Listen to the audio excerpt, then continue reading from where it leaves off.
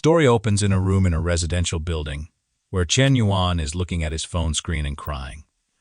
The reason for his tears is the text that his girlfriend sent him. She is breaking up with him. He asks her, "What's wrong?" all of a sudden while crying.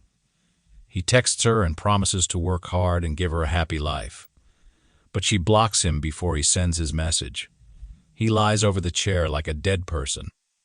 His roommates do not know what is happening to him and call him to play a game, but he ignores them and runs outside. Seeing his strange behavior, they think it is another case of a breakup. It is the 6th time this month he has faced a breakup. On the street, people look at him and start whispering about him. They know Chen Yuan as a famous dog licker. Chen is here to meet the girl who just broke up with him. Her name is Shutong. She tells him not to behave like this in public as everyone is watching them. He tells her he knows she is angry with him. So he has brought her favorite guava pork. He asks her to forgive him and not mention the breakup again. He will change whatever is wrong with him. People around them look at them and laugh at him while whispering about him. One tells the other that he has heard that Chen works 4 part-time jobs to buy her gifts, yet he has still been dumped by her. Shutong tells him that she is not angry. Her ex-boyfriend came to patch things up with her. After thinking a lot, she felt that he needed her more. Chen gets angry and asks her what she thinks he is. He says that her ex is a scumbag. He asks if she has forgotten that he cheated on her and made her have an abortion. While he is yelling at her, a Mercedes stops by them. It's Shang's ex. He tells her to get in the car. Before getting in, she tells Chen that it would be better for them not to meet again. She does not want her boyfriend to misunderstand her. She leaves with her boyfriend while Chen stands there, watching them drive away. Chen throws the food in the dustbin and goes into a convenience store. He picks up a water bottle from the shelf and starts drinking it. He wonders why his heart is always betrayed, and if he will be a dog licker for the rest of his life. He angrily crushes the bottle and decides that there is nothing wrong with being a dog licker. Suddenly, he gets a notification that the most vigorous dog licking system has detected the host. A screen appears in front of him, showing his biodata and stats. He is surprised to see the dog licking system and wonders what the plug-in is used for. Unintentionally, he touches the breasts of a girl standing before him. She yells at him, calling him a pervert, and asks if he wants to get his hands dirty. She says he has been staring at her boobs for a while and asks what's wrong with him. The system starts showing the girl's data. Her name is Zul Lil. The system informs him that with the help of the dog-licking system, if the woman's favorability towards the host exceeds 95 points, the counterattack will be successful, and her identity will be transformed into the host's licking dog.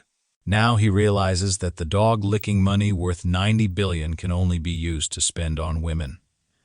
He is also told that when the opponent becomes the host's dog, 10 of the amount spent will be rewarded to the host's account and become the host's personal property. The host can also get other rewards. Chen decides to use it on the girl in front of him. He smiles and tells her not to be mad at him and that he will pay for her meal today. The system successfully binds their dog-licking relationship. His mission is to counterattack Zul. The reward for completing the task is 10 of the dog-licking gold and 5 strength points. These strength points can strengthen the host's physical attributes, including physical fitness, mental strength, and agility. Zul Lil is the flower of the art department. She is powerful and once made a man spend 30,000 yuan on her with just 3 words. Zul smirks at him and asks if he wants to play rich and flirt with her.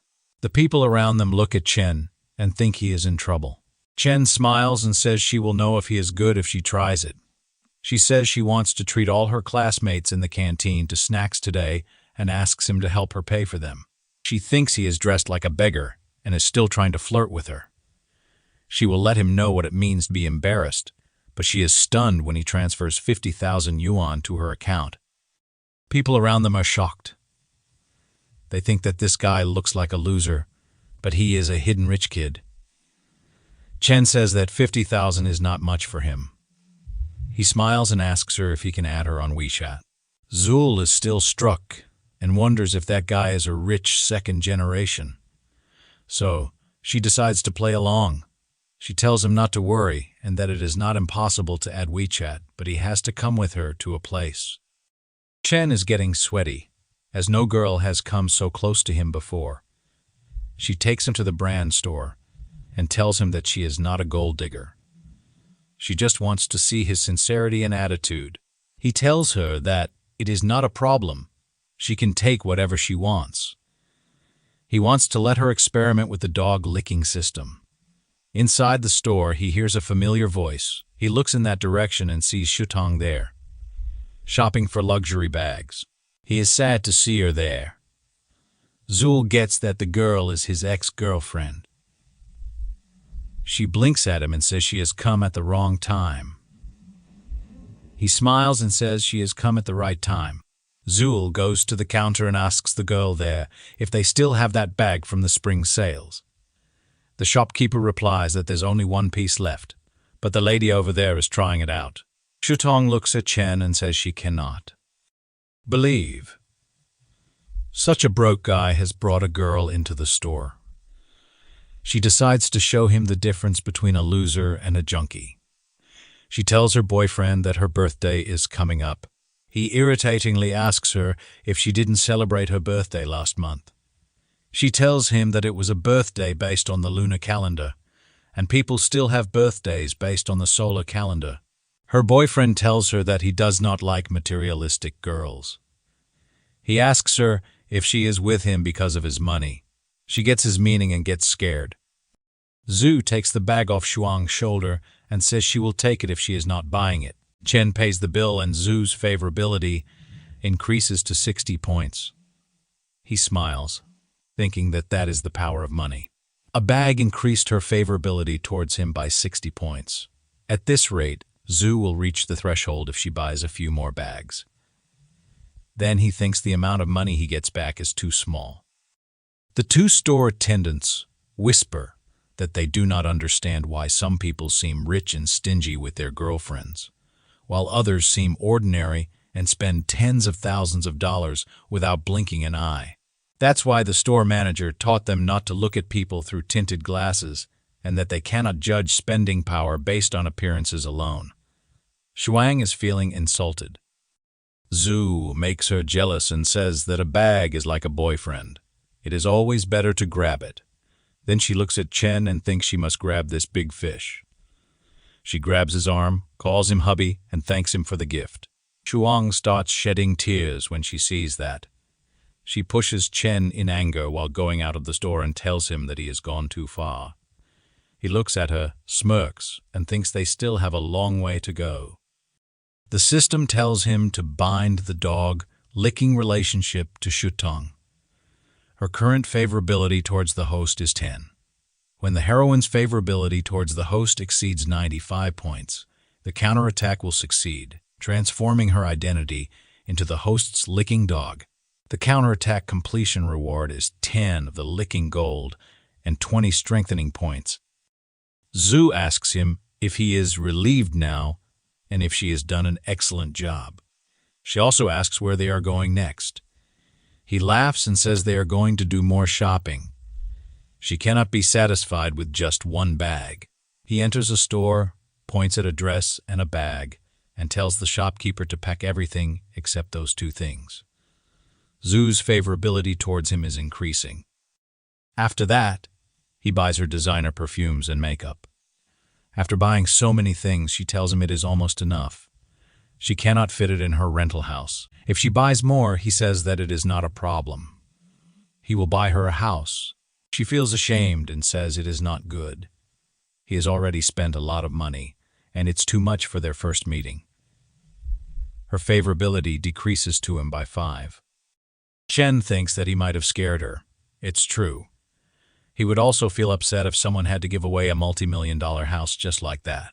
He goes closer to her and says that she is a junior at the College of Fine Arts, 21 years old, 165 km tall, weighs 49 kg. Her favorite color is black. Her favorite food is Korean food. Her zodiac sign is Capricorn. Her shoe size is 30. Size is 37 and she likes to watch horror movies, walking at night. He says he wouldn't be so abrupt if he didn't like her. He tells the shopkeeper that he would like to fill their store value card for exclusive members up to 500,000. And when this lady comes to the store in the future, they will directly recommend the latest model to her. She obeys his order. He tells her that if he has scared her, she should consider this card a gift to make amends. She looks at him with affection and starts blushing. He goes near her ear and whispers that if she cannot bear it, she should give herself to him. She shies away and slaps him, calling him a bad boy. With that, her favorability increases by 30.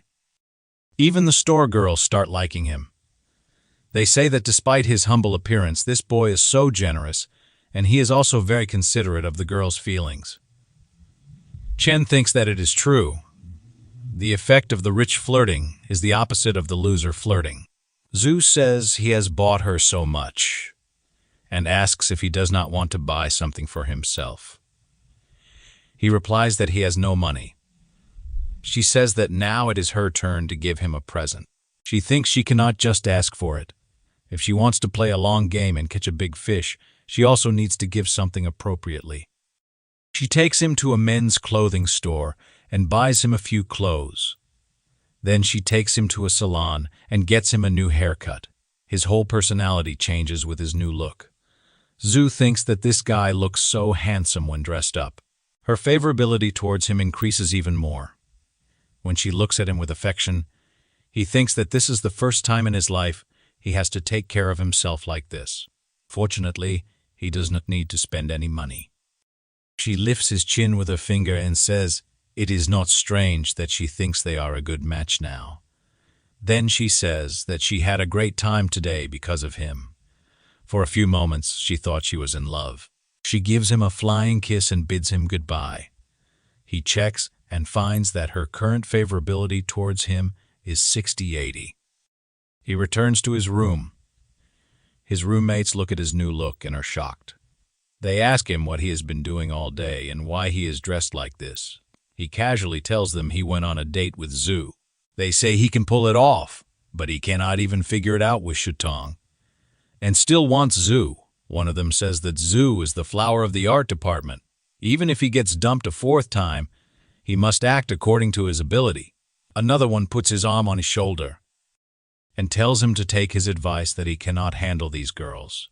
After a while, he gets Shuang's text saying that they should delete each other's numbers if he hates her. Chen knows that she wants to mess with his mentality. If they delete each other's numbers, where can he go to increase his favorability? He will also point her to upgrade and make money. He replies that he can hate her when she has a special place in his heart. She tells him that she is being with a junkie because she is vain. Her mother is ill and she needs 50,000 yuan for medical expenses. Chen sends 50,000 yuan to her account. She is shocked and tells her friend that she casually said it to him. And he gave her money. Her friend asks, who is so generous as to send a transfer of 50,000. She shows him the chat. That girl is surprised to see Chen's name and asks if she did not dump him today. Shuang wonders if she made a mistake. She decides to ask him. She asks him where he got all that money from and if he is in a relationship with Zhu. She also asks if he is some hidden rich second generation. But she gets disappointed when she gets no reply. Chen has put her contact on Do Not Disturb mode. He thinks Shuang is too teared up while Zhu cannot act too hastily. He wonders if there is any other place where he can legally spend money on a woman. He decides to try the live streaming platform. The girl on the live stream tells her viewers there is still an hour left before she goes off the air. So if her viewers want to send gifts, they'll have to hurry. Chen looks at the comments and is amazed that she has earned $1 million in no time. It means he has come to the right place. He presses the rocket icon and sends her money. After seeing the amount, that girl is stunned. It is not just her who is shocked. The other viewers are struck as well. Chen gives her more money, shattering all expectations. At the headquarters of that streaming application, An employee rushes to his boss and tells him that an unknown tycoon has just swiped $10 million in Z's live stream. The boss spits the water in his mouth and asks if it is not their trustee. Seeing this, the other streamers start sending him private messages. They think that just a few points from him are enough to cover their salary for several months. Zhu thinks that she is dreaming. She could not believe that someone had given her $10 million. A guy shows her a board where it is written that the boss told her to confirm that he will give her a 10 raise to get that lonely smoke. She understands the assignment and says she will not give up her big daddy to someone else. She sends him a flying kiss and thanks him for the gifts. She requests him to send her a private message and she will give him 8 management. But Chen has slept peacefully. The following day, his fellows check out the search engine and are surprised that some rich guy swiped $10 million in half an hour on the stream last night. Chen wakes up due to the noise of their discussion. While brushing his teeth, he thinks he spent so much money last night and wonders why Mr. did not have any binding relationship. It means the bonding has to be in real life. Also, he wasted his money last night. He opens the app and looks at all the texts he had received the night before. He wonders if he is digging a hole in the chicken coop. His fellows are going somewhere and seem excited about it. They are in a hurry. He watches them go and asks what those 3 are doing without him. One of them says they are going to class. He reminds him that today is a public class. They can appreciate the goddess Xiao Yuki up close. The second one tells him he used to run faster than them and did not want to leave after class. Xiao Yuki, the campus beauty of Hunan University and vice president of the student union, is the dream of all boys. She is a pianist, a ballet principal, and a second-level athlete. Her outstanding talents and superb looks make her so difficult to approach. Chen is sitting in one of the rows in the student hall. Some girls look at him and say, "That guy is so handsome." They wonder who he is, as they have never seen him before. Chen thinks that a beautiful woman at Lakeside stands apart from the rest of the world. For 3 years, no one has been able to reach the top of this lonely peak. It must be worth a lot of money if it is hard to track down. Shuang and her fellow are also sitting a few rows behind Chen. Her fellow looks at him and asks if he is Chen. She says she has not seen him so handsome in a few days. She asks Shuang if he is dressed up especially for her. Shuang says that it should be correct, but she has a junkie now. Her heart is in turmoil in case they get into a fight. Her favorability is continuously increasing for Chen. Chen looks at her with a side eye and thinks, he just changed his clothes and she is getting favorability. He says that she is such a shallow woman, but right now, he has to focus on how to bind Xiao Yuki. Suddenly, he hears a guy asking his boss to show them how to conquer Xiao. Their boss is bragging that he will show them how he got her to fall in love with him. That guy goes to her and asks her for her WeChat account. She is surprised by his nonsense, but says nothing. Her roommate, Uzofi, asks that guy what he wants to do with that. That overconfident brat tells him to add them on WeChat so they can get to know each other. Who grabs that guy by his shirt, pulls him closer, and asks if he is looking for his death. He threatens him with the tip of a ballpoint pen. That guy gets scared and says there is a misunderstanding.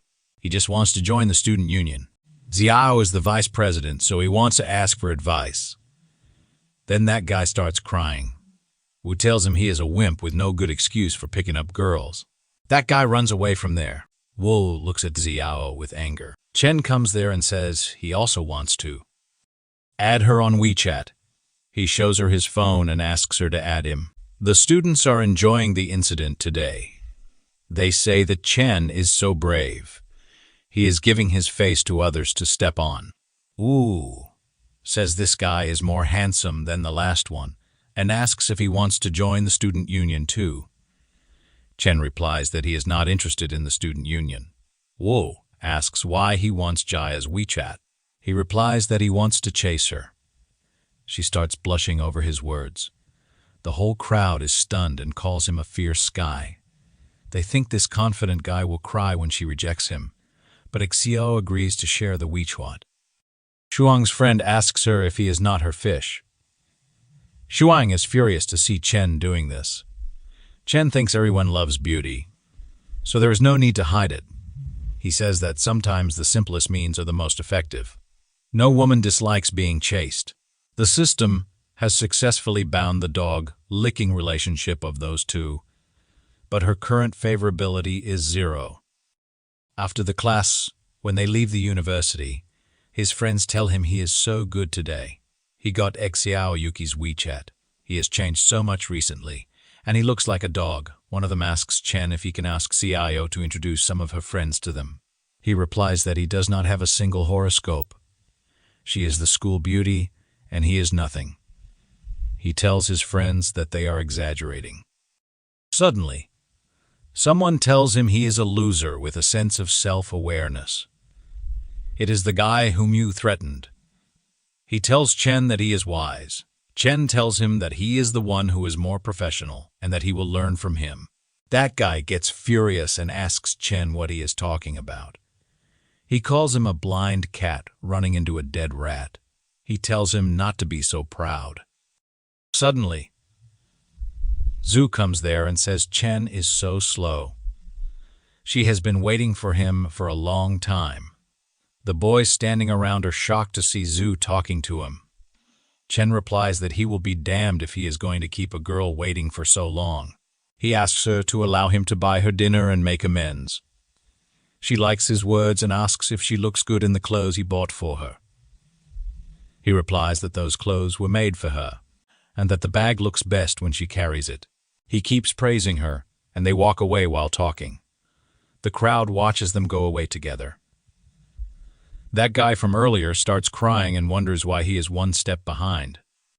Shuang is crying with tears and wonders who Zhu thinks she is. It was Shuang who came first. Zhu and Chen go to a restaurant. There, she gives him a portrait of himself. She says that she stayed up all night to draw it. She also threatens him that she cannot spare him if he dares to throw her away casually. Chen is surprised and thinks this is the first time since birth that he has ever received a gift from a girl. Zhu smiles and asks him if he likes it. He wonders if this is a bait that she has prepared for him. She planned to trap him from the moment he spent money on her. He smirks and thinks it is a shame he is not the person he used to be. Zhu looks at him and thinks he does not seem very happy. It means he did not like her gift. Chen asks her why she is giving that portrait to him. He says that she made it by staying up late for him. He takes it from her hand, looks into her eyes, and asks how she should be responsible to him if she does not give him such a good gift in the future. She yells that he scared her and asks him to return her painting. He says he wants to collect it and use it as a family heirloom. He grabs her hand, pulls her closer, and says he likes her better in person than in her gifts. She starts blushing and thinks Chen is an expert in flirting. Her favorability also increases by 5 points.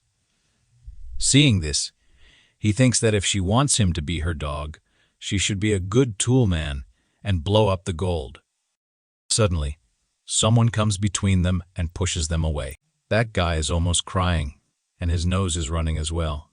He asks her if she did not say she is getting her nails done with her girlfriends and who that guy is. He says she is so good at getting her nails done that she can hug each other. He points at Chen and says he must be wealthy. Therefore, she even hugs him. He adds that he has been chasing her for so long, and she will not even let him touch her hand. Chen looks at that kid and thinks this unlucky kid must be Zhu's licking dog. Chen is too familiar with this kind of treatment. Zhu asks that kid who he thinks he is to her. She says it is none of his business whether she falls in love. Suddenly, Chen comes in between them and introduces himself. Then he asks the name of the guy standing before him and how long he has been chasing Zhu. That guy replies that his name is Wang Yu, and he is from the Department of Fine Arts. He has been chasing after Zhu for half a year.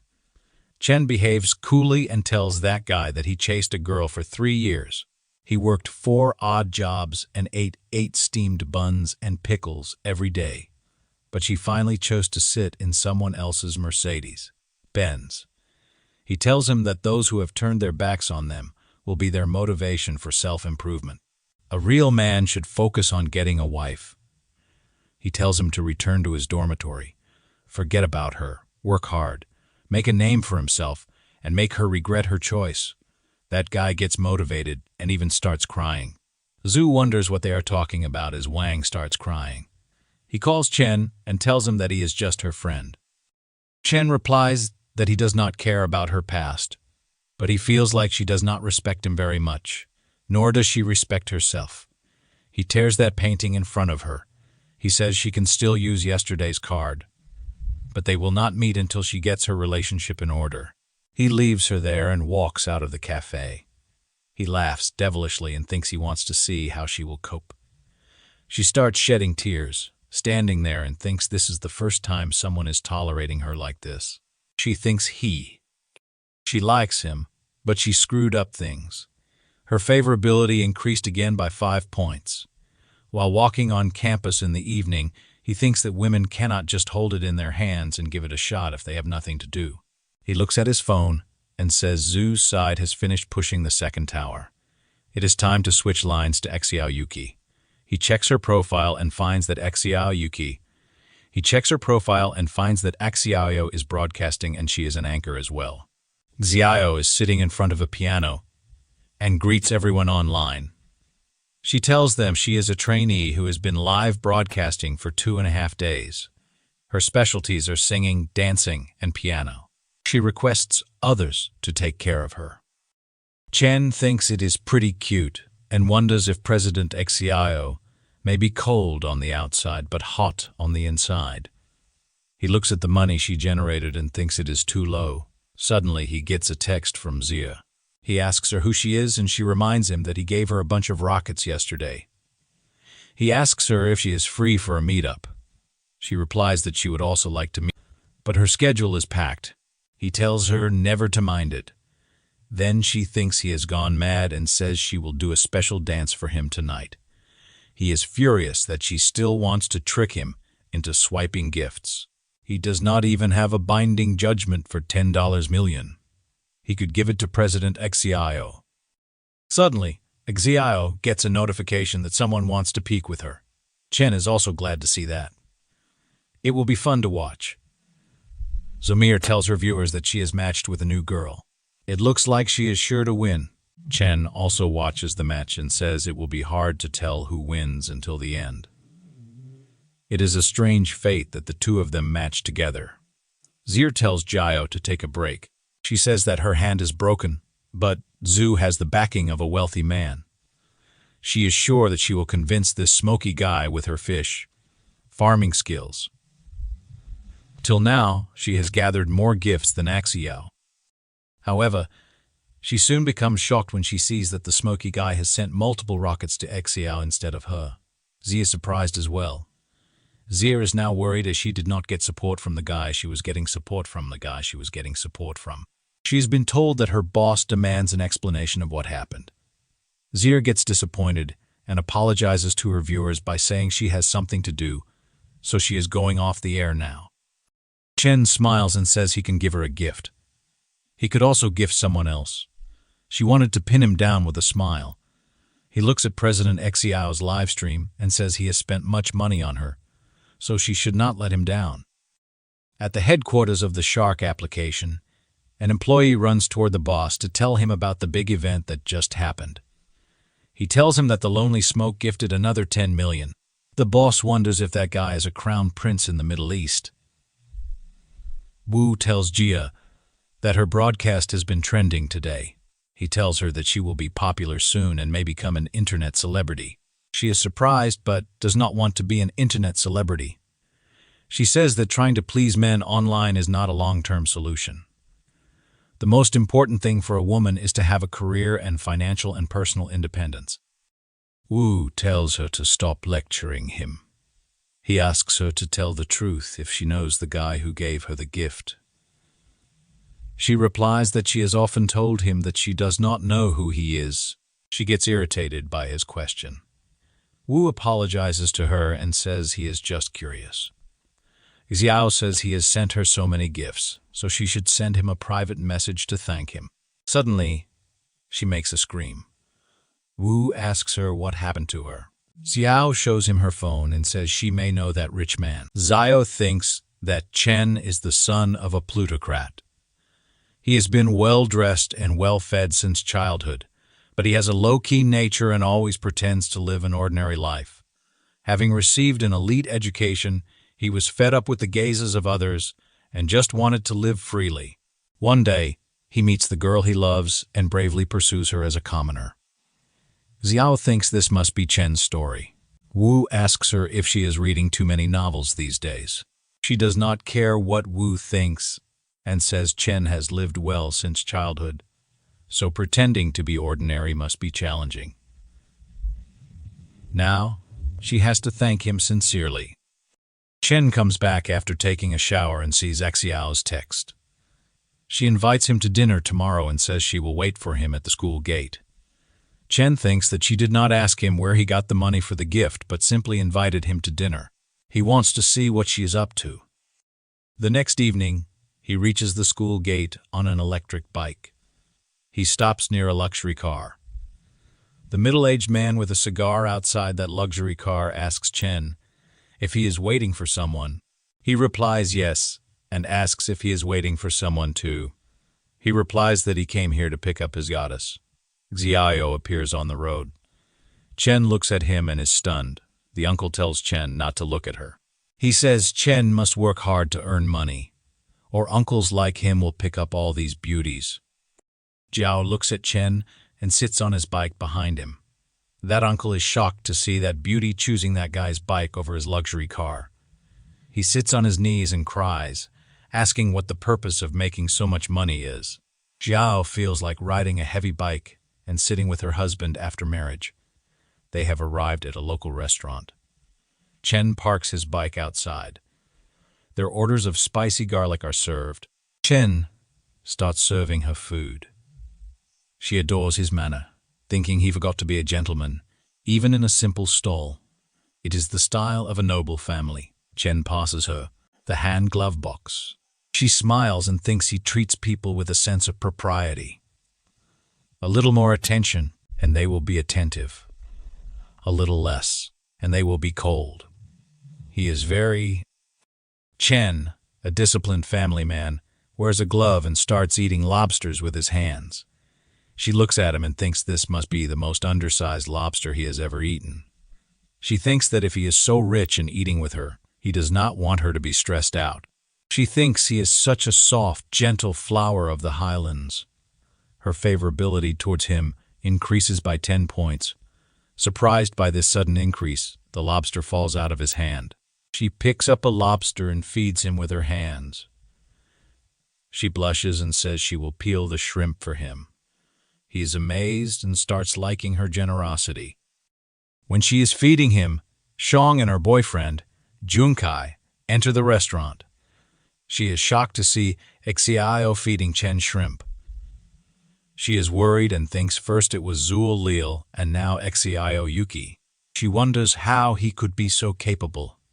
She tells her boyfriend Junkai that there are too many people here and asks if they can go somewhere less crowded. He grabs her and says he thinks there are a lot of acquaintances. He tells her that he is a person who likes to eat in crowded places. He goes to Chen's table and throws some money at him. He tells Chen to take these $500 and give him his seat.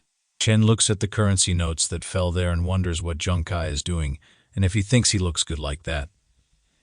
Junkai throws more notes and asks him if these are enough. Chen shows no reaction.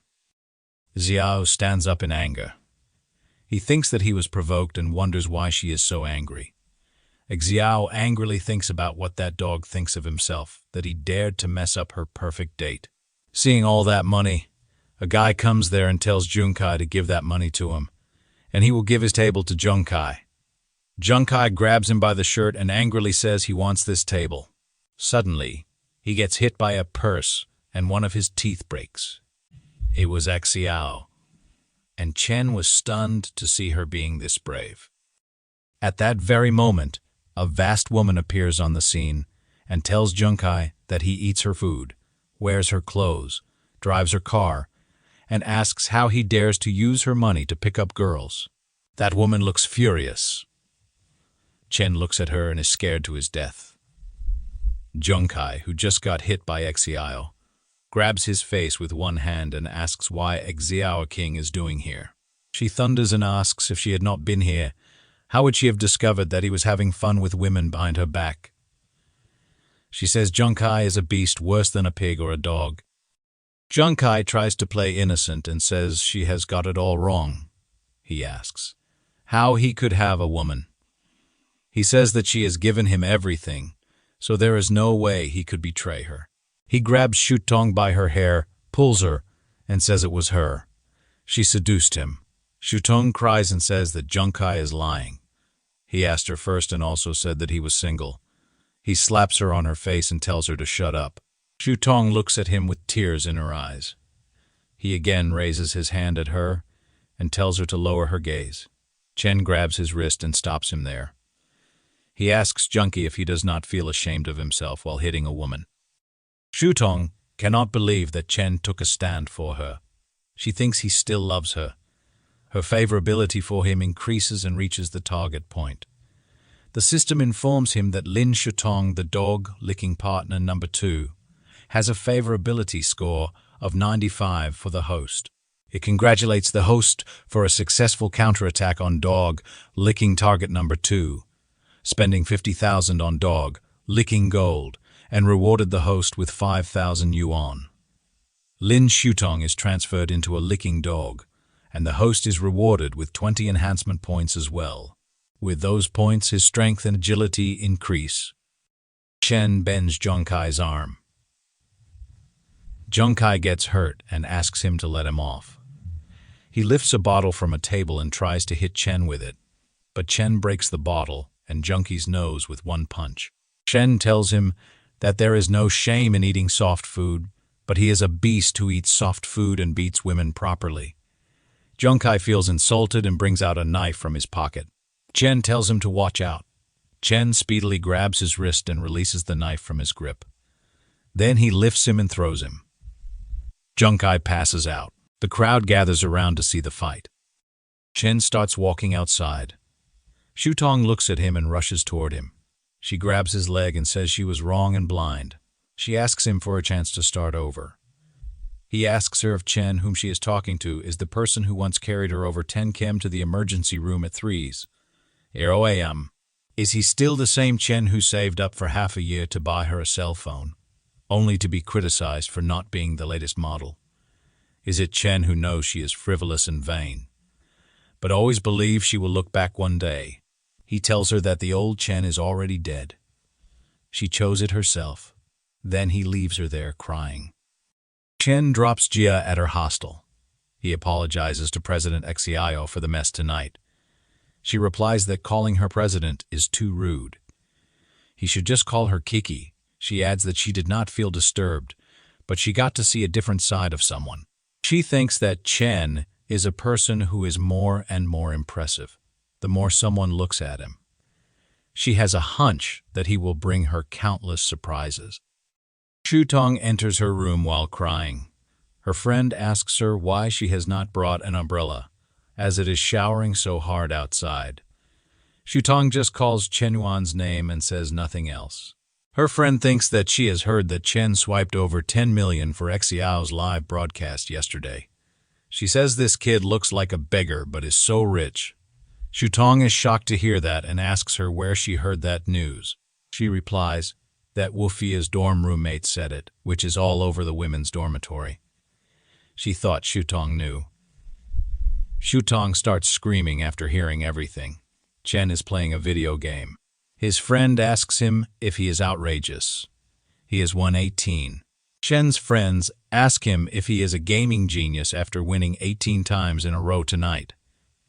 Chen thinks that he did not expect that after adding 20 attributes, even playing games would become more accessible. This is a surprise. He replies to his friends that he is in good condition. One of his friends asks him why he does not become an anchor. He says that when Chen makes 1 million a month, he can fly with him. Chen removes his shirt and looks at himself in the washroom's mirror.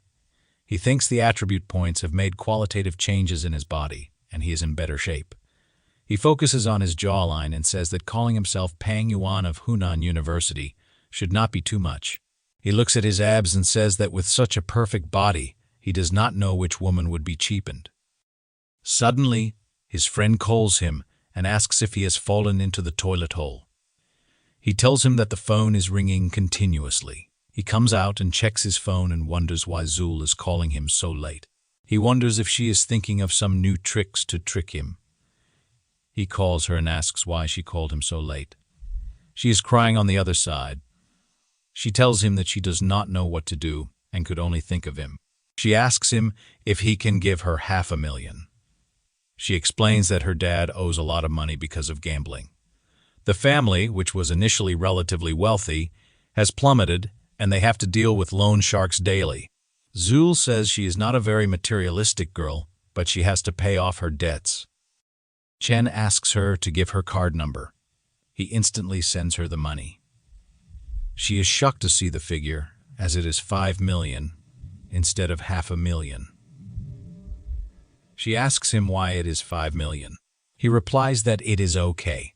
He accidentally hit an extra zero. Her favorability increases towards him multiple times. She thanks him for helping her and says she will repay him. Zul's current favorability score is 94. Chen wonders why it is still 94, and if his sudden help did not win her heart. He wonders if she wants to confess her feelings. Then he thinks that it might not be the case. The person who reveals his neediness first is often at a disadvantage. Whoever confesses first will lose. The next day, when Chen is outside the cafeteria with his fellows, Shang comes there and tells him that she has brought him a bun from the cafeteria. She invites him to go to the classroom together. His friends are stunned to see her bringing breakfast for him. Suddenly, Zul comes there too and says she has brought him breakfast. She guesses he is tired of eating in the cafeteria, which is why she made him seafood porridge. Both girls look at each other with hate in their eyes. Suddenly, someone else calls Chen at the same time. Now his friends wonder who the third candidate is. It's Yao. She says she has brought him beef noodles. Shong and Zul wonder why Xiao is there. It's like a boxing match between those three inside a ring. Her strong sense of oppression fears those two. They think that is the power of being number 2 on the school's beauty list. Chen asks Xiao how she knows that he likes to eat beef noodles. She says she just assumed he likes spicy food when they ate crayfish yesterday, and knows a great place that serves it. He replies that it feels so good to be cared about by others. He thanks Kiki. He thinks that he expected this from Xiao. She could gauge his taste through the details and without making a sound. Xiao welcomes him and says, of course, giving breakfast is a priority. She adds that if one does not care for the other party's liking, how can they say they like them? Shutong and Zul are annoyed to hear that. It feels like she is punching them very severely. Xiao gives him a gift and says it is to express her gratitude. Chen asks if it is the newly released F15 Pro Max. Chen's friends are shocked to see him getting the latest mobile phone model as a gift. Seeing him receive the gift makes them feel worse than the death of their fathers. Even Shang and Zul are surprised to see her willingness towards him, as that phone costs more than 10,000 yuan. This feels like she has knocked them in a single move. Chen tells her she does not need to spend so much on him. She replies that he has spent more on her. She does not have much money. It is a favor to him. He says that he will accept it. Then they both walk away, leaving the others standing there. Shutong says she wants Chen back and wonders why it is so hard. She is sad because it has only been a few days, and another girl has appeared. Zul comes to him and tells Shutong to find a place to chat. Shutong asks what she is talking about. She has nothing to discuss with her. She adds that it is all Zul's fault. Zul says that she wants to talk about forming alliances. Shutong startles and asks what kind of alliance. She replies that it is an alliance against their common enemy, Xiao. Chen checks the mobile features. It is hard to believe that she gave him such an expensive mobile phone which costs more than 10,000 yuan. Jiao asks him if he is okay, and if something is wrong with the phone. He smiles and says everything is fine, and the phone is handy. Her current favorability is 40. Chen thinks he would have already believed she loves him if he had not seen her favorability. She is indeed worthy of being the goddess. She is more skillful in making the hunter think she is the hunter. He has to find a way to push forward the progress as soon as possible. When he is busy thinking about this, his phone beeps. It is a text from Zir. She tells him that the last time she said she could not meet, it was not that she could not do it. She is a little bit afraid of society, but it does not mean she does not want to meet. Smokey. He looks at the message, laughs, and wonders what kind of attitude this is. He also wonders if she thinks him a. At the same time, he gets a notification that Dragon King wants him to join a group where all the anchors are ranked. He wonders if this is the legendary Big Daddy group of anchors. He joins the group and starts chatting with the other members. He realizes that these rich guys want to test his skills, so he plays with them. One of them says that Mr. PM Smokey seems rich. Ends of millions are just a tiny amount of money for him. He asks if he wants to do business with him. That guy adds him for a private chat. Here, he tells him that he has a villa. He plans to sell, but doesn't know if Mr. Giz Smokey is interested in it. Chen asks him about the location. He replies that it is located in Jianyu District, a river view villa. Chen searches the location on maps and is stunned to see that Jianyu District is a well-known wealthy area. A villa costs at least tens of millions. He replies that he has just planned to buy a villa to store some sundries. He will go to see the house tomorrow. The guy on the other side of the phone is shocked to see his reply. He says that this guy seems to be planning to buy it. He wonders if they guessed wrong. He tells Dragon King that Mr. Kin Smokey is not a shill. He is rich. Dragon King, who is drinking tea, replies that whether he is rich or fake, they will know when the time comes. Even if they guess wrong, there will be many benefits if they can make friends who will not frown, even if they throw tens of millions of dollars at others. He tells the other guy to send Mr. Smokey their address and learn more about him. Chen receives the address and wonders how much her favorability will increase if he gives her a villa. Xian brings Xiao to that location with him. She asks him why he has brought her here so mysteriously. The owner is waiting for them outside. He waves at Mr. P. Smokey. He thinks that Smokey looks ordinary, but he is accompanied by a woman who is a natural beauty. He wonders if he may be the son of a hidden family. It seems to him that the price today is challenging to negotiate. He extends his hand for a handshake and says his name is Chen Yuan. He has a small business, but recently he had to sell this villa due to financial problems. He welcomes them inside the villa and tells them to have a look. He says the entire villa has a construction area of 500 square meters. The usable area is 2,000 square meters. Famous designers designed the decoration, and the whole house was customized with imported Italian furniture. He shows them the view from the balcony and says that the river is surging and dragons and tigers are roosting. The feng shui is excellent.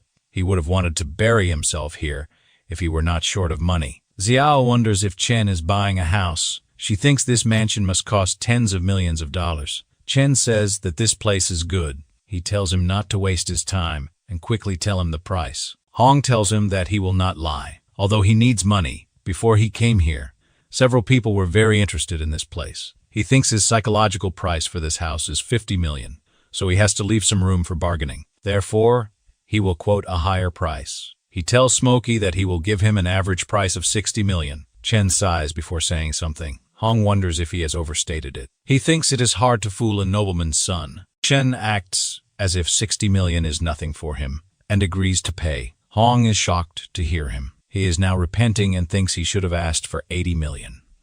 Chen asks Yigao if they should buy this house. She asks why he is asking her. She does not care if he buys it or not. He replies that he is buying it for her. Hong thinks giving 60 million to others is a massive amount of financial resources and courage. He is shocked because the price he quoted did not offend Smokey. Xiao is stunned and thinks no matter how rich and generous Chen Yuan is, he should have some restraint. This is too exaggerated. She wonders if this is some kind of main nordal trap, and if he will trick her into drinking tainted water later. She replies that it does not sound great, and she cannot accept it. He grabs her hand and says that the property restriction policy has been implemented recently. He owns too many properties, so he is thinking of transferring one to her name. He also hopes to give her a home. She starts blushing. She wonders if this kind of money transfer is typically allowed for legally married couples.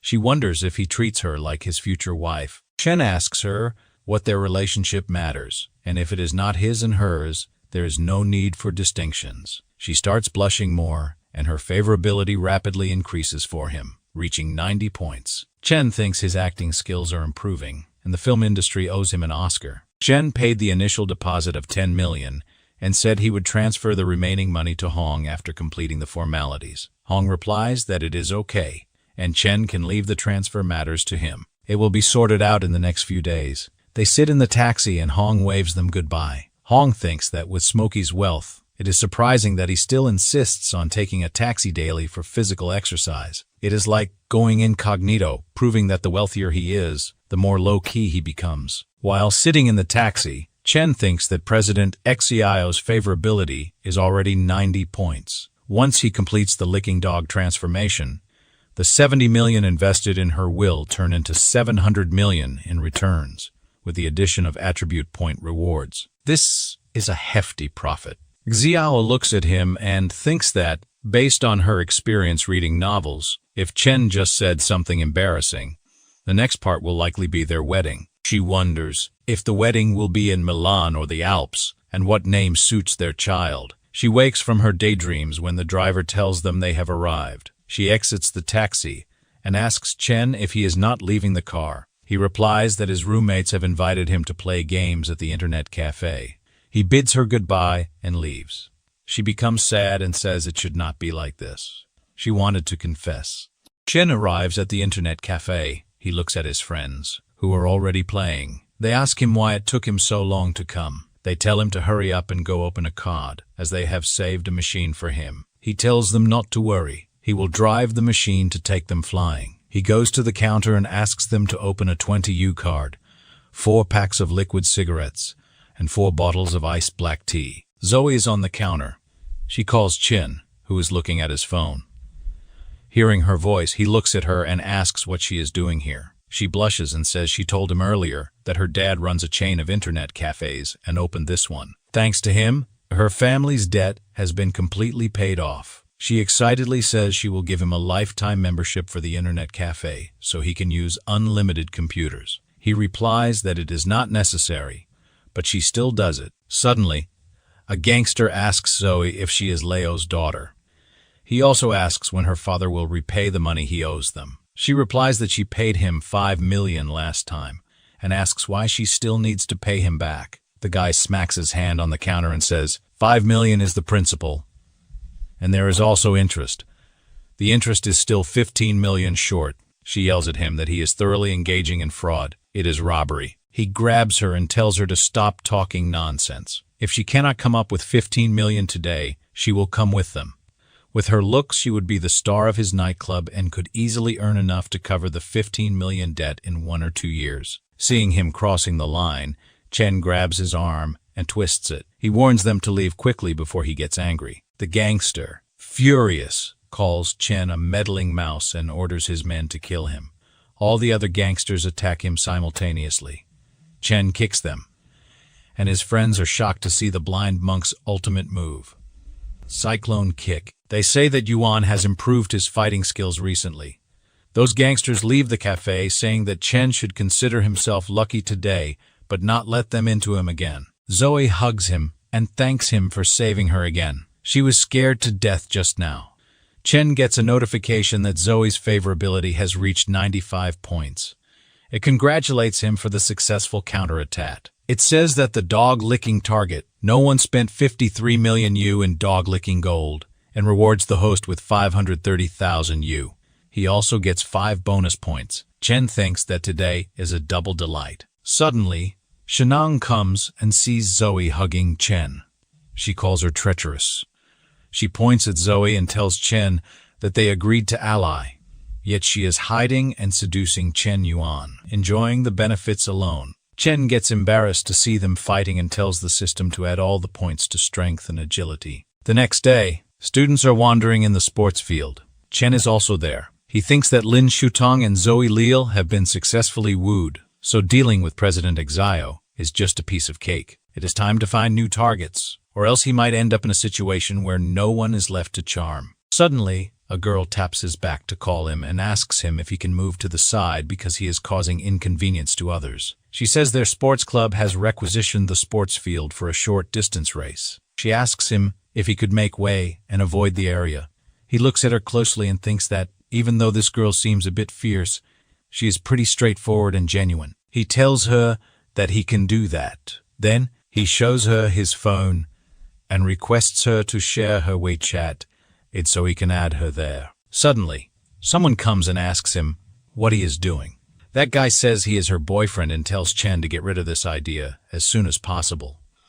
Chen thinks that he has seen this guy somewhere before. Then, he remembers that this guy used to beat him in the past. The guy calls Chen a toad dreaming of eating swan meat. He tells him to give up that unrealistic hope and face reality. Chen thinks that it is a narrow road between enemies. The system binds that girl in the dog-licking relationship. She is Haining, and her current favorability towards the host is 5. If he succeeds with this target, he will get a reward of tens of the dog-licking gold, along with an additional 22 enhancement points. Chen thinks that this target is attractive. The referee asks the players to get ready as the competition is about to begin. That guy also comes to the starting line. Jing roots for her boyfriend. The players take their positions. The referee gives the signal, and that guy is running faster than the other players, maintaining the first spot. He thinks the other players are a bunch of ants. Suddenly, a player crosses him. That guy is shocked and says someone can't be this fast. It is Chen who leaves that guy behind. He thinks that he will defeat Ling in his strongest field. Yang Gong thinks that he cannot be underestimated. He laughs and says that although he does not know who he is, he will show him what it means to be a great emperor. But then he looks around and wonders where Chen has gone. Chen appears on his left, and he is still running. Ying is shocked that Chen has lapped him by a whole round. He wonders how many seconds it was. Chen smirks and thinks that with just a mere decade of hard training, Ling could never compare to his meticulously planned skill points over a whole week. The anchor says that they witnessed something extraordinary. The real speedster has emerged. In the face of his speed, even the iron arm, Atom bows. Down in awe, the whole crowd shouts for him. In just 50 short seconds, he has already circled the field once. Chen wins the race. Jing could not believe that her boyfriend had lost. The anchor says that a new champion is born. He has broken records, surpassing even the limits of human intellect, but they still know nothing about him. He is not even a competing athlete. The coach comes to Chen and says that Chen has extraordinary abilities. He says that if he is interested in joining the track and field team, he recommends joining the national team. Ling starts crying and asks the coach if that spot wasn't meant for him. Jing looks at him and wonders why she does not feel bad about that guy. Her favorability increases for him by 5 points. Suddenly, Ling calls her and asks what's wrong with her, as her thoughts seem somewhere else. She smiles to cover up and says she is just a little worried about him. Meanwhile, her favorability keeps increasing for Chen. Xiao enters the room, and Wu asks her where she has been. She tells him that Chen bought her a house. Wu is shocked to hear this news. She replies that it is true. She went to see a house with him today. She tells him that Chen bought that house for 60 million. She asks him to help her check the house prices in Jianu district. She says that if that chubby guy selling the house plays dirty, she will not spare his life. Chen told her that what belongs to him also belongs to her. Wu thinks that sometimes luck favors the naive. He wonders why he cannot encounter such good fortune. He is feeling jealous of her. Wu tells her not to show off. He will help her with this. Suddenly, he sees something on his phone and yells, "What is this?"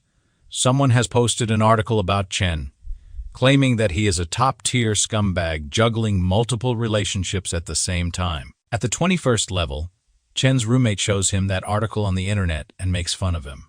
Chen is angry. He thinks that the writer of this article is kidding with him.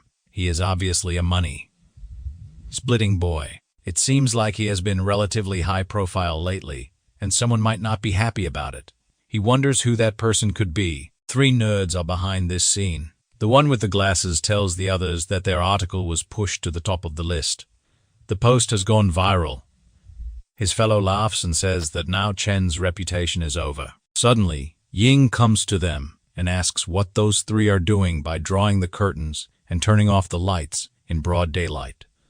Firstly, those three get scared by his sudden appearance. They look at him and say he is so scary, as he always walks silently. The main culprit tells Ying that there is a guy named Chen Yuan in the School of Liberal Arts who is very arrogant. Recently, they are dealing with him.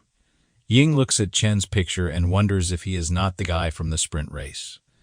He suddenly realizes that he is the same Chen that he used to beat up in high school. He laughs and tells those three that he knows him. They went to the same high school. Chen has been a sociopath since childhood, and he has quite a bit of information about him.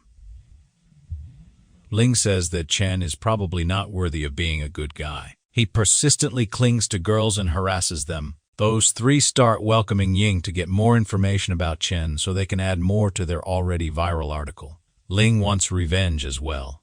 He smirks and thinks it does not matter if Chen wins the game, and the coach likes him. Ling wants him to be ruined. They update the post and write that Chen rides on many boats, objectifies women, and frequently pressures and dwarfs them. They advise all the women to be aware of this well-dressed beast. They also mention that those women already in a relationship with him do not do so voluntarily. The article also mentions that an insider has told them that Chen Yuan had the reputation of being a three-headed dog from high school. He can be called the best licking dog among all licking dogs. The article spreads like fire in the jungle. Everyone is shocked to read so much about Chen Yuan. Even the principal of the university reads it. He smashes the phone on the table in anger and says, "That is too much and is simply unreasonable." He adds that he will not allow such a black sheep to appear in his school. He will personally investigate and find out if it is true. He will expel this scum among students. Xiao tells the investigation team that Chen Yuan from Huda College of Liberal Arts is an exceptional person. What he hates the most is girls suffering. He comes from a famous family and possesses extraordinary wealth, yet he is generous and willing to help others, hoping to alleviate their worries and solve difficulties. He hates those who beat women. Whenever night falls, he transforms into a dark knight, pushing evil and striking with a heavy fist. He is powerful and mysterious, guarding this city entirely of desire and sin. Xiao says that from her perspective, Chen Yuan is a hero. Those officers ask if it is not an exaggeration to call him a hero.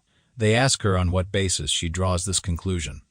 She replies that she has drawn it with her woman's intuition. The principal asks his secretary if Xiao Yuki's testimony is credible. He looks at her profile and replies that she is the vice president of the student union. Although he thinks she is a bit weird, she should not lie. Chen Yuan is probably a good person. The principal orders the officers to ask Chen's classmates again.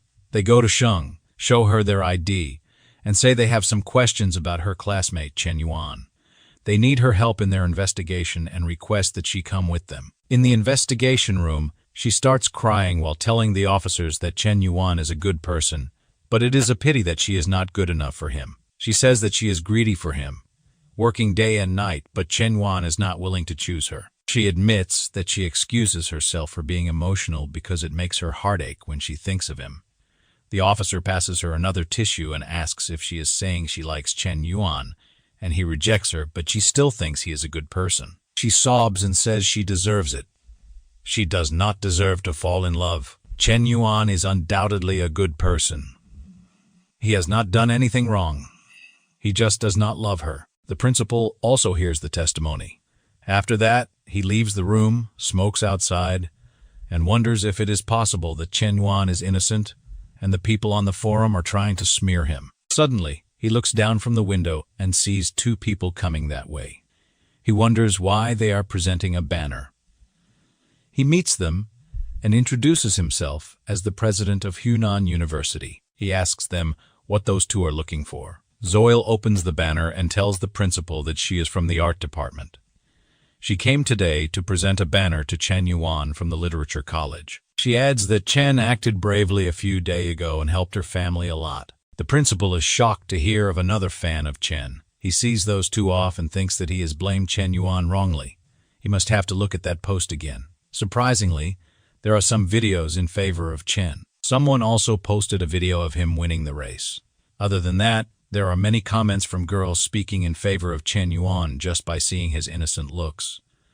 Seeing all this, the principal grabs his head in worry and wonders if this man is a popular idol. He thinks that it is just like a set of light falcons. A tall tree stands out in forest, but the wind will break it. If a person is too good, he can easily be targeted and forced by others. The principal starts sighing and says he can understand Chen Yuan now. He says he will surely give him justice. He will be unruly. He cannot bear this grievance. He calls all the students in the hall. He tells them that recently there have been some rumors on the forum against Chen Yuan, a student of their school. But based on his thorough investigation, he found it to be completely a rumor. It's slander. He pulls Chen closer and says that today he is here to clear Chen's name. He adds that Chen not only has a correct lifestyle and is willing to help others, but he has even acted bravely for justice many times, but kept it secret. He sobs and says Chen has a majestic personality and a noble soul.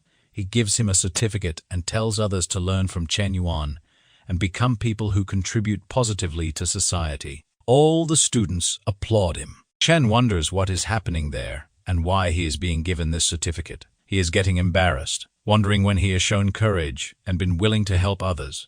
Ling is burning to see Chen getting all those praises. He cannot understand why Chen has not been ruined at this time.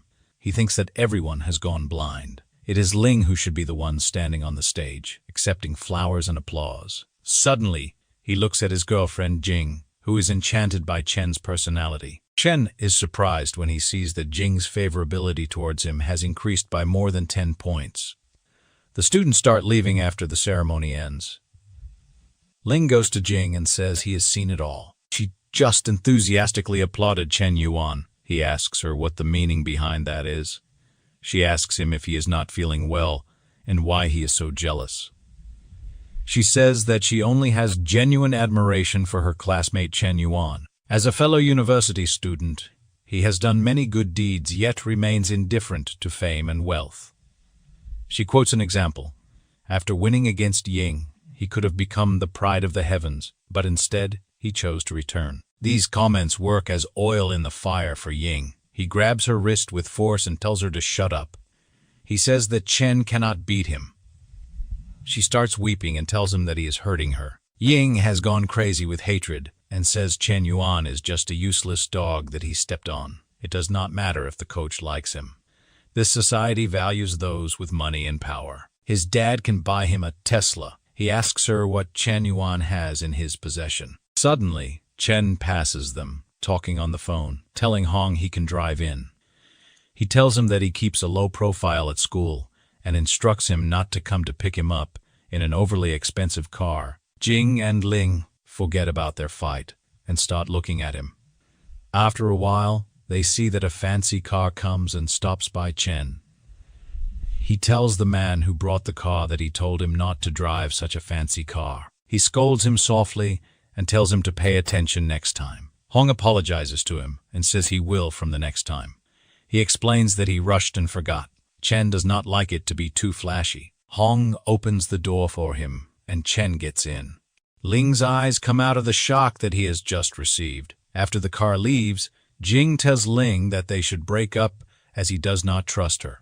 Ling cannot believe that his girl is breaking up with him. Chen Yuan and Hong go to the office where he pays the remaining amount to Hong, and he gives him the villa papers.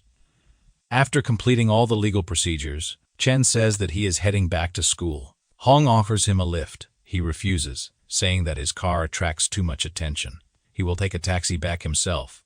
While walking on the road, he thinks that even though he has bought the house, he still needs to prioritize with President Xia. After all, reaching full favorability earns a 25-point attribute bonus. He needs to give her something else. He checks his phone to see what else Hong wants to sell. He opens the group chat and sees the praises for him as he bought an expensive villa in no time. Moreover, he gifts it to his girlfriend. Chen replies that it is just a small favor he is doing. Suddenly, someone posts in the group an ad about selling a car. Chen likes the idea of giving her a car.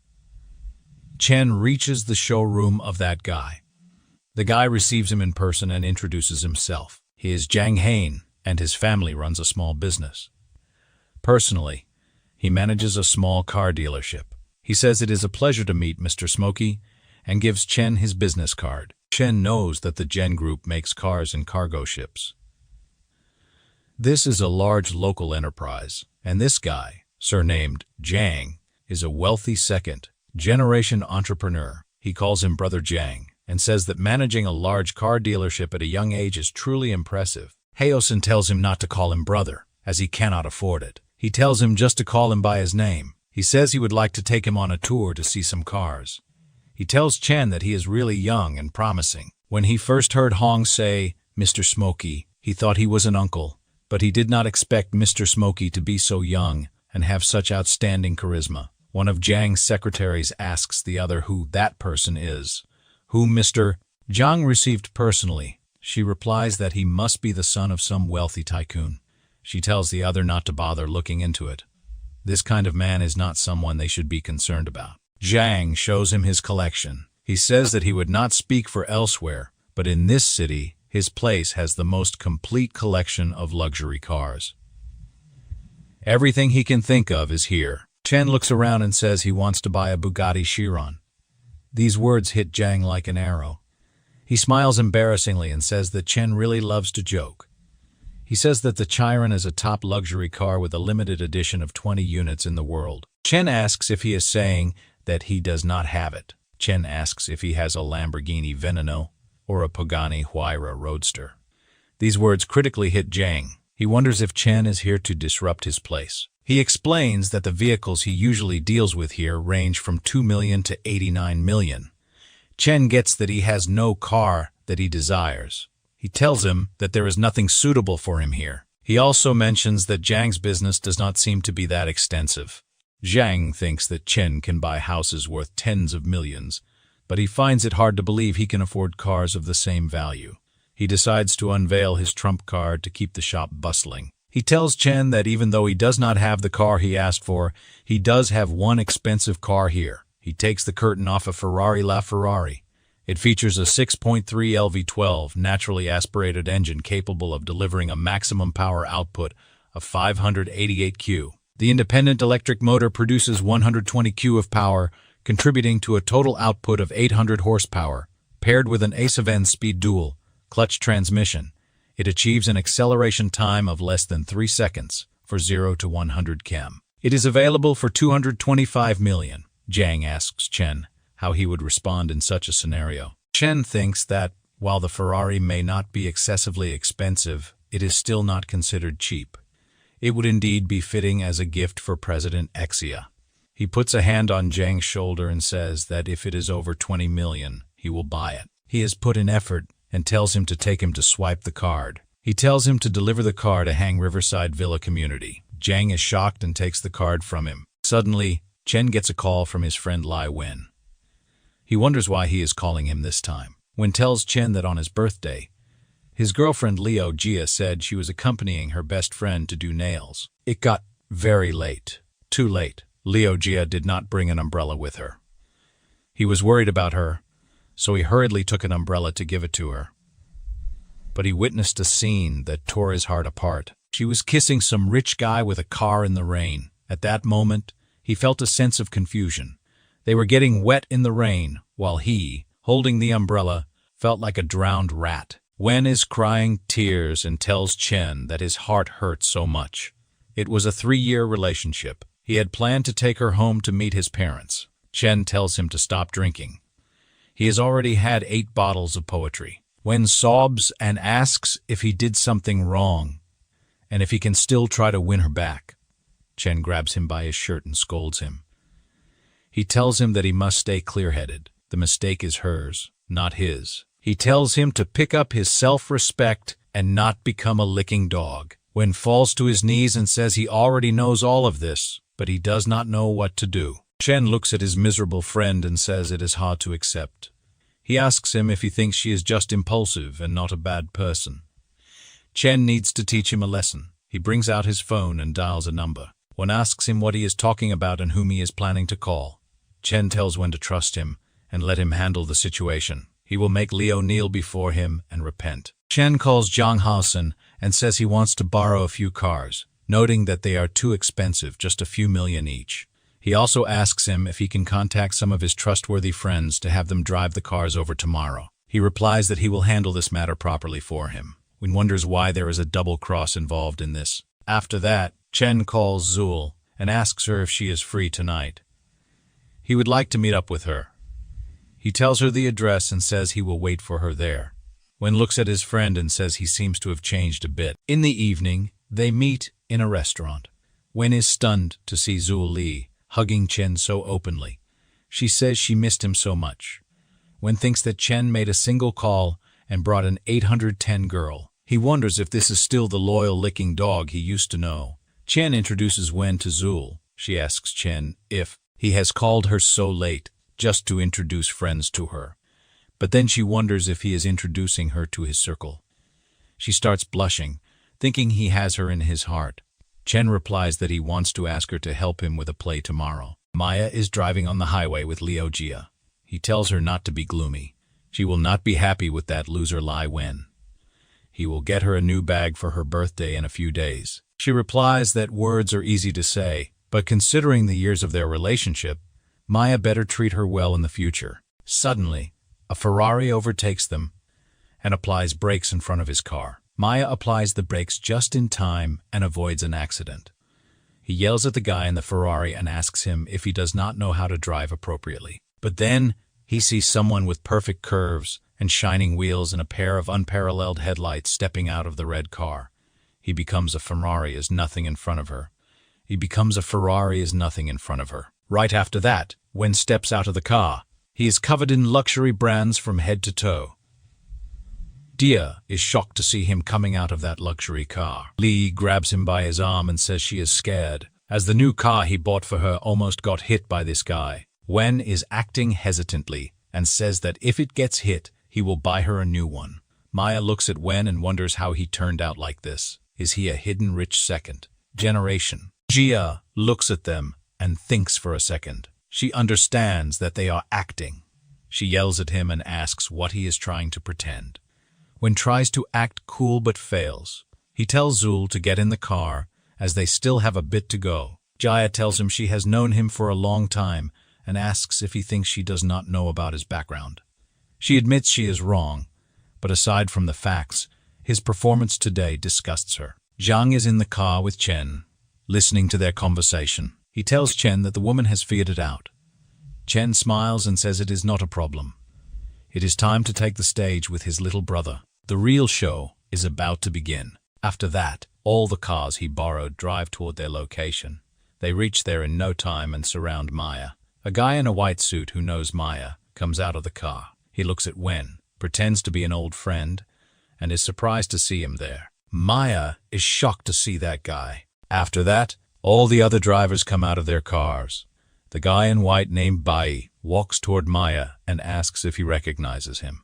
Maya starts shaking due to some fear. Bai surrounds Maya and Jaya and asks if that guy told her that his name is Maya. His family owns a coal mine, and he studies in America. Bai grabs him by the head and tells Jia that this guy is a habitual liar. He pretends to be wealthy to deceive women into bed. He is nothing more than a gigolo. He laughs and asks her if she actually believes he is some rich second generation. Bowie says, Maya's tactics are so clumsy, he should have starved by now. But surprisingly, there are still naive girls falling for it. He adds that she does not even take a good look at herself. She does not even deserve to be with wealthy people. Those words fall like lightning on Jaya. Jia runs to beat Maya with her sandals and says he is worse than a dog and that she will kill him. Maya starts crying and apologizes to her. Seeing this, Wen tells Zul to go from there. Jia grabs him by his leg and tells him not to leave her behind. It is not that she admires vanity, but she is just afraid of being poor. She asks him for another chance, but he walks away saying she should not call him that way. He breaks up with her and tells her not to call him ever again. Maya finds a chance to run away, but Chen comes from the front and asks him where he is planning to slip away. He adds that letting him go is not impossible, but first he must give himself 100 slaps. After that, they all go to a pub to celebrate. Chen thanks everyone for their strong support. The others tell him not to be so formal, as Hyan's friends are his friends too. Bae gets closer to Chen and says he has heard Chen is a master on the Shark Live platform. He has a favor to ask Chen for help with. Chen asks what kind of favor it is. Bae says he has a favorite streamer he wants to support, but he has run out of money this month. He is wondering if Chen can help him a bit. Chen understands that they want to test his abilities again. He thinks that these wealthy folks always like to underestimate others. Bae gets embarrassed and tells Chen that Bae is just kidding and that he should not take it to heart. He tells Bae that supporting his girl is his own responsibility. It is unreasonable to expect Chen to foot the bill. Chen slams his glass on the table. The boys there think that he has gotten angry and wants to fight, but Chen unlocks his phone. He slides his phone toward Bae and says he is going to the bathroom. Bae can feel free to use his account as he likes. He tells him not to help him save money and to spend it freely. Then he goes to the washroom. Bae is surprised and wonders if Chen is letting him freely use his phone to browse and if he is trusting him that much. Then he thinks that if they ask him to pay the bill, he might actually feel a bit reluctant. He is not tired of paying for gifts, since the system pays for them anyway. When he comes out of the washroom, he looks to see that all those guys are standing in a circle around Bae and are encouraging him to spend more. Chen comes there and asks what he is up to and what is going on with all this excitement and commotion. Bae starts sobbing and tells Chen to save the child. Chen takes his phone back and checks it. He says that he has been away for so long, and Bae just spent less than 20 million. He calls him weak. All those around are struck and wonder what kind of identity this Chen has, and if his family is richer than the Tiandian banks. Bae sighs and says on a regular day, he might earn a few tens of thousands, but surpassing 13 million is like brushing out several sports cars, and this is tearing his heart apart. Chen says that 20 million does not sound good. He says he will round it up to a neat 60 million for him. Bae tells him not to do this. He grabs his hand to prevent him from doing this and requests him to stop, as it is enough. He adds that she does not deserve so much money. Zhang asks Bae if he has realized he is not up to par. He tells them to raise glass to Boss Chen. Bae says that he genuinely surrenders. He will follow Chen's lead from now on. A girl in the bar asks others who that person is. He seems quite influential. She recognizes one with white hair. He is Bae, killing from the white real estate. The other girl says it sounds like a gathering of the elite generation in the top circles of Seoul. If she joins any of them, her life after that would be worry-free. Another girl asks if the one called Chen is that mysterious person who went viral for brushing 1 billion. She says that his life is her dream. Chen receives a text. He tells others that he has something to attend to, so he will take off now. They will plan for another meetup next time. That text is from Zarir. She tells him she is in Seoul now and cannot wait to meet him. He replies that they can meet tomorrow. He laughs and says that after leaving her hanging for so long, it is time to reap a harvest of goodwill. Zarir lands at the airport the next day. She thinks that it is just a meeting. As long as she exudes a little charm, Chen will end up just another catch in her fish pond. Chen looks at the messages he received on his phone from Shatum. She tries to fish him and apologizes for her past mistakes. He deletes the messages and blocks her contact. Zaire asks him what he is looking at. They are having tea at a cafe at the airport. Chen replies that it is nothing. He asks her what she is talking about. She recalls that her boss strictly asked her to capture him, even if she stripped herself naked and sent him to his bed. This time, she thinks it is hateful that he can stay indifferent, even in the face of beauty at her level. She says that Chen is so young and rich that she wonders where he can get a higher position. System peeks at her and tells about her details. Her original name is Zuan, but her professional name is Zaire. She is 26 years old, and her appearance is 78 points. The girl's favorability towards the host is 60 points. Because of the too high favorability, it is unable to bind with her. Chen cringes and wonders if all his money went down the drain. It seems like he needs to lower the favorability first. He starts pretending to be silly and puts his pinky in his nostril. He tells her that she has got him wrong.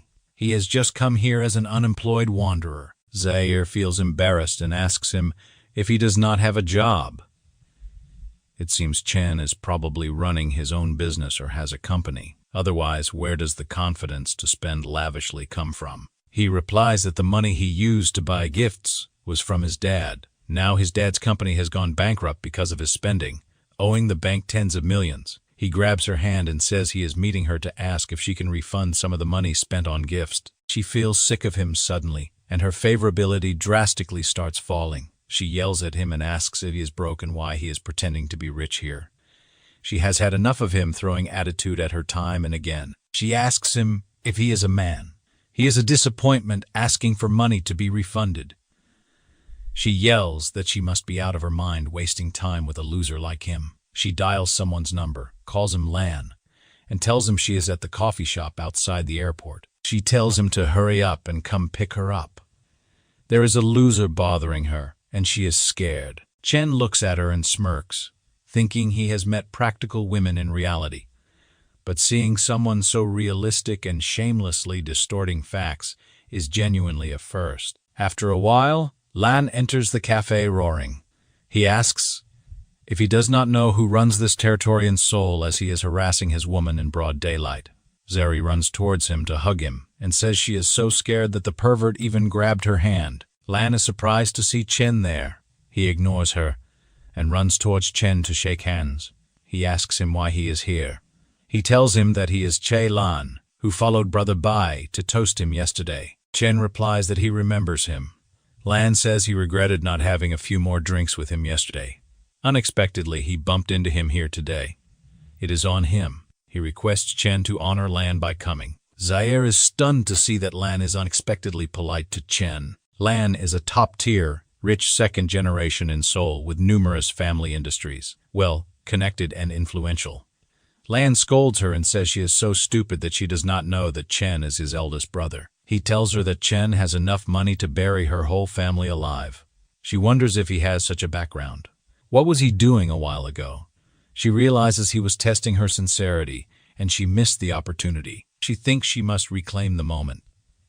She apologizes to Chen and says she misunderstood him. The system notifies that the dog-licking relationship is successfully bound, and the title's heir will give him 20 strengthening points. Chen takes a sip from his cup, plays relaxed, and says he forgives her. She is young and inexperienced. He was just joking with her. She thanks him and says he is her favorite.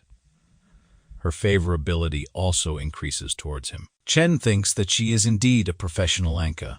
Her favorability will rise like chicken blood as long as she has money. Unfortunately, he will not simply let her go. Lan yells at her that he has boosted her popularity to millions, and he is treating his brother to this foreign soy milk. He tells Chen that they should make today an unexpected encounter. He is hosting, and Chen must honor them with his presence. Chen replies that it is not a problem at all. He will show him the respect he deserves. Chen opens his car door for him and makes him sit carefully. Zaire also runs to sit with him. She grabs his arm inside the car and keeps her chest close. She asks him if he is still angry with her. He replies that she is worrying for nothing. He looks at his screen. She wonders why he is using the Shark Live app. Anchors live stream and sends her multiple gifts. She is shocked to see him. Chen keeps tapping the gift icon and almost sends 3,000 gifts.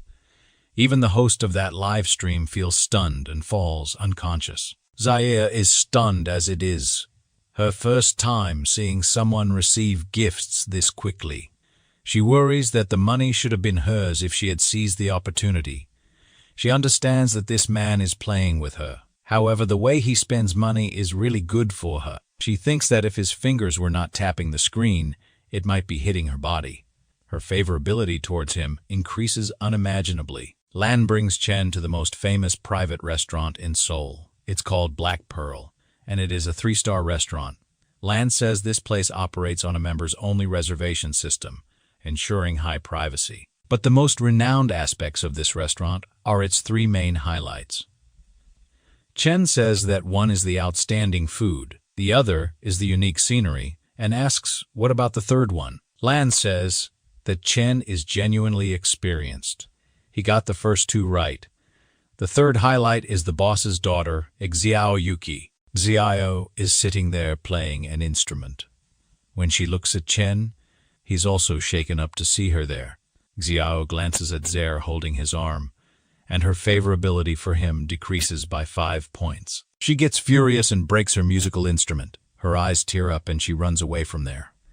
He is worried now as Xiao's side was so close to staging a counterattack. He wonders if it is going to overturn at a critical moment. He chases after her and catches her in the corridor. She yells at him that he toys with her emotions and asks him to let her go. Chen thinks that if this continues, the sensitivity will be lost. He has no choice but to risk it. He plays the victim and asks her if she has watched the 4. She cries and asks why he is bringing up movies when she is talking about her affair. He replies that he is the tomato tycoon. He lights a cigarette, takes a puff, and exhales them. Smoke in the air as he wants to show himself as a victim of unbearable life and responsibilities. He tells her that she should know about his extraordinary family background. She must be wondering why he has been content with a mundane life. He says that in the secluded family he belongs to, there is an unwritten rule that once the heir turns 18, they must spend 10 billion within a month to inherit the entire 50 billion family fortune. So, he strives to spend the money diligently. He has invested in many projects, engaged in various investments and charitable activities, and participated in various environmental protection initiatives. Girl earlier was a streamer. He tipped to keep spending money. He had to stage a little drama.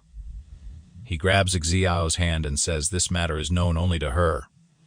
He does not expect her understanding. It is just that this secret has weighed on him for too long. He bids her goodbye and tells her to take care of herself. Then he leaves her there and walks away. Xiao thinks that she must have been causing unnecessary trouble. He has been working so hard contemplating the inheritance of the family fortune. She cannot believe she doubted him. She runs after him and hugs him from behind. She says she does not want to say goodbye and asks him not to leave her. It is her mistake to accuse him wrongly. She thinks he genuinely cares about her. If he reveals secrets like the family inheritance, her favorability level increases. Her current level is 92. They both return to the others with smiles on their faces. Xiao tells them that they do not need to apologize.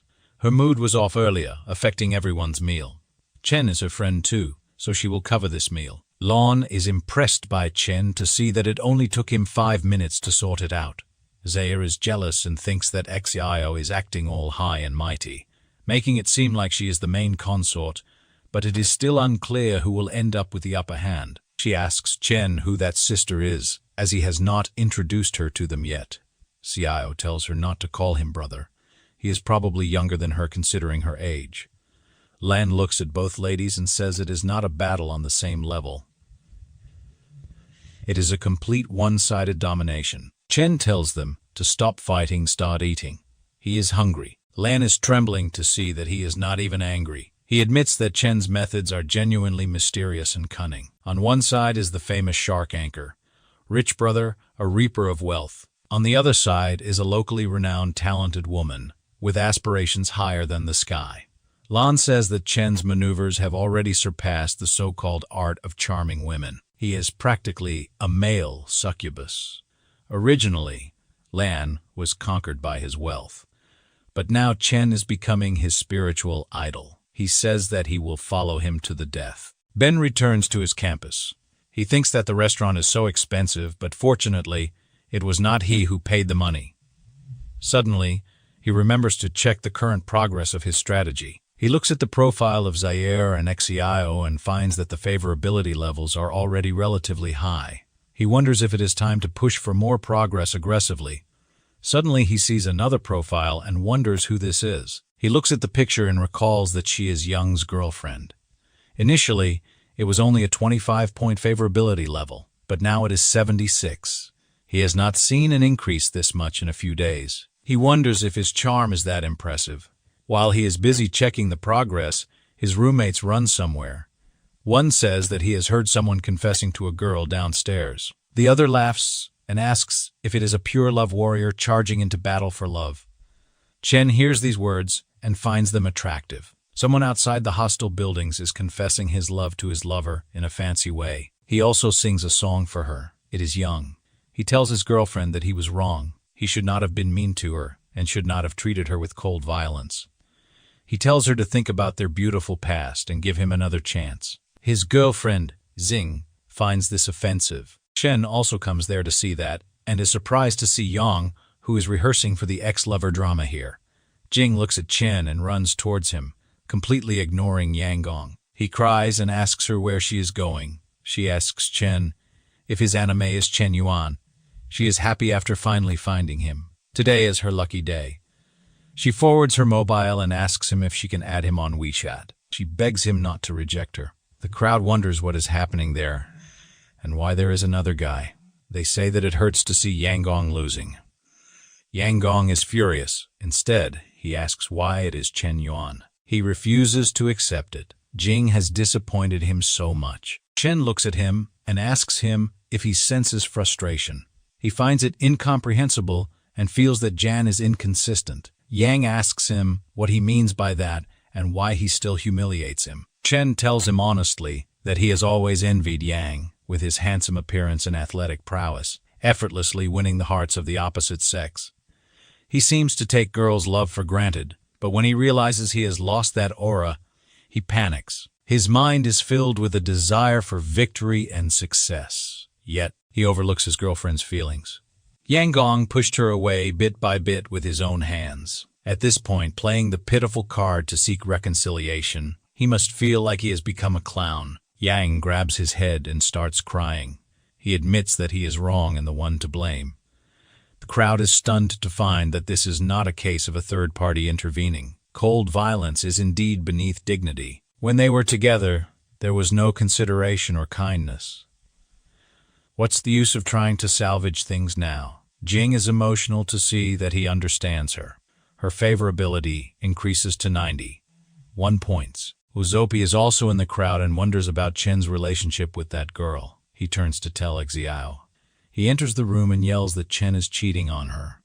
She almost gets scared by his sudden entrance. She tells him that he must stop messing around. Anyone can cheat, but Chen Yuan cannot. It is impossible. He replies that there is a girl downstairs confessing to Chen Yuan. They were exchanging meaningful glances. Xiao says that Chen Yuan cannot control others' expression of their feelings. Besides, it does not necessarily mean anything significant. He shows her the news and asks her how she explains this.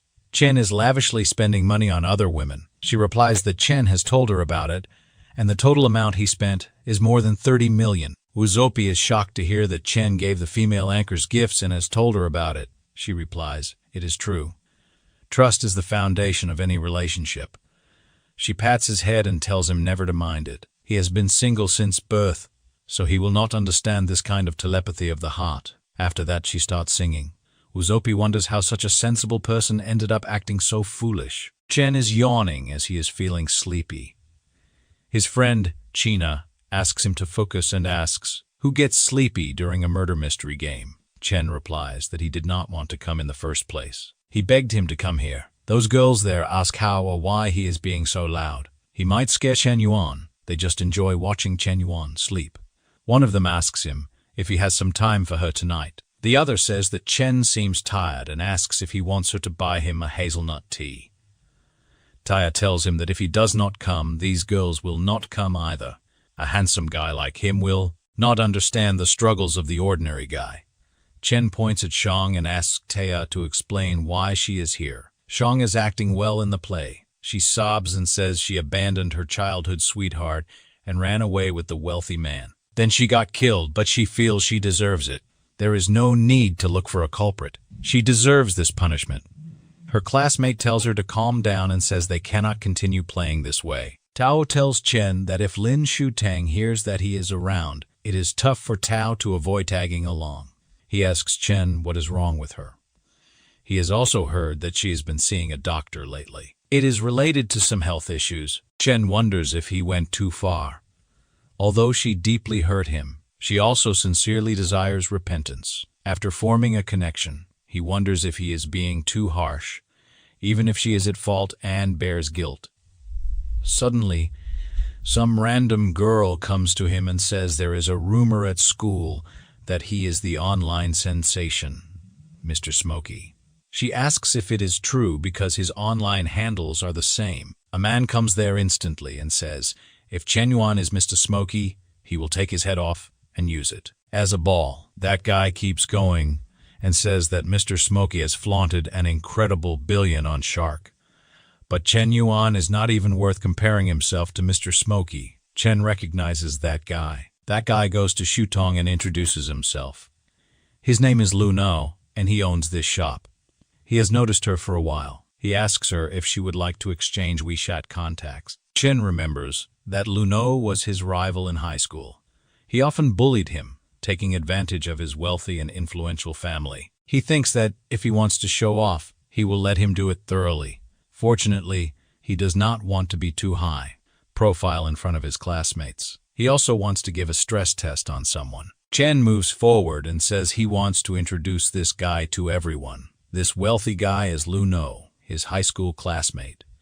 He is currently studying at a prestigious university and runs his own company with assets in the millions. He can be considered a genuinely high-profile, wealthy individual. All his classmates are charmed by Yao.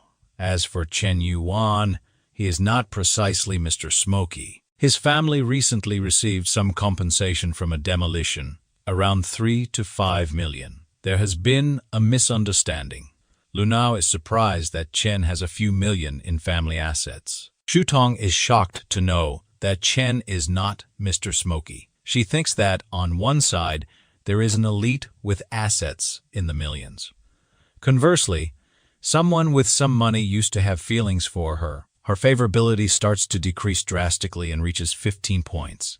She adds Luno on her WeChat instantly. Luno tells Chen Yuan that the world is strange. The girl Chen introduced added Yato on WeChat. He whispers in Chen's ear that in the past, hitting him was like beating a dog. Now he can only be stepped on by Yao. Then he tells his waiter that Chen Yuan is his classmate. He has made him very happy today, so the bill for his table is free. Chen puts his hands on his face and laughs hysterically. His classmates wonder what has happened to him. Suddenly he tells them that he is okay. It is just that he suddenly understood some things. He thinks he gave Shutong the opportunity she wanted. But unfortunately, a leopard cannot change its spots. He will not sympathize with her because she does not deserve it. Chen leaves the cafe. Luno asks him why he is leaving so soon. He tells him they are having a high school reunion tomorrow at Kyushu restaurant. He asks Chen if he is daring enough to come there. He replies that since Luno has invited him, he will come. At the reunion, Luno tells everyone to enjoy food and drinks today. He will cover all expenses. He also says that those guys do not help him save money. It is meant to be spent. His friends praise him and say, Luno is generous. He welcomes them and tells them to give him a nice word when Ruo comes later. One stands and says he and Ruo are a perfect match. Talented and beautiful. They will all support him and help him succeed. Chin thinks that you never misses any opportunity to show off. After a while, Ruo enters the room. She apologizes for keeping everyone waiting. She says the driver at home took a day off today, so she took a taxi and arrived late.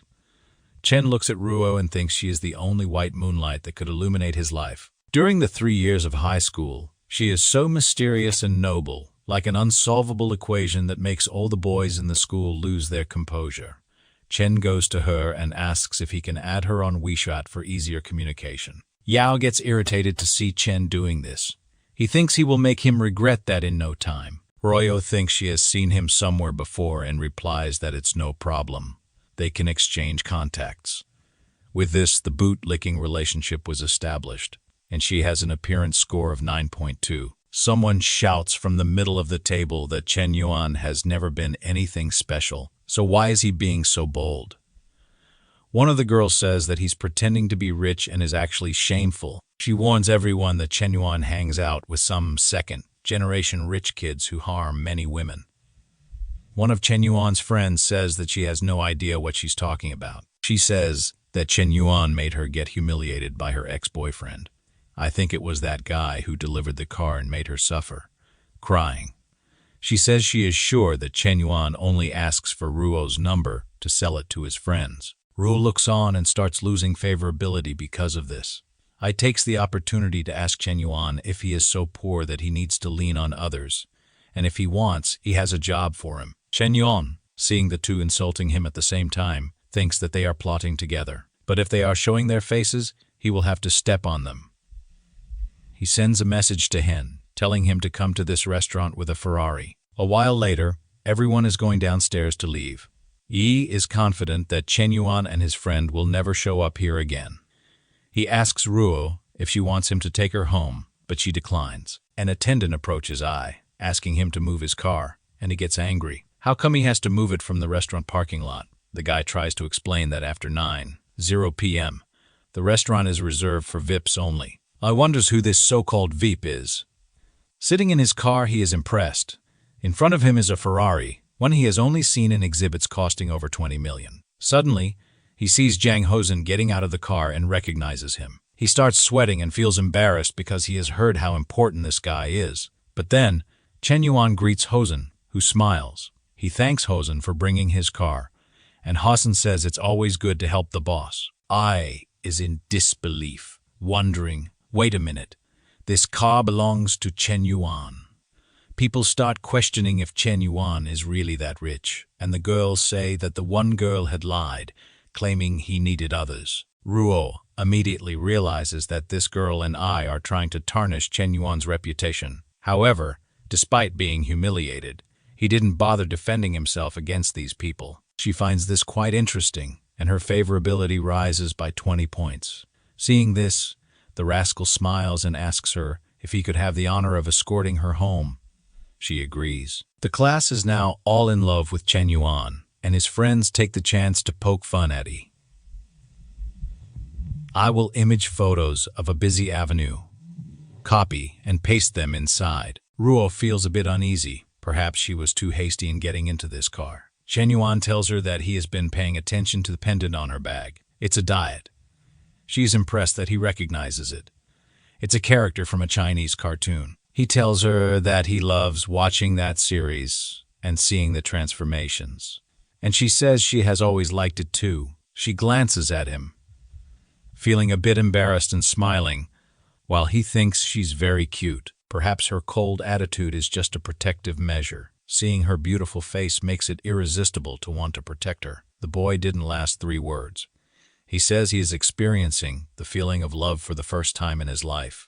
At her house, he makes a gesture representing that, and she thanks him for bringing her home. They stand there like 2 idiots, laughing as he leaves. She says that he is interesting, different from the rich guys. He doesn't try to boss her around and just has fun. She then enters her house and is immediately scolded by her mother, who wants to know how the blind date her mother set up went. She must remember that her father's business is at a crucial moment, and they have no choice. However, Ruo cries, saying she won't marry just to help the company. Her feelings are important. But her mother says it is her duty since everything she eats or wears is paid for by them. If her father's company goes bankrupt, they will all be ruined. The boy from the Han family may not seem that interesting, but the situation is more important than feelings. Crying, she says she understands, and a tear falls on the little doll. Chen Yuan is just watching the group of millionaires when the guy with the car mentions he has some crazy news. Chen Yuan gets curious. Then he finds out that Ruo is going to marry a chubby guy with horrible hair just because of her family's bankruptcy. He starts wondering if he got involved in this whole mess, but remembering her, he questions whether she will really get married. Ever since high school, he couldn't take his eyes off her. No, he won't let this happen. This time he will be decisive and won't let life pass him by like this. A girl with glasses asks if it was Chen Yuan passing by, and the guy says it seems like it was indeed him. Suddenly she stops him, introduces herself as Shen Shu, and asks if he wants to become an internet celebrity. Chen Yuan takes a look at the car and apologizes, saying he's not interested. She responded so quickly that she believes he has already received offers from other companies and decides to try something different. Carrying 3 bags full of content, She starts talking about how their company is huge and extremely competitive in terms of the payment they offer. Besides, he might not know, but on their platform, they have the famous loose cigarette. If he doesn't sign with them, he better be careful not to be hated by the cigarette guy. Chen Yuan gets angry. The damn girl doesn't even know he is the loose cigarette and is here wasting his time. She's in his face while he wonders if she thinks he won't do anything. So he grabs his phone, thinking that since he won't do anything, someone else will do it for him. He goes to the rich kids group and talks about her name and her company, asking if anyone can help and resolve this. She keeps insisting when her boss calls her, ordering her to return to the company immediately or she will be out of a job. Confused, she tells her boss she didn't do anything. Meanwhile, Chen Yuan is just angry with this hand group trying to steal Ruo from him. In the car, the mother says they are just going to meet. She doesn't mean to be so sad. She doesn't mean to be so sad. Besides, this will help a lot with the financial crisis. Suddenly, she receives a message from Chen Yuan asking where she is. She mentions the restaurant, and he says he'll be there to help her. She wonders if Chen Yuan already knows about the blind date. If she were to compare that disgusting hand guy with Chen Yuan, he seems much more attractive. Her father says he has never asked her for anything, so he hopes she will consider things. Everyone in the car stays silent, and she says she understands. The car then stops in front of the luxurious restaurant, and someone comes to guide them. However, the guy is already drooling, saying that soon she will become the property of the Han family. Seeing a briefcase in the guy's hand, she finds it strange that they are bringing so many documents to a blind date. They then enter the room. The father of the Han family greets them with his son, Pineapple Head, who is already drooling on the side. Ruo immediately notices a lot of documents on the table. This is clearly not a blind date. She wants to know what her father is planning. That father is filthy trash, right? You can't sell your daughter, even if you're eating dirt and mud. Ruo knows how influential this group is in the city, and Sanu, Pineapple Head's father, is a very perverse guy. He approaches Ruo and says she is much prettier in person. She says she doesn't deserve such compliments while sending a message to Chen Yuan, informing him that she is in room 35. Pineapple Head approaches her, saying he is excited about their relationship and that she doesn't need to worry. Her family's business will be very successful. She pulls her hand away, saying thanks awkwardly. He puts his hand on her back, saying she doesn't need to be polite, and gives her a squeeze, saying they will be family. But she slaps him, asking who said they would become family, and tells him to take his hand off. The worst father she has ever seen argues with her, saying she's being rude. With tears in her eyes, she doesn't have much to say. Her father turns to Sanu and says that his daughter is very young and doesn't know what's best for her, but they can take a look at the contract. A man arrives and begins to explain all the details. They will buy 20 of her father's company for 100 million, on the condition that she marries Pineapple Head. However, this money will be invested in stocks they control, and they will only be able to access the 100 million once she gives birth to a child with Pineapple Head. She is shocked and immediately grabs the document, asking if they are seriously talking about having a child in this. She cries, looking at her father, asking if he really brought her there to sell her this way. Her mother tells her to calm down, but she refuses. Crying, she asks why their failure has to affect her life. She declares that she knows Pineapple Head is addicted to alcohol, prostitution, and gambling. She will never marry him. The disgraceful father slaps her across the face, leaving her in disbelief with a red cheek. This story is getting better than a Mexican soap opera, folks. Her father yells that he spoiled her too much and she only thinks of herself. He raised a child. Apparently, she is confused by his words, saying she only thinks of herself. Her mother says she needs to be more sincere and understand that if she doesn't do this, the whole family will collapse. But Ruo argues that it doesn't make sense. If things go wrong, they can start over together and rebuild everything. Her mother shows that she is also despicable and falls to her knees, begging her daughter, begging her to have mercy on her poor mother. Everyone in the room is shocked by this. Ruo tells her to get up and asks what she's doing. But her mother says she has no other choice. She will only get up if Ruo agrees to this. Ruo doesn't know what to say. The poor girl is lost. Pineapple Head says she can trust him to deliver the heavens and stars to her. At this moment, the poor girl gives up and realizes that this is her fate. Being born into this rich family means she has to sacrifice certain parts of her life. Without any expression, she tells her mother she will accept, and her mother can get up immediately. Her mother's tears stop as genuinely as my promise to stop looking at 3Ds on family-friendly sites. She stands up, congratulating her daughter. Sanu says that now that she's agreed, they should sign the contract immediately. The guy starts taking the documents out of the briefcase, while Sanu says this will be great. As soon as the marriage happens, their company will boom. Meanwhile, Pineapple Head is now licking his lips, angry that she initially refused to accept, already imagining the fun he will have with her. Everyone in the room is silent while she doesn't even sit in the chair. But suddenly, Chen Yuan arrives, kicking the door open. The first to notice is Ruo, and no one in the room can believe it. Chen Yuan says they are very brave and have lost their sense of danger to be doing this. Ruo is ecstatic to see him. Pineapple Head comes running, asking if he is tired of living, but he immediately gets a slap and falls, breaking everything in the room. Chen Yuan calls him a fool and tells him to disappear. The guard asks if he has any idea who he is messing with, and if he knows the status of the family present. Chen Yuan laughs, saying it's a family that sells their daughter and another that buys her. He wants to see who has the courage to touch him. Sanu tells everyone to be quiet while thinking about how this kid knows they are there, and still does this. He realizes this boy is not that simple. He then approaches and asks Chen Yuan which family he is from, to which he replies that he is not qualified to know. Pineapple Head tries to shout, but his father tells him to shut up. Chen Yuan looks at Ruo and tells her she can relax because he will help her family's difficulties. He goes to the table to look at the contract, while her father asks what he is doing. Chen Yuan says her father is suffering from brain failure for selling his daughter at such a low price. He tears up the papers saying he will buy 60 of their company for 500 million. People can't believe it.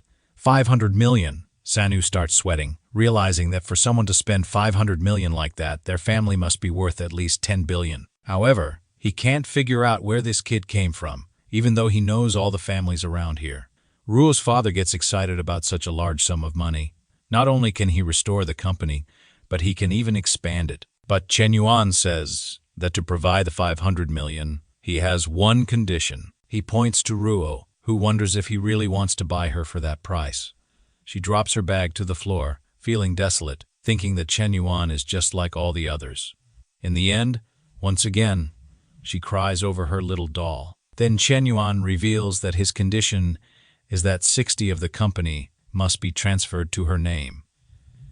As soon as she has more than half of the company, he will transfer the 500 million. Now she is radiant, feeling like a bird released from its cage. Double meaning yes or no.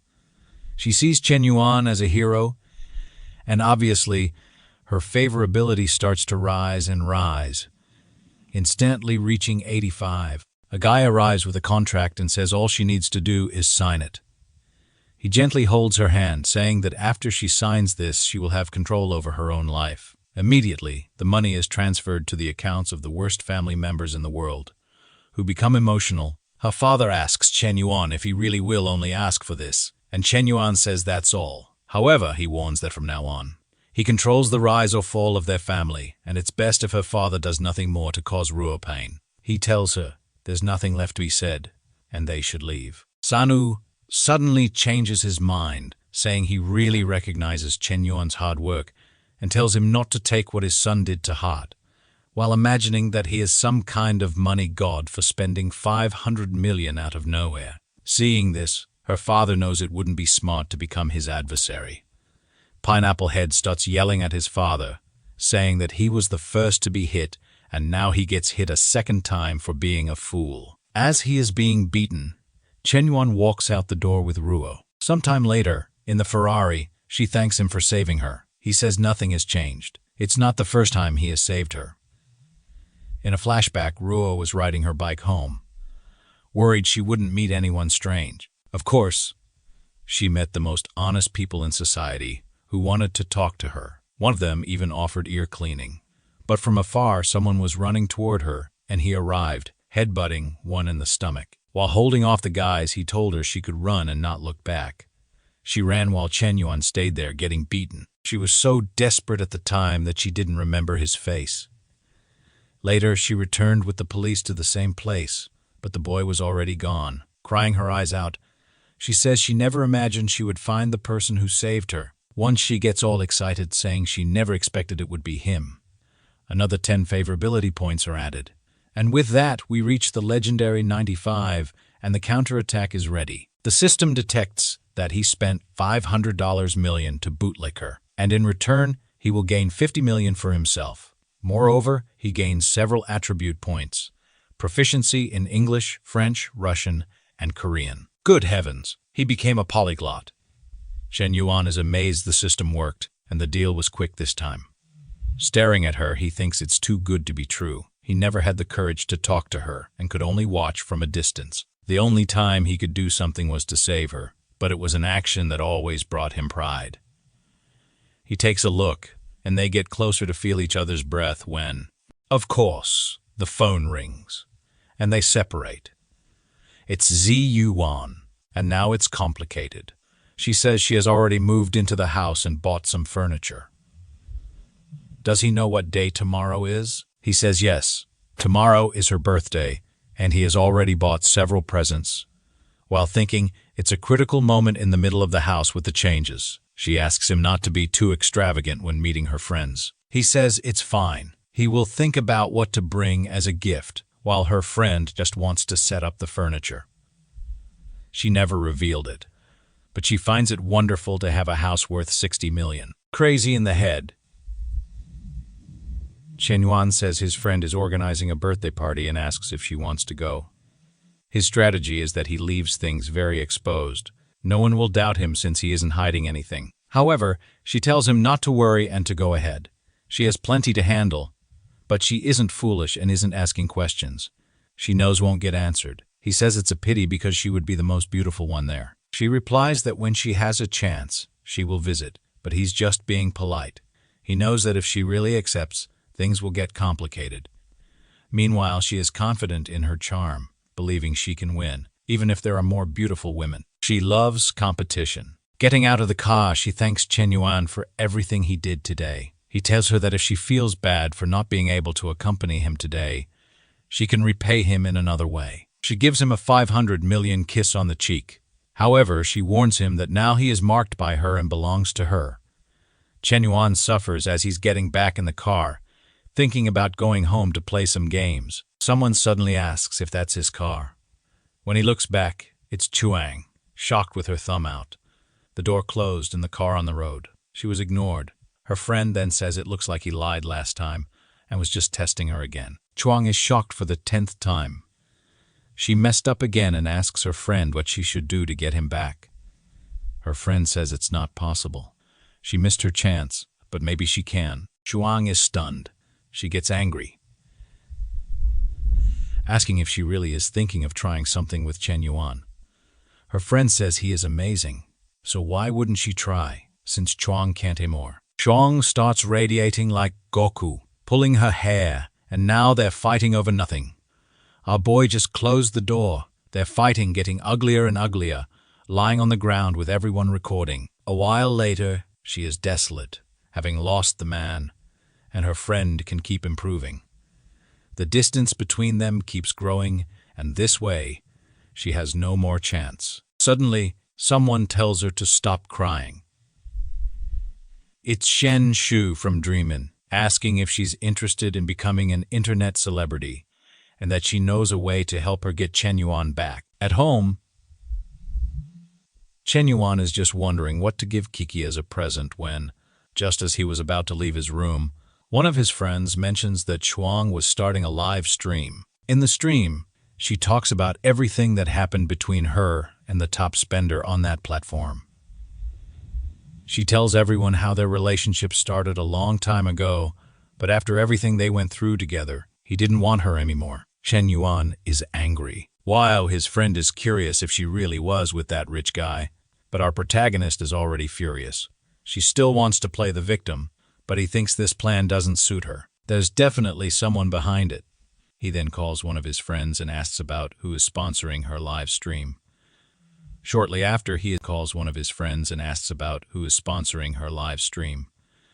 Shortly after, he is informed that it's Dreamland Sheen's company. Chen Yuan is outraged. The damn girl provoked him and now thinks he won't do anything. At Dreamland, Shen Shu is impressed that her live stream was so successful on its first try. When she proposed this idea to her boss, she was reprimanded.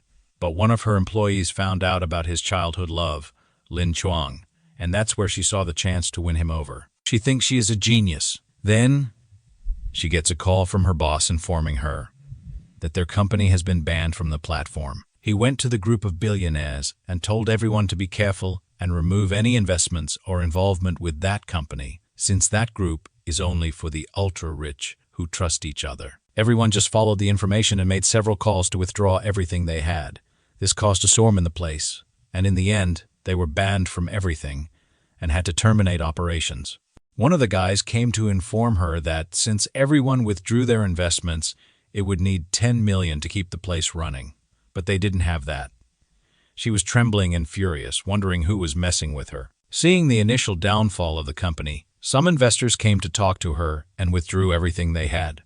Even the streamers working for her left since it wasn't worth staying at a banned company without any investors. The company also lost the lease they had, leaving with boxes in hand and place desolate. She didn't know what to do. She was sure that to have so much power, it could only be Mr. Yuan. But why did he do that? Even Chuang was banned from the platforms, all obviously because of the bald contacts he had. Now, it was time to buy something for Kiki when suddenly, Shu smacked her face against the glass, giving him a scare. With tears in her eyes, she said she was foolish and begged for forgiveness. And with that, the counterattack began. With zero favorability. However, he thought he wasn't interested in an older woman.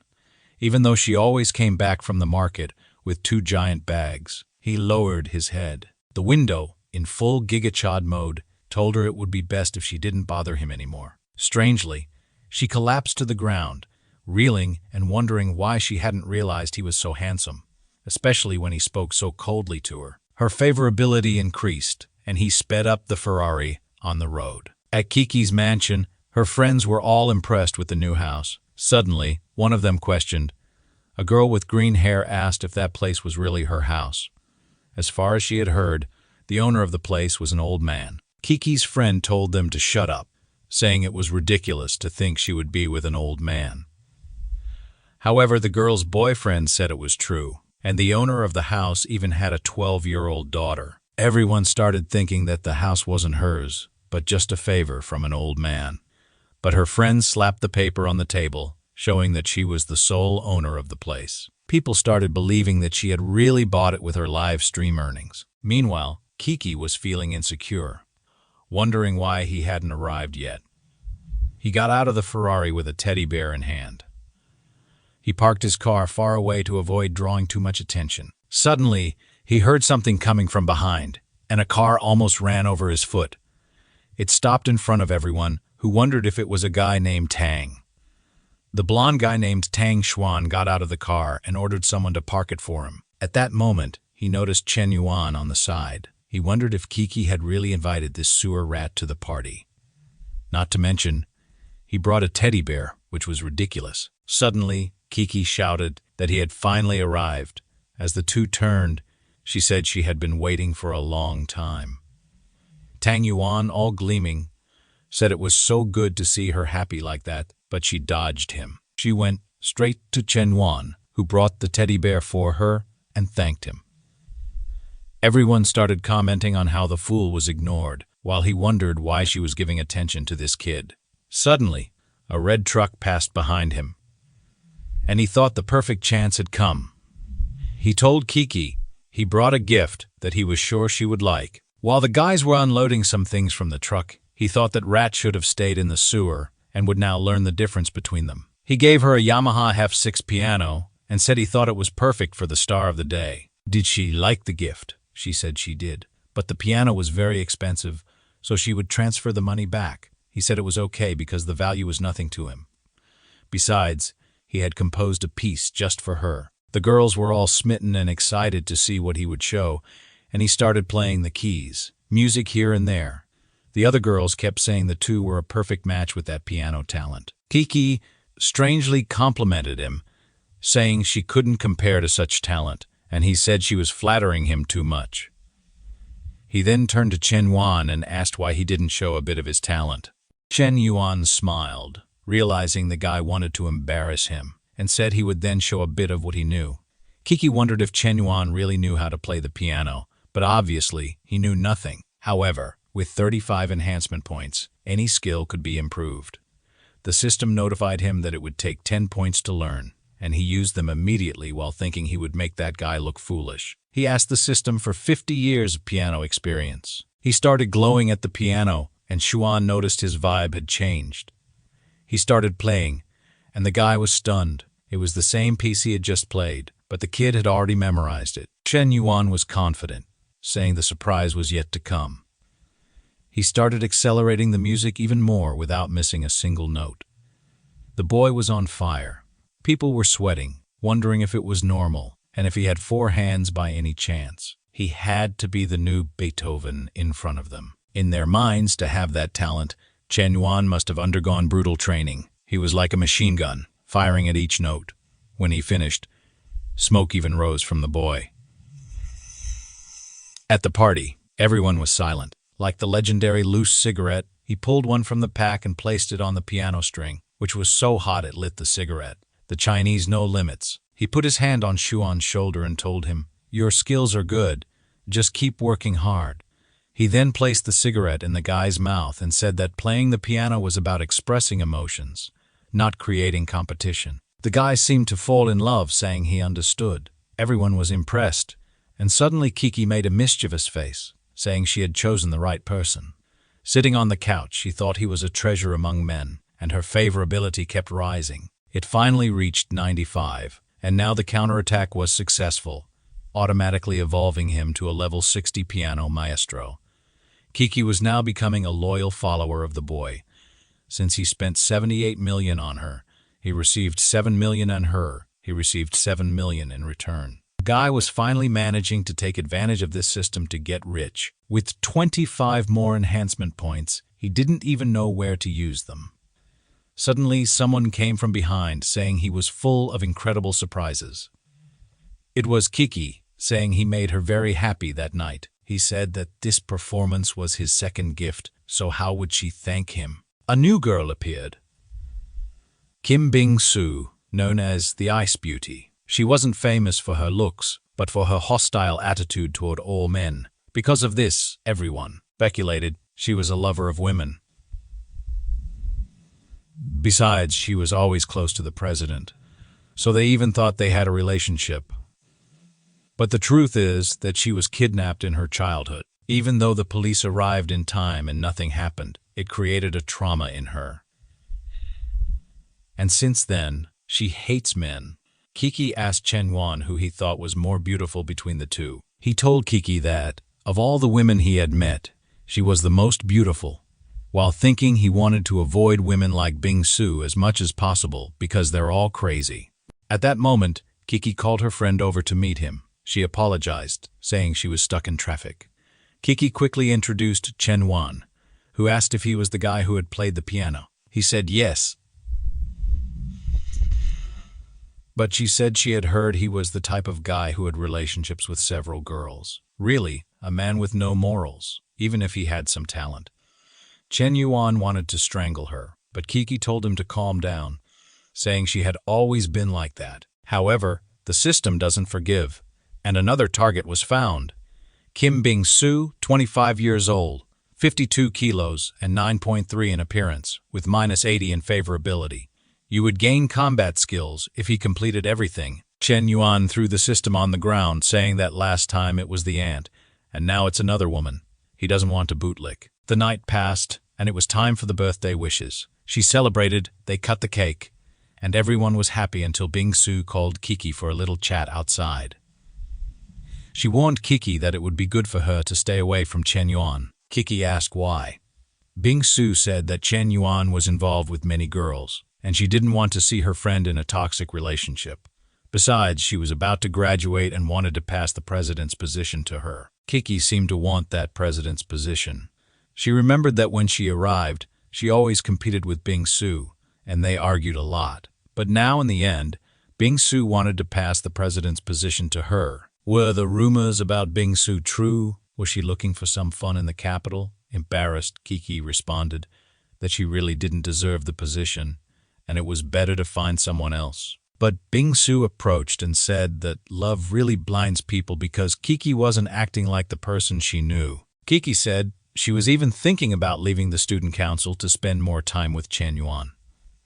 Bing-su got angry, saying she was losing all ambition and being stupid because of that guy. Her favorability kept dropping while he wondered if he couldn't even eat cake without losing points. The party was about to end, and everyone was leaving. Suddenly, she told Chen Yuan to wait a minute. There was something she wanted to tell him. He was about to leave, thinking she was getting more adorable with more favorability. All she did was invite him to watch a movie tomorrow. He thought she was inviting him for some Netflix and chill. Suddenly, he heard someone crying in the background. It was Xuan, leaning against his car, devastated and wondering why he had practiced piano his whole life. Chen Yuan felt awkward seeing the guy there and went to talk to him, surprising him. The guy was startled and asked what he wanted. Chen Yuan said he had just lost a piano duel, which wasn't a big deal. He felt awkward because he humiliated the guy using the system. However, Xuan interpreted it differently and thought he was being belittled. Chen Yuan said that wasn't the case, but Xuan replied, saying he admitted Chen Yuan's skills were good. However, it didn't matter because his family was extremely wealthy, and he had everything good. He pulled out his car key and said he was sure Chen Yuan was a poor guy who didn't even have a place to fall dead. But Chen Yuan was heading to the Ferrari. The poor guy even broke his car key lying on the ground. He wondered why the god wore simple clothes and drove a Ferrari. As he was leaving, wondering what movie to watch with Kiki tomorrow, he suddenly saw Bing-su standing in the middle of no hair. She clearly looked cold, and he imagined she might catch a cold. But he didn't care about that, letting the ice princess freeze, and sped away. However, when he looked in the rearview mirror, she was surrounded by some guys. They asked if she was alone and if she needed a bodyguard. By any chance, if she made them happy, they would even do it for free. She got angry and said if they touched her one more time, she would call the police. The guys laughed in her face and said the angrier she got, the more fun it was. However, they stopped laughing when she kicked one in the balls. She turned and ran, leaving the guy in agony. He told his friends to capture her, who was already fleeing. Looking back, she was confident she could outrun them, but there were too many of them. However, suddenly she ran into Chen Yuan, who asked if she was okay. She was curious to see him, but now the guys had already surrounded them both. The guy who had been kicked told his friends to capture her quickly. She thought that men were indeed bastards, and now she was trapped because she bumped into this damn Chen Yuan. But he warned the guys they had 2 minutes to get out of there. The guy with the mohawk asked what would happen if they didn't leave. Sometime later, everyone was lying beaten on the ground. Chen Yuan wiped his hands, saying he had given advice. He turned to Bing-su and asked if she was okay, but he lost 5 favorability points. The poor guy was in disbelief. He was now at -95 after saving her. She was glaring at him with fiery eyes. He had no idea how this happened. She asked him if he thought. She was amazed at how he was acting like that. Did he think such a trick would work on her?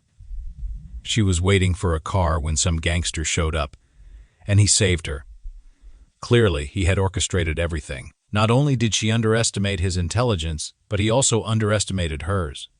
She grabbed him by the collar and said that Kiki was willing to give up the president's position just to be with a guy who deceived everyone just to be with her. She turned and said that trash like him made her even angrier. Chen Yuan was in disbelief that she invented this whole story. What madness was this? He called after her, saying he would explain, but she said she didn't want any explanations and just hoped he wouldn't use such a trick again. Our boy was left there not knowing what to do, and the guys were getting up from the ground. He vented his anger on the guy who was waking up. With that, he left, cursing everyone, in disbelief that such a thing happened, until his phone rang, and he wondered who was calling. It was Royo from her presidential bed. She wanted to know if he was free tomorrow. He wanted to know why, and she said she was free and wanted to watch a movie with him. But now, Things got complicated for the guy because he had already planned a movie with the president. Before he could respond, she said it was the first time she had invited someone like this and just hoped he wouldn't reject her.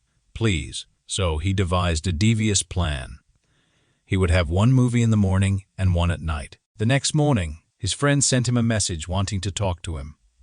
When he met his friend, he explained that he had bought tickets to watch with a girl, but got stood up and wanted Chen Yuan to accompany him. Unfortunately, there was a friend he couldn't refuse because when he was poor, his friend was always there. The plan was to watch with the friend at 2:00 p.m., with Kiki at 5:00 p.m., and with Royo at 8:00 p.m. He knew this wouldn't be an easy day. Suddenly, he looked to the side and was startled by a crazy girl. There was a girl putting on makeup inside his car. Out of nowhere, she apologized, saying she was distracted with her makeup and accidentally got in without noticing. He said that since she had regained her senses, she could get out, but she said that maybe she had entered by accident, but found the right person in her mind. She wouldn't miss this chance and asked for his contact because she felt a connection. But with his phone in hand, he said he didn't have a phone, clearly not wanting to give a chance to the stranger. She said it was fine, then she would get out of the car. As she was leaving, the guy outside recognized her and asked what she was doing there. Chen Yuan and the girl recognized him as Li Weenie, a friend of Chen Yuan who they were going to the cinema with, and he asked why she was getting out of the car. Did the two of them have something going on? Chen Yuan was worried his friend would get the wrong idea. He got out of the car and tried to explain to his friend, but his friend got angry at the girl and told her he was sure she saw his friend driving a luxury car and threw herself at him. Chen Yuan confirmed that was exactly what happened. They locked the car and left. She was in disbelief at Li Weenie, knowing such rich people. While they were watching the movie, a friend asked him why he couldn't get any women. He was so unlucky. Chen Yuan told him not to worry too much about it. Two girls behind them said they were strange for watching a movie together like that. Chen Yuan then told his friend that he should never expose his needs. He explained that the more you chase after women, the worse they will treat you. A real man doesn't spend his money on women, but on himself to impress women. That's what he said. And his friend was impressed, saying he had heard a confession from the gods. He grabbed Chen Yuan's hand and said he really understood how things work now. Chen Yuan told him to be careful. People might think the wrong things. He explained that to attract more women, you just had to be a bit more handsome, a bit richer, and have a few more girlfriends. That's how it works. His friend was frustrated with these obviously impractical tips. As they left the cinema, his friend thanked him, and Chen Yuan said he had a favor to ask in about 2 hours. The girls behind them left, convinced they were a couple. All part of Chen Yuan's plan to escape and go on a dangerous adventure. In front of the cinema, someone was waiting. It was Kiki, wanting to know where Chen Yuan was. Suddenly, a guy named Wu Banzi appeared, asking if she could give him her contact info. She apologized, saying she was on a date. But the guy insisted, saying her date wouldn't be interrupted by giving her number. Suddenly, someone tapped him on the shoulder. It was Chen Yuan, saying he would show how it's done. He put his hand beside her and asked if they could have a deep conversation somewhere with fewer people. The guy wondered if this kind of harassment would actually work, but she responded affirmatively, and the guy was fuming with disbelief. They were watching an action movie, and Kiki kept glancing to the side. She asked if he wasn't interested in the movie since he was always on his phone. He tried to explain that it was some family business that had been troubling him a lot lately. She believed him, imagining that to have so much money, he must have many problems.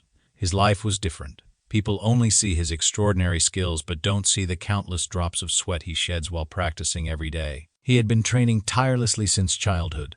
He should be training for his future now, but here he was, being monopolized by her. Okay. Suddenly, she placed her hand on his, and he was startled. When he looked over, she was crying. Wondering why she was so emotional, as they left the cinema and walked down the street, she asked if he wanted to recommend something. But just as he was about to answer, he received a call. He had asked his friend to call right after the movie so he could escape. He answered and asked what it was, changing his expression. He said it was something very serious, and he had to handle it now. His friend was confused, as was Kiki. He then told her his friend had some problems and he had to go help. She said it was okay, that it was fine for today. As he left, she thought he was a very decent man for giving up time with a woman to help his friends. In the car, Chen Yuan was thinking he was a genius. Now he just had to win the last challenge. He arrived in front of her apartment and informed her he was downstairs, while thinking he would never do this kind of thing again. His life was worse than a battlefield. Someone called him, and the girl appeared casually, asking if he had waited long. Our boy was smitten, saying she looked stunning.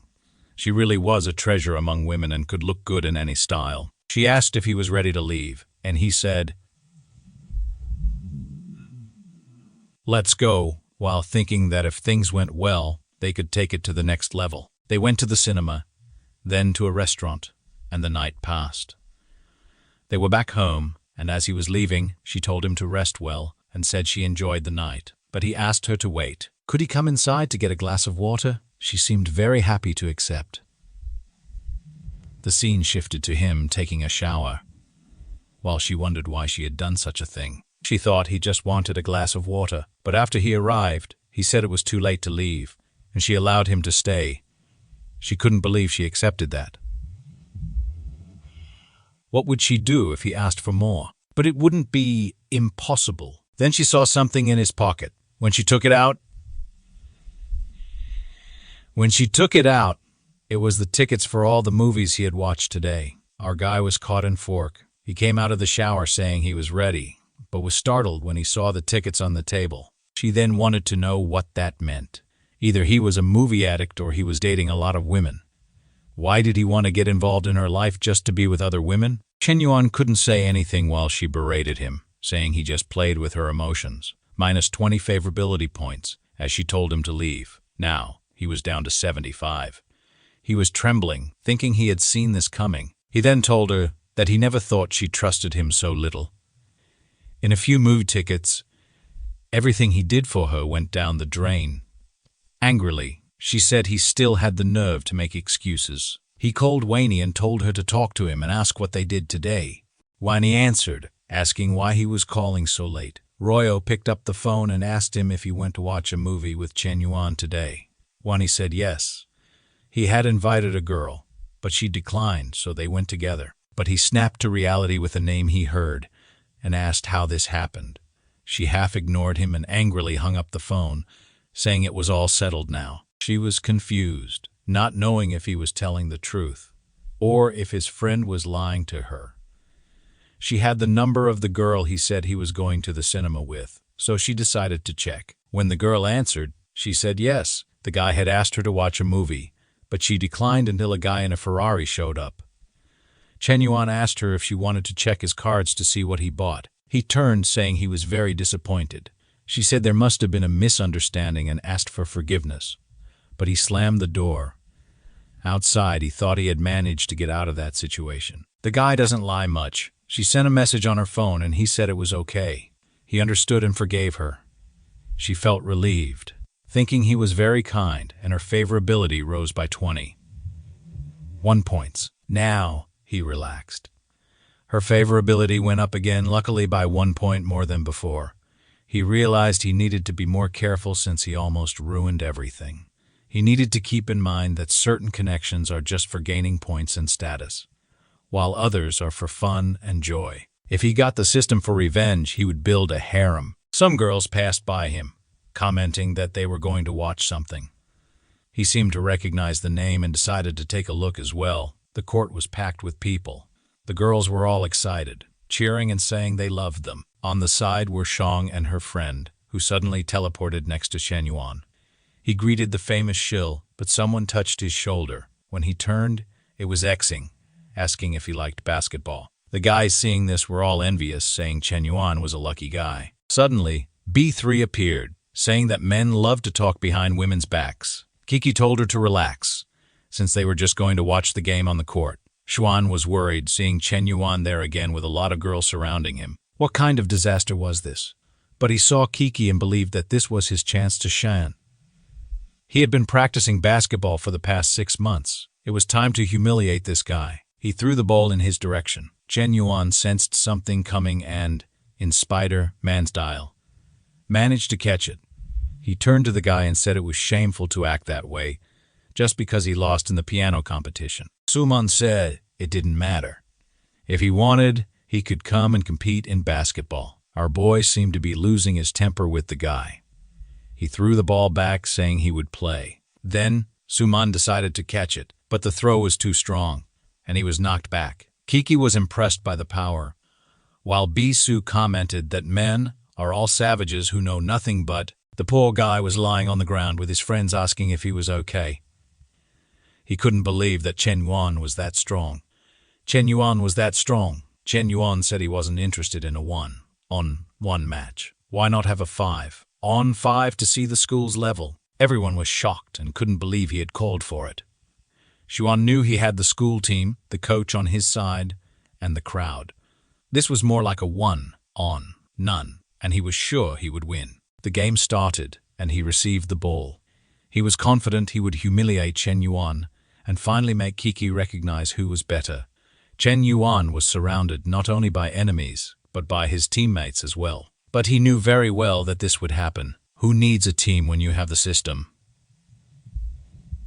With that, he added 30 more years of basketball experience. Xuan continued to be confident, thinking it was time to show his skill.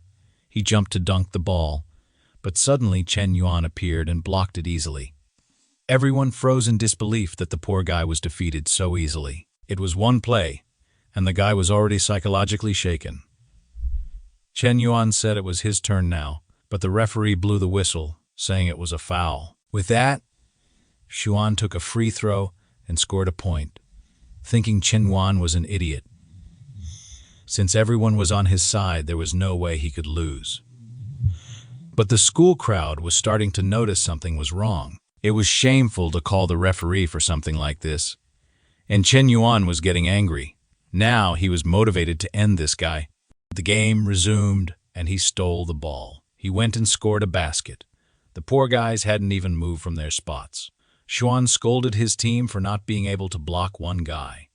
He even cursed Chen Yuan's team for not stopping him. Once again, they tried to surround him, but he jumped and scored another. The referee and the players didn't understand why Chen Yuan was trying so hard. Clearly, the game was rigged for him to lose, so why didn't he just give up? The referee started to remember what he had taught his students about respect and how, when entering a court, you should always give your all. Seeing Chen Yuan trying so hard left everyone in the basketball community emotional. Chen Yuan advanced once more, not understanding why everyone was standing still. People couldn't figure out what was happening on the court. It seemed like no one else was moving. From afar, Kiki said he was winning the game and maintaining his virtues. Xuan couldn't understand why no one was following his plans anymore. The score was now 60-2. Xuan was exhausted, and Chen Yuan was advancing once again to humiliate him. At that moment, he thought that if he at least defended this one, he wouldn't be so embarrassed. Chen Yuan approached. He jumped, and Xuan threw his elbow into his chest.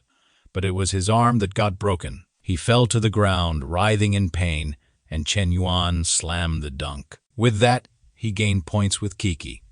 He gained points with Xuan. He gained points with Shuo. He gained points with Shui. He gained points with Cheyenne. As he was leaving, Xuan realized he didn't deserve to be the team captain. It really insulted his skills to have to compete with someone so dirty. Xuan told Chen Yuan to stop being arrogant, saying he would soon regret it. Some girls said they even forgot to record because he was so incredible. Seeing that, Jian wanted to know where Chen Yuan was. She wanted to give him a bottle of water. But Kiki also wanted to give him a bottle of water. However, all four were holding water bottles, with liquid spilling. Chen Yuan fled, sweating nervously. Choosing which bottle to drink the nectar from could make him lose all the others. He took a shower after the game and received a friend request from someone in the group of rich people. The guy called him, and Chen Yuan asked what was up. The guy said it was nothing much. He just wanted to know if the boy wanted a wife. Chen Yuan was skeptical about this offer. The next target was named Goddess Lin Shutong, a 22-year-old actress. Her career was going very well, but she got involved in an online scandal, and the company ended her contract. The guy who called him in the group was Gang, her brother, who was asking for Chen Yuan's help. Chen Yuan asked if he was hearing correctly. Did Gang want him to marry his sister? Gang clarified that it wasn't exactly like that. He said it somewhat casually. It's just that his sister was falsely accused, and now her contract was terminated. So he wanted to know if Chen Yuan would like to buy the house she lives in. Chen Yuan thought he really needed to buy a house for himself. But considering she's an actress, she must love spending money, which would make her a perfect target for the system. He then told Gang Lang to arrange for him to meet his sister and see the house. Gang Lang said he would arrange everything. Now, thinking the group never lies, Chen Yuan thought, Mr. Yan is truly incredible. It seems the rumor that he saved the Shah family isn't a lie. At the house, Go was furious. Obviously, now that her career was going downhill, a bunch of guys were offering to marry her. But she didn't want any of that trash. None of them deserved a beauty like hers. All she wanted was to be a simple actress. Why did everything have to be so difficult? She then received a call. It was her brother, telling her not to worry about money anymore. He had found the perfect person. She was a bit confused about who it was, and her brother explained that it was a very influential guy that recently appeared. Hearing the name Mr. Yan, she already imagined a rundown fat guy. With that, she berated her brother, saying that when he got home, he would get beaten. The brother tried to explain that he was an incredible guy and that she should show him the house, as he was arriving soon. She hung up angrily, saying all men were the same, a real disaster. With her hands to the sky, she swore that even if she had to jump off a building, she wouldn't accept a cent from this man. In front of the house, Chen Yuan was impressed with the structure, and it wasn't very far. He rang the doorbell, and she thought the old man had come running like a desperate fool. She walked slowly down the hallway, just to annoy him. She opened the door, saying she came running for him to stop being annoying, but she blushed as soon as she saw Chen Yuan. Introducing himself, before she could ask who he was, he entered, apologizing. She was impressed that the boss was so young and handsome. He sat on the sofa and told her she could sit too. She was a bit confused as it was her house. She asked if he didn't want to see more of the house, and he said he had seen enough to know it was a good house. After all, that's not why he was there. She wanted to know why. Then he said the most important thing was her, and he wanted her to be his mistress. The boy was bold, activating the system wildly. Gon's appearance was 9.2, but his favorability dropped by 35. Chen Yuan thought this time he wouldn't waste time. He would go on the offensive. But hearing this, she wasn't pleased. The guy came in, asked her to be his mistress, and she would have to humiliate him. She said he was very direct, but it wasn't impossible if he accepted some conditions first. A car worth 10 million, an amazing apartment, and he had to invest 2 billion in 2 films where she would be a lead actress. Before she finished, he said that was very little. It seemed simpler than he thought. She was in disbelief. Obviously, the boy would like it. He was eager to spend all the system's money. Returning home, Goang was shocked. Chen Yuan's car was still there. Why hadn't he left? He entered the room and asked his sister why the expensive car was still there. Despondent, she said she actually got it as a gift from him. Besides that, he deposited a lot of money into her account. The brother then asked if everything went well with the house sale, and if she at least got the 2 million. Showing her phone, she said she got 1 billion. The boy's eyes sparkled, imagining that Chen Yuan really liked his sister. Finally, he could retire and become an uncle who only smoked cigarettes. Goang couldn't forget about Chen Yuan. He handed over the money, said he transferred the card to her name, and left saying he had other things to do. He only came to help her because he didn't like seeing beautiful women suffer. Wow, what a hero. With that, she couldn't forget the boy.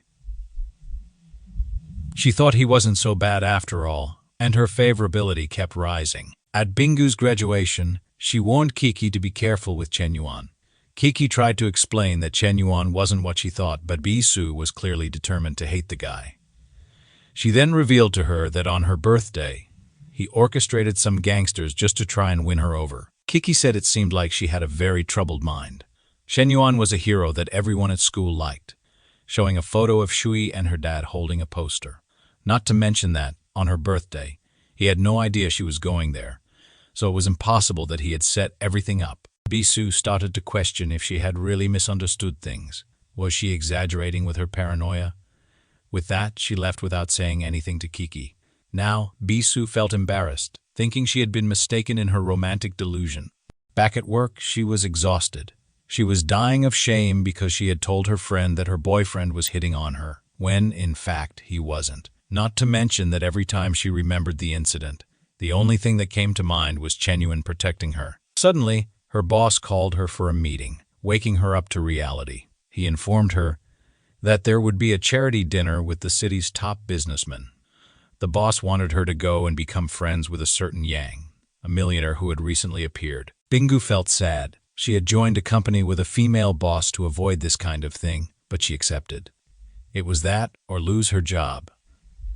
Back at home, Chen Yuan was talking with the guys from the millionaire group. After he gave infinite money to Goang, she had been able to defend herself against the false accusation, and Chen Yuan was impressed with how well she handled things. On the other end of the phone was Chang K, inviting him to the charity dinner. Thinking that it would only be rich people, he knew he could find a way or someone to spend a lot of money on, so of course he would go. At Go's mansion, Renan was doing her best to defend herself from the accusations, but it wasn't easy.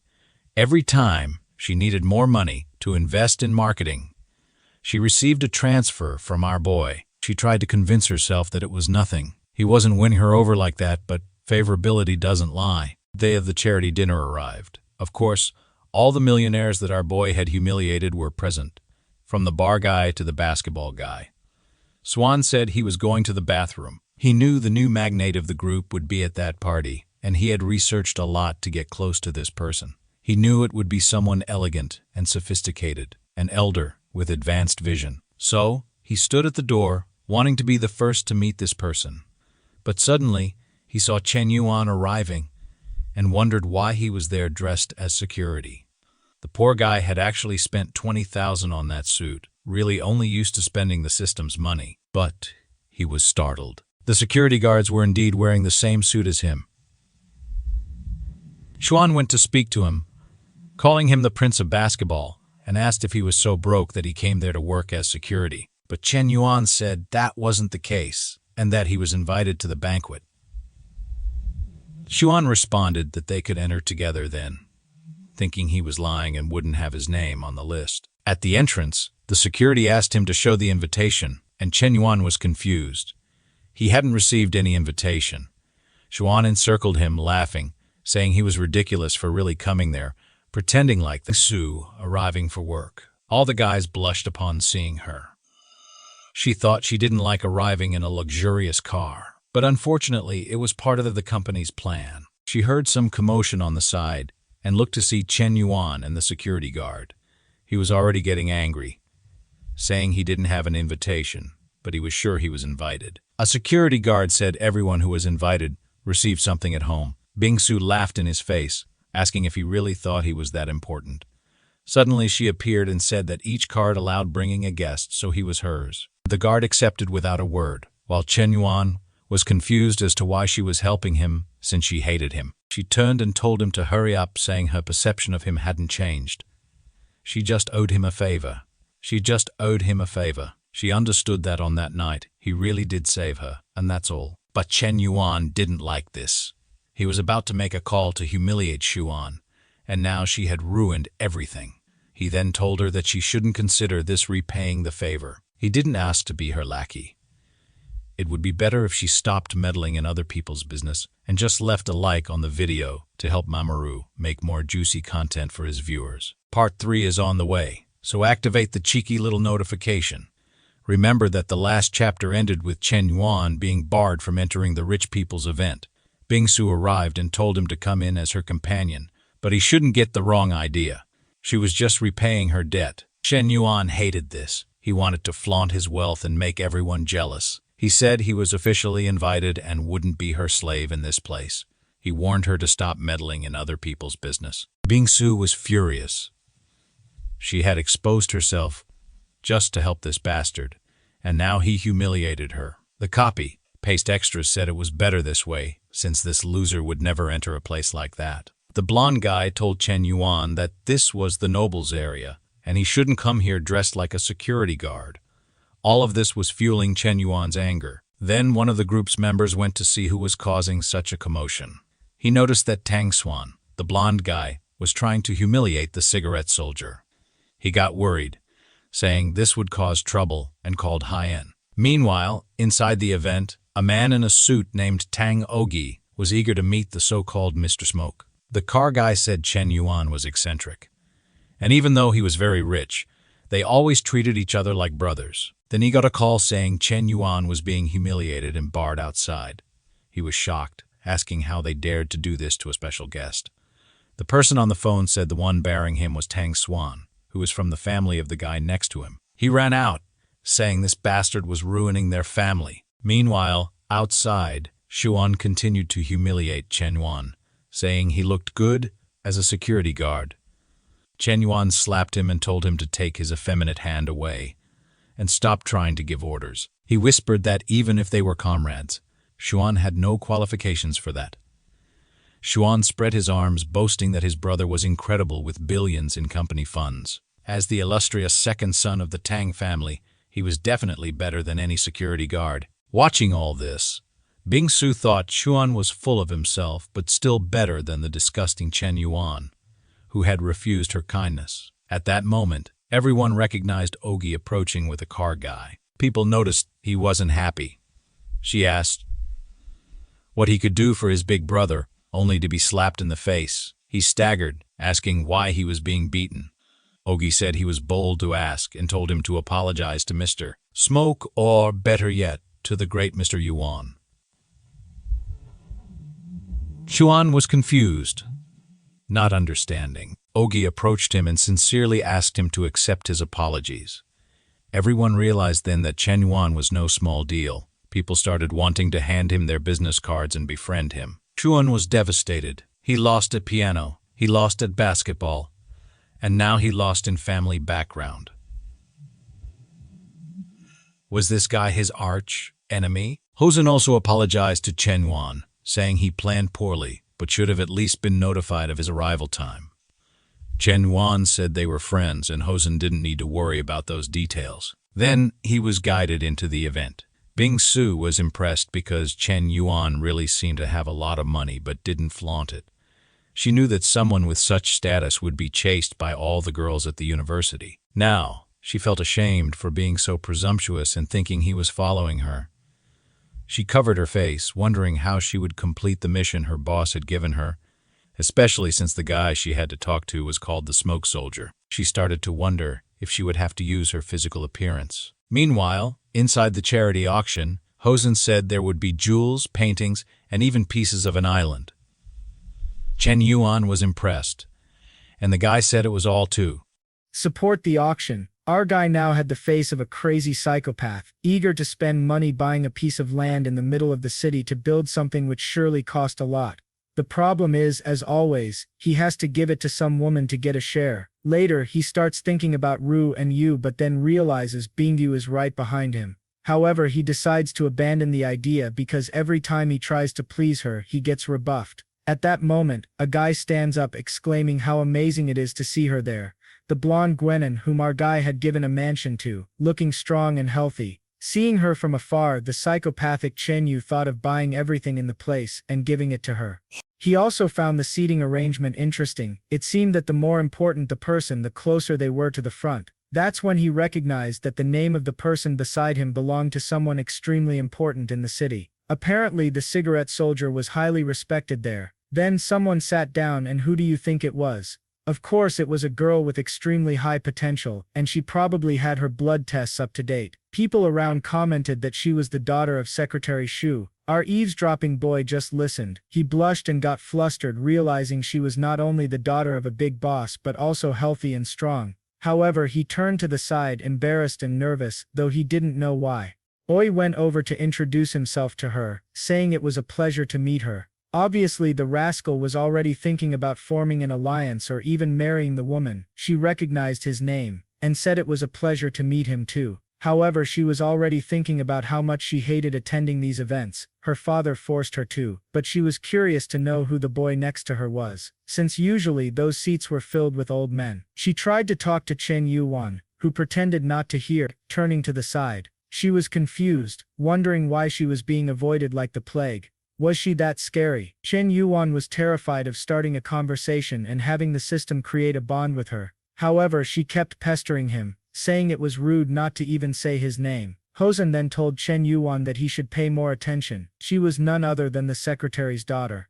He offered to help if Chen Yuan was unwilling. Our boy turned around and introduced himself immediately. The system started its operation. Chen Yumo, 22 years old, 1.73 m tall, 54 kilos, 9.1 appearance, and 0 in favorability. The counterattack gives 10% of what he spends, 35 points, and mastery with firearms. But our boy was devastated. This damn system screwed him again. Upon hearing the name, she said she would remember this, Chen Yuan. With that the auction began. The first item was a replica of the Titanic necklace made with diamond and platinum. Someone immediately offered 20 million. The girls were all fretting, saying they needed to receive that from their fathers or they would die. The bids kept increasing to 130, 150 million. Then Chen Yuan raised the paddle and said he would pay 3 billion. People were impressed with his audacity. Chen Yuan thought that he seemed to control his own money. No father would let their son spend that much.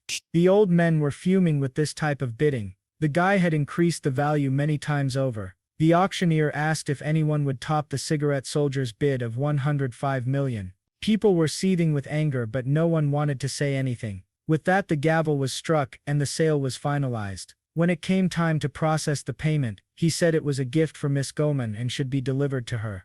Everyone heard this, and her favorability immediately increased by 10. Her brother immediately said the gift she was about to receive was incredible. Favorability kept rising. The poor girl knew he was doing this just to mess with her, but unfortunately she couldn't resist, and her favorability was already at 35. She got angry, saying she couldn't be swayed by such things. She was a woman with dreams and aspirations. She made a dark face, asking if Chen Yuan really thought he could win her over with money. She was showing how formidable she could be. At that moment, the woman brought out the second item for sale. Who would he give this to? It was a crystal piano. The announcer said the bidding would start at 30 million. Someone offered 35 million, and another 40 million, and another 45 million. Of course Chen Yuan raised it to 200 million. He thought this would be the perfect gift for Miss Kiki. Then from the background, someone said they would offer 210 million. He looked back and saw a mage carrying 2 fire spheres. He recognized her as the heir to the fire group, and the owner of several gaming industries. He then raised the bid to 300 million, and she increased it to 310 million. He gave her a hard look and raised it to 500 million. The old men were all crying. Even the auctioneer was angry with this kid. He then asked if anyone would top Mr. Cigarette's offer. The item was sold to him, and she was fuming. The guy thanked him for supporting the city's philanthropy so generously. The woman from the fire group admitted she was defeated, but said buying a piano just to show off without knowing how to play was foolish. Chen Yuan asked why she thought he couldn't play. He stood up and said he would perform on the musical instrument. Of course the rascal was confident, since he had 60 years of mastery. As soon as he started playing, the girls were moved. Tears. This time they really cried. Their eyes lit up as they said his music was nectar to their ears. Everyone in the hall was moved, reminiscing about their lives. Chen Yumo, who also had some professional techniques, wanted to add him. Chen Yuan noticed she was starting to like him. However, he seemed uninterested, and bluntly said he forgot his phone. But this psychopath loved being rejected and gained another 30 points. He wondered why he only encountered crazy people these days. She extended her hand and said it didn't matter that he forgot. He could just give her his number, and she would write it down. He apologized, saying he had a poor memory. She replied that she would send someone to investigate his number. They stood there staring at each other. After realizing he had no way out, he said he was defeated, and would add her. She said she always knew he had his phone, but was just trying to mess with her. The crazy girl thought that good things never fall into your lap. If you want something good you have to go after it. At that moment, the auctioneer announced they would be selling failing companies. Chen Yuan's eyes lit up. The woman then announced a streamer company that had recently faced some problems and shut down. The bid started at 50 million, probably the one Chen Yuan tricked the fool into losing, and he immediately offered 60 million. Our boy was confused as to why no one wanted to compete with him. However, everyone was thinking the same thing. The bastard would triple the value. The presenter said Mr. Chen Yuan was trying to take everything from this place. Was no one willing to make an offer? He struck the gavel 3 times, and it was sold. He then announced he hoped Mr. Chen Yuan could rebuild this company and restore it to its former glory. However, one of the guys there had received information about Chen Yuan and was eager to wipe that smile off his face. He went to the corner of the room and told someone to give him all the details to bring this kid down. He discovered that our boy was 21 years old and came from Hue province. His parents collected oranges and had a pond. The guys looked up all the schools he attended, from high school to university, but the hacker revealed that the bank account he used was a global VIP type. Less than 50 people in the world have access to that type of card, usually used for transactions between countries. The old man wondered what kind of joke this was. A farm boy had a card that only country leaders had. He was sure even the hacker's information was being manipulated. He realized Chen Yuan had enough influence to alter even government records and told the hacker to stop investigating this dangerous guy. AI saw the guy investigating Chen Yuan and discovered something that scared him. He wondered if Chen Yuan was really a descendant of a secret family. However, the guy was a gossip, like an old woman with nothing better to do, and started spreading the news. Soon everyone thought Yuan came from the secret Chen Yu family, one of the 4 hidden families throughout China, with worldwide influence. The guys were babbling like idiots, saying the world was about to face a storm. Even Hosen was uneasy, saying only a dynasty could have such finances. Meanwhile, Chen Yuan was walking around thinking about who spread this rumor since his father was just a fruit seller. At that moment, many were surrounding our boy. Some handed him their room numbers, others invited him to dance. One even said she could do a backflip and asked if he wanted to see. Our boy was shy, not knowing what to do. While people danced, he was being dragged around. That's when he noticed Chen Yuan walking in from afar and realized she was his escape from this situation. He told everyone he already had a dance partner waiting for him. He approached Chen Yuan and asked her for a dance. She was embarrassed, wondering if she should refuse because he might take advantage. However, he gave her the necklace, so it would be rude to make him lose face, and she reluctantly agreed. He pulled her in, saying he wanted to enjoy the moment since he had turned down 18 others just to be with her. The rascal used the system to receive a specialization in dance skills. She was moved, saying he danced well and his hand was warm. She thought he always surprised her but didn't find it unpleasant and was even starting to like it. Boy, all that effort just to gain 5 favorability points. This is tough. Everyone in the hall was talking about the two of them. Chen Yuan found it strange that he wanted to get involved with that girl considering her scandals, but at least he wasn't swayed by that swarm of killer spiders. Of course, she was angry that he rejected her and asked Chen Yuan instead.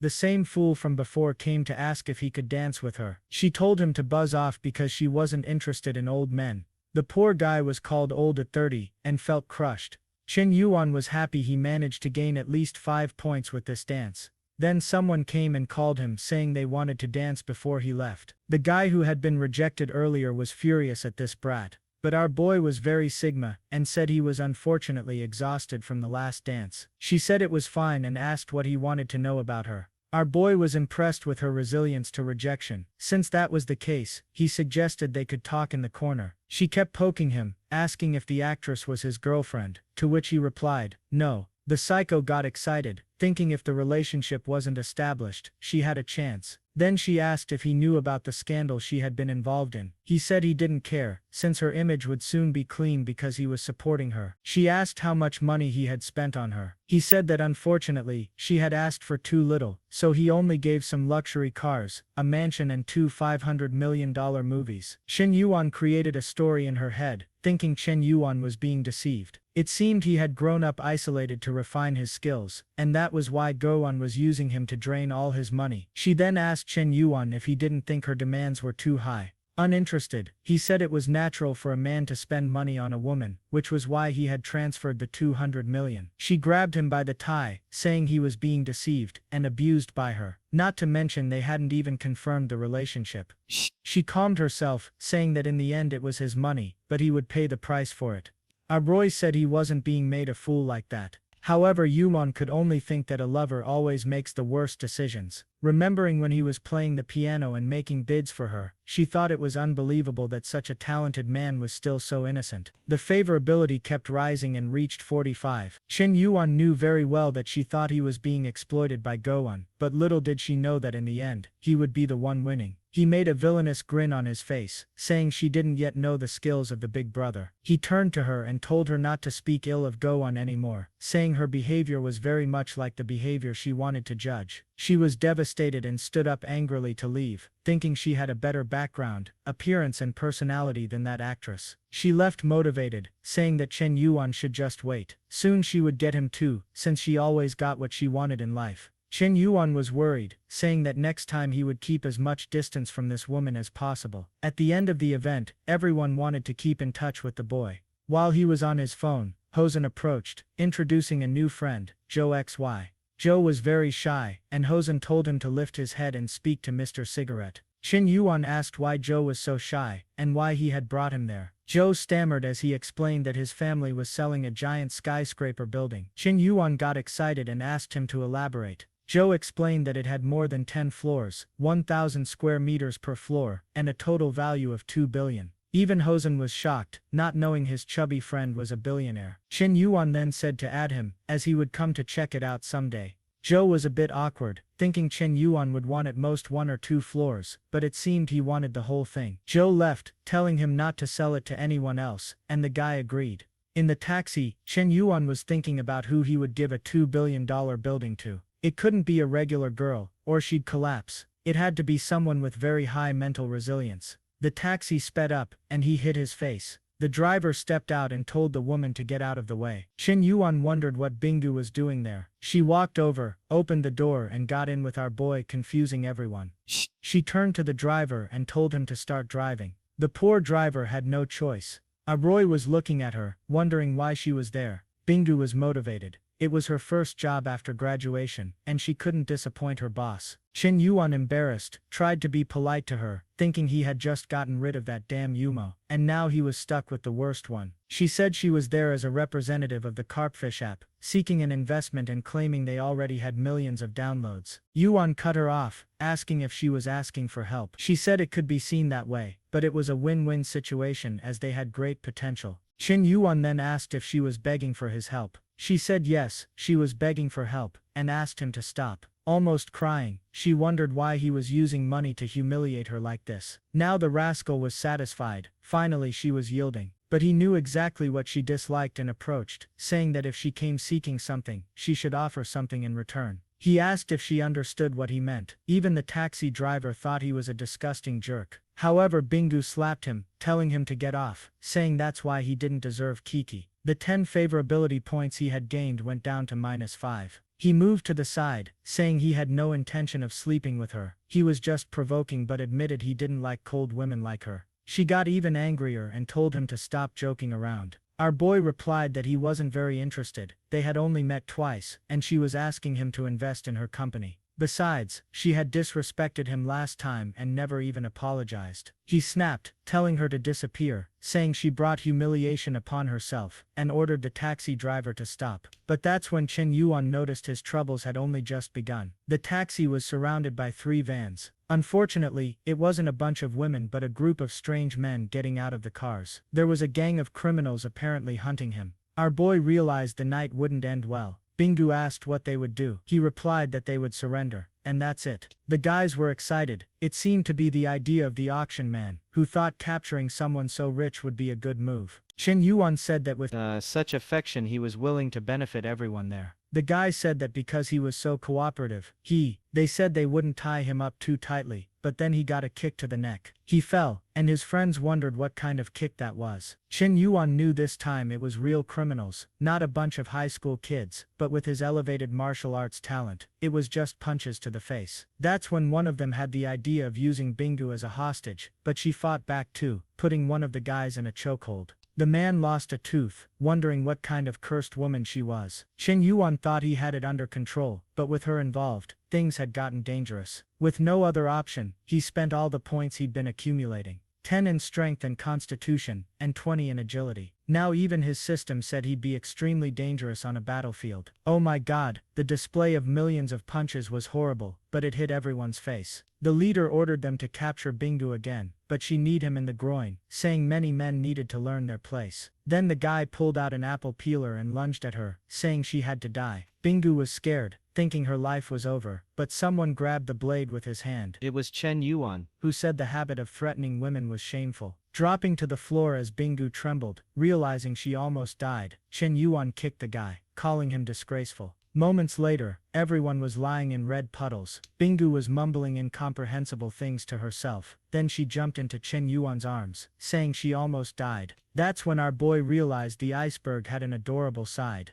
Now the rascal told her not to worry, that he was there for whatever she needed. Those words he said in the taxi were just a joke. In reality, she was an incredible girl. She asked if that was true, and if he really thought that. Chen Yuan said she could trust him. He would visit the carpfish company she mentioned, because he believed in its potential. Now she was thinking that Chen Yuan was the opposite of other guys. He seemed cruel but was actually very kind. He acted shameless, but in the end he was a good guy. Despite coming from such an incredible family, he threw himself into danger to save her. Our boy said it was nothing, just a little scratch, but now it was too late. He gained a bunch of favorability points, shooting straight to 80. With that the police arrived and arrested the criminal. Someone beside him remarked that they hadn't seen him for hours, and he was already in trouble again. Chen Yuan asked why this person was there. Boy, it was Chen Yumo, who turned out to be an officer from the explosive squad, always carrying 2 spheres ready to blow. Our boy had beaten the guys so badly that some were lying wrapped in blankets on the asphalt. The officer reported that 1 was dead, and 7 were severely injured. It looked like a battlefield. Shumo was thinking that 8 bandits came to take him down, but the boy reversed the game. Now she was excited, saying it would be worth it considering his combat skills. Seeing Bingu staring at him, she was sure all the women were eyeing him. She got even angrier because every time she wanted to talk to him, she had to compete. She approached and said they both had to go to the station to recount everything that happened.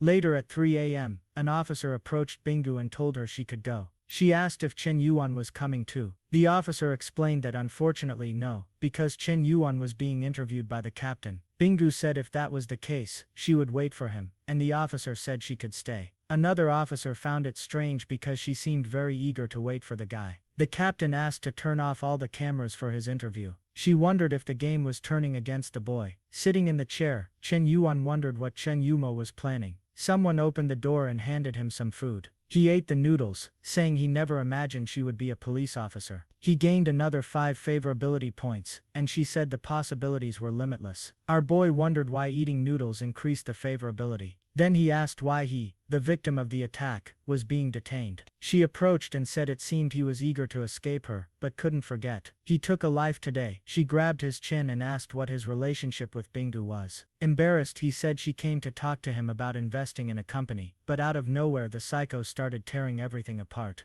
Our boy was beaten up and asked what she was thinking of doing. Respectfully, she pulled out a medical kit. If you thought otherwise, it's your loss, go seek help. She then told him to stop thinking nonsense, because she wasn't going to harm him. Seeing his dumbfounded face, she found it ridiculous that he really thought she would take advantage of him. He said he would never think such a thing, but our boy said she was a very busy woman, so he would take care of it himself. She told him to stay still because he was too clumsy and would end up hurting himself more. Our boy realized he was being crushed, but noticed she was playing a game with him. He remembered well how girls had played this game with him in the past. They seemed to show care and attention at first, but in the end, he was always abandoned, humiliating himself by kissing their feet. Seeing Yumo as a devil, he was sure this was a trap for a Sigma man like him. He then got up and told her to keep her distance, because they had only known each other for a day. Yumo asked what he was talking about. Since she was just bandaging him, he said he wasn't mad, but told her she needed to understand that he had someone else he liked. He turned poetic, saying life is full of encounters, but unfortunately her time had passed. If it had been earlier, she might have had a chance.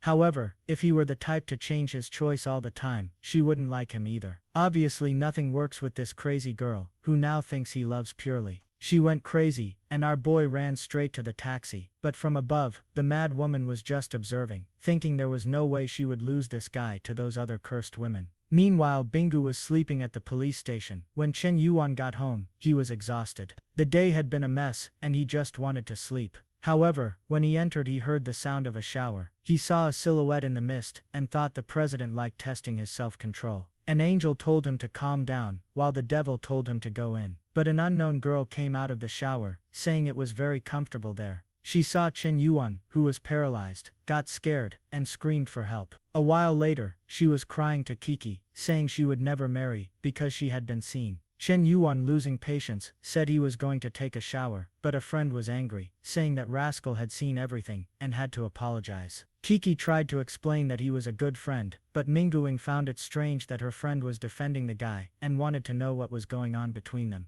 She ran to Kiki, and told her to stop involving herself with losers like him, especially now that she lived in such a house, and was a streamer who received millions. She couldn't get involved with someone like him. Embarrassed, the president said her friend was thinking wrong. Chen Yuan was an extraordinary man. Kiki hadn't explained to her friend that the house wasn't really hers, but Minguing kept trash-talking Chen Yuan, saying that yesterday there was an auction, and a guy bought a bunch of stuff. Only that type of man should be with her. At that moment, someone knocked on the door, saying they had a delivery. Minguing asked what it was, and they replied it was a piano Chen Yuan had bought. The friend was sure it would be an old piano they brought, but strangely, there was a helicopter in front of the house. An armed battalion arrived in an armored car, and they wondered what kind of piano this was. A while later, it was in the middle of the living room, still covered. By now she was scared, wondering what kind of national treasure this was. Minguing got tired of waiting and pulled the cover off. She was blinded by the shine. Obviously it was the crystal piano, and she was completely stunned.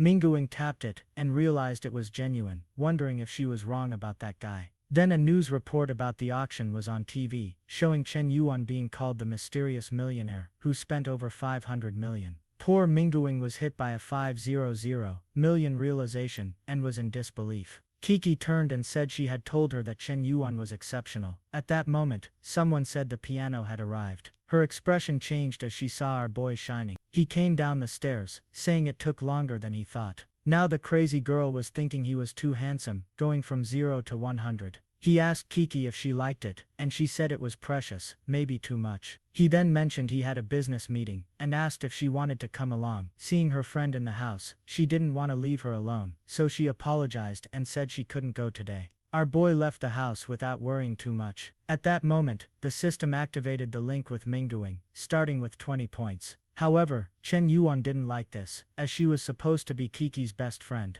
He would have to make her realize that her friend had eyes on her man. While Kiki played music happily, Minguing could only think about having a guy as handsome as him. But our boy doesn't know how to be poorly accompanied anymore, so he called Ruo to join him on the business trip. She was angry, as he had disappeared for days, and now called her for this kind of outing. She thought he had been distant lately, and wondered if it was because they hadn't done anything that night. Already angry, she said that all men seemed to be the same, and his favorability dropped to 95. Our boy from a distance wondered why he lost points without doing anything face to face. He wanted to know why he was losing points, and wondered if it was because he didn't pick her up from home. But our boy, being Sigma, ignored everything she was thinking, and just called the chubby guy to send someone to pick him up. He knew that if he started apologizing, it would only feed these pointless problems. His plan was to solve it with a good old system. Meanwhile, in that building, a guy was talking to his friend, asking if this Chen Yuan was really that amazing. It was the chubby guy's father who asked, and the boy replied that yes, he could be trusted. He was a very wealthy kid.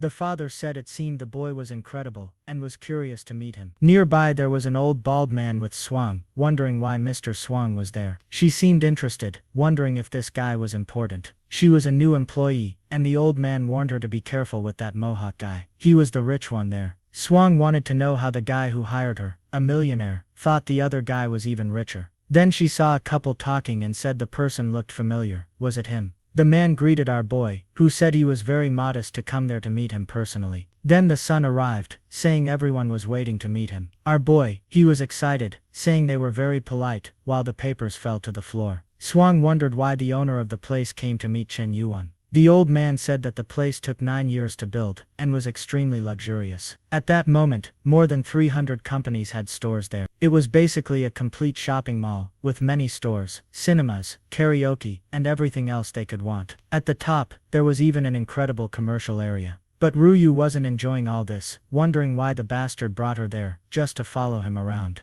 The old man said he would show him all the floors, and he asked Ryu what she thought of the building. She said it didn't seem that bad. Chen Yuan then told the old man that if she liked it, he liked it too. He told him to just name the price, and he would buy it and give it to her.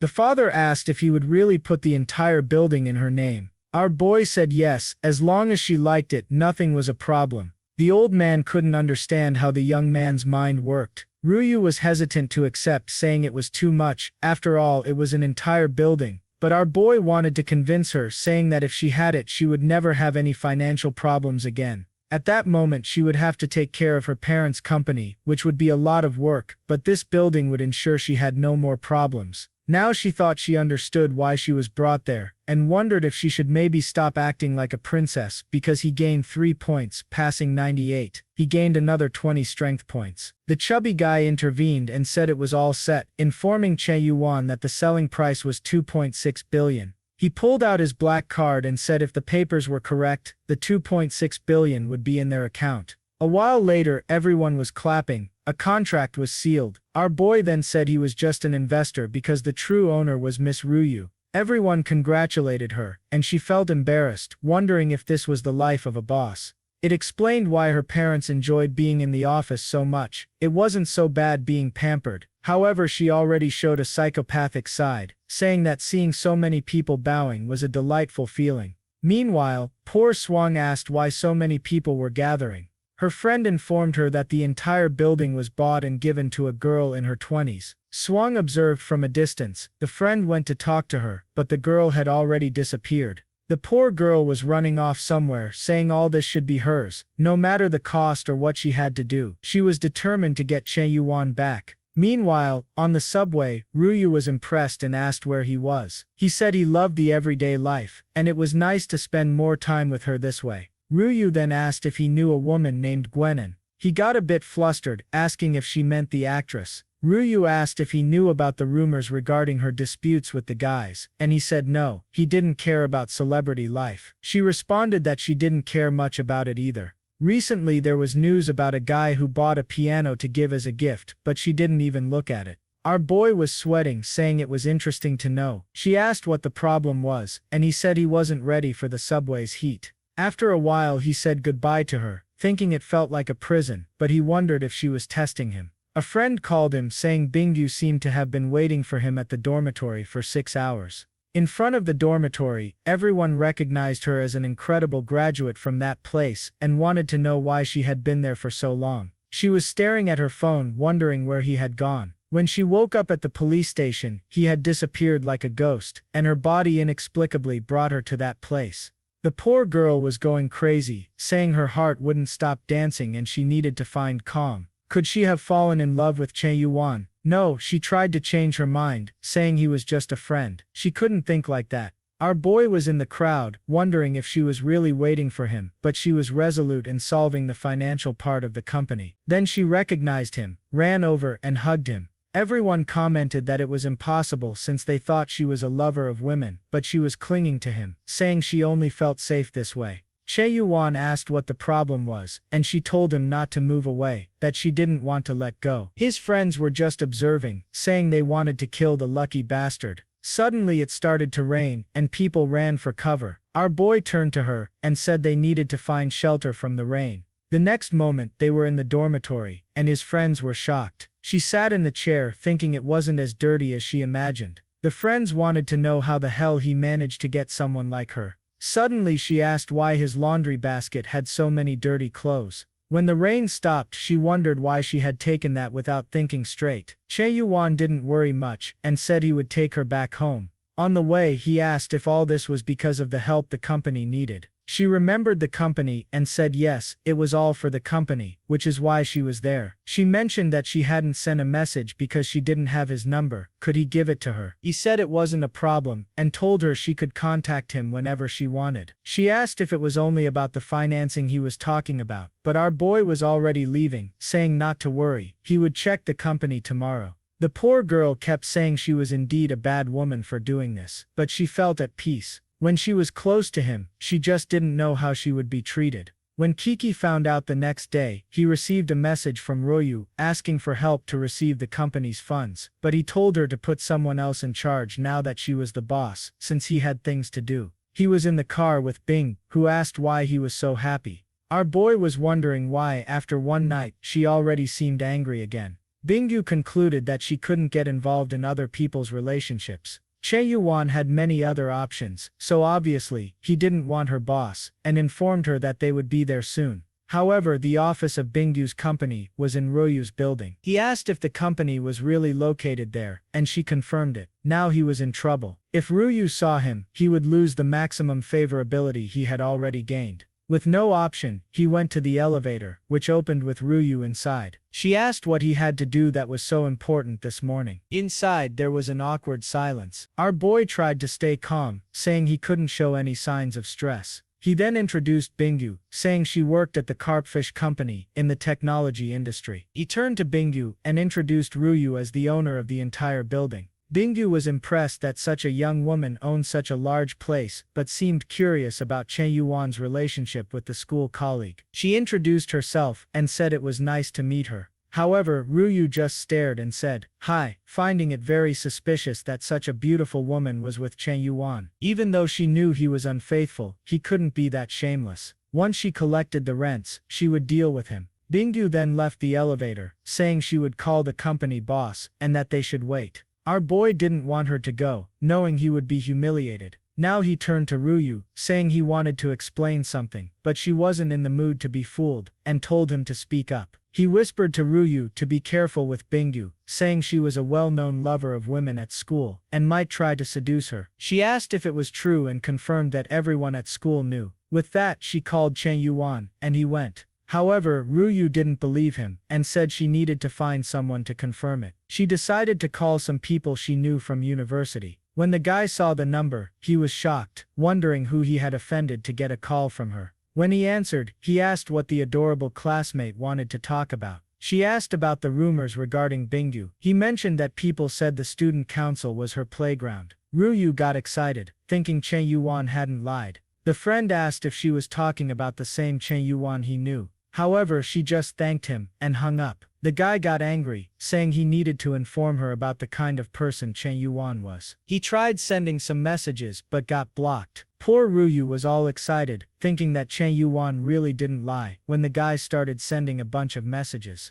She blocked him. In the meeting with the president, in a flexible suit, she went over all the company's numbers. Our boy was there just to spend money, so he wasn't interested in that. He raised his hand and said he already understood well because Bingyu had explained about the company. He asked her to just name the company's price. The president hesitated, knowing she had power that defied logic. She knew her company was worth $1 billion, and needed at least $100 million in investments. She said $1 billion, and our boy was shocked. She wondered if she had mentioned a too high value. Chen Yuan asked if she had really taken all this time to mention such a low value. He then said he would buy 49% for $1 billion, but had a condition. The value was too good, so she wanted to know what the condition was. The president thought she was too old for him to try something like that, but if he insisted too much, it wouldn't be a big problem. He revealed that the condition was that all shares be transferred to Bingyu's name. A while later, he left the room, and she was stunned.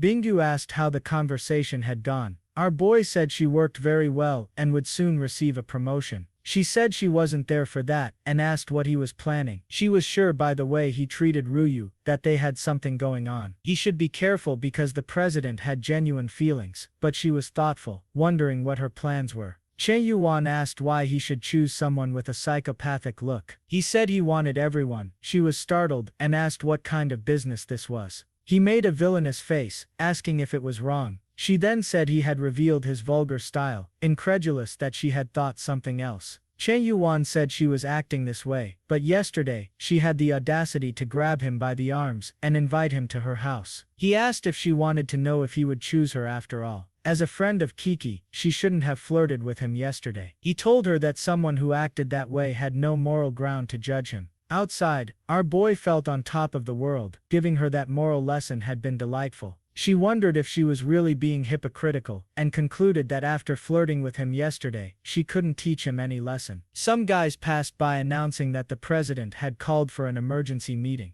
Now she was worried about the outcome of the negotiation. In the meeting room, no one had any idea what the president would say, and Bingu was terrified. The president appeared and announced that the new vice president, from that day forward, would be. Bingu was confused, wondering why she had been promoted. The other employees were angry, especially since she had started working just a week ago. The president said they had no say in the matter, as Bingu was a skilled, wealthy woman who had contributed significantly to the company. She presented the contract showing that Bingu owned 49% of the company's shares. With that, no one could question anything. The president thought to herself that Chen Yuan was quite the boss, so young, and already buying half the company. People commented that they never imagined Bingu had so much money. The president raised her arm and told everyone to applaud her. Bingu, emotional, wondered if this was Chen Yuan's doing. She remembered him asking how she was sure he wouldn't choose her. She blushed and felt passionate, thinking this proved that he chose her after all. She gained 5 favorability points, then another 5, reaching 95. Now she was Chen Yuan's bootlicker, and he gained 35 strength points. Since he spent 1 billion on her, he received 100 million back. Rivalry was confident, saying that having a spending strategy was the best plan. When he was just throwing everything around, he neither spent much nor gained much. But now that he planned step by step, he managed to invest much more, and came out profitable. At that moment, his phone rang. It was Jie Zenin, crying, and asking if she was an idiot. He asked what the problem was, and she said the former director had bought a bunch of people to speak ill of her again. The entire industry was cursing her, ruining her public opinion once more. Chen Yuan was shocked. Who was the bastard who had overturned his counterattack? He had spent 200 million, and they managed to reverse the opinion again. He told her to calm down, and that he would take care of everything. This guy, known as Lord Tiger, or Wang Yahoo, was infamous for using his influence in the industry to take advantage of women. It seemed this significant change in opinion was due to another actress named Fang. Chen Yuan asked if she was that influential, and Hosen confirmed she was extremely famous and made many donations, so anything she said was taken to heart by the public. Hosen warned Chen Yuan that to take down a guy like Wang Yahoo, they would need unconventional methods. Our boy asked what the plan was, and Hosen handed him a card of someone who had information that could ruin Wang Yahoo's career. All they needed was to find this person. The scene shifted to a busy street, where our boy wondered who would work in a place like that. Climbing some floors, he heard someone shouting about receiving payment next month. Approaching, he wondered why this guy was there. It was the pineapple-headed chubby guy cursing a man on the ground, saying they would cut his hand off. The bespectacled man, Sigun, apologized, saying he was about to finish a film and would make a lot of money to pay off his debts. But the pineapple guy said this kid had offended Wang Yahoo, the so-called tiger, so it would be impossible for his film to succeed. Sigun insisted that his film had a lot of potential, and that this time it would succeed. The chubby guy was about to strike him when someone ordered him to stop. The chubby guy got punched in the face and fell to the ground again. The kid got up, asking who was brave enough to do that. Chen Yuan asked if he had forgotten him, and immediately the chubby guy started crying, remembering his father's warning never to provoke this kid. He quickly apologized, saying he would leave if that was the case, and they ran away. Seeing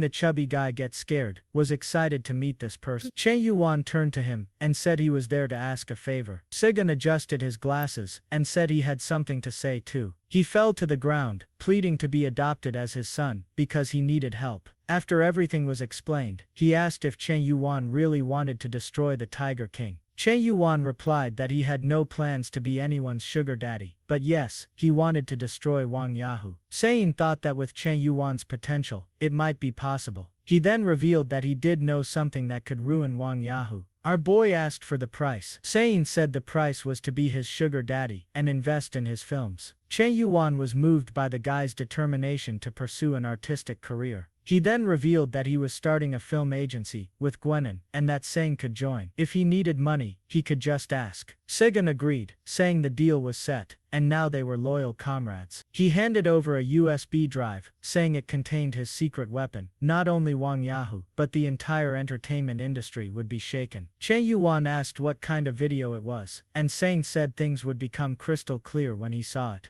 The video showed Wang Yahoo with a popular actress. Our boy said that with such information, they could really threaten both of them. Sein warned that it would be terrifying, but Chen Yuan assured him that with his support, nothing would go wrong. Meanwhile, at Gao Ran's house, she was furious because people hadn't stopped cursing her for 3 days. At this rate, she was beginning to consider leaving the entertainment industry. She then received a call from Chen Yuan and wondered why he wanted to talk to her. When she answered, he asked if she was alone. She said yes, and he said he would come over. Then she felt embarrassed, wondering why he wanted to know if she was alone to visit her. She was protecting her body, nose bleeding, thinking he had lost control. 10 minutes later, he was already at the door. She thought he was too desperate and anxious, like any other man. But when she opened the door, there was a chubby guy next to him, and she wondered who he was. She told Chen Yuan he was crazy for thinking something like that, ignoring her comments, and introduced Gang Zhen as a great and talented director. Now, she felt embarrassed, realizing he wasn't there for anything inappropriate, but to help.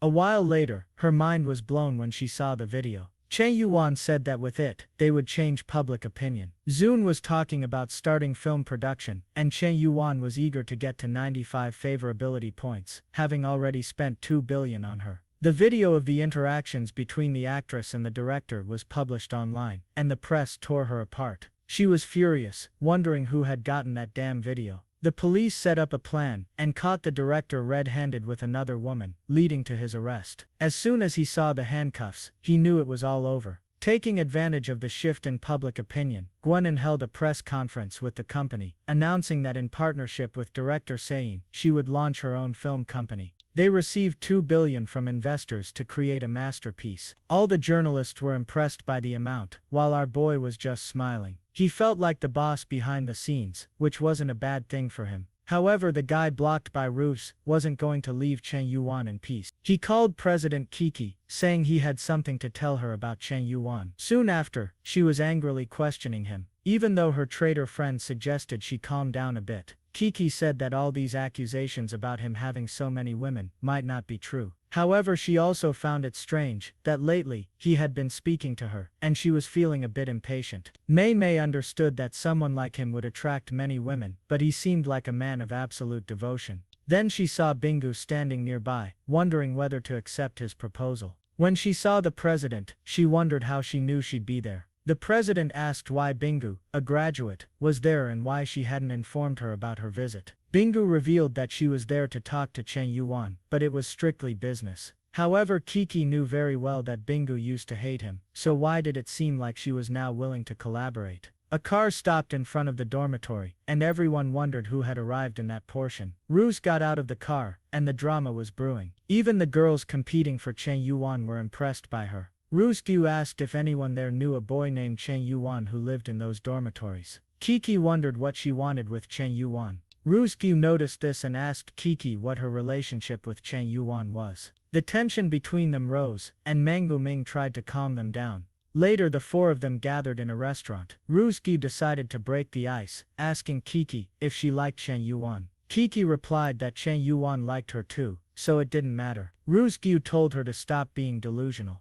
Chen Yuan had been following her for 5 years, and even got beaten up for her in high school, so obviously he liked her more. Mangu Ming, who once wanted to steal Chen Yuan, now defended the president, saying that Chen Yuan had given her a mansion and an extremely expensive piano. Remembering the news about the piano, Roosgu wondered if Chen Yuan was really involved with 2 women, but she got angry, saying she could lose to these women. She revealed that Chen Yuan had bought an entire building for her, valuing at 2.6 billion. This made the president think deeply. Was everything Chen Yuan had told her a lie? Bingu then spoke up, saying she also received 1 billion and shares from Chen Yuan. The 4 of them were left speechless. Kiki said she would call them right now to sort this out, but then she mentioned that he never actually confirmed they were in a relationship. Whenever someone asked, he said they were close friends. Roosgi said it was the same with her. Mangu Ming said they needed to confirm if he was using this as a strategy to be with multiple women. Roosgi stood up, saying she would resolve this now. However, Mangu Ming said someone like him deserved 1,000 deaths.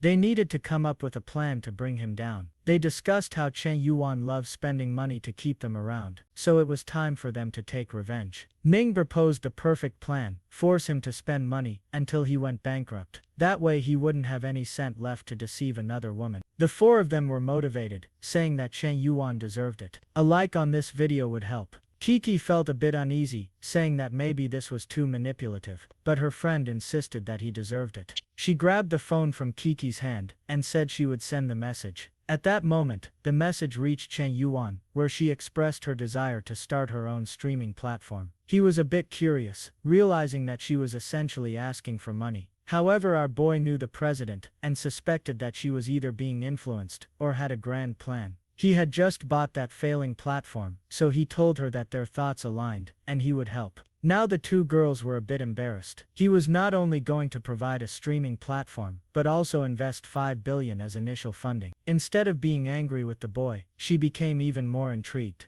More enamored, she said that he always plans everything for her future. She felt moved, thinking that no matter how wrong his actions seemed, he always cared about her growth. In the end, Mang Buming told her to accept quickly, before Chen Yuan changed his mind, and Kiki said he never does that. While she was sending the message for Chen Yuan to start the process immediately, she was seething with anger, because she couldn't find a man like him. In his room, the protagonist knew very well that it wasn't Kiki sending the messages. The way of talking and the style of words were completely different. He already suspected it was Mang Buming, which was perfect because he would end up spending even more money. At Ruski's house, her mother asked if Chen Yuan was cheating on her. She said yes because he was involved with a lot of girls. Even though their relationship wasn't confirmed, they were already very close. She received a message and said that the group was active. Her mother asked what group it was, and she explained that it was one formed by his girls to get revenge. In the group, Kiki sent a message saying she was going to receive a streaming platform.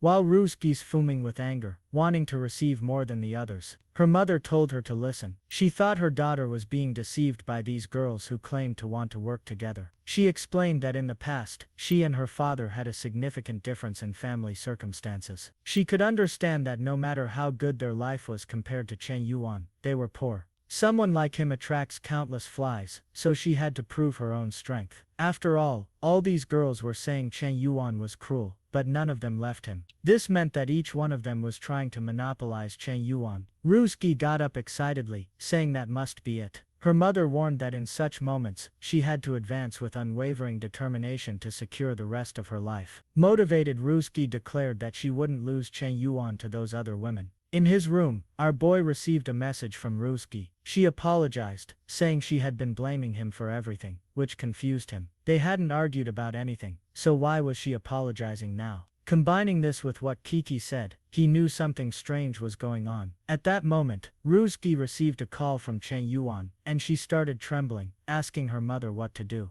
Her mother told her to accept it quickly and do her best. When Ruski answered, our boy said he had something to tell her. He mentioned that he had recently invested in a streaming platform and made a senior named Xiao Kiki the manager. Ruski got excited that he told her the truth. Her mother asked what he said, and she replied that he had told her everything the girls had put in the group. With this, her mother beamed, saying her daughter should realize that to him, she was the most important girl. Ruski got all creamy and happy, thinking that Chen Yuan really wasn't as bad as she thought, and that he liked her. She was now emotional, thinking she was reciprocating his love by teaming up with other women. She began to realize that she needed to learn to treat him well. Her mother asked why she was crying, and she said she knew she had messed up and wanted to fix things. She planned to give him a gift that would surprise him. Haha, what could this little present be? Tell us. Our boy was still clueless. The next day, a guy was already delivering the platform's papers for Kiki to sign. With that, she became the owner of the streaming platform, called Big Cat. Seeing how much they owed, she understood why Chen Yuan sent 5 billion. However, she was a bit conflicted, thinking that no matter how much he considered her, he didn't have a good personality. But her mood changed instantly when she realized he transferred 2 billion without hesitation, so she felt she had to show gratitude. This girl is bipolar. At a car show, she wanted to buy a car for the boy, and wondered which one he would like. She remembered he had a Ferrari, and thought about getting him another one. But just then, she saw Ruski there. They noticed each other, and the president asked if she was there to buy a car. Ruski replied that her father's birthday was coming up and asked Kiki if she wasn't there to buy something for Chen Yuan. But obviously, she already disliked the president's presence. Trembling, she responded that she would never buy a car for that bastard, and was there for her father as well. With that, the girls got excited, saying it was a huge coincidence. However, someone came and called both of them. It was Bingu, and they asked why she was there. She said that her father's birthday was coming up and she was going to buy a car. With that, all three were sweating, saying it was an incredible coincidence. However, now Ruse assures that this revenge plan against Chen Yuan was all a lie. The problem for her was that Xiao Kiki had 2 billion, and she didn't have that much money on hand. She would have to call in some foreign help. She called her mother and told her everything, who said not to worry. She immediately told the guy at home to transfer the money to Ruski. The guy explained that the funds were being saved for the younger boy's wedding. However, the mother sent him to leave immediately, since the priority at the moment was keeping Chen Yuan with Ruski. With that, she received 60 million from the family. She was already emotional, realizing that now her family was valuing her. If that's the case, she would win against Xiao Kiki. Elsewhere at the fair, Hosen was talking to our boy, saying he would take him to the VIP area, where there were a lot of expensive things that were not cars. Our boy was drooling, saying that this fair was amazing. However, that's when he wondered. Ruski Toltsi were talking right in front of him, and even Bingu came to bring water. At that moment, Chen Yuan wondered if they were forming some kind of alliance. Bingu felt like something, and turned around, but there was only Hosen, and she found it strange. Our boy had hidden behind him. He knew that things would go wrong one day or another, but didn't expect it to be so soon. Now he was sure they all knew what he was doing. The good part was that none of them had left him. However, he made an evil face, saying that they had favorability above 95, so it was a chance to change things. Acting very masculine, he told Hosan that he was interested in the most expensive cars in that place. At that moment, Hosan replied not to worry because they had brought everything he could want, a Pagani, a Lamborghini Aronian, and a Bugatti Veyron. Instantly, our boy said he wanted all three, and asked for the price. Hosan felt a bit embarrassed, asking why he wanted all of them.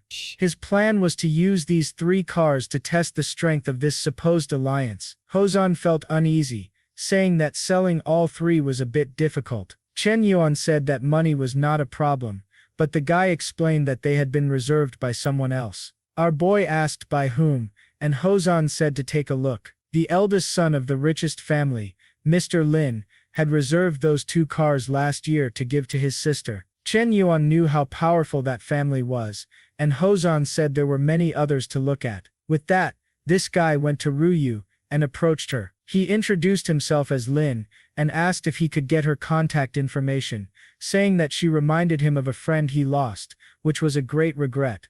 At that moment, she noticed Chen Yuan on the side. Seeing his angry face, she wondered why he was like that. She had no intention of giving her number to this guy, so why was he acting this way? She got angry, because he played with her and then looked at her like that.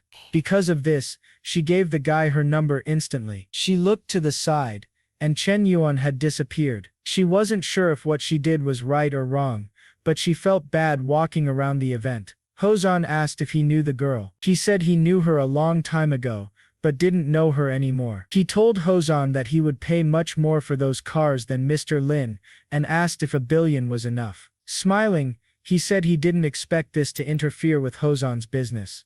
At that moment, Hosan smiled, saying the guy was an idiot. When talking about 1 billion, anything could be done. He was excited. He would profit 100 million more than usual just because of the fight between the two, and that was perfect. He knew that Mr. Lin was important, but not more important than 800 million in his account. The card was swiped, and our boy was now confident. Hosan asked if he wanted anything else, and our boy said he wanted to prepare something for the exhibition at the event. Ruyu was still looking for our boy. Suddenly, some guys came and placed a piano in the middle of the event. Everyone was confused because this sort of thing wasn't common. Then, out of nowhere, Chen Yuan started playing, and she wondered what song it was since she had never heard it before. The sound was melancholic, and she began to cry. People at the event were all emotional, saying that it felt like seeing a distant person. Shiki remarked that Chen Yuan didn't seem very happy, and Bingyu asked if it was because of what Ruyu did. Ruyu herself began to realize that his music conveyed a sense of disappointment. Chen Yuan finished playing, and stood up, saying that when you love people, you let them do what they want, even if it means getting hurt yourself. He walked away, saying that Ruyu was now free. She started crying, saying she was wrong, and begged him not to leave her. She tried to run after him desperately, but Hosan told her to wait. He asked if she was Ruyu, and she confirmed. With that, he handed her a document, saying that she had received a Lamborghini Aronian from Chen Yuan. She stood there trembling, not understanding what was happening. Hozan explained that Chen Yuan had bought the car for her, without much thought. Apparently, he had deep feelings and was very generous. Now she was all distraught, crying, wondering what she had done. She had destroyed all his trust out of selfishness, and was left abandoned at the event. The other two girls approached her, telling her not to cry. Then Hozan arrived, and also informed them that they both received multi-million-dollar cars. They stared at each other, thinking about our boy. Bingyu said it seemed Chen Yuan knew everything. Shiki confirmed, saying that even though he knew, he never questioned what they would do. In the end, he tried to maintain the balance of their relationships. Despite being a jerk, he was still a jerk who cared about them emotionally. Shiki said he gave everything without expecting anything in return. Bingyu added that, in the end, they could always rely on him. Ruyu said she felt horrible for trying to deceive him, just for money. With that, he gained another point of favorability with all three, reaching 99. In a taxi on the way home, he was excited that 1 billion had brought him to the brink of reaching 100 with all three, and he was curious to know what would happen at the maximum score. At the university, Ruyu apologized, but he said he wanted to be alone for a while. The boy wasn't stupid, and knew that if he spoiled her too much, she would always cause trouble. While walking around, someone asked if it was really him. It was Shu, whom they hadn't seen in a long time. She looked very casual. She seemed a bit different today. She grabbed his arm and started pulling him, saying she wanted to show him something. He asked what it was, and she said it was a secret. He already suspected she probably wanted some branded bag. In the end, they're all the same, but he was curious to see what it was this time. In front of the apartment, he asked what she was planning, and she told him not to be impatient. She opened the place, revealing a bunch of portraits of Chen Yuan hanging on the walls. He felt a bit embarrassed, and asked if she had done all that. She said yes. The place was too empty, so she made some portraits. He asked if that was the surprise, and she said no, it was just part of it. She told him that the house was the gift she would give him. He felt awkward, asking if she was really going to give him the entire house. She said yes. After the donation he made, her father stopped getting involved in gambling and managed to rebuild a family. Because of that, his business kept improving with her father's change. She realized she also had to reflect on her actions. She said she used to be very materialistic and understood why our boy didn't like her. She announced that she would become a woman deserving of him and win him over again. Man, what a plot twist. Our boy was confused. As far as he knew, this girl was only interested in material things. He said the house was too extravagant, but she replied that he had already given her 5 million, and this house only cost 3.5 million. If you thought about it, she was still taking 1.5 million from him. The crafty girl had even done the math, and I believe she's the least in debt. She handed over the key, saying she knew it might not mean much to him, but it was the best way for her to repay him. Our boy became thoughtful, understanding why she hadn't been in contact recently. Of all the girls he had been helping, she's the one with the poorest family, yet until now, she has taken the least amount of money from him. Our boy smiled, saying that this kind of woman aligns with his intentions. With that, he accepted the gift and immediately received a call from his friend inviting him to dinner. Upon arriving, the boys were impressed that he brought the legendary Shul. He apologized for being late and introduced her.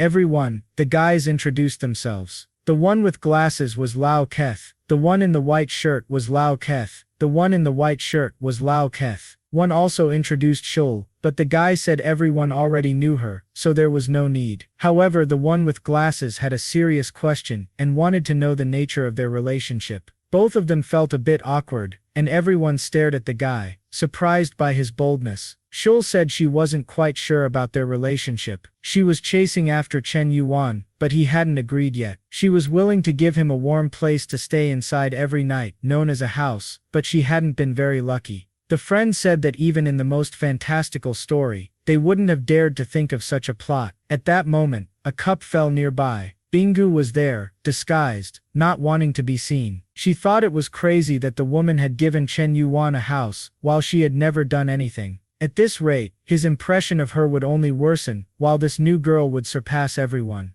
She quickly went to the group chat to inform the others, telling them about a girl named Shul, who gave Chen Yuan a house. She also mentioned the restaurant. Ru, who said she was heading there now, finished eating, and the group asked for the bill. However, Shul said she would pay for everything, since it was the first time they were eating together. Chen Yuan thanked her for the kindness, but informed her that he had already paid. She thanked him and said she had to return to work at the internet cafe, and would see him later. Chen Yuan started to like her, saying that she was surprising, but not annoying. Meanwhile, Bingu thought this girl was a master of several tactics. Clearly, she was at least an S-rank opponent. The friends approached Chen Yuan and asked when he developed this legendary charm. Our boy explained that he could teach, but the person had to want to learn. The friend said he was joking, but warned that he thought Shul was a different kind of woman. However, after meeting her, he just hoped his friend wouldn't hurt her. Chen Yuan said not to worry, because he was the type to always give his all in love. As they were leaving, they saw a guy named He pass by. Chen Yuan got excited. It was him who had been passing information about our boy to the girls, and it seemed he still didn't know. At that moment, a Rolls-Royce stopped in front of the restaurant, and he wondered if it was real. The car's window rolled down, and out stepped a furious Rubo, but the idiot Liuan was smitten. She walked towards Chen Yuan, and he was sure she was going to scold him. However, she hugged him, crying and apologizing, saying she had been doing everything wrong. She informed him that she had deleted that person's number, and never wanted to see him again. She just wanted forgiveness. Seeing her using heavy spherical tactics against our boy, the guys were astonished by her skills. Leon was seething with anger, as he had been bad-mouthing Chen Yuan to her behind his back, but in the end, she was there licking his boots. Our boy told her not to worry because she had never been wrong. They really had no relationship, and he shouldn't get involved with whomever she befriends. She said she didn't want him to think things were like that, and that she had chosen this gift for him. Besides the cars he bought, this Rolls-Royce was the most useful. It was expensive at the event, and she hoped he would accept it. Man, it's daytime, but this girl was shooting high beams on her boy. Leon was fuming while Chen Yuan realized that she had been learning, but he turned to her and said it was a shame. He no longer believed in love. He would accept the car just so she wouldn't be embarrassed and invited Bingu for a ride. Bingu said it wasn't right to invite her to ride in a car that was Rubo's gift. Chen Yuan replied that a gift once received was now his and told her to get in. She agreed, saying it was fine, but that he didn't need to be so insistent. With that, our boy sped off, leaving Rubo in the dust. Leong told her to wake up to reality, because Chen Yuan was just playing with her. However, she responded that Chen Yuan had already sacrificed a lot for her. The guy kept insisting, saying it was all for her father's sake, but she told him to stop talking to her as if she wanted Chen Yuan to play with her. If she did, she would let him. She was sure Chen Yuan was deliberately trying to irritate her, but this only proved that, in the end, he still hadn't forgotten their relationship.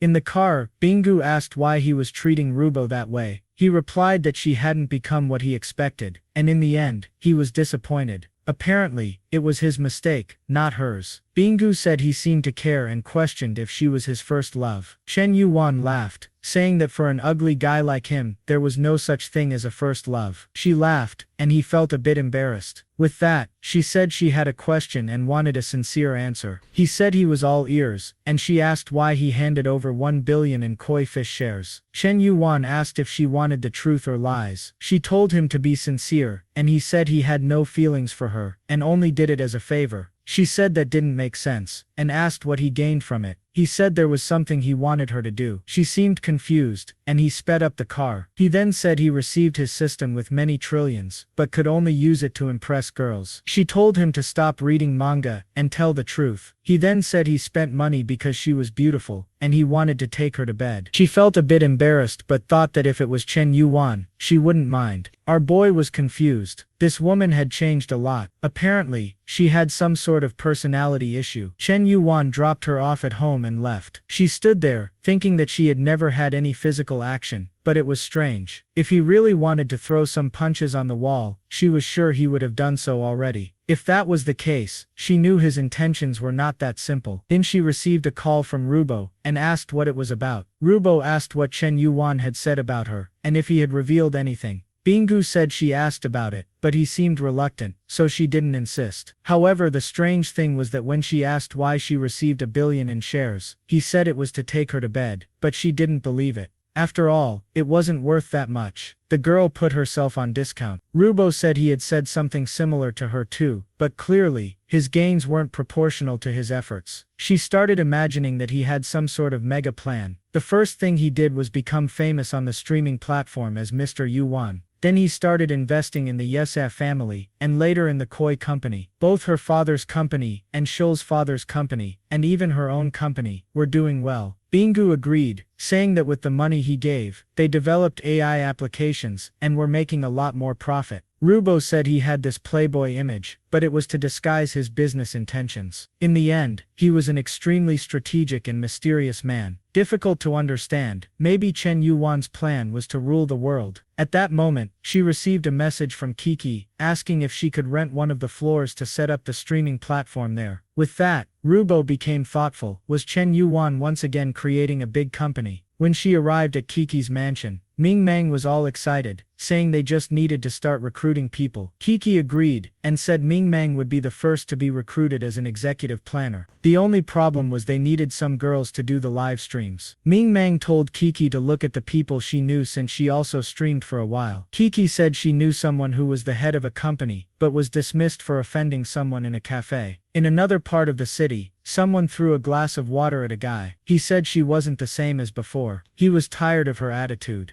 Of course it was Shen Shuli, the girl from Shark Live. She screamed at the guy, saying he had been living off her money, and now wanted to leave. He said he wanted to break up, because he was still very young, and what she could offer, he could find in any other girl. Then he left, saying goodbye to the lady, and mentioning that he had already paid the bill. The people in the restaurant started gossiping, saying she was an old cow, wanting to eat fresh grass. Shen Shuli was fuming with anger, saying that all men were the same, but even if it took 60 years, she would make that guy pay the price. At that moment, she received a call from Kiki, and wondered why this girl was calling. She was invited to partner in a new business. Meanwhile, Chen Yuan was sleeping in his room. He heard someone at the door and wondered if a thief was entering. He grabbed a vase, and got ready to strike. Someone entered, carrying a jug, and as he went to hit them, he saw it was Shuli and he stopped. He asked what she was doing there, saying she didn't even say hi. She apologized, saying she didn't expect him to move in so quickly, but outside, she was crying thick tears, saying his body was incredible, and even had to die for abs. Boldly, he said that she saw him shirtless, but he hadn't seen anything yet.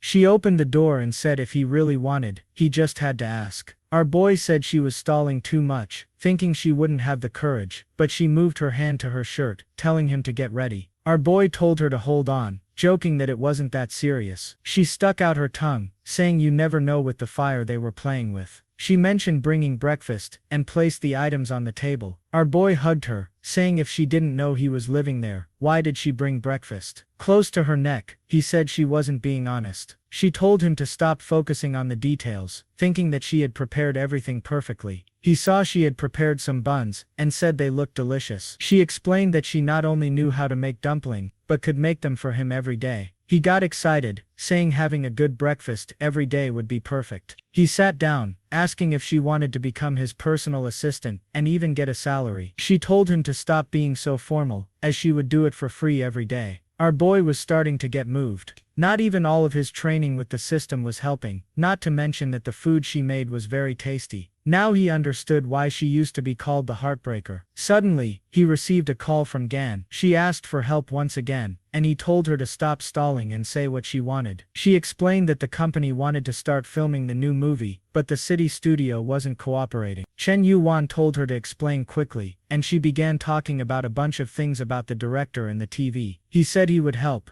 immediately informed her that he would transfer some billions for her to start her own TV company, and in a few days, he would visit. He just wanted to be kept updated. Gan was confused about how he spent so much money like that. However, he didn't care about that, and was more interested in thanking Shul for breakfast. Chen Yuan said that maybe it would be better if she moved out of that place. She was startled and asked why, wanting to know if she had done something wrong. He explained that if she kept entering without knocking, things could get strange. He asked if he could have a spare key. She agreed, and handed it to him. But the crafty girl had more than one spare key. However, Chen Yuan turned, and said he knew she had more than one key, and if she didn't respect his privacy, he would leave. He said goodbye, saying he knew she understood people's feeling. He left, thinking that this time he would keep things more controlled. Outside, the friend from before said that he finally arrived. However, Deb came up beside him, looking angry, because she wanted to discuss personal matters with Wei. The girl was all excited, sure that it was worth putting on good makeup today.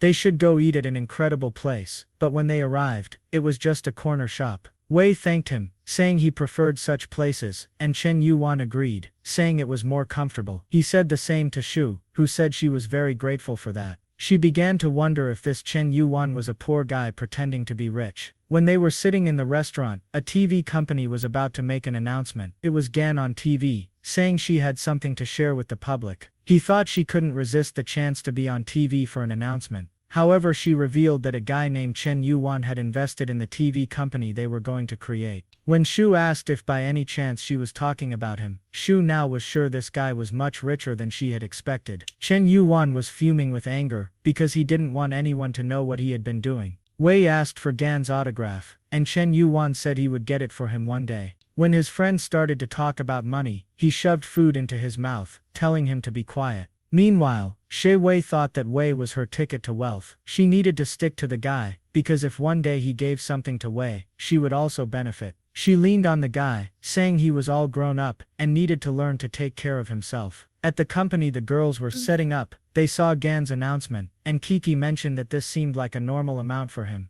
The girls discussed how he seemed involved in more industries than they had imagined. Ruwa remarked that even for Chen Yuan, this must have been a decision years in the making. Bingu agreed, saying his actions might seem random, but always had a deeper meaning. Ruwa began to remember everything he had done, wondering what his plan was. In the end, she had no idea. Meng Meng suggested that Kiki tell everyone that he was also an investor in their company, which would attract more people. She knew that having a billionaire investor would completely change public opinion about the company and attract many sponsors. Ruwa thought this must be part of his plan too. They began to think that our boy was very intimidating. Just then, Shen Yuani approached and asked what they were discussing. Kiki said they were talking about Gan and the investor, Mr. Yuan. Embarrassed. Shui asked who this Mr. Yuan was. Meng Meng explained that it was Chen Yuan, known by everyone there, and he was also an investor in their company now. Poor Shui was trembling, asking if she could resign from her position. Kiki told her to think carefully, because they needed her help in the company.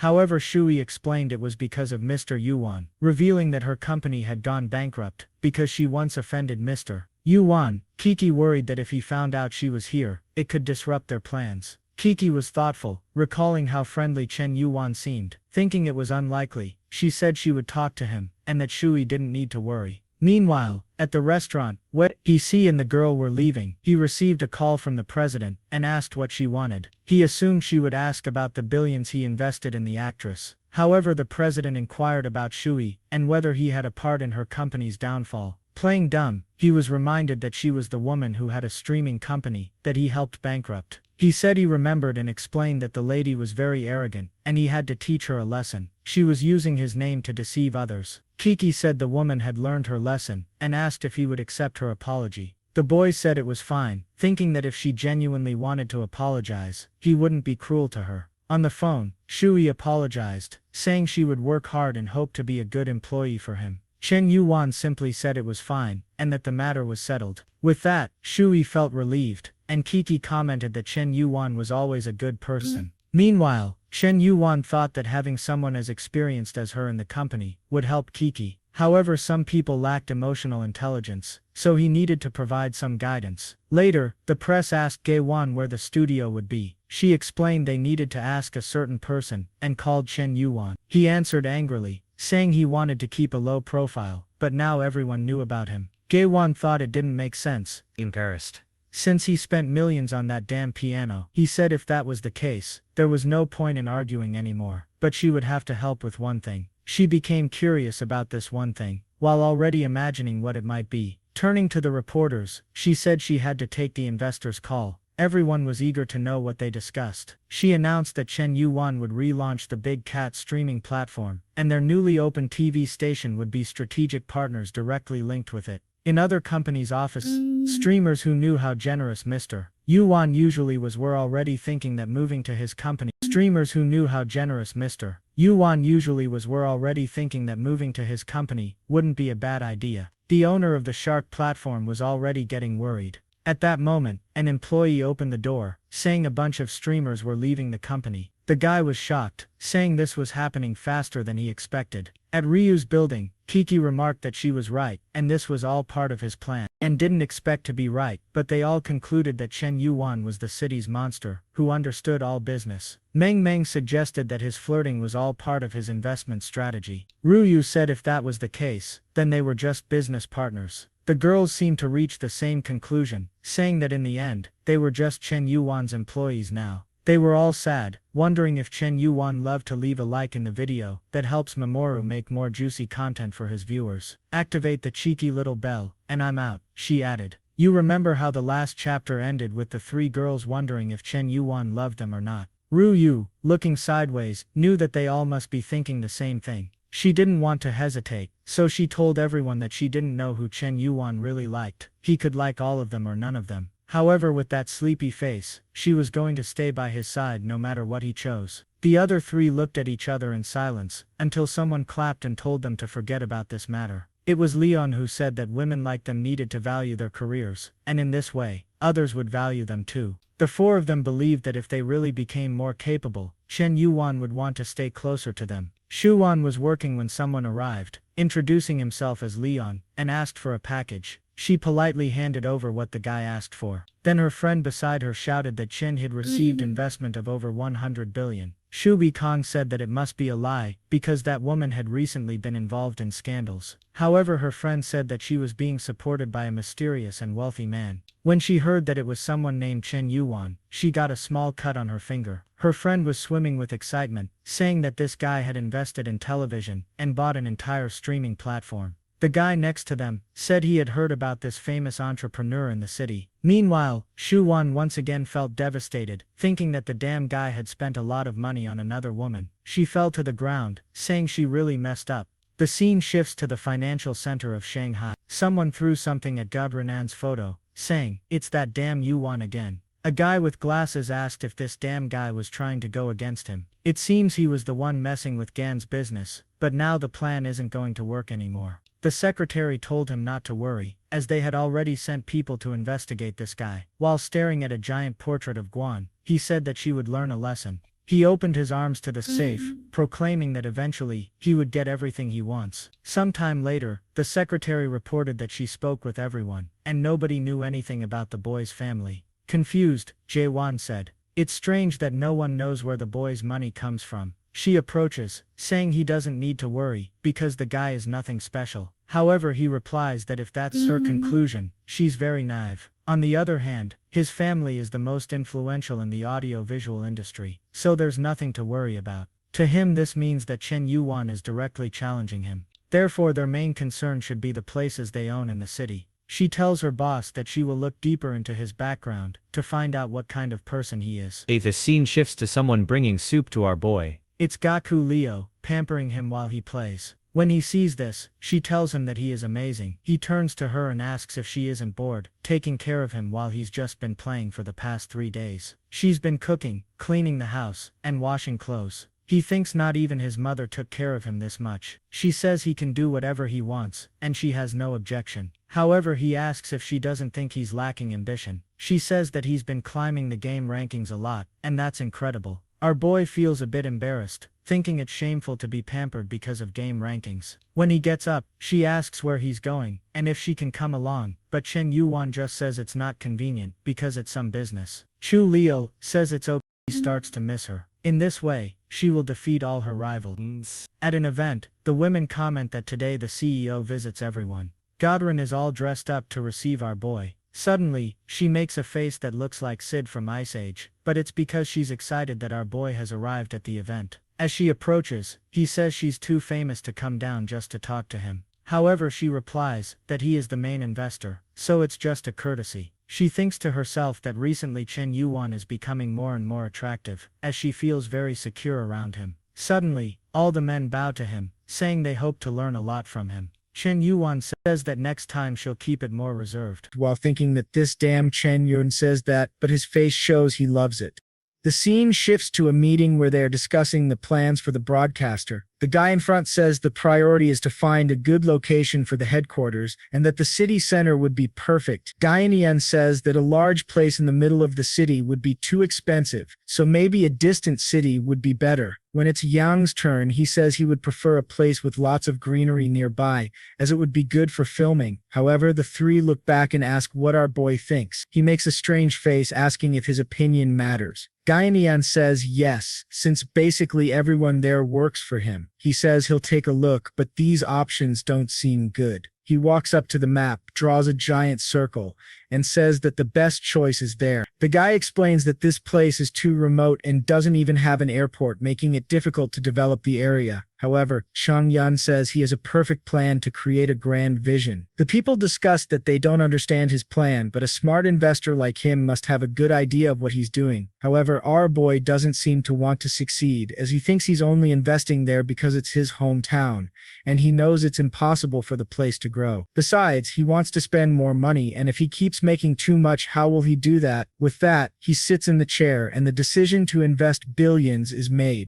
As people leave, they start commenting that they thought they were discussing 100 reais, not 100 billion. That CEO was either a genius or an incomprehensible demon. Meanwhile, he thinks they will need a lot more money to develop that area, and then he'll have to invest even more. Suddenly, he receives a video call from Shaya Yuki. At first, he thought she was going to do something bold, but she only talks about a meeting to recruit some people for the company. She sees that he's outside and looks confused, asking if by any chance he hasn't forgotten his obligations. He says he would never forget something like that and is just outside because he needed a signal. The poor guy is now in need of a place to hold this meeting. She starts explaining that after the conference, they received attention from several investors, but it's not been easy. They needed to conclude how the money would be divided with the streamers. The usual split is 50-50, but other platforms use 30-70 to exploit the guys, while they were aiming for 60-40. The problem is that the administrators said that 60-40 would make it hard for them to profit. Li Ying said they would lose a lot of money with the 60-40 split. Our boy, with a horrible expression, asks what kind of business is this that loses money. Lean explains that the cat's company is already facing many difficulties and this would make things even harder. Staring at the phone, he says that it's really difficult to deal with these problems, but obviously he loves losing money in this situation. He says they have to aim for the platform's integrity and cannot exploit women like that. Everyone is confused by what he's saying. Our radiant boy says that his dream is to create a platform that. Meanwhile, Kiki thinks he is indeed making a super plan and is the visionary of the city. The only strange thing is that the money was transferred to her personal account and not the company's account. She concludes that he did this to give her maximum control in the company. She feels emotional, thinking about how careful and caring he is with her. It's at this moment that he remembers he should have transferred the money to the company's account. However, she sends a message calling him husband and thanking him. He feels motivated, thinking that it was a mistake that was worth it. Now that he's building an empire of companies, it will become easier and easier to burn money. As they start failing all their investments, they will need him even more and he will gain even more in return. The much-desired achievement of 100 points of favorability is now within sight.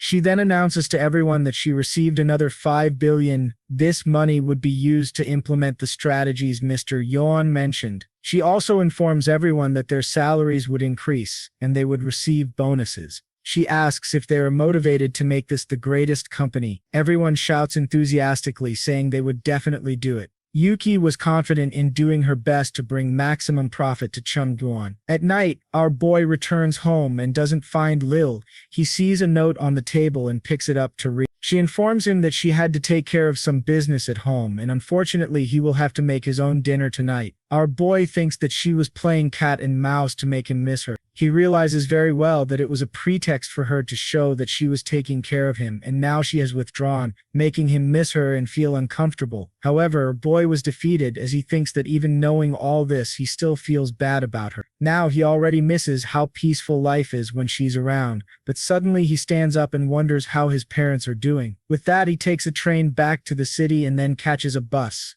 Man, his parents live far away. I thought this boy was an orphan. He arrives tired, thinking he didn't imagine it was that far, or maybe he has gotten used to living a very comfortable life. Obviously, he can't arrive there flaunting money, or his parents will think he's stealing from someone. Just then, someone in a car calls out to Chen Yuan. He recognizes him as a school friend named Jen Bu. The eternally youthful guy approaches and asks what he's been up to these days. Our boy responds that it's nothing much, just studying. The guy tells him to get in the car so he can broaden his horizons. Our boy remarks how amazing his Mercedes is. The guy smiles, saying he can call him brother, and mentions that he's making a fortune selling things on streaming platforms. Our boy says that his success is incredible, and the guy says he always told his father that he was the best in the city. On the way, they saw a girl standing who caught both of their attention. Our boy was just observing. He quickly remembered that her name was Wang Mang Ma. Wasn't there another Mang Mang in the series, or am I going crazy? Zhenbu comments that Wang's daughter is becoming so beautiful that she's surpassing the girls from the big city. With that, he stops the car in front of her. She immediately says that brother Chen Yuan looks more handsome and taller than before. Observing her, our boy thinks this girl has evolved a lot. He calls it genetic mutation. Unlike the women from the big city, she's much more innocent. He gently pats her head, saying she's grown a lot. She tells him that she's not a child anymore and has finished school, asking him to stop patting her head. With that, Jen Bu gets out of the car, saying she's indeed becoming more charming and they should enjoy life. However, she simply says that he's too chubby for her taste. The guy, drooling, says he just needs to lose some weight. She responds that he's too old at 22. Thus, the bootlicking operation begins. She has a 9.5 in appearance, which our boy didn't expect. Unfortunately, she already has a favorability score of 30. The system notifies him that it's impossible to counterattack someone who already likes him so much. Our boy is shocked that she has a 9.5. He imagines this is because she's never had any surgery, and all her beauty is natural. However, her favorability is too high, so he has to deal with it. He clings to his friend and says she must respect the chubby guy, or she'll spend her whole life as a village girl, suggesting she should give up studying and just take advantage of the opportunity with this guy.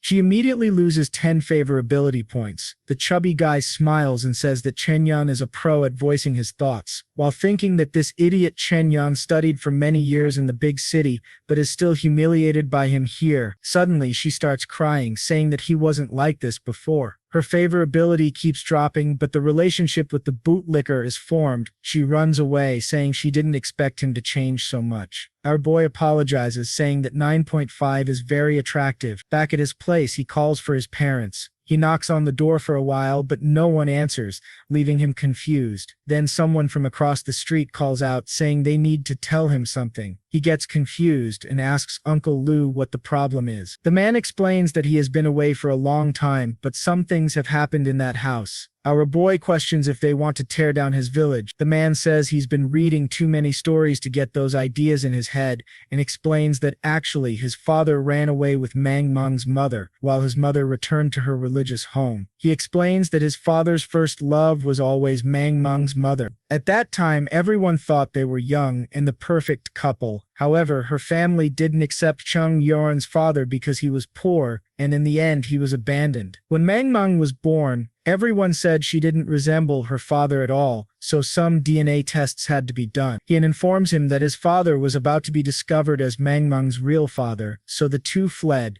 Shocked, Chen Yuan asks if Mang Meng is his sister. The aunt says it's probably a very high chance. Frightened, Chen Yuan wonders if the system really linked him to his sister. He slaps his own face, saying this is sick. The woman tells him to calm down, that it's not his fault. However, our boy, feeling desolate, walks away, saying he has to solve something. Idan thinks that the boy has a very strong sense of morality and will encounter problems in life because of it. Now our boy is motivated to make that damn Jen Bu stay away from his sister. At her house, Mongbing is wondering why he has changed so much. She's afraid of going to the big city and meeting the same fate. Someone nearby is kicking everything and asking where they went. It's Mongbing's father, saying today is a lousy day. She asks why he's drinking so much so early. However, he just says nothing while holding the bottle. He slaps her face, saying he's not her father. When he goes to throw a Mike Tyson punch, someone tells him to stop.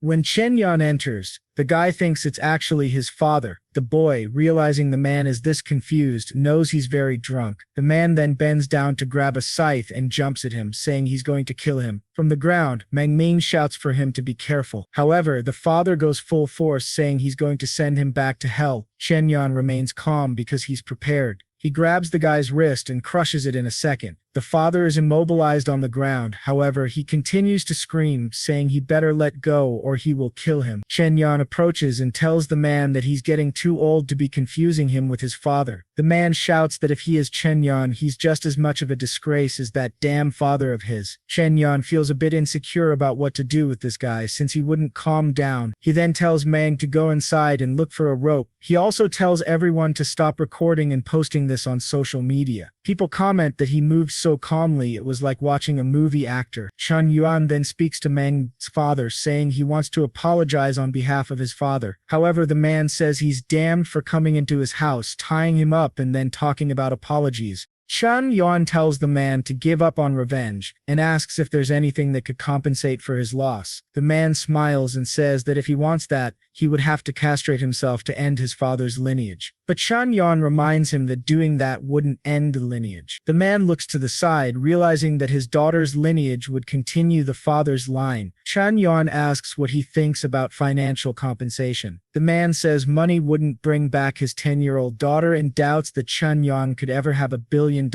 Chen Yuan says he would pay $1 billion if he could forget all the hatred. The man tells him to stop lying because it's obvious someone like him doesn't have $1 billion. But when he sees the phone and starts counting the digits, he realizes Chen Yuan does have $1 billion. That makes the man thoughtful. He knows that with this money, he could start a new family and begin again. With such an opportunity, there was no reason to hold on to past hatred. It was an option with infinite possibilities. So he asks Chen Yuan if he's really going to give $1 billion. Chen Yuan says that to ensure trust, he would transfer the money to Man and she would pass it to him over the next 10 years.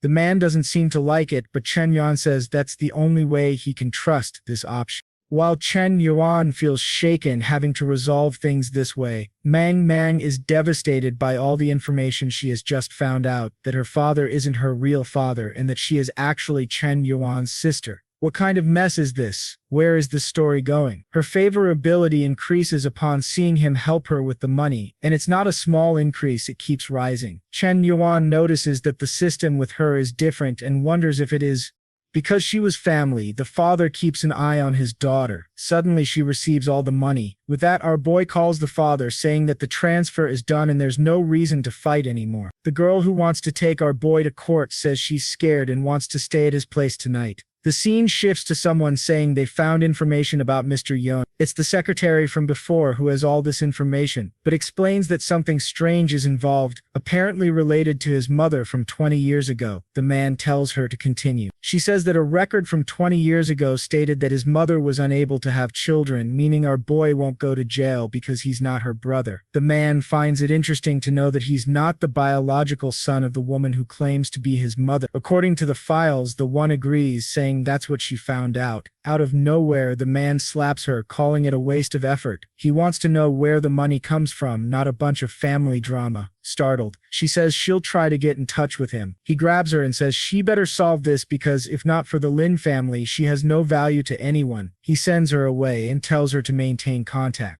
The scene shifts to the boy's house. Obviously, someone is taking a shower. Our boy mentions that he found some of his mother's clothes and tells her to wear them after she gets out. She thanks him, calling him Big Brother. She thinks to herself that the whole situation is very confusing. At least she gained an older brother, but she wonders where he gets all that money from. She recalls that his family sold fruits, so maybe he's involved in something illegal. Motivated, she says that even if he's involved in crime, she'll help him overcome it. Meanwhile, our boy on the couch is angry at his parents for making him clean up this mess. Man, who isn't his sister, comes out of the shower, saying she's finished. As she dries her hair, he tells her to stay in that room. He'll sleep alone in his room so she can call him if there's any problem. Out of nowhere, she clutches her shirt, explaining that she's very scared and asking him not to stay too far away. He sighs and says it's okay. He thinks that since they're close, there's no problem with them sharing a room. Thank God. He lies down in bed, thinking peacefully about the news he always reads. It has always been a dream of his to have a younger sister he could take care of. The next day, a train seems to arrive in the city. Song and the entire company team have come to visit the location. As soon as she observes the place, she thinks it's abandoned and very old. However, a man welcomes her to the city of Shaman and says he will take her on a tour. She thanks him and agrees to follow his instructions. She begins to get to know the people of the place, and some machines start working to build the structure. The man informs her that the entire area has already been analyzed by the team. Meanwhile, a seemingly innocent guy in the corner is just taking photos. Someone receives a message saying that the region has been chosen so they can initiate the plan. It appears to be the father of the pineapple head from the beginning of the story. He thanks them for the hard work and says he will send the money. The man instructs them to start buying everything for sale in that city to later profit by selling it to Chen Yuan. The assistant adjusts his glasses and says it's an incredible plan. The pineapple head's father says he won't mess with Chen Yuan but will profit significantly from him. With that, the guy with the glasses passes the information to another person to start buying the land there. Many people involved in these dealings also receive the same information. Meanwhile, someone picks up a pineapple from the ground. It's our protagonist, thinking it's strange that his parents fled and left everything behind. Suddenly, he receives a call. It's Gai Shang, who tells him that strangely the prices in that area are all increasing. However, our boy smiles, saying that if prices are rising, they'll have to spend more money. Confused, she asks why he's happy about spending more money. He explains that he just means this is easier to resolve than she thinks. The system asks if he wants to make another transfer, and he says yes. However, he is informed that he is directly involved in this project, so he can no longer transfer money like this. He realizes he's in trouble because she exposed him to everyone, and now he is benefiting. He decides to transfer money to Gai Shang. However, the system says that since the money will be used to benefit him, it would be considered money laundering. Our boy feels desolate, realizing he can't help her. He then imagines that maybe the solution is to transfer it to Mang and have her handle these purchases. Just then, she comes over and asks our boy if he was talking to his girlfriend. The honest boy says he was talking to Gan Sheng, who wants to be his girlfriend, but he's not sure about it. His sister tells him to stop lying because Gan Sheng is an extremely famous star who is launching her own company. Our boy says he has an amazing idea and wants to discuss a plan with his sister. He explains that Gan Sheng is considering buying land in that area and that she could take advantage of this with the money she received. She looks confused and asks how she would do something like that. He explains that if she bought all the houses in the area, she could make a lot of money selling them to everyone. Moreover, the filming base she plans to set up there will attract many people. She thinks that the money she received is all from Chen Yuan, so maybe following his advice is the best thing to do. With a strange look, she says she'll consider it. His plan, our boy imagines, is that if she could make a lot of money in that place, she could live a prosperous and peaceful life. Suddenly, a bunch of cars approach and stop right in front of the boy's house. A girl steps out of one of the cars, asking what kind of place this is and why there are no decent roads. She approaches the protagonist and asks if he is Chen Yuan. He says yes, and she introduces herself as Lu Jialo, saying they've met again. Our boy is confused because he doesn't remember meeting this girl. With a strange look, he asks when they met the first time. Shocked, she asks how he doesn't remember. She was at the car exhibition and was the sister of Lin Shutong. Then he remembers this girl who was against the guy he competed with. She gets angry because she thought he was famous for being with many girls, but he doesn't even remember her. He says he remembers and asks what she's doing in that place. She asks if he always makes deals outside and requests to be invited inside. Our boy sees that many people are watching the situation. He turns and tells her to come in, but to be careful with all the plants. The security stays outside, blocking everyone. Inside, he tells her to explain why she came there. She wants to know if he's planning to exploit the investors. He's startled and confused, but she warns him that pretending to be clueless won't work on her. She knows very well about the announcement he made about investing 100 billion in a company initially, but this was passed on to Gwen, who has no idea how to manage something like that. And now that the information about this town has leaked, everyone is coming to buy land in this place. She says she understands that he's planning to sell the land he bought there to make a lot of money. Our boy is impressed with the plan that he didn't even have, but masks it by asking what that has to do with her.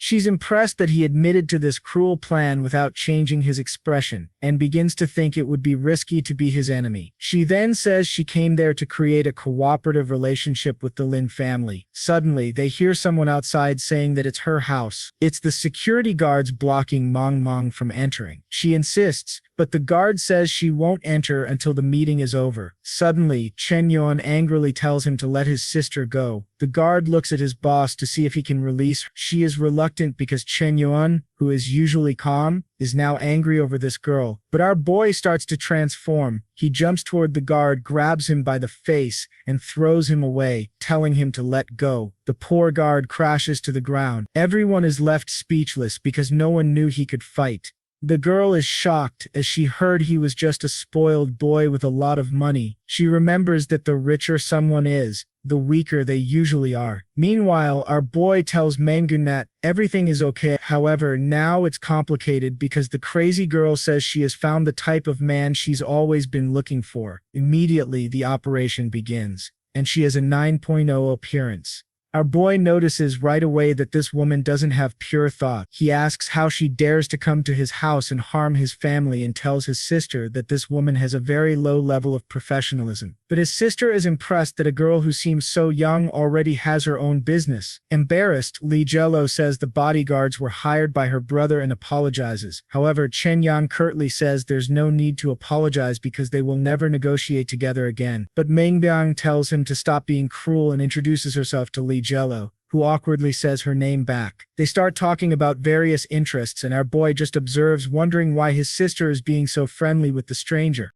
A long time later, the two are still chatting while our boy goes to peel some beans. It seems that Li Jello has told everything about Chen Yuan. With that, his sister approaches, saying she now understands why he is so incredible. Her favorability is at 35 while his sister is doting on him. Li Jello is observing in the background. She seems to be getting jealous of their relationship. Seeing him peel beans makes her conclude that his ambitions have already transcended those of normal people. To her, such a perfect man shouldn't even exist. As her favorability clearly increases, it's obvious she's planning something. That night, someone mentions that they don't know each other well enough for her to stay there. Of course, it's Chen Yuan telling Li Jello to leave. However, she insists on staying, saying she wants to experience rural life and that there aren't many people in the house anyway. Our boy doesn't want to accept, but his sister keeps insisting, saying she must stay. Suddenly, she pulls him by the shirt and gives him radiant eyes, asking him to let her friend stay. Our boy, feeling better, says there's no way to resolve it otherwise. However, his plan is to show her how cruel rural life is, since she wants to experience it. Meanwhile, she clearly has a plan to uncover all his secrets. Our boy tries to sleep while the girls keep talking. He thinks that maybe it's not bad to get closer to the Lin family since they can handle various things. The only strange thing is that they sent only the youngest girl. However, he decides he doesn't care since he will make money either way. In the morning, there's a commotion in the house. He wakes up angrily, asking what time it is. He goes to the door and asks what's going on. Li Jiaolo greets him with a good morning. He is startled. In the middle of the night, she hired a bunch of people to come and rebuild everything. She says that since she will be staying for a few days, she needs to make it as comfortable as possible. In one night, she renovated the entire bathroom and added a lot of imported things. She even bought a bathtub for each of the pigs they raise in the back. Our boy is confused and asks what the logic behind all this is. She says the most important thing is behind that door. She made an amazing room for herself and his sister, who is very happy, saying that the chair is extremely comfortable. Our boy, feeling desolate, says the important thing is that she likes it, while Li Jilo starts bragging about the materials used and the quality of everything. Now our boy wonders if his parents will recognize their own house when they return. His plan was to come home to relax, not to go through all this. Outside, one of the security guards is listening to everything. He passes the information to Lin Chao, saying that his sister has managed to infiltrate very well. Lin Chao instructs him to keep watching and ensure his sister's safety. Then he receives another call asking how things are going. Lin Chao responds that his sister is extremely talented and easily won over Chen Yuan. The secretary from before says that the Lin family always manages to get what they want. When the right time comes, they will abandon Chen Yuan and keep all the profits. Now that this part of the plan has succeeded, they just need to move on to the next. However, Lin Chao questions why she is thinking of leaving, saying she needs to stay there. She informs him that he will only receive the reward when she completes all the work. She leaves, thinking that both men will be defeated because of the women. Outside, a crowd of curious onlookers is gathered and everyone already knows what's happening. They see Chen Yuan stepping out and recall that the girl beside him had arrived in the neighborhood recently. They start wondering if Chen Yuan is the type of guy who sells his body. However, his old friend is furious, wanting to know what makes Chen Yuan so special. He calls out to Chen Yuan and says they can have some fun in the city today. Our boy asks where the fun would be. The trippy guy says their school group is having a reunion and it might be fun if he shows up. Our boy agrees since he will be free that evening. However, he is so tired of flaunting his wealth that he hopes it will be a normal reunion. Walking with Lu Jielo, he thinks he has a bigger problem to solve. Sometime later, they arrive at the cornfield and she asks why he brought her there, imagining it must be some special desire of his. Our boy immediately questions if she doesn't know what he wants. She starts screaming in desperation. He puts a bucket on her head and tells her to pick at least 20 ears of corn. She feels desolate, asking what this business of picking corn is about. However, she picks one and gets all excited, saying it's easier than she thought. But our boy already has a malicious plan to make her suffer. She picks corn and sweet potatoes and they head to the lake, apparently to catch some fish. Sometime later, they sit on a rock, with her saying that rural life is better than she expected. Our boy is now angry that this damn girl enjoyed everything they did. Suddenly, they hear someone calling for help nearby. A girl is fleeing from a guy. Unfortunately, she trips on a rock and falls to the ground, getting covered in mud. The men ask why she's running so much, pulling her by the hair and saying she's faster than they expected. They warn her to return now or face the consequences. Then someone shouts, telling them to let her go. It's Li Jilo, boldly telling them to release the girl. Our boy thinks she is brave to say that without any bodyguards. However, Chen Yuan starts to realize that this is too much of a coincidence. Chen Yuan calmly asks the guys to let go of the girl and disappear from there. However, one of them turns around, seething with rage, and asks who he thinks he is. In the next scene, the guys are lying defeated on the ground. The girl didn't even react, and everyone was beaten. Now Li Jilo was even more infatuated, gaining 10 favorability points per person defeated. Our boy approaches the girl and asks if she's okay. She says she's fine and introduces herself as Lin Gyung, adding that she will repay this favor 100 times over. Chen Yuan is startled, asking why she seems to want to seduce him. At that moment, the system activates, revealing another girl with an appearance above 9. However, she strangely has a favorability of -80. In addition, he receives a long list of skills ranging from disguise and infiltration to proficiency in various instruments and fluency in other languages. Chen Yuan wonders why this girl has so many skills. Moreover, the most peculiar thing is the -80 favorability, especially considering how she tried to seduce him. He knows something is wrong.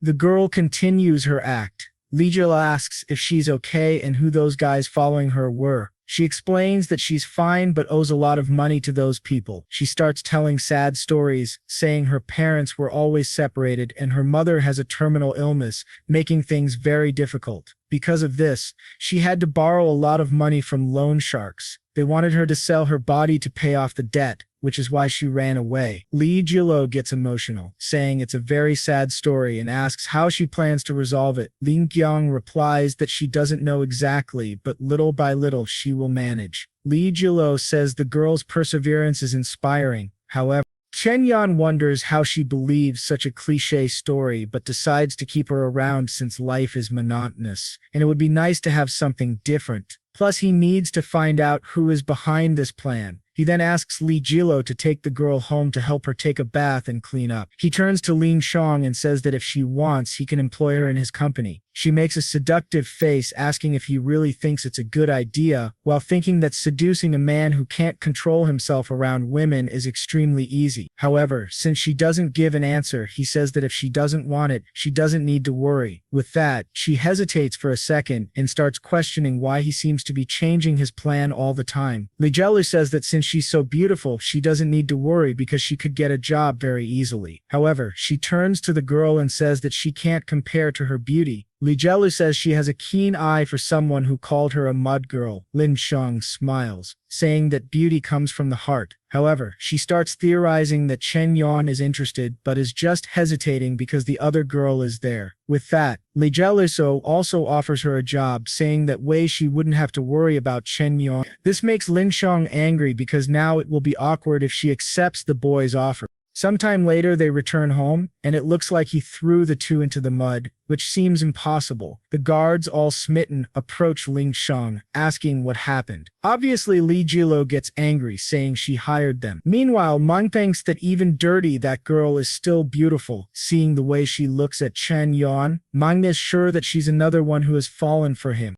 However, Li Jielu also likes him, so it's starting to look like a soap opera. Mang approaches and asks if she's doing her homework. She ignores her and hugs him, saying it's incredible that he got two potential daughters-in-law so quickly. The two girls, embarrassed, start making excuses, saying it doesn't make sense, but Mang is more interested in making the house fun. Li Jielu brings a medical kit to help Lin Shutong. Lin Shutong says it's not necessary, but Li Jielu insists, saying she's a professional. Lin Shutong accepts, asking her to be careful. However, Li Jielu applies the antiseptic without mercy, using a lot of stinging medicine. Lin Shutong says it's okay and that it didn't hurt that much. Then someone holds her hand. It's Chen Yuan, saying she's too clumsy, so he'll take care of it. He starts cleaning the wounds, apologizing for what Li Jielu did. Blushing, Lin Shutong thanks him, saying he's very kind. However, he loses 5 favorability points, bringing it down to -85. He looks up, wondering what this girl wants.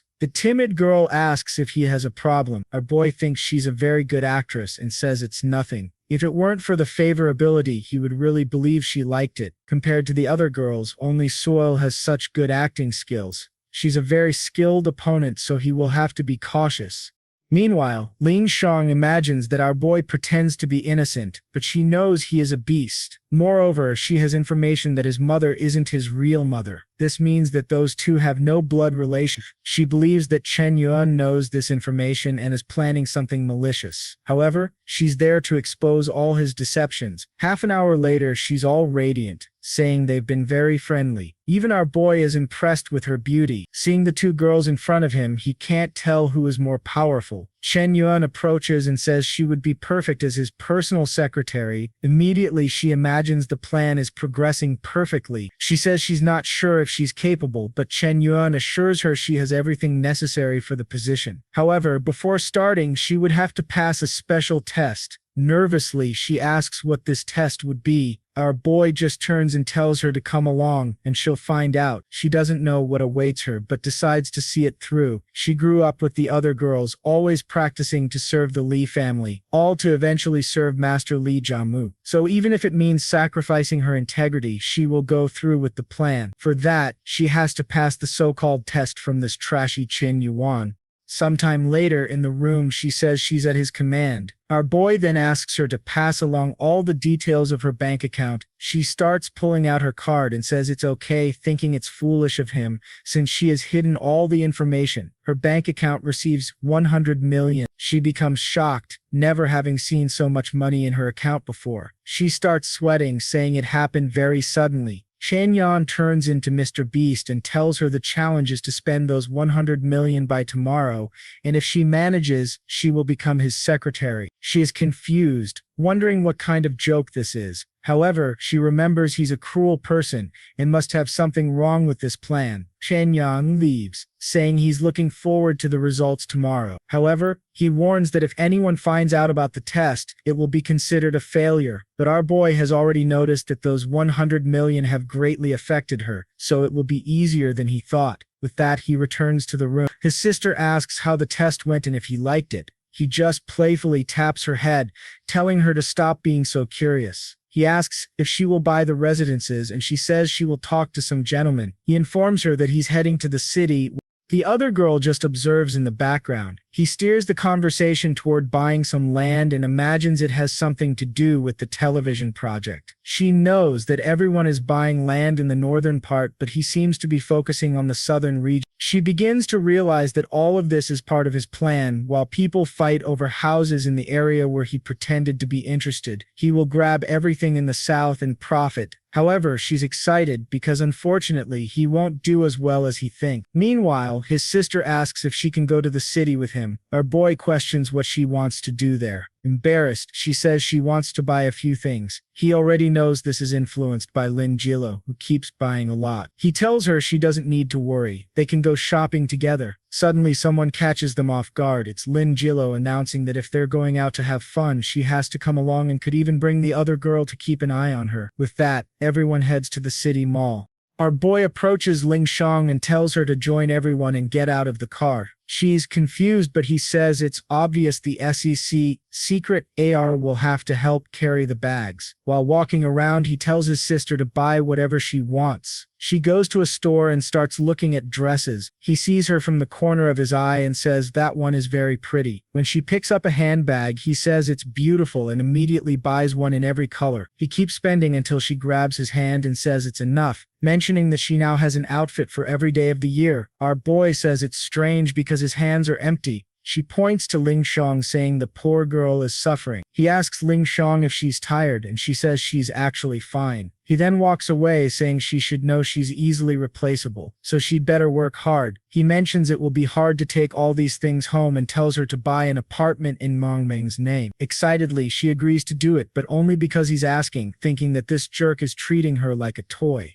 The scene shifts to a random bar. A car pulls up in front, and the guys recognize it as a new Bentley. The girls went shopping but apparently dressed up for a cosplay event. The guys remark that the person with the two girls looks familiar. Our boy calls out to his friends, saying they haven't changed at all. The guys are shocked, asking if it's really the Chen Yuan they knew. Someone nearby comments that it's impossible he bought that car. Chen Bayo tells Chen Yuan to stop acting high and mighty because everyone knows he has no money. Our boy is exhausted, thinking that every reunion is always the same. He wouldn't be surprised if others showed up to show off. Then a guy in a suit enters, saying no one there has seen each other in a long time. Chen Yuan remembers a shy kid from class and wonders if he underwent a genetic mutation. The girls are all complimenting him, saying he's changed a lot. The chubby guy is sucking up to him, saying they were wrong to judge him when he was younger. Startled, he sees the two girls next to Chen Yuan and asks him to introduce them. Chen Yuan introduces his sister and then introduces Len Jello. He says he brought them and hopes no one minds.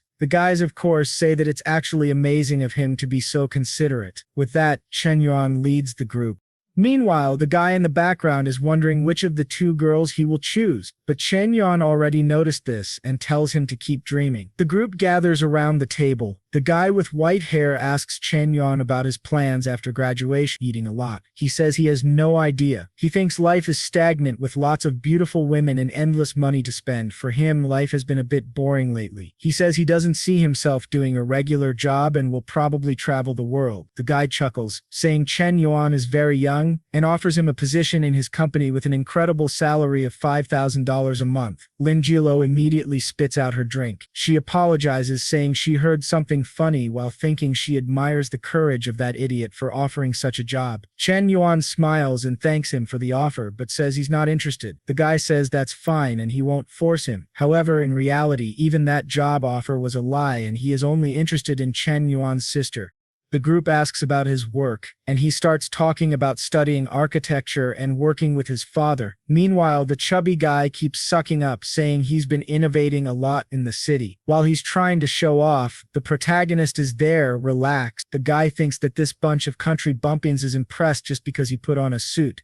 At that moment, he sees Lin Jilo laughing and thinks she is interested in him. Boldly, he asks if that smile was directed at him. She says no and just remembered something extremely funny. She gives a peculiar smile and it's obvious she already has a plan. Chen Yuan watches the scene unfold, thinking about how predictable these situations have become. Our boy is wondering what she is planning to do. The guy approaches and asks for her number, saying he finds her adorable and that they could get to know each other better. However, she just asks if he really believes he deserves something like that. People think she's arrogant for implying the guy doesn't even deserve to be her friend. The guy loses his temper and says she's very audacious, but she says she doesn't care. He cares about her, but her indifference only makes him angrier. Suddenly, the manager of the place starts passing by and everyone greets him. The guy with white hair wonders who is so important that the manager himself would show up. The manager approaches Lan Julu and apologizes for not treating her with the utmost cordiality. She says she doesn't mind and tells him to continue with his work.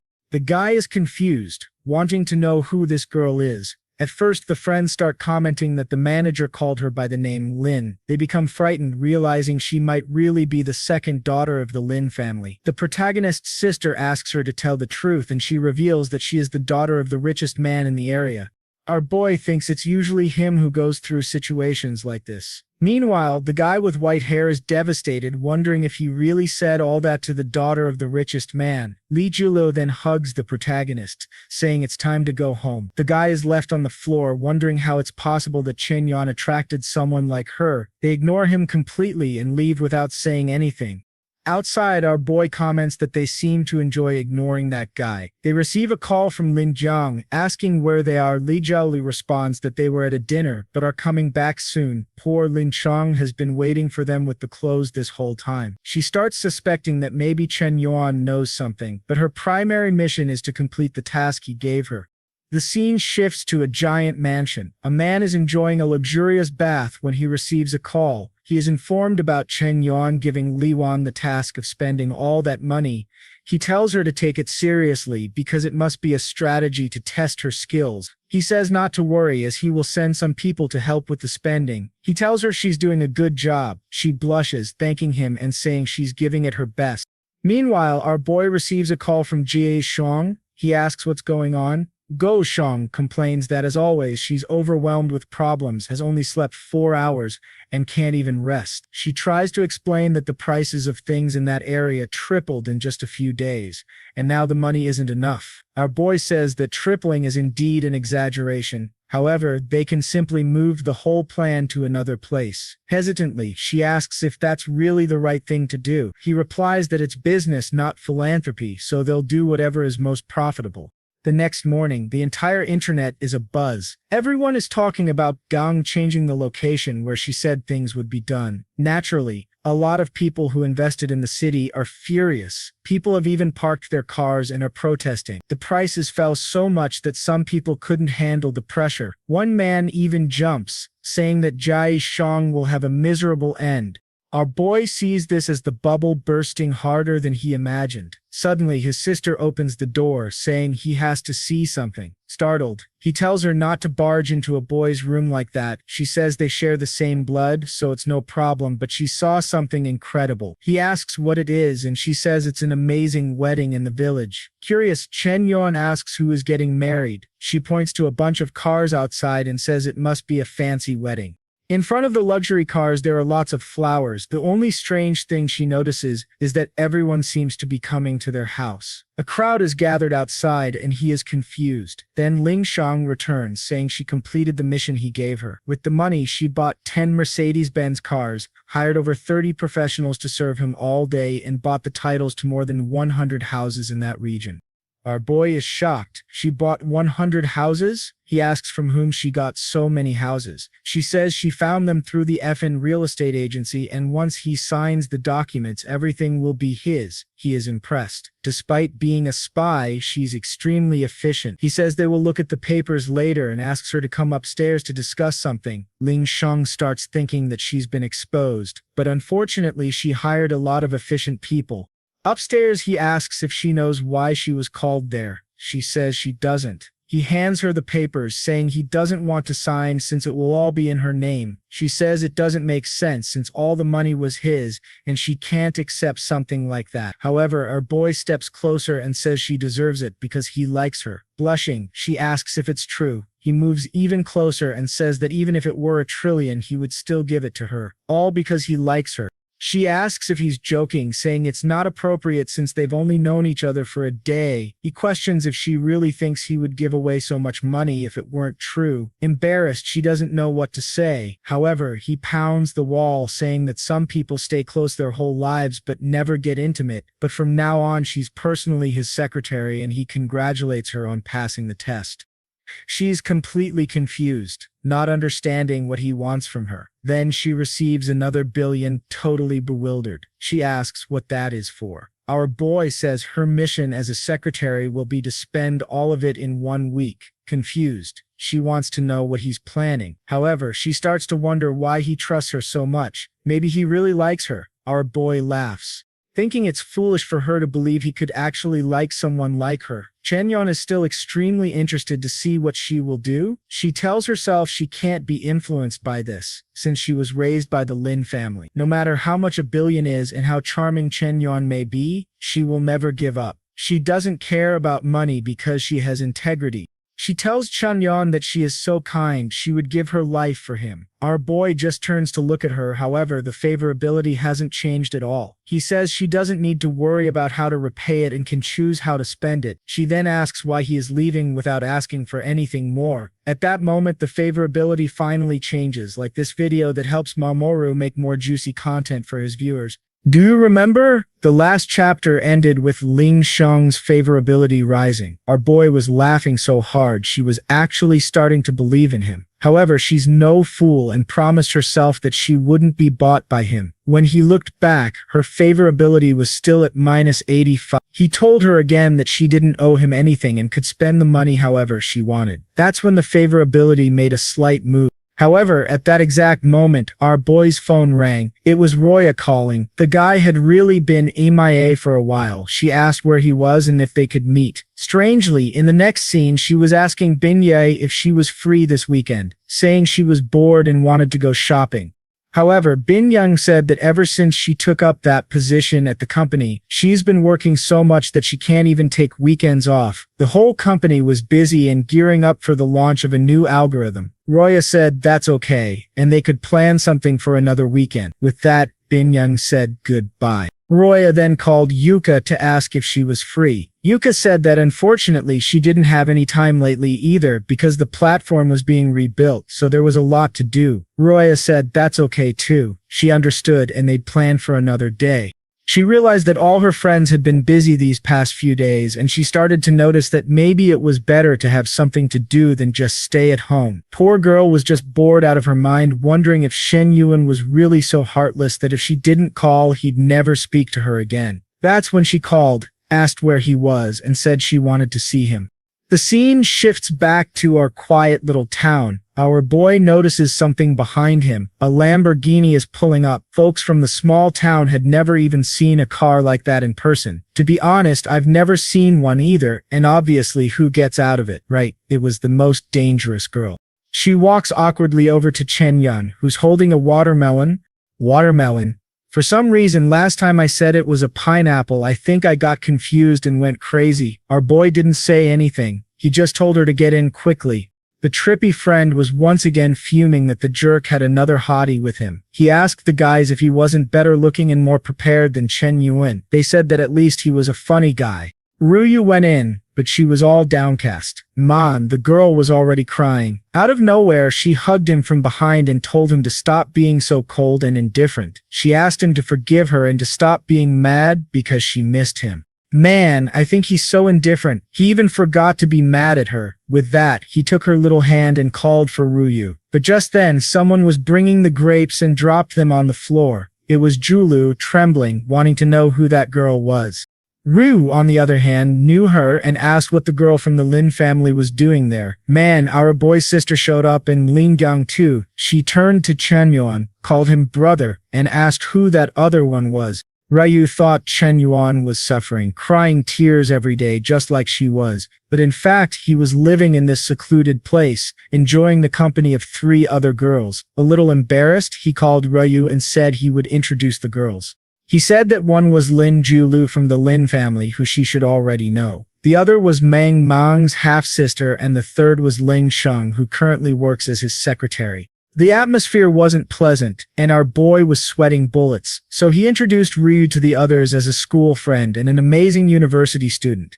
Julie was seething with anger. She knew Ryu had given her brother her number. Ryu, on the other hand, was mad that this wretched sister of the guy who caused her trouble was still involved in all this. Her plan was just to come see Chen Yuan and then leave, but with so many people there, she was going to have to keep a close watch. out of nowhere. She said that lately she's been feeling extremely stressed and has had headaches. She wished she could relax a bit. Our boy imagined that he already had to deal with so many people that one more wouldn't make any difference. Besides, Zilu had been pestering him lately, and Ryu would put her back on track. He then hugged her and said she didn't need to be so polite. She could feel at home there. All glowing, she went inside the house, while Sulu was radiating darkness. Ryu was determined not to share our boy with anyone else. The group over in the city was already too big, and with that, the competition between the groups was about to begin. Julie already knew that if she wanted to win over our boy, she would have to beat that Ryu. Sometime later, our boy was picking round green pineapples, but man, those clothes were way too clean for someone working in the field. After another day of collecting, he was heading back home when someone called him and said they had great news. He told the two of them to go inside because he was going to talk to his aunt. Then, all excited, he asked what was going on.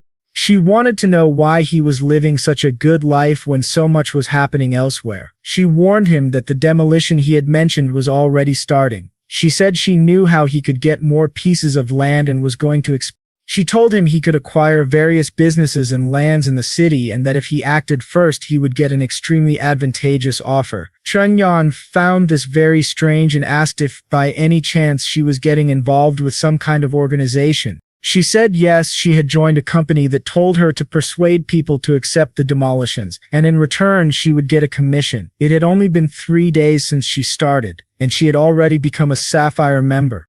Our boy realized she had entered a pyramid scheme. He told her to get out of it because there's no commission for securing a demolition. She was going to get scammed. She said there was nothing to worry about because she was working for Fission Real Estate, which was huge in the country. Our boy remembered that Fission Real Estate was the fake name Lingyang gave to his company. So what is she doing? His sister and the same Lingyang were arriving in front of the house, saying it was the last one. His sister said that once they bought that one, they would have acquired everything in the area. She thanked Lingchong, who replied that, in the end, it was the sister who was profiting from everything and she was just helping out.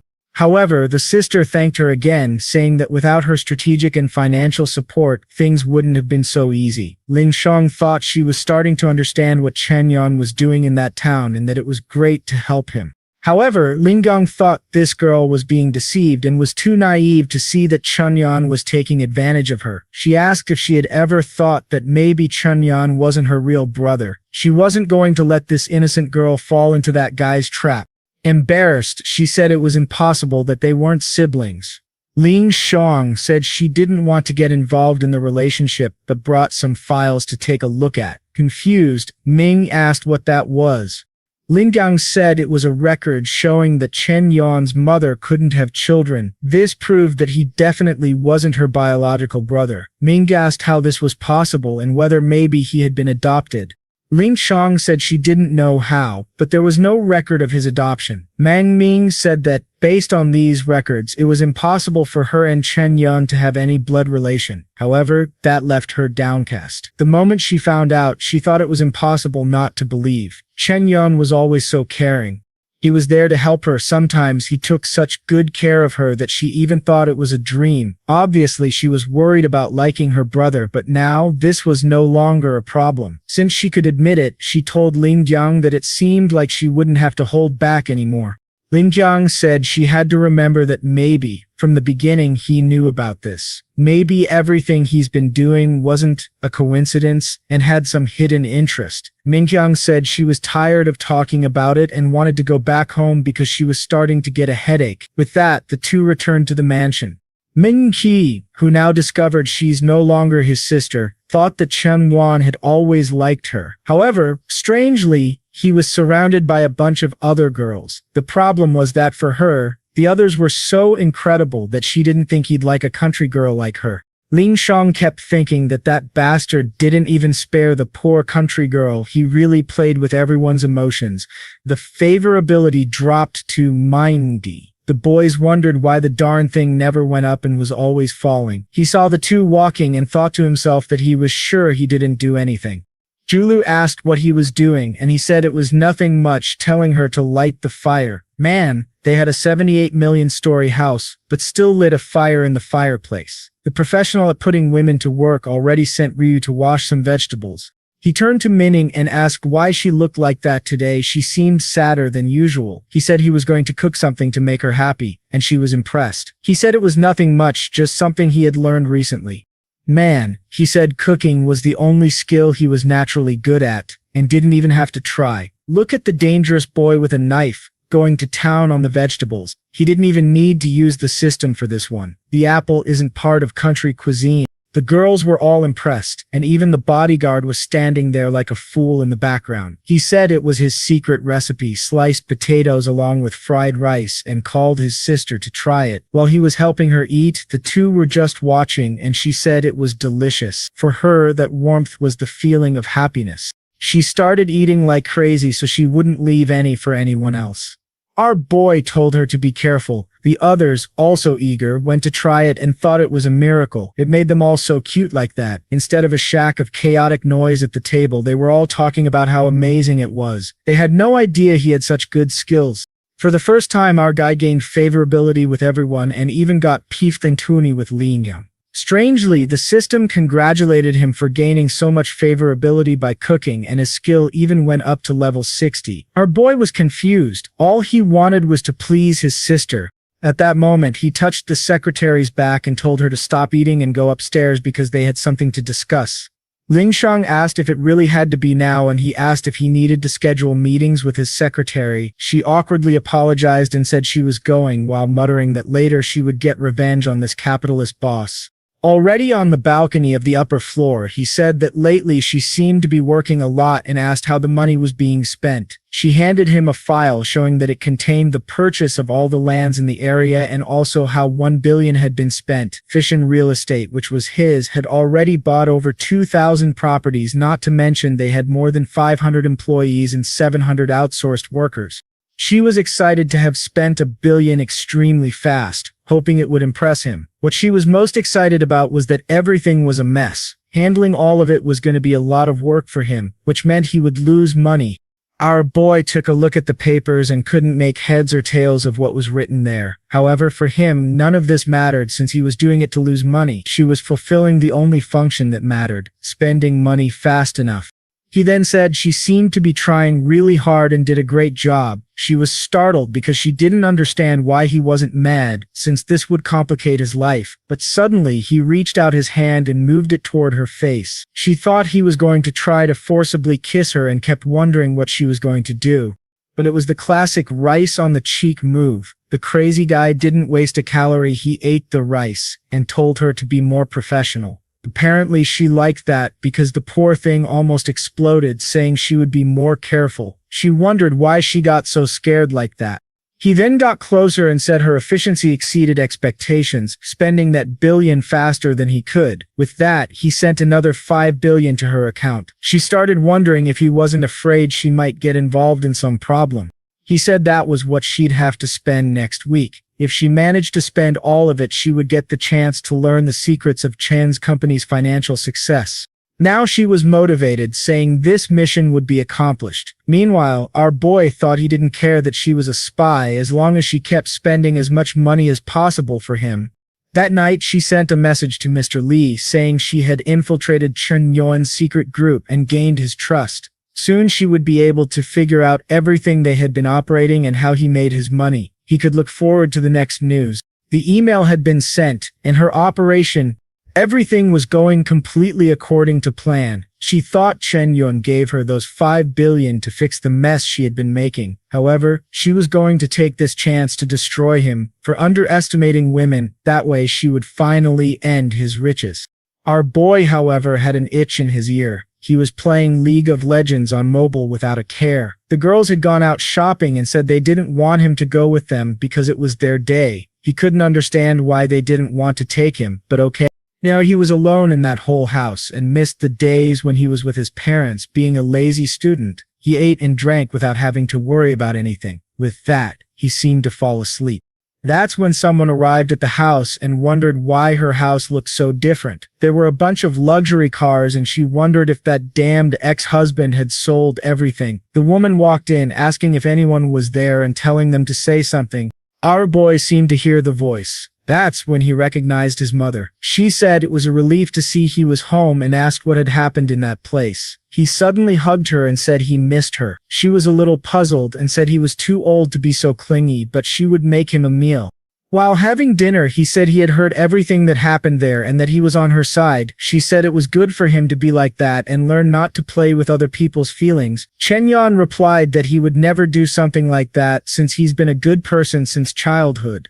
But just then they arrived and everyone was staring at each other, wanting to know what was going on. His mother asked who they were while wondering why so many women came in. He then introduced Julu to his mother and said she was a friend of his. The girls were all in shock that it was our boy's mom. They immediately rushed to introduce themselves, saying their names and expressing how nice it was to meet her. The mom awkwardly greeted them and wondered how her strange son managed to get so many beautiful women.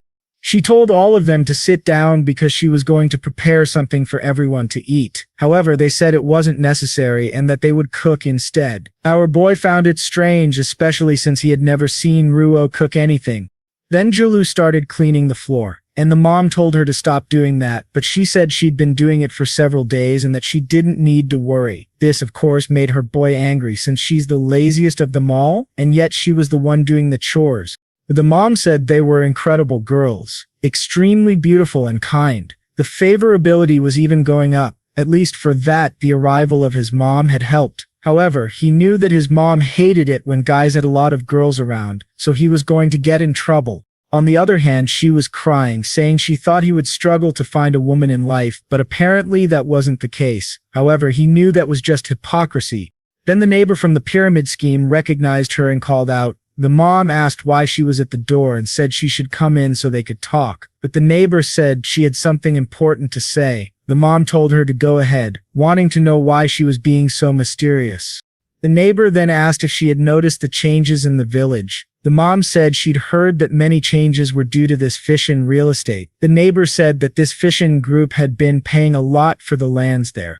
The mom asked if the woman was there to try to make her sell a house, which she immediately said she wouldn't do. However, the neighbor said she should do it for her son so she'd have money to pay for his wedding. The mom was thoughtful and figured he really would need money, seeing as he had so many women around. The pyramid queen said she managed to sell hers for 600,000 in cash. The mom then replied that it made sense, but she would have to think carefully about it.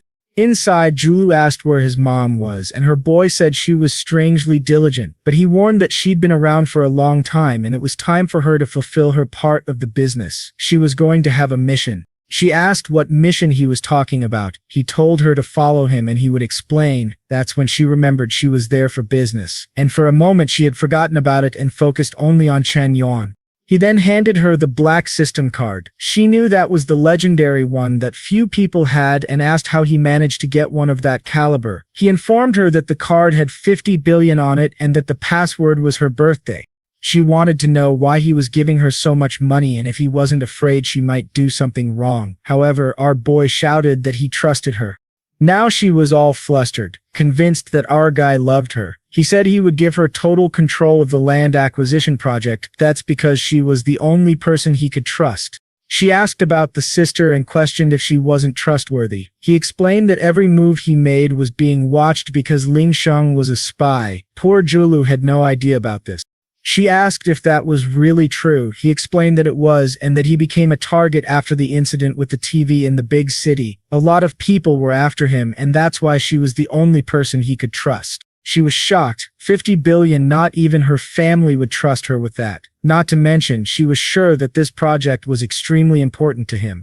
Our boy knew she was already at 92 favorability and hoped that this last move would finally work. And for her, the unconditional trust was the true form of love. With that, 95 favorability was reached. Counterattack initiated. It was already number 10. Man, he had spent 50 billion on her. Besides gaining 30 points of strength, he learned to sing, draw, and play Chinese chess. Go. Our guy was happy that the plan had worked perfectly. They then agreed they would have to keep today's events a little secret between the two of them, and she was all emotional that now they had something that was just theirs. She then said she would return to the big city tomorrow but wanted him to remember her. Our boy said he would miss her a lot, and with that she left, happy and jumping. He liked her attitude and knew she was a good person. So if the Ling family was less oppressive toward him, maybe he would also be more patient with them. As soon as he went down the stairs, his mom called and said she had something to talk about. Already in the room, she said the neighbor had mentioned she should sell a house and she was thinking about it. He said it wasn't something so trivial to discuss overnight, and that they should plan carefully over a longer time. What he was wondering, though, was whether his mom needed money. However, she said he was no longer a child. It was time to start thinking about marriage. That's why she wanted to give him money to buy a house and a car. She said the buyer would be Fishin real estate, and our boy wondered why Chen Yuan wanted to buy his mom's house. The mom explained that the chapter between her and his father had ended, but now she wanted to help her son. Our boy was emotional, thinking how hard it is for other families, but she didn't know he was a millionaire. Maybe it was a good idea to let her sell, so he could buy her one in the city center. That way she would be closer. On another day, he was looking at financial information provided by Lanyan. She explained that they had acquired various lands around the region, but now the company was running out of funds. She apologized, saying that all of it was her fault. However, she got excited, since if he wanted to break the contracts he made, he'd have to pay 10 times the value. He asked how much would be needed to continue the project, and she said at least 10 billion. Right then, the scoundrel's eyes sparkled, and she was confused by his excited reaction. He then said she was doing better than he thought. Not only did she spend the 5 billion he gave her, but now she was also 10 billion in debt. She was confused and asked if he was joking. He said no, in fact he was impressed that she managed to spend 15 billion in just 1 week. She was trying to understand what he meant by that. Our boy said that finding an employee who knows how to make money is easy. The hard part is finding someone who can spend so much like that. She was the hidden dragon he'd been looking for all along. While thinking about how naive she was, since the more she lost, the better it was for him, she began to wonder if she really was some kind of prodigy in the business world. With that, she received a message on her phone that another 20 billion had been deposited. Now she was scared, since not even the guy who ordered this mission would have such confidence. She asked if he wasn't afraid and trusted her so much. He said he wasn't afraid. He was completely confident that he could trust her. Finally, he gained 20 favorability points by saying that, and boy, another 20, another 20. The favorability went right. He forgot how low hers was. Our boy saw that spending those 20 billion was worth it. He then told her to prepare a car because he would be returning to CH tomorrow. She had no idea why he wanted to go back to the city so suddenly. In a conversation with his mom, she asked why her son was going back so soon, since he could still take more vacation. He explained that a friend's company was about to open, and the guy asked for help. Obviously, it was Zoe Cruz, his streaming company. The mom thought he was doing a part-time job to pay for his studies. Since he was little, he had always tried his best to ease the family's financial pressure. Even so, in recent years, she had been harsh with the boy. He asked why she was crying, saying it was nothing much and that he could go. She handed him a card saying it had 50,000 on it and he didn't need to worry, he could spend it. Her boy, surprised, questioned if she was really going to give him that much money. She said he needed to spend a little, otherwise he wouldn't be able to find a girlfriend. At that moment, he said she didn't need to worry because he was a billionaire. She told him to stop lying because he looked more like a beggar. He seemed hesitant, but she said he didn't need to worry and that it was like his commission. He asked where this commission thing was coming from. She said she got involved with Fishin real estate and had already managed to buy some land. Our boy was confused, thinking there was another one in the same pyramid scheme. She said he didn't need to worry because she was going to convince a few more people in town to sell their houses. Knowing she would be shocked if she found out he was involved in it, he decided to keep it a secret. At that moment, someone called for her brother. Obviously, it was Minging asking if he was really going back to Seoul. Our boy said yes and asked what the problem was. Naturally, she asked if she could go back with him. That's when he remembered that Mingming had no relation to his mom, so things would get weird once he left. With that, they hit the road. Google Maps open inside the BMW. Our boy asked what that was. That car was too cheap and he told Li Yuan to pay more attention. She apologized, saying she would be more careful next time. The sister told him to stop giving Li Yuan a hard time because that car was already good enough. Besides, he had announced the trip very suddenly, so it would be hard to find another car, and strangely, she pampered our boy, and he gained favorability. Meanwhile, Ling Shang was fuming that he treated the girl like a maid, and with that he lost favorability. He even got the system out to see if he could recover, but he couldn't understand why Ling Shang was angry just because Minky had given him an orange to eat. Suddenly it started to rain and our boy told Ling Shang to be careful, but right then a truck started sliding on the side and the car in front spun around. With that, man, I don't know what happened, but our boy's car got hit. The three were startled. Man, the accident was no joke. The poor guys were spinning on the street. I don't know which car he was in, but I think it was that upside-down black one. The BMW on the left. Yeah, that's the one. Folks, the thing was destroyed. The series is over now, really. But overwrite that, because our boy is the protagonist and he's already kicking the door open. He managed to protect his sister's body thanks to the strengthening he got from the system. She asked if he was okay and said she was terrified. Our boy said that as long as he was by her side, nothing would hurt her. A bunch of cars had started braking, but the rain was still heavy. He covered his sister and said he would help Li Wan when he got there.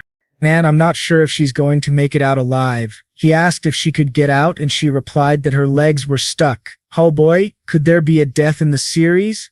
Watching him disappear, she wondered if she was going to die in such a ridiculous way. But our boy grabbed the door and with the system's strength, pulled her out. He told her to hold on, he wasn't going to give up. The poor thing was there, almost dead, already thinking that at least in the end he never disappoints. The affection score went up to 5. Our boy was there, saving her, thinking that finally the number was positive.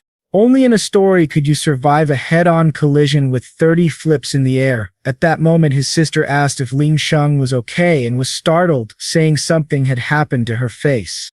Apparently the poor girl had a cut across her whole eyebrow. The sister brought the rearview mirror for her to take a look. She immediately saw she had almost split her head open. Our boy said the important thing was that she was alive, and medicine these days could heal any injury. She questioned if that could really be cured and whether he would think of her as a monster. Our boy told her she didn't need to worry about that. Then she hugged our boy tightly.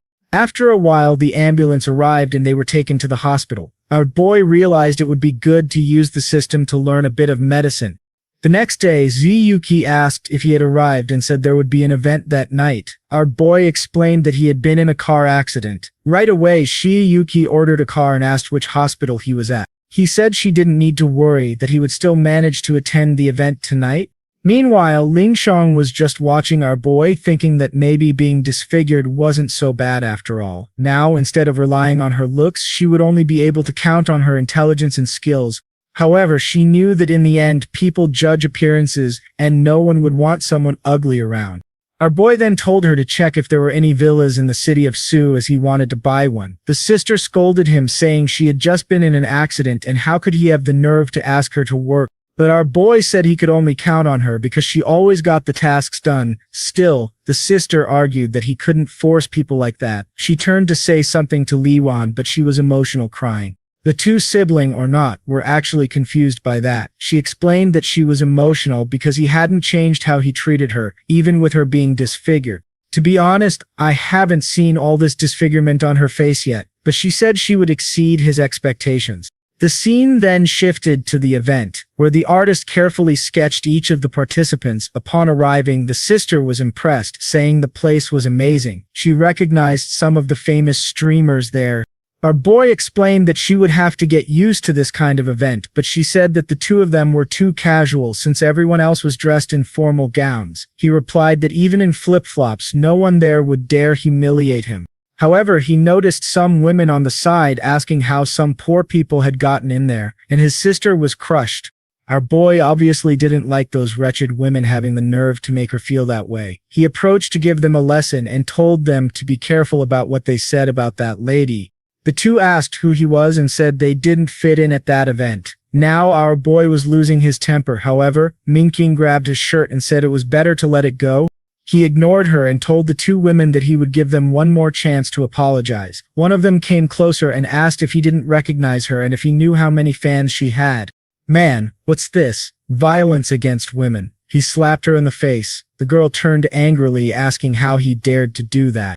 Man, this boy should be arrested. He really slapped her again. When she fell to the ground, everyone was wondering how he had the nerve to do something like that. Or Chen Yuan is being overly aggressive. What's this, my warrior? That life on the farm drove him crazy. And then those bar friends came over to see who was causing trouble. Immediately, they saw it was our dear Chen Yuan and were already shaking. The guy knows that our boy is more famous than ever, and finding him there was a stroke of luck. However, the girl, the one who took the slaps, immediately recognized the guy. She approached Mr. Bang and asked for help, saying she'd been beaten by a farm boy. Apparently, the writer recognized him and was trying to get revenge in the story. Wagging his tail, he clung to our boy and said he wanted to apologize on her behalf. The rest of the event wondered who this guy was for Mr. Bade to act like that. Apparently, a sister like our boy hits women. There's something wrong with that. She really liked it and gained favorability. She's super dangerous.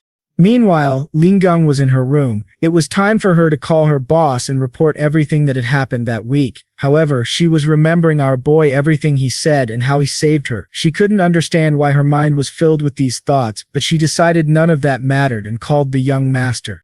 He answered and asked what it was. She said that the time to initiate the plan had come. She had acquired several scattered island pieces, and they could be used to disrupt Chen Yuan's plans. The guy congratulated her and said that when she returned, she would be extremely well treated. She thanked him and said he didn't need to say such things. After all, if it weren't for him and the Li family, she would have died on the streets. He replied that she was the person he trusted most, and as soon as she returned, he would send several doctors to take care of her. She thanked him and hung up the call. However, she wondered how he had found out about her accident. The only way would be if he had placed a spy to keep an eye on her, because he didn't fully trust her. On stage, the guy told everyone to give a round of applause for the boy's performance. The next person to appear was a special guest. The sister asked who this mysterious person was. Our boy had put on a mask, and she asked what that was all about. He was wearing this ridiculous Batman thing, saying he was going to put on a performance for her. They recognized the famous crystal piano on stage, and there was Chen Yuan walking up to it. The sister was all smitten. Not sister, we have to remember that, and she was already at 90 favorability, just 5 more points to go. Everyone thought it was some guy named Lang Sheng, who seemed to be famous on the piano. 5 minutes later, our boy was still up there. Everyone was wondering why the fool wasn't starting to play or even saying anything. They told him to get off if he wasn't going to do anything. The people on the live stream were all cursing him out. On Xiao Kiki's camera, Meiki was watching everything. Kai said they needed to think of something because the audience wasn't liking it. Xiao Qi said they had to trust Chen Yuan. She was sure he had a plan. She knew he was a genius on the piano, so what was he doing? Suddenly, he finally played the first note, and the two were excited that at least he was going to do something. Our boy took advantage of the singing ability he had acquired and let it all out. Now, people were getting emotional.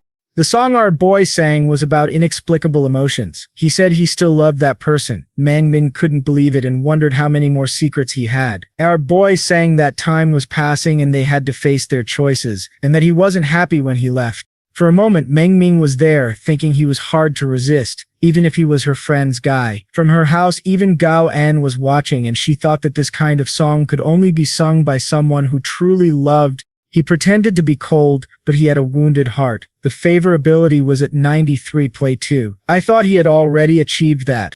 Everyone at the event was left speechless. As soon as he finished, I saw a guy clapping, saying it was incredible, on the live stream. It was obviously all hearts now, and everyone was supportive. Ro couldn't believe he had yet another skill like that. She regretted not being there in person to see it. Her father told her to get off the phone during the meeting, but the Li family guy said it was okay and that he sometimes ended up doing the same. The father apologized, saying he should have raised her better. Once again, the Li family guy said it was okay and not to worry about those things since they were about to form a contract. Meanwhile, Rui wanted to know why the guy who had caused problems with Chen Yuan was right in front of her. The fact that her father brought her there without her knowing made her angry. That's when the guy stood up and said he had prepared a surprise for them. He said he'd been studying piano for a few years and wanted to show her a piece, so he started playing, certain that with this performance there was no way he wouldn't win her over.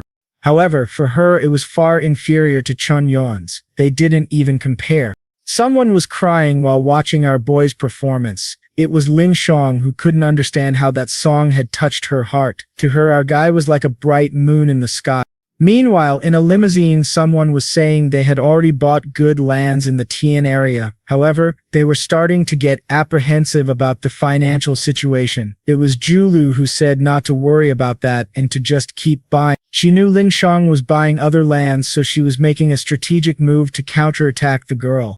The area for making movies and TV that he bought seemed to be in Taiman, but it actually involved 2 other cities. She had to do her best, since she was the only person Chen Yuan counted on. Using all the knowledge she had, she was going to punish that damn spy Lin Shutong. Then, she received a message from Mang Ming saying that Chen Yuan was performing and she had to take a look. She found it strange for someone as wealthy as him to be live streaming. It didn't make any sense at all. She opened it and saw that he was there playing with a mask on. However, our boy was in the colorful LGBT section singing. She was impressed. She never imagined that. The way our boy sang to her, it seemed he wasn't successful in music only because he had dedicated himself to the business world. The whole country was crying over such talent not becoming a star. Having reached 96 favorability, he gained 10 strength points. I'm eager for our boy to reach 100 to see what happens. Seeing the points he gained, he thought that this performance wasn't in vain. The audience asked where he was going. Everyone wanted him to continue.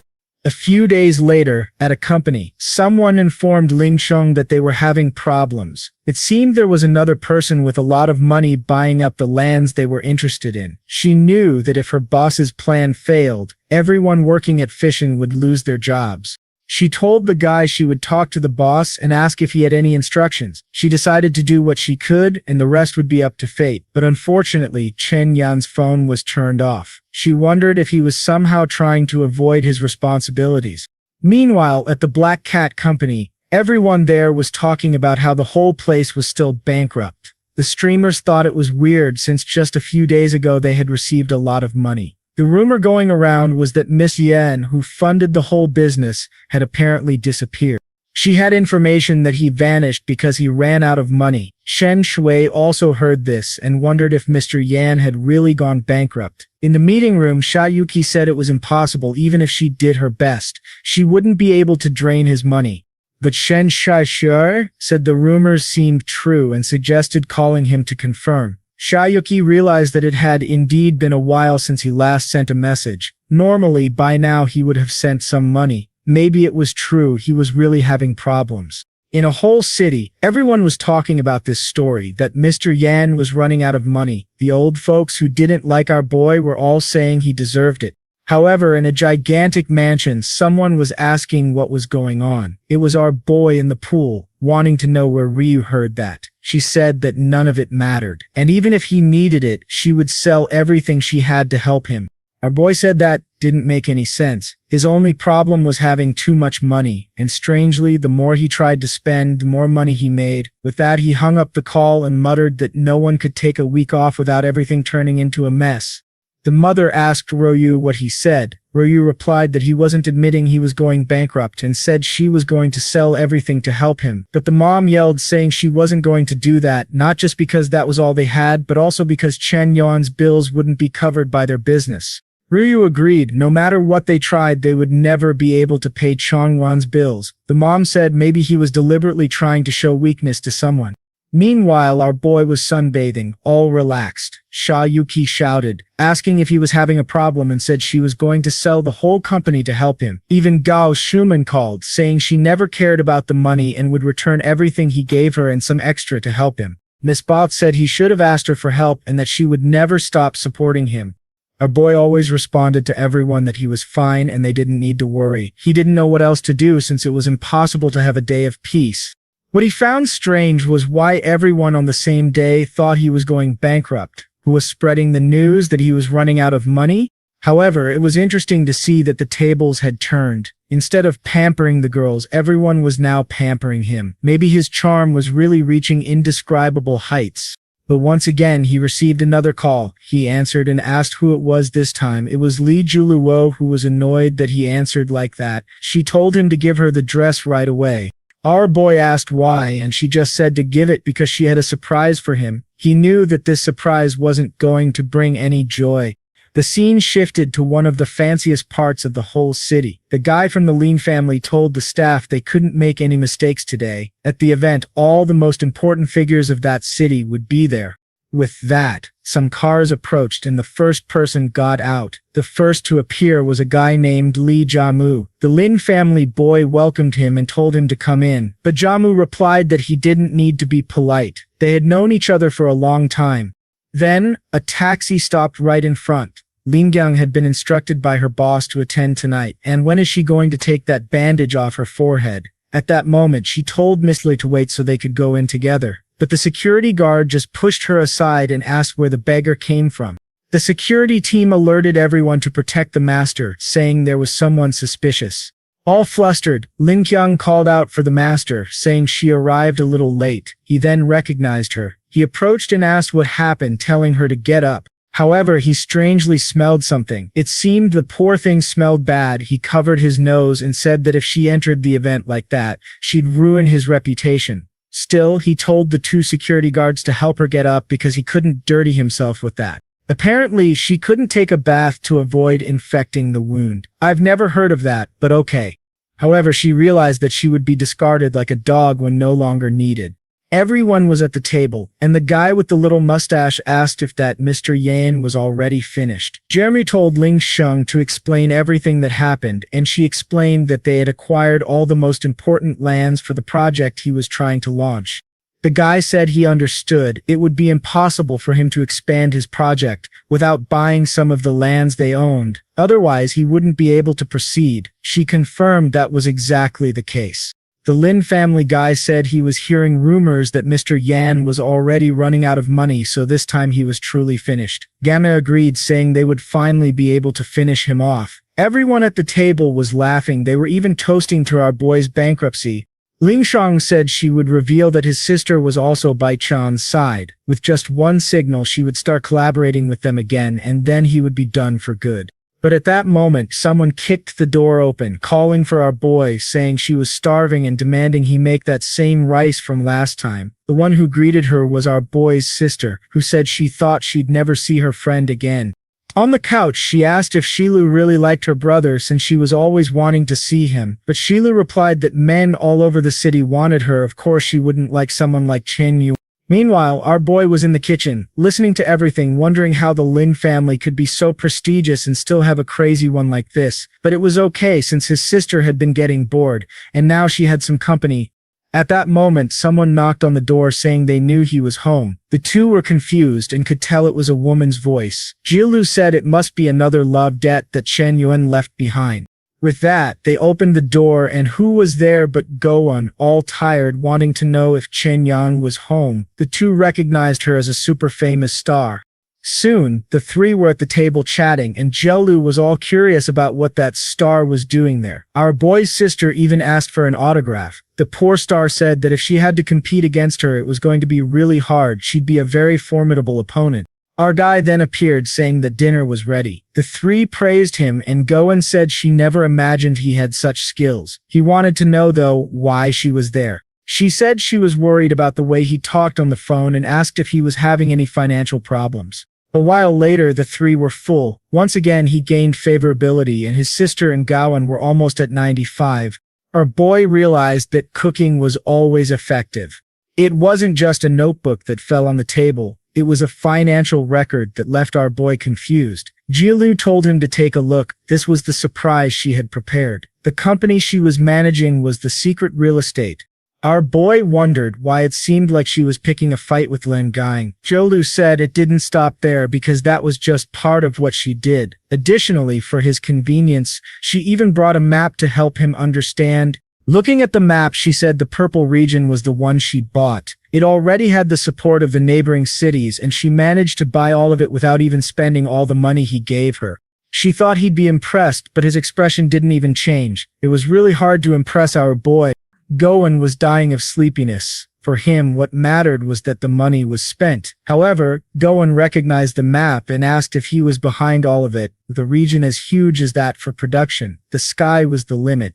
Moreover, his structure was divided among 3 cities, which made it so that none of them could have control over him. It really seemed like he had thought of all this from the beginning. He was like a master strategist who didn't let any move slip by. She was lucky to be right there beside him.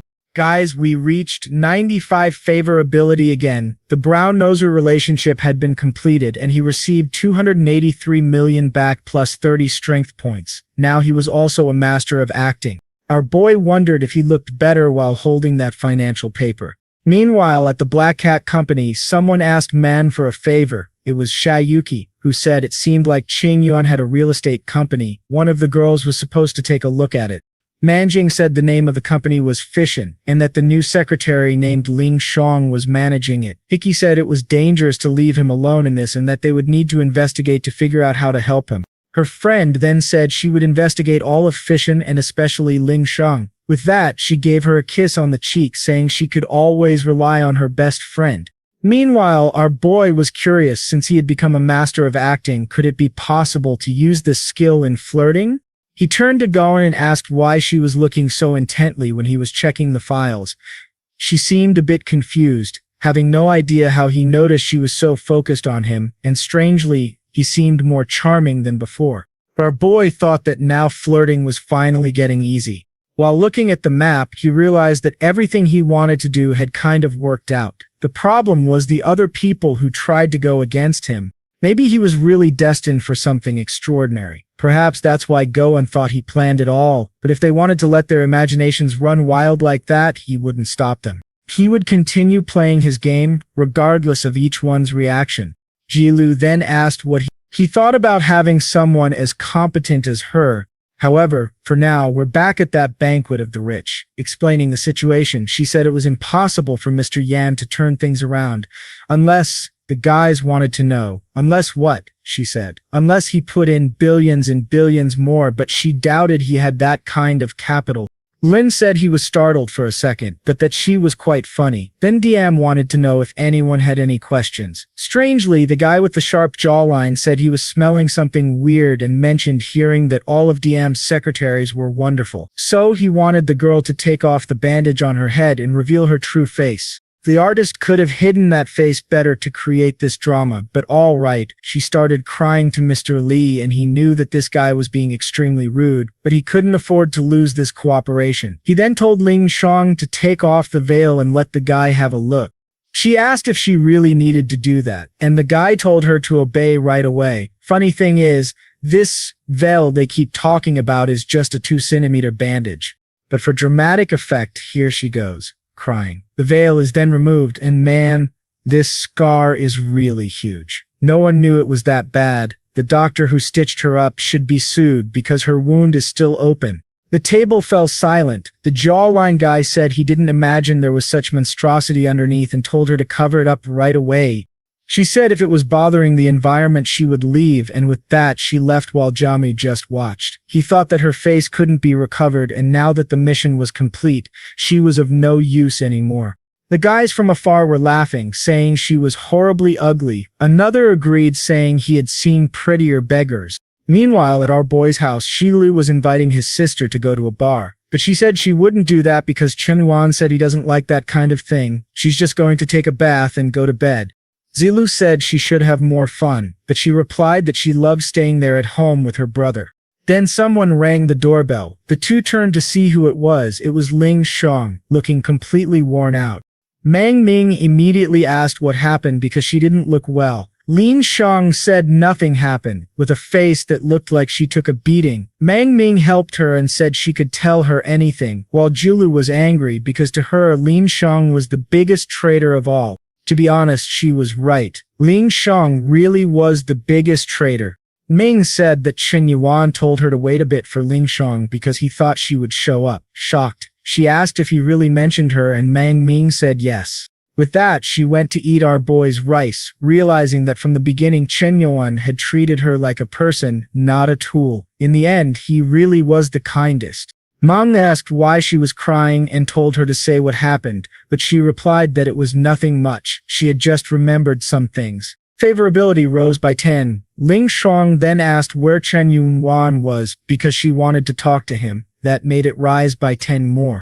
The sister explained that Chen Yuan had already gone to bed. Lin Shutong questioned why he went so early. The sister explained that it seemed he was having to deal with a lot of problems and wanted some time alone. Actually, time alone meant sipping soda and playing League of Legends. Lin Shutong said she understood that he must be suffering a lot because of all these people turning against him plus Ling's planning. Even with all this happening, he still remembered to leave food for her. She really didn't deserve him. Another 10 points were gained.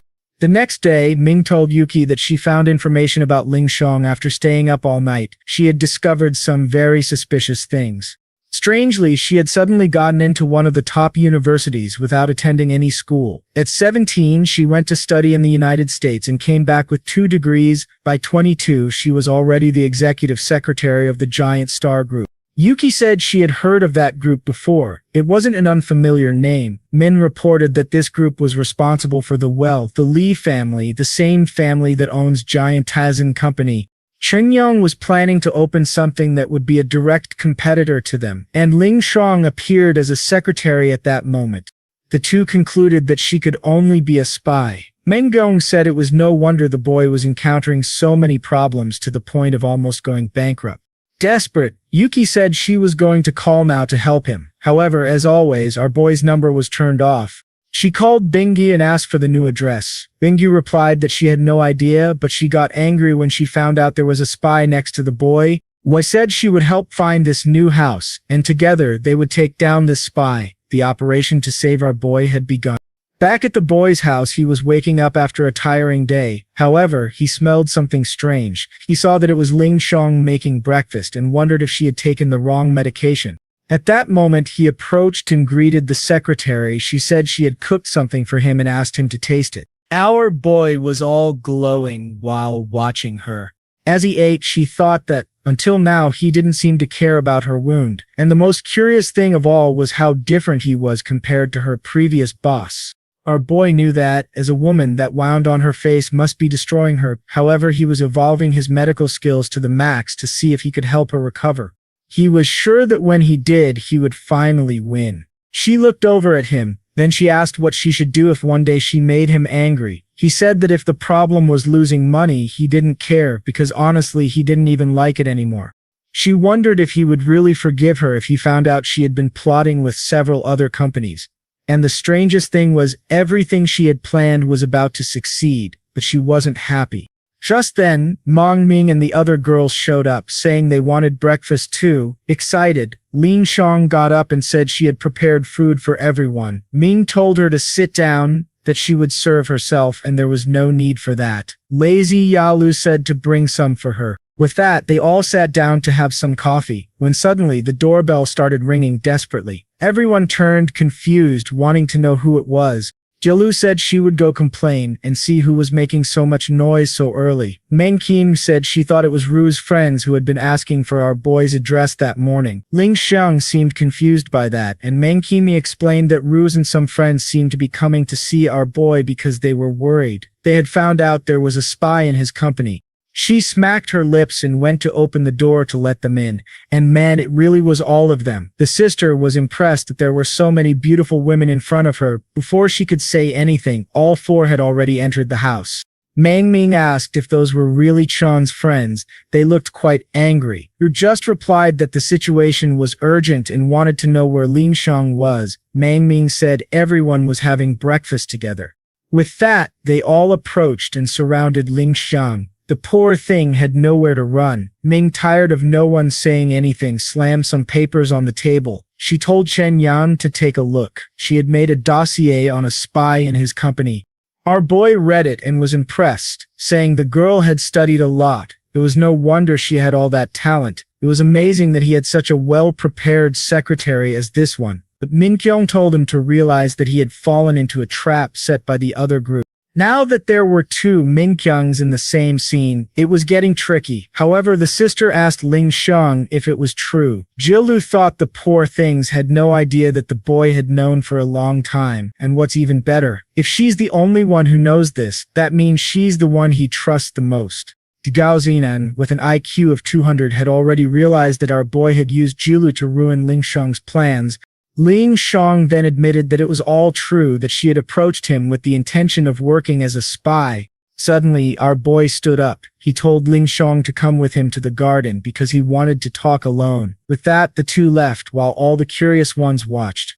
Meng Ming was already crying, saying she never imagined Ling Shang was a spy. If she had known, she wouldn't have let her get close to our boy. However, Jilu said not to worry, he had known this for a long time. Everyone was shocked, wanting to know what business this was about him already knowing. Ru asked why he gave her such an important project if he knew she was a spy. Jilu said she would never tell. She had already realized that all these girls seemed to be interested in our boy. Already fuming, she wanted to know if there wasn't another man in this country for them to all be after him. They started shoving each other, demanding proper explanations. But suddenly, Goen cleared her throat beside the painting and said that, coincidentally, the wrong areas Ling Shang made him buy and the ones Jilu bought for him formed a continuous area.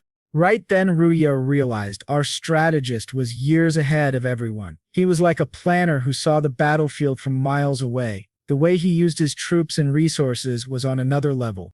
He was too complex for anyone to understand. The poor thing was even trembling now. Everyone was impressed, saying the boy was like a supercomputer.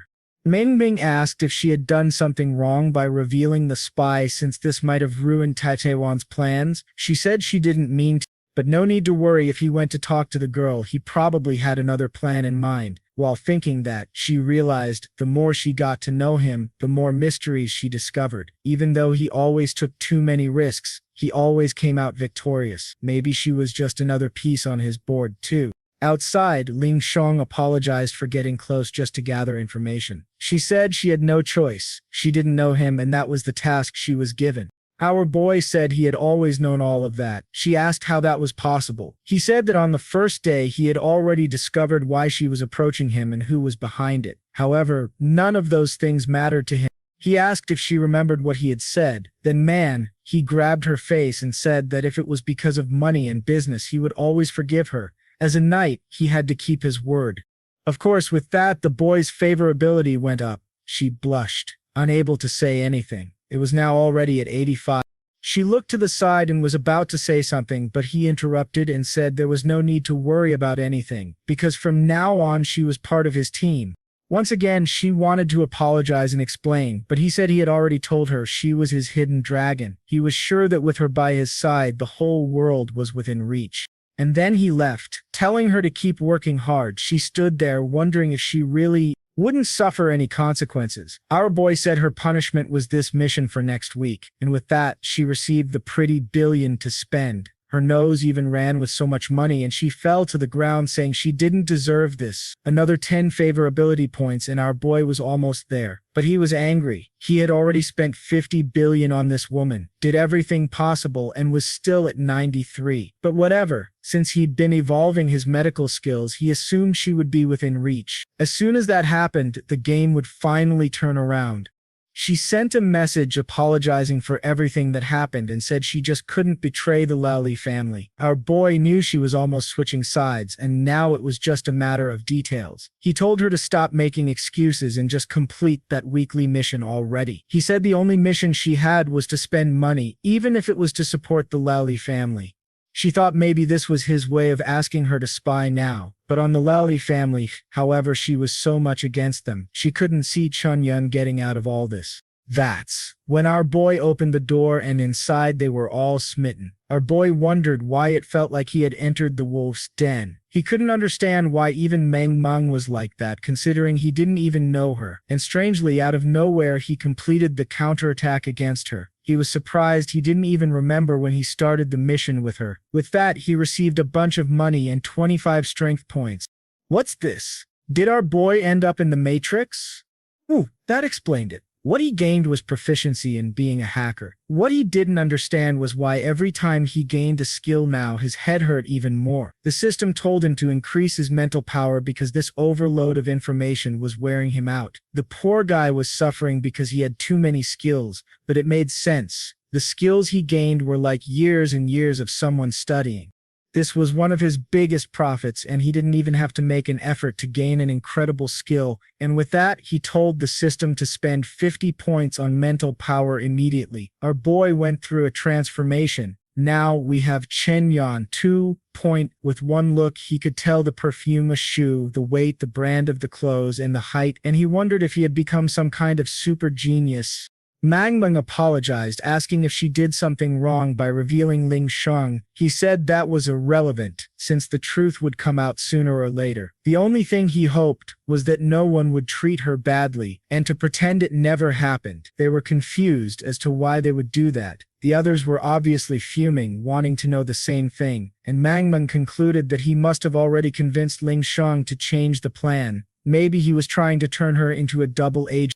He was indeed planning far ahead. He was using a light strategy to counter the dark conspiracies. Ling Yang was about to enter the house and overheard part of this conversation. Our boy was telling everyone not to treat her badly because she was still an important part of the team. She saw this and wondered if that was really something sincere. He truly was the kind of person worth following for the rest of her life.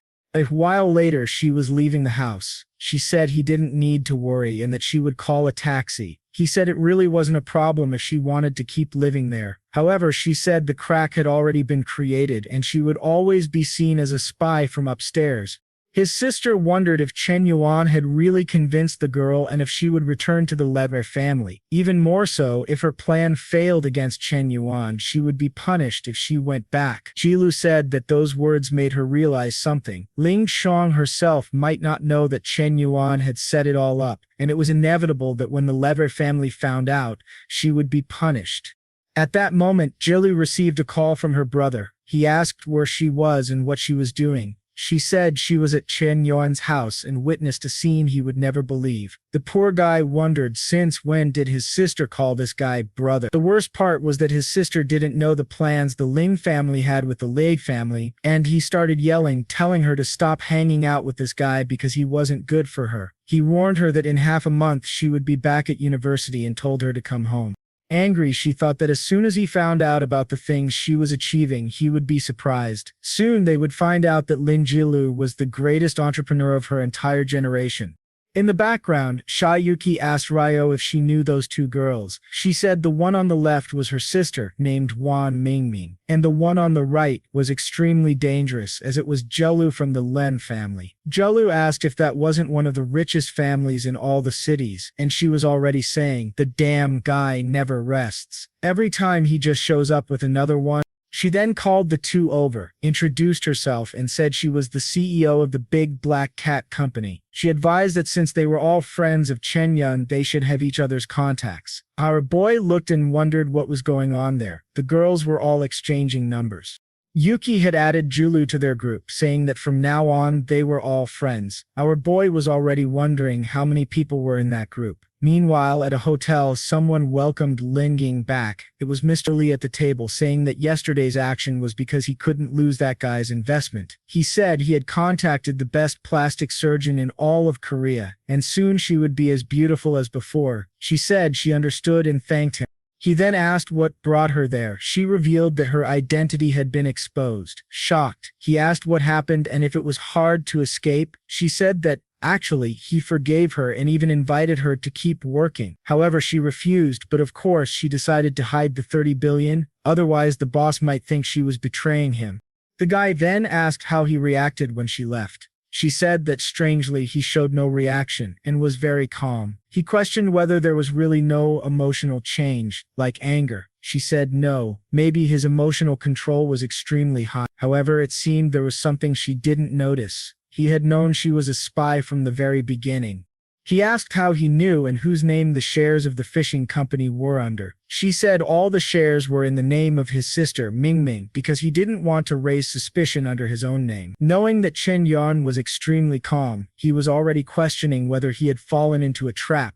He said to bring the maps of Hui province and call Mr. Lin. He asked the secretary if anyone from the Lin family was buying land in that region. The secretary said the Lin family seemed to be acquiring some properties under the name of another company. Then, Lin's cell phone started ringing. He wondered why Mr. Lee was calling him so early. He asked if the guy had so much free time and said he was going to invite him to eat some delicacies.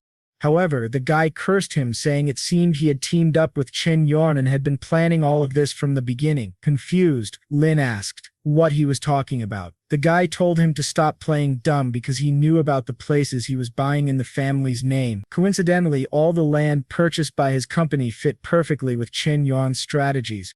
Lin, confused, had no idea where those purchases came from for his family. He said he would investigate this because he was absolutely certain it was not related to his family. The guy said he had half a day to give a satisfactory answer. Otherwise, he would have to face the consequences. Then he threw the phone on the floor, wanting to know who Juhu thought he was. The two had a negotiation of equals, but now he thought he could treat him like his father. The problem was that he had spent 10 million to plan all of this. If he lost, there would be no way to explain it to his family. He then told the employee to take a look at some secret real estate in the family's name. The guy said he would handle it now. 2 hours later, he returned. The poor guy had already received all the papers. He wanted to know why everything was in his sister's name, who was 20 years old and wasn't supposed to have any money. Worst of all, it was confirmed that the company's capital exceeded 50 billion. The guy showed that with the purchases made by this company, Chen Yuan's plan would work 100%. With these purchases, the entire television structure he was trying to set up would work perfectly. They thought they had caught him in a trap, but in the end, they were the ones who were defeated. He realized that, from the beginning, he had fallen into a giant pit, and the worst part was that his sister had been brainwashed. He angrily grabbed his phone, saying he was going to call her, wanting to know how that damn girl was trying to do something that would ruin the whole family. Getting out of the pool, she answered the call and asked why he wanted to talk again. He then said he found out about the secret real estate company she was running. She replied that he took quite a while to find out and that for matters like this, he would have to call her boss. He started yelling, asking who gave her permission to exploit the family's connections like that. But she just hung up and said she preferred to be on Chen Yuan's side, who was far more capable than her brother. He was furious that she had hung up on him. He threw the phone on the floor, wanting to know since when that damn girl got so brave. He told the butler to bring another phone because he couldn't believe he couldn't beat this girl. The servant said the situation was already out of control and the focus now should be on minimizing the damage. He questioned how that would be possible and what they could do. The servant said that, considering all of Chen Yuan's planning, he seemed far more promising than the guy from the Love family. Considering that his sister already had connections, maybe they should just ally with him for good. All they would have to do is give up on Ruo, because it seemed she had some kind of relationship with Chen Yuan. However, he said he would not give up on Ruo, and if he did, he would also have to hear his sister talking about it for the rest of his life. The butler questioned if it was really worth going through all this trouble just because of her. He told Mr. to stop getting involved because he had full control of the company and would take responsibility. The guy said that was fine, then he would step back, but he was thinking that this young master was too inexperienced since this was not just about financial losses. Even if he managed to make his sister switch sides, everyone would see her as a traitor. Either the Lin family joins Chen Yuan, or they accept that they will be destroyed by all the others. Meanwhile, papers were delivered about all of Julu's plans and what she had been doing recently. Mr. Li realized that from the beginning, he was falling into the trap and ordered everyone in that meeting to stay silent. Ling Shang realized that part of the blame was hers for being the secretary and not discovering anything. She then apologized and said she really couldn't notice. However, the guy asked if she really thought it was just a mistake. A mistake, yes, is something you apologize for, but losing 10 billion is far beyond that. He threw an ashtray at her face and questioned if she knew the magnitude of the money that was lost. Apparently, it was the trust he had in her that led to this arrogance, and now she thought she was worth all that money. He said she should remember that everything she has in life is thanks to the Lai family, and she doesn't deserve any of it. He ordered the security guards to detain her and warned that from now on she was completely suspect in any activity related to the group. She would undergo an investigation to make sure she wasn't behind all of this. One of the girls said she was sure Ling Shang hadn't betrayed them since she had told them everything and besides, had been with them from the beginning. He said that betrayal was irrelevant now since he would have to give an explanation to the group. That's when she realized she was just being used as a scapegoat. Meanwhile, at our boy's house, someone asked if Mei was there. It was Ruo who said that her brother was irresponsible for leaving the girl alone. She replied that actually, Chen Yuan was down in the basement. She asked how long he had been hiding there since she hadn't seen him in a few days. The sister said it seemed like he was doing some tests and experiments, and asked that no one disturb him. Our boy had made a purple goo and said it was finally ready. Spending all those points to evolve medical skills up to 60 was worth it. At that moment, someone knocked on the door. It was Ruo, asking if she could come in. Our boy thought she arrived at the perfect time. He told her to come in and asked if she had any scars on her body. She was obviously confused by him, saying that she said she had a little mark under her hair from a fight with her brother when she was younger, but she always hid it with makeup. Our boy grabbed her chin, saying he wanted to take a closer look. She even dropped her bag while thinking that if Ming saw the situation, she would think the wrong thing about her brother, but that was okay. Since he wanted it so much, she accepted the kiss. However, she smelled something strange and wondered what he was thinking. Our boy told her not to worry because he had an impressive cream. He put it on her forehead and she asked if he had government authorization to do that, saying it was very stinky. Our boy said it was like those foods that stink but taste good. He told her not to remove it from her forehead for the next 3 hours because there wouldn't be any more. With a somewhat unconvinced look, she said thanks, but then said there was a price. When our boy turned around, she kissed him. What was that? Our boy was all embarrassed, wondering if he had just been taken advantage of. On the other side of the door, she couldn't believe she had the courage, but the feeling wasn't bad.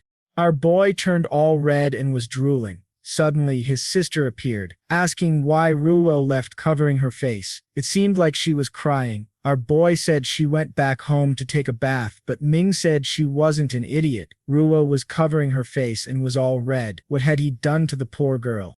Our boy said he wouldn't accept false accusations since he was a gentleman. However, his sister said she didn't believe him. She felt the only problem with her brother was that he was always surrounded by women, but no matter what, he would always be her only brother. He then asked if she had any scars that needed omnipotent treatment. She ran off, saying that the stuff was too stinky. He thought she was silly for not taking advantage of something only he could produce.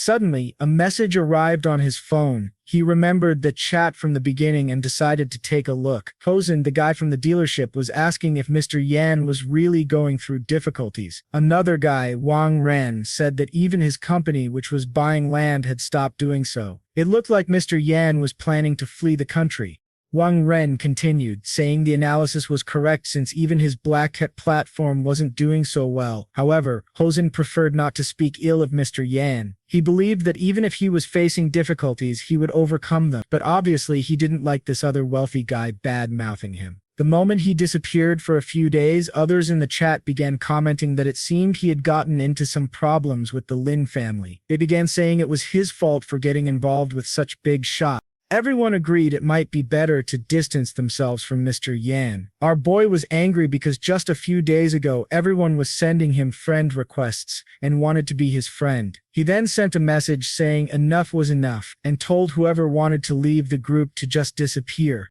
The guys were shocked but asked why he was trying to act tough at a time like this. Our boy said that anyone who went against him or cooperated with Teng's family would now be against him. The guy from the club earlier said to take a look at the group because Mr. Yan was going against everyone.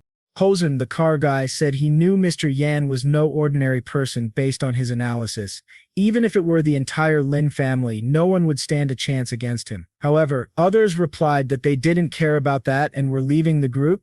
At that moment, some people started leaving the conversation and others followed the herd. Our boy saw that more than 300 people decided to. However, now he knew exactly who he didn't care about. If they tried to suck up to him thinking he was broke, he decided it was time to slap everyone in the face. Naturally, he started browsing live streams. He went to his platform to recharge some credits. Seeing auctions of 10 million, 500 million, he realized that President Zhou understood him. It was time to recharge a few billion to spice things up.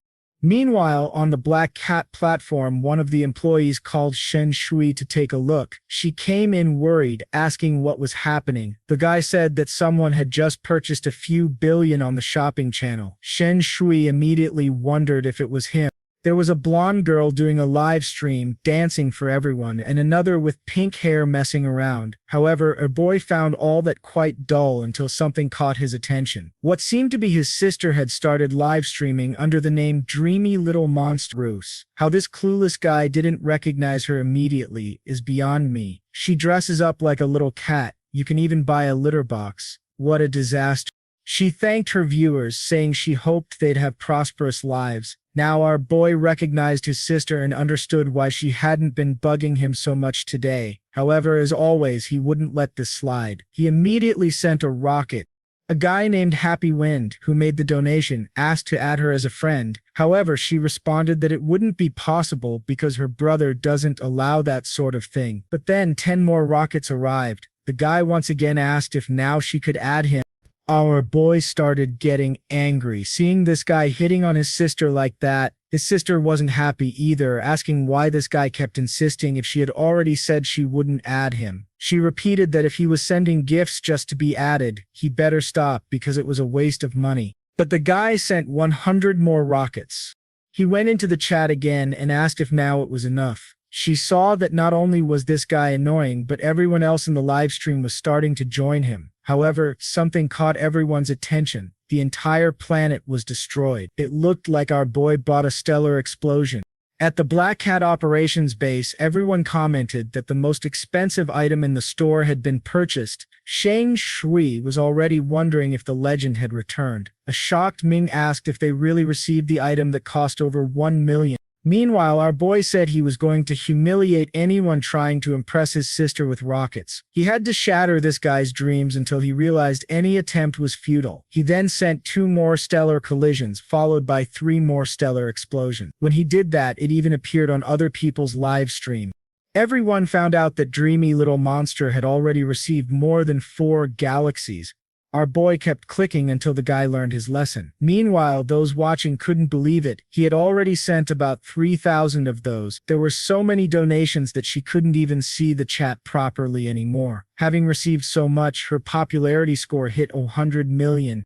At the platform's base, people couldn't believe it. Our boy had spent 300 million. Apparently, the earlier 3,000 was a mistranslation. Our boy smiled, saying it might be enough to cause a financial shock. Just then, he received a message from his sister asking if it was him who did that. He admitted it was, but she said it was a waste of money. However, she quickly realized that since the platform belonged to him, he wasn't really losing much. Still, she asked him to stop because she couldn't continue her live stream.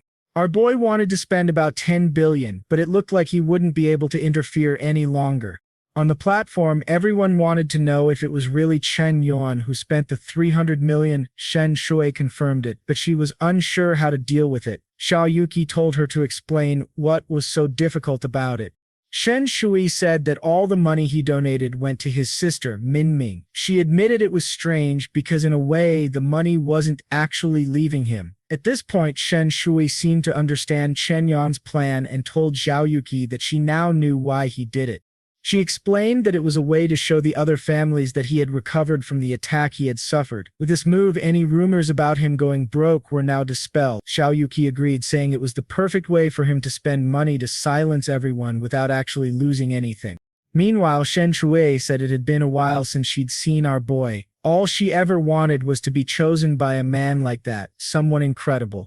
The next day, of course, this became news everywhere. The bowling guy told Hosen that he was right after all. And Hosen said, "You must learn that Mr. Yuan wasn't going to let himself fall like that." In the end, it was all just a joke, but in reality, he was terrified of betting on the wrong person. Luckily, Mr. Yan hadn't gone bankrupt. Then a bunch of notifications started flooding the group chat. Everyone who stayed was relieved they trusted Mr. Yan and someone mentioned how his plan worked, taking down both the Li and Lin families. The guy was impressed, saying it's amazing how he went against so many people and still came out victorious. Another commented that a move like the one he made will impact the next decade. Our boy concluded that those who decided to trust him were now on his side. Since he wasn't keen on constantly being attacked by everyone, he decided to reward those who deserved it. He announced that anyone from the group could now join the television city. One guy said his family owned several malls and that it would be great to be a part of it. Another said his family ran various restaurants and definitely wanted to be involved. Obviously, someone from the hotel business jumped in, and a few construction guys said if he needed more materials, he should just let them know. Our boy was taken aback as notifications kept pouring in from people wanting to participate. His sister was impressed that everyone was talking about her. Both her live stream and her name were trending in the top searches. He told her it looked like she had become an internet celebrity. She responded that she was only famous because she received money, which wasn't a big deal since most comments were about him. Everyone was saying he was a selfish person who only knew how to spend money on women to show off. While other wealthy people financed the nation in talent development, he was just spending money on streamers. Our boy tried to defend himself, but his sister said, "Well, you already explained that he only pretends to give out money, when behind the scenes he's actually a business genius." He tried to counter by saying it's not a big deal, but his sister said there was no point in hiding it anymore. She already knew all about the plan he had orchestrated. The poor guy didn't understand how this kind of nonsense was spreading so much, and what he really didn't want was to change the relationship he currently had with her. So he decided to change the subject. He asked, "What's this about some guys investing money to promote the nation's talents?" His sister explained that, in the board game called Go, their country was being dominated by some foreigners. One guy even said that everyone in their country was an amateur. Our boy asked, "Who was bold enough to say that?" She said the genius was under 20 years old and was named Kimira. It seemed he had learned from an old master, and when he arrived in their country, he defeated everyone. Even seniors who had been training for years didn't stand a chance against him. Kimira even made a daring announcement that no one in their country could beat him. Our boy asked what that had to do with all the spending, and she said that everyone in their country was already offering over 200 million to anyone who could beat the kid. But our boy wasn't interested in winning the money, he just wanted to play against the guy. His sister asked if he was serious. Since the kid was a genius, he said of course it would be much more fun to compete. Besides, if things got tough, he'd just level up his skills a bit. His sister wondered when he learned to play Go, especially since he was so busy managing multiple companies. Our boy asked, "When do I ever seem so busy?" She then recalled that every day he's lying in front of the pool, sunbathing comfortably. At night, he's drinking Coke and playing video games. She had no idea how he managed his time so well. Our boy wondered why she seemed so shaken. Right then, she opened a live stream, saying that today they'd focus on studies. But of course, the chat wasn't interested in watching someone write on paper. However, for our boy, this was perfect. He then entered the biggest online platform to play Go, and as always, decided to use a different name to avoid drawing attention. So he chose Sunset Master. It was 10 hours in the morning when he started training, eager to test his system's abilities. The first round began, and our boy was just clicking away with his Logitech mouse. By 10:33, he had already finished off the first opponent, but it was so quick it wasn't even fun. So he decided he would win 10 in a row to see if he could find tougher opponents. With that, he began crushing everyone. By 6:30 in the evening, he was still playing. He had won 30 consecutive matches and was still at the easy level. It seemed like he was going to have to spend more time there than he had imagined. One of the problems was that the higher he climbed, the longer the matches became, since the players weren't making as many mistakes. All he wanted was a chance to face this prodigy. Kimira also played on this platform under the name Devil's Hand. One day, he had won 20 consecutive matches and thought no one could beat him there. However, he decided to go for one more match. He looked through the rankings to see if he could find someone who had been doing well lately. Naturally, he spotted Sunset Master. Our boy received a notification someone had challenged him to a duel. He immediately saw it was Devil's Hand and wondered why it sounded like the nickname of someone still in high school. He was impressed to see that the guy had 20 wins in a row that day. The duel was on. Devil's Hand made the first move, and the match began to unfold. Our boy was amazed. Unlike other players, it was hard to understand this guy's moves. He remembered someone called the Demon of Transformation, whose every move had multiple variations, 30 moves in, and our boy wasn't in a great position. He realized that at the pace things were going, he was going to lose this match, and losing his streak would make it harder to climb the rankings. Kimira was impressed. It had taken 30 moves for this guy to fall into his first trap, but even so, it was irrelevant, since in the end, he was going to win again. Our boy then asked the system for 50 years of experience, which drained a lot of strengthening points, leaving him with only 25. Decades of techniques and strategies began flashing through his mind. After analyzing the options multiple times, he finally found the solution for the game. It was time to go on the offensive. Now, even he would transform into the so-called demon of the heavens. Kimir wondered why the guy wasn't making any moves. To him, in his vast world, he was still a solitary master. Then a notification caught his attention. He was startled by the move. It looked like the guy had made a bunch of nonsensical plays and apparently given up on the game, but our boy knew he would interpret it that way. It was all just a distraction. He had the perfect piece. It looked like something familiar to the kid. He knew the demon transformation technique from the games. To him, it was impossible. There was no way an amateur could know a move like that. For the first time, someone had fallen into a trap and actually turned the game around. In the end, with that move, our boy defeated Devil's Hand, who fell back in his chair, wondering if he had really been beaten. How could he, the best player in all of Asia, have lost to some guy online in the 5th rank, especially considering that the guy used the same moves he did? He wasn't going to accept this result. Our boy was exhausted from playing all day. It was already 10 at night and he hadn't left his chair. However, he was excited by the last match and thought one more wouldn't hurt. He then received a private message. Since this guy was from another country, the message he sent was all messed up, asking for another match and to be taught. Our boy thought that with such a bad writing style and a childish name, it was really a primary school kid. However, he wasn't humble and told the guy he had no chance against him, so it was best not to humiliate himself and go back to doing his homework. Kimura was furious, wanting to know who this damn person was. He sat down again, saying that in the last challenge he was just playing around, but now he would get serious. Our boy replied that, since he wasn't convinced, he would help him understand how things work, and with that, another match began. 10 minutes later, the fool had been defeated once again. For Kimura, it was impossible. It didn't make sense that the guy who was bad just 10 minutes ago had suddenly become so good. He decided to challenge him again. Of course, he lost again, but this time instead of 30 moves, it was 20. It made no sense to him. Ever since his first professional appearance, he'd been destroying all his opponents. How was he now being beaten by this strange player? Our boy didn't want to accept any more challenges, since this guy was acting like a persistent child. However, Kimura kept insisting, saying they had to play one more match, not knowing who he was really up against. Our boy said he wasn't interested in beating an amateur. Of course, poor Kimura took a painful hit, wondering if he had really just been called an amateur. Someone stepped in and asked Kimura what was going on. His younger sister, May, wanted to know why he was so angry. He explained that he lost to a guy named Sunset and couldn't control his rage. She told him that losing could sometimes happen in online games because his opponent might have been cheating. He asked how that could be possible.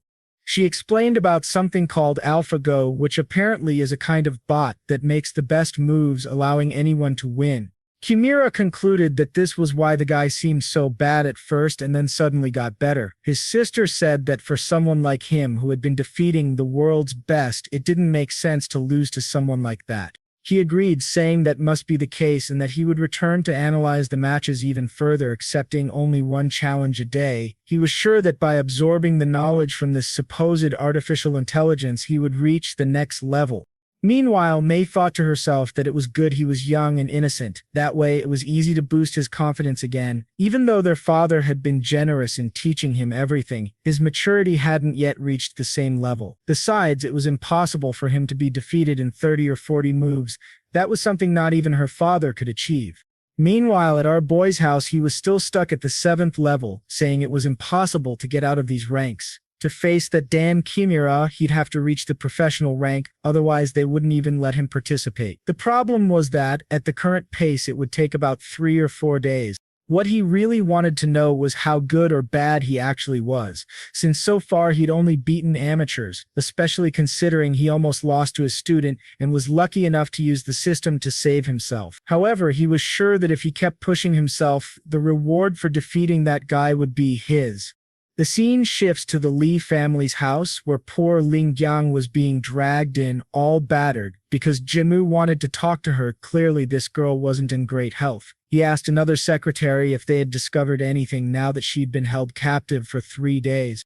The secretary said they found some very interesting and suspicious things about the girl. One of them was that she had 30 billion in her bank account. Furious, Jamo asked how it was possible for a secretary to have so much money. The other secretary said this was clearly a piece of evidence that made them suspect her. Jamo said it all made sense now. If you were offered 30 billion to betray the family, maybe even he wouldn't be able to resist. He turned to her and said that now it was clear why she put on that little show pretending she wasn't guilty. Ling Yang asked if he really thought she would betray him for money. He threw a bunch of papers in the air and asked if that looked like a lie. He said that if she hadn't betrayed them, then why didn't she ever mention the money she received? She was left speechless, and the man said that her inability to defend herself already proves everything. He turns away and warns her that she should know the consequences of betraying the Li family. Everyone in the room falls silent. She says she knows the consequences and won't argue anymore so they can get down to what's practical. He asks what she means by practical. She says she knows that failing in this plan will affect his succession in the family, but she's willing to use the 30 billion to help repair any damage she may have caused. The moment he accepts the money, she will sever all ties with them, as she thinks this is the only way to break the relationship and finally join Chen Yuan. However, the man laughs and says that since she wants to sell herself for this money, he will accept and let her go. He promises that once the money is in his account, she will be free, as he, Master Jamu, always keeps his word, but of course he has other plans for when that happens. The transfer is made, and he says that now with so much money in his account, he doesn't even have to worry about the old folks' opinions anymore. Even if he is removed from the family, he can rebuild everything, thanks to Secretary Yu. However, another girl asks if he really plans to let Lingjiang escape, considering all the secrets she knows. This is his new secretary, King Ken. Jiamu simply asks if she's trying to teach him something. She immediately bows and apologizes, saying she spoke too much. She's excited because she was previously suppressed by Lingjiang, who is now abandoned like a stray dog. Worse still, the poor thing is naively thinking the young master will actually let her get away. The scene changes to the city, where Lingjiang is wandering around abandoned. She wonders if the young master will really let her go, considering she did everything for the family and knows many of their secrets. At that moment, something approaches. Someone has sent a truck to run her over, but she's not weak. She executes a bold move. She manages to roll under the truck, which ends up crashing into the mall on the other side. Knowing that this was probably meant for her, she immediately starts running away, desperate, already thinking that if he wants to play this game, then she will become a new enemy of the Li family. One of the men nearby had just been observing and informs that the driver missed the target and they lost her. Jamu asks how that's possible, but says it's fine. They can leave her because she spent the 30 billion that Cherdyoung gave her. He's sure that once Cherdyoung finds out she wasted all the money he gave her like that, it will be the end of the girl. The scene shifts to our boy's house with his sister saying it's time to eat. He was still playing on the computer and she asked when he was going to get out of there. He says she doesn't understand the exhilarating feeling of continuously dominating his opponents. She doesn't believe he's that good and asks what rank he's at. Our boy is at the 8th Dane and she says that's impressive, asking if he's really planning to challenge Kimura. He replies that she should never underestimate his talent, and taking this reward will be like taking candy from a baby. Ming thinks she's never seen him put so much effort into something. Instead of working hard in his career to make more money, he's determined to defeat this rival. To her, it's exactly how a stubborn man should be. She knows he doesn't care, since he already has so much money, so it's all about honor now. His favorability is already at 93, and our boy is worried about what will happen if it continues to rise. He wonders why she's saying these things, considering he's doing this for the money anyway, especially since when he wins, the system money will finally be his. The most troubling thing would be going past 95, leading her to develop some kind of negative feelings. He needs to cut these points and end this mess quickly. He then calls for her. She's all confused. He says there's something he's always wanted to tell her. She says there's no need to keep secrets, and that he can say anything. However, at that moment the doorbell rings. Meng Ming rushes off before our boy can say anything. He knows she's been through many traumas, so it might not be easy to explain things to her. When Meng Ming opens the door, it's Royo, for the first time with her heavy equipment stored away. She says she brought a gift for her sister, who thanks her immediately. She wants to know where her brother is. Meng Ming tells her he's in his room and asks why she changed her hairstyle. Ryo explains that she used to have a scar on her forehead that she always hid, but after using the cream he made, it disappeared. She's impressed that the smelly stuff was actually so effective, remembering when our boy insisted on applying that nasty ointment. She then enters the room and our boy asks why she looks prettier than usual. He says there aren't many seats, so if she wants, she can sit on the bed. She blushes a little but goes over and sits down. Stroking the sheets, she thinks about how this was where our boy slept every day. Could she be the first woman to lie on that bed?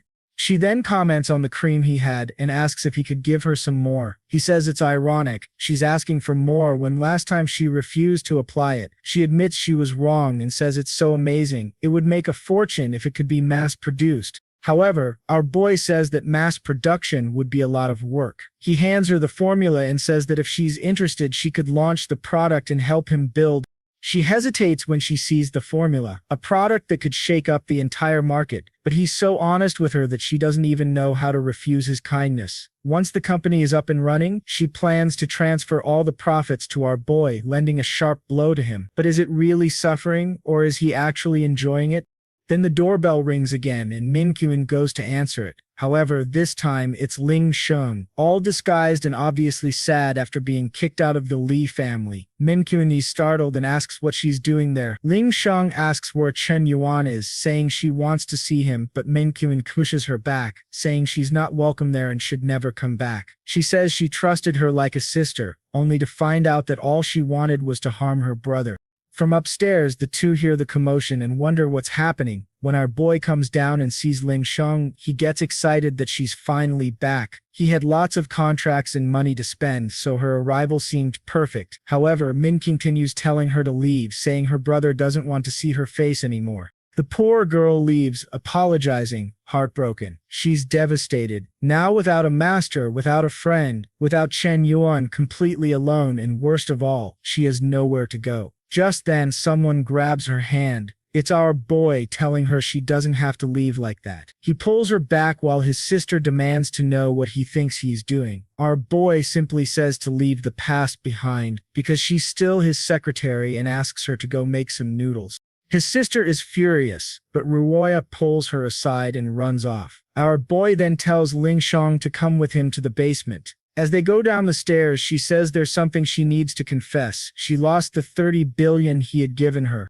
Our boy stands still for a moment without saying anything. She knows there's no one in the world who wouldn't be affected by hearing such news. Considering everything she's done and how she's acted, she feels she should be punished. But our boy asks if she made all this drama just to talk about such a small amount. She wants to know, since when is 30 billion a small amount? Of course, he plays it up, getting closer, saying that from start to finish, she's never disappointed him. She's even more talented than he expected for the tasks he needs. While some of the people who work for him struggle all year to spend that money, she manages to make it disappear in just a week. He asks her once again to join his team and not to reject him again. She hesitates, almost crying considering all she went through with Jamu and how she was treated in the end. Our boy's kindness was far superior. She then cries, saying she spent her whole life lamenting and suffering, searching for a true master. Now she's willing to dedicate the rest of her life to him if he doesn't abandon her. Our boy tells her to get up, saying he's her friend, not her father, and warns her not to think things will be easy because tomorrow she's going to be back at work. She says he doesn't have to trust her so much, and that she's willing to take a more common position, but he insists that she must obey and take on a leadership role. She's the only person he trusts to handle those 50 billion wisely. She starts crying, wondering why he trusts her so much, considering all the harm she caused him. Finally, her favorability reaches 95. Our boy is thrilled as the counterattack has finally arrived. He receives 10 billion. Since he had spent over 100 along with 50 strengthening points. Along with that, he gets an extensive list of all her skills. Our boy is excited, saying that out of everyone so far, she's been the most valuable. She swears to follow him for the rest of her life, even if 5 thunderbolts strike her. But he says that's not necessary since they're on the same side now. She asks him to call her Xiao, which is her favorite nickname. Our boy agrees and calls her Xiao because there's something he wants to discuss. He explains that he's been studying a specific formula for the wound on her face. He takes out a box and tells her that if she uses it 3 times a day, she'll see results in 2 weeks. She's touched to know that her billionaire boss spent time developing something just for her and hugs him, saying he's truly amazing. Upstairs, Mei wants to know why Ruya stopped her. That damned woman shouldn't be there. Her brother shouldn't be giving her another chance.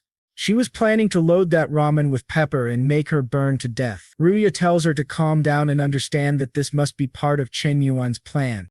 He probably already knew that because of the failure of her espionage mission, the Li family would kick her out and her last option would be to return to Chen Yuan. That's when his plan would really start working. Mong Ming asks why that would happen, and Ryoe explains that as the chief secretary, Ling Shutong must know many secrets. With her by Chen Yuan's side, taking down the Li family would be extremely easy. Maid is impressed, saying it's really hard to understand his planning. Ryoe continues, saying she has to help her brother handle all of this. It can't be easy to create so many strategies. May agrees, saying she'll be more obedient when her brother asks for something. If that's the whole plan her brother is working on, this ramen had better be delicious. She's ready to dedicate herself completely to Chen Yuan.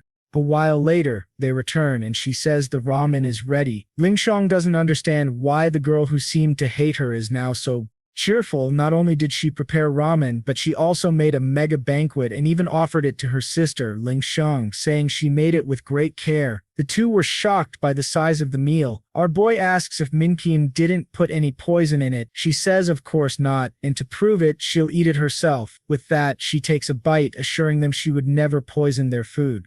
At that moment, Raya seems to notice something. She sees the medicine box and says she now understands why Chen Yuan prepared it. The effect of that stuff is amazing. She says she had a scar on her forehead for 10 years, but after using it, it really disappeared. Ling Shutong asks if it's really that effective, and Raya confirms it. She's moved, thinking that maybe there's a way to restore her face.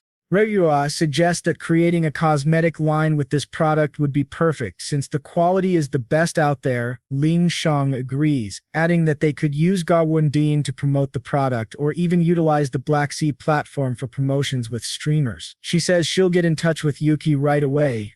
However, once again, Rua tails something strange. Could it be that Chen Yuan had thought of all this in advance and knew they would reach these conclusions?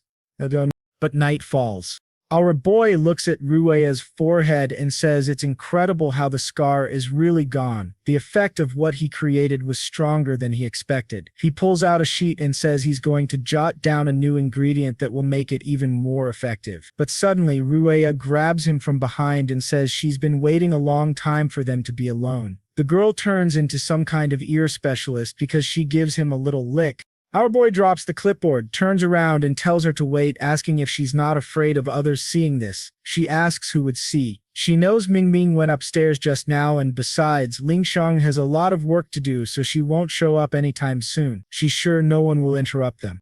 Our boy grabs her hand and wow, a kiss. It only took 200 chapters, but he finally made his move. Roya thinks she has to seize this chance to make him hers. She won't let any other woman take Chen Yuan. Then she delivers a perfect strike on our boy. The Muay Thai fighter immobilizes the Korean, but of course someone knocks on the door. He wants to know who this damn person is, interrupting his moment of fun. Outside, it's Min Ming asking if he can help her solve an issue. Our boy says yes. She just woke him up when he was almost asleep. The next morning, our boy had just come out of the room and Ruia couldn't understand the sensation she felt when she saw him. Since yesterday, our boy was blushing, not knowing what to say, but as always, his sister interrupted, saying it was time for breakfast and ordering them to come down. Our boy started to suspect she must have hidden cameras, always interrupting him at the perfect moment. Later that morning, he told Ling Shutong to avoid using water and to apply the cream 3 times a day. If she managed to keep up the routine, the improvement would be very noticeable. She obviously thanked him graciously, but he told her there was no need to rush. She should wait first to see the results. Besides, she needed to get back to work soon because the whole company was in chaos. She simply replied that she understood and wouldn't disappoint him. She was motivated to dismantle all the Lin family's plans and show who the best boss really is. With that, our boy went back to his room, eager to get back to practicing his go. However, his sister appeared, asking if he could talk to her for a moment. Our boy turned and saw her blushing, not really knowing what to say. He asked what the problem was and said if something had happened, she should know she could always count on him. He would support her. She said she needed help applying the cream. Thank God it was in a normal place. I was worried about where this was going. Strangely, Chen Yuan seemed extremely scared, as if it were the end of the world. Min Ming stopped and told him there are things the two of them can't do. She said he was acting weird since she was only asking him to put his hand on her shoulder. Besides, he was the one in the wrong as she wasn't embarrassed by it. However, he tries to give her a moral lesson, saying she should only do that with a future boyfriend who loves and respects her. Strangely, she gets closer and asks if she could ever find a guy like him out there. He says no, that's impossible, and besides, she shouldn't look for someone like him since he's a loser and not worth it. Our boy was trying to find a way to end these ideas of hers. However, she says she won't allow him to speak about himself like that. He's the most incredible and devoted person she's ever known. Our boy was thinking about giving up on this, as she didn't seem to accept it. He then says he'll apply the medicine just to end the argument. Obviously, she hadn't succeeded in her plan, right? I don't know why he was making such a fuss. It's just applying some cream, and the craziest one is the sister, who is all emotional, saying it was amazing. The two of them are a match in their madness. Sometime later, our boy says it's done. She asks why it was so quick. He says it's because he's skilled now. She wants to know why he spent so much time applying it with Lin Shutong while hers only lasted 10 seconds. He says he's just getting more skilled and that he has things to do. Our boy leaves, thinking that sooner or later he'll have to properly explain things to her. But for now, it's time to get back and climb the ranks. When he reaches the computer, he sees something strange, a weird message that makes it look like the computer is being hacked somewhere else. A girl tells her brother that she's found the person. It's obviously Mei Kima's sister, who says she already has the correct address. He praises her skills, while she says the strange thing is that he seems to be trying to rank up but didn't play a single game yesterday. Kimura is traumatized. He needs to beat this guy to evolve even more. He says this guy has to be located so he can defeat his inner demon. However, at that moment something goes wrong. Her computer has been hacked. Instead of hacking, it seems the person on the other side is very powerful. Suddenly, the computer starts downloading a bunch of weird videos. Let's just say memes start flooding her screen. Chen Yuan was flooding her screen with memes. Her brother even told her to close her eyes as it would pollute her mind. She couldn't believe she had been counterattacked like this.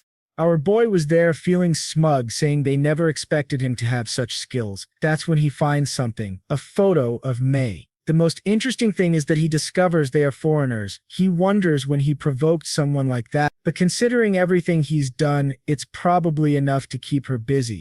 The next morning, our boy sees some news on his phone. It seems the Lin family is being targeted by some criticisms. An employee tells him they've already lost over 10 billion. At this rate, they might not even survive. He says the best action for now is to sell some of the land they bought to the people who were interested. However, the employee tells him he's not aware that those people don't seem interested anymore. The two companies that were acquiring land have merged and won't buy anything else until the others lower their prices. He wonders why it seems like everyone is targeting him. Employee informs him that many of their hotels are being criticized. It's probably the Li family's doing. He then receives a call from Jill and asks what she wants, imagining she would help the family and had matured. However, she just informs him that Chen Yuan's two companies have merged and that she is now the CEO of both. Her brother scolds her, saying all she does is act superior and never helps the family. She's all confused, wanting to know why she's being criticized when all she's done is improve the family's name. He explains that the real plan was never to truly ally with Chen Yuan. It was just to cover and gather information. She questions why he never told her this before. Apparently, he didn't trust she could do it. In this case, she prefers Chen Yuan, since he trusts her. Then she hangs up the call. Once again, he throws his phone to the ground, asking if she doesn't know who her real brother is. How can he, who has been pampering her for 10 years, not be better than this weirdo? The employee says once more that the only option now is to reconcile with Chen Yuan. However, he says he'll never do that and would rather use the family's reserves. The employee reminds him that the president had made a rule that this money was only to be used as a last resort. He says, then that's the last resort we'll use, and tells the guy to leave. The old man leaves, saying he understands, while Lin thinks he'd rather die than bow to Chen Yuan. Meanwhile, our boy receives news that the guy will be visiting his city and accepting challenges from anyone who wants to face him in the city arena. Our boy gets angry, thinking that if he had known the guy would accept anyone, he wouldn't have spent all that time training. However, it's good enough since at least he won't have to travel far. He's confident he'll win and claim the 200 million prize. He then receives a call from Jilu, who says she was humiliated by her brother again. He called her a traitor just because she's trying to build her own career. Our boy realizes that the girl is hated by her entire family because of him. He says he'll never let anyone bully Princess Jilu and that he'll help buy the entire family and give it to her. She laughs, saying he's really funny when he wants to defend others, but she also tells him that he's truly the best person and the only one who deserves to marry her. She adds that she'll be visiting him tomorrow. Our boy thinks she has a good heart and has just lived in isolation for too long. Since she calls him brother, he's going to do something for her. With that, Lingjang picks up and asks what she can do for our boy. He says he's willing to pay any price to acquire the LY group. She immediately wonders if this is the beginning of his real counterattack. She knows the LY group has just fallen into several scandals and problems. It looks like he's trying to take advantage of the situation. He really looks like a true hero. A little time passes and Jilu has already arrived to visit our boy. She says it hasn't been long since she saw Ming, but now she's already a celebrity on Black Cat. Ming responds that it's no big deal and that she heard Jilu is actually the CEO of a big company. Jilu replies that she doesn't like being idolized, but admits she is a legend. Our boy asks how long they're going to keep up this chit-chat. With that, they're heading to the car and Jilu explains they're going to the airport where a guy wants to play chess. Even her cousin will be there. Our boy thinks it's a coincidence that someone from her family will be there too. Mingkyung asks for the person's name and age. She says his name is Shu Yumo, and that he should be a bit older than her. If I'm not mistaken, Shu Yumo is that girl our boy met at the beginning at the auction, who is a police officer. He asks if she's the same person. Really? Jilu's cousin? She says yes, and asks if he knows her too. Our boy says no, he's just seen her once or twice around. With that, he rushes to the car. However, Jilu already noticed his reaction was very strange. The scene shifts to the sports arena. Our boy says the place is packed, and Jilu says it's obvious since the guy is very famous and an international competitor. However, it seemed to cost 500 yuan just to enter, so they went to buy the tickets, and the guys asked who this boy was, arriving with two beauties in the middle of the arena. Some matches were ongoing, and Jilu said she didn't see the foreign guy playing there either. One of them pointed to the center of the room and asked if that wasn't Kimura. On the other hand, this girl was also taking down one of the geniuses in that place. That's when he heard people next to him say that to challenge Kimura, you first have to beat this girl named Mei. Our boy looked thoughtful as if he had seen her somewhere before. Ming Ying explained what was happening. To challenge Kimura directly, you had to be a professional at the 9th level. However, another person had just been defeated. So far, no one who had participated in the event had even managed to beat the girl. Then Shu Yumo got involved. Someone called for her. It was Jilu cheering with our boy next to her. Shu Yumo saw her cousin and wanted to know why that weirdo was there too, but she couldn't lose focus since it was game time. To beat Kimura, she first had to take down this Mei. The moves started being made and the old men were all impressed. The competition was fierce, but one particular move shocked Yumo and it seemed like the poor girl lost. The old men started wondering if no one in their country could even beat the little girl. Then Salam placed a hand on Shu Yumo's shoulder, telling her that losing was part of the game and that he would defeat the girl. Everyone recognized him as Brother Xi, and Shu Yumo seemed excited that he had arrived. He replied that there was nothing to worry about anymore because he would win everything back.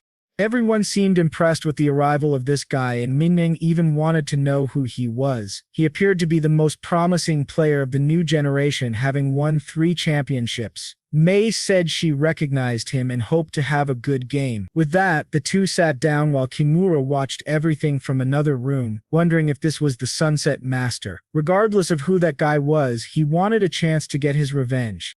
Meanwhile, Shu Yumo went to talk to the group, and Jilu said she almost won. However, she was more curious to know what Chen Yuan was doing there with her. Jilu said they were like best friends, while Yumo found it strange since in her opinion Chen Yuan only liked older women.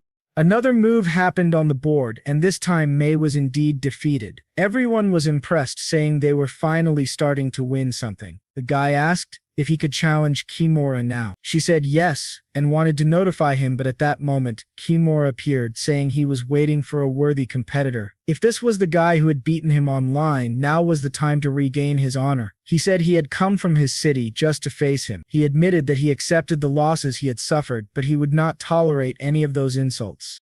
Everyone wondered if the guy had really beaten Kimura before and even insulted him. The guy was all confused, trying to remember when this had happened. Without much room to explain, the two sat down to play, and so another match began. Chen Yuan started to find Kimura's moves somewhat familiar, and then there was that Japanese girl. That's when he remembered the photo of the girl who had tried to hack his computer. He began to wonder why Kimura's assistant would try something like that. The only person he had humiliated with words while playing was that Devil World kid. Could it be that the schoolboy was actually Kimura? That would make sense, considering he had traveled to exactly the city where Chen Yuan lived.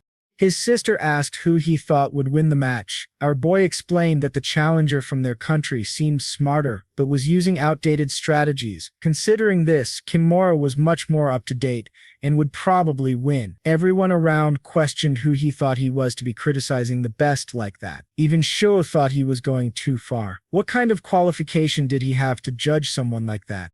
And there it was, he lost 5 points, dropping to 65. He had completely forgotten that she had a little system already activated. He then told his sister to register his name because he was going to show them how it's done. Some time passed, and 20 minutes later, the final move was made. It was the last move that took down She. He knew there were no more moves that could save him from that, and so he admitted defeat. The entire audience was devastated, their hopes shattered as Kimura was reveling in his victory, believing he had defeated the Sunset Master. He started laughing, saying it had been easier than he thought. Offline, this guy was nothing compared to him. His confrontation and his trip to this place had all been a waste. Min Kim said he was right when he predicted the guy would lose. However, the people around were angry, as they had been rooting for the foreign guy. To them, she and her brother were traitors who didn't trust their country's talent. She started complaining, saying that just a moment ago they were doubting what he said, and now that it was proven true, they were still making things hard for them. Meanwhile, Kimura was leaving, saying there was no player there worthy of him.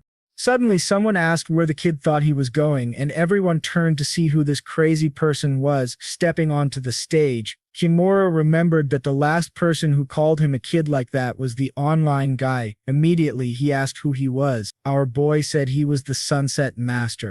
Disbelieving, Kimura asked if it was true, and our boy said he would prove he didn't use any cheats online. Now Kimura would have to admit defeat in front of everyone. Kimura started to feel the same trauma from before. The crowd noticed that the boy suddenly went pale and found it odd. Yumo just wanted to see what Chen Yuan was going to do this time.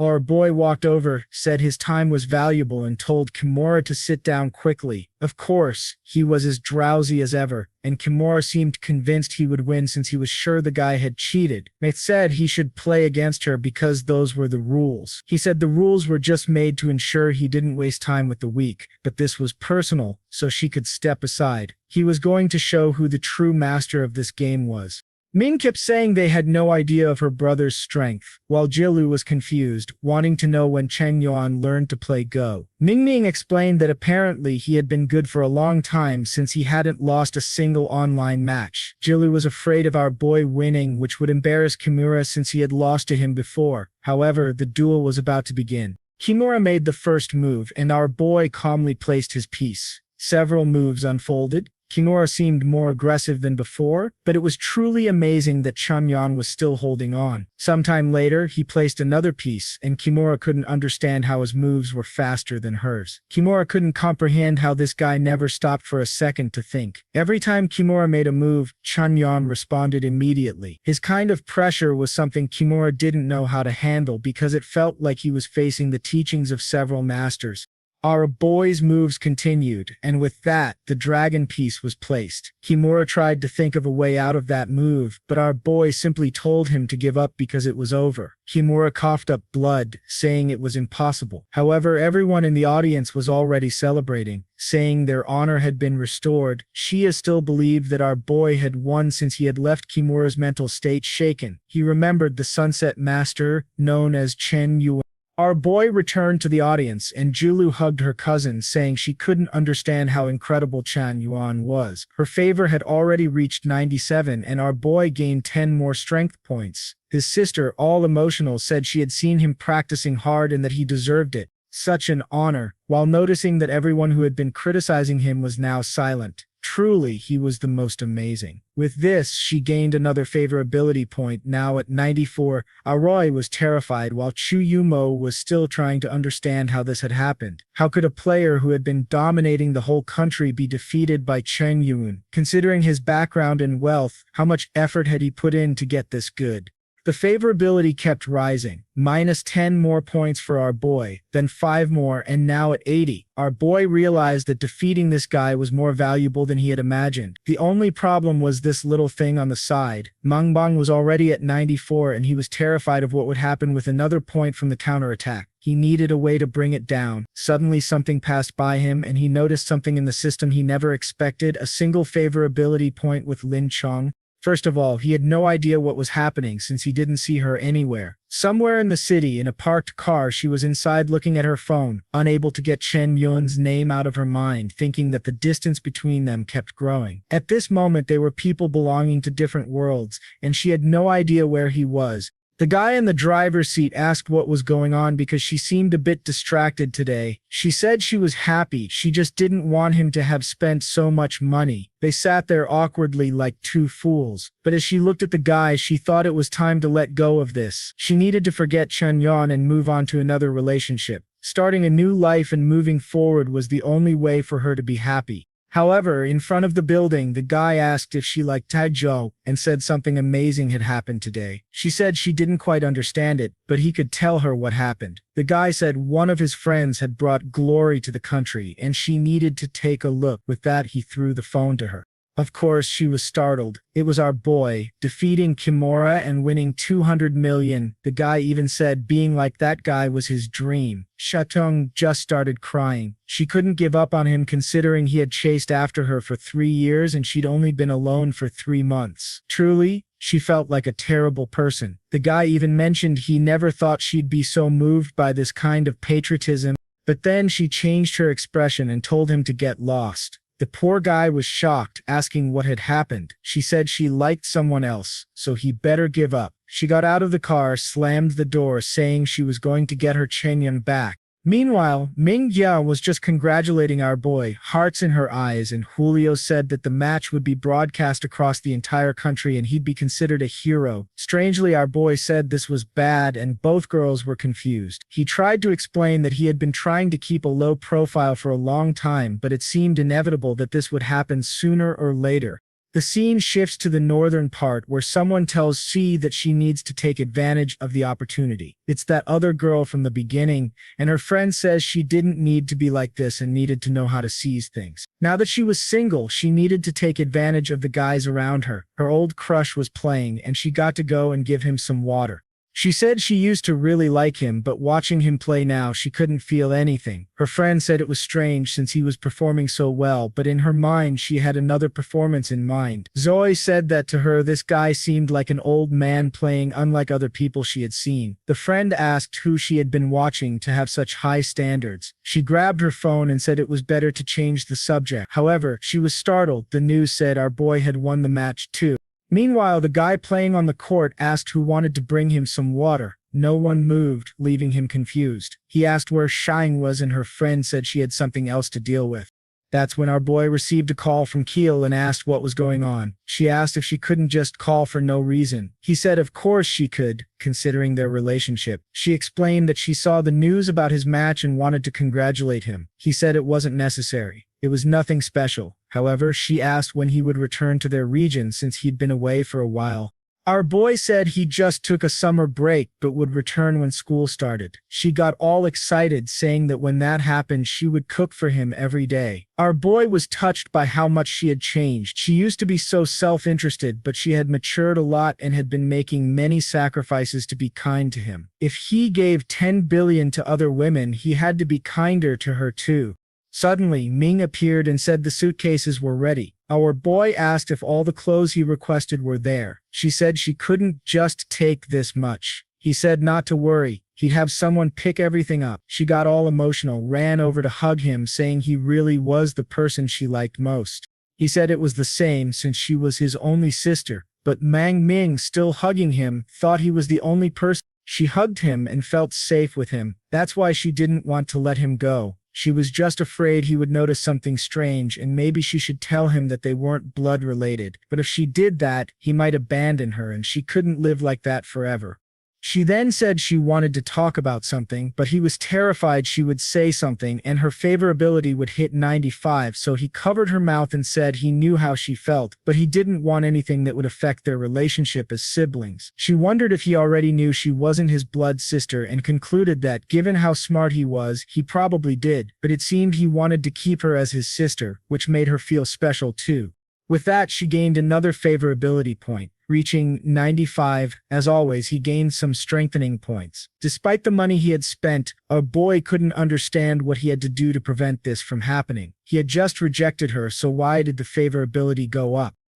The system said he was a fool who didn't understand there's no such thing as a sibling relationship. Suddenly, she gave him a little kiss on the cheek and left, all blushing, leaving our boy bewildered. He wondered if this was karma for playing with so many women's hearts.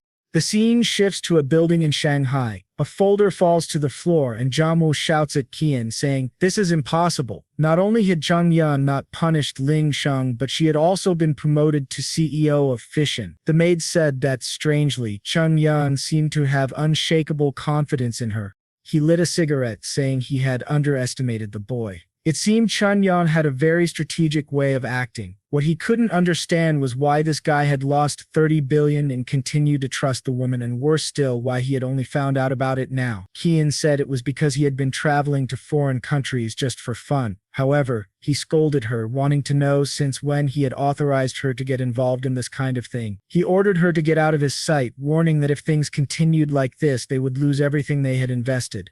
Qian began to think she understood why Ling Sheng wanted to escape from this guy, and now was there yet another one for our boy? The scene changes to the massive Shanghai University. It seems our boy took his sister there to secure a spot for her. She asked him to calm down and stop looking at the women around. He said it was a natural action for a man to admire beautiful things. However, she asked why he had disguised himself so much to the point of looking like her father. He replied that he had been recognized in many places and preferred to keep a low profile.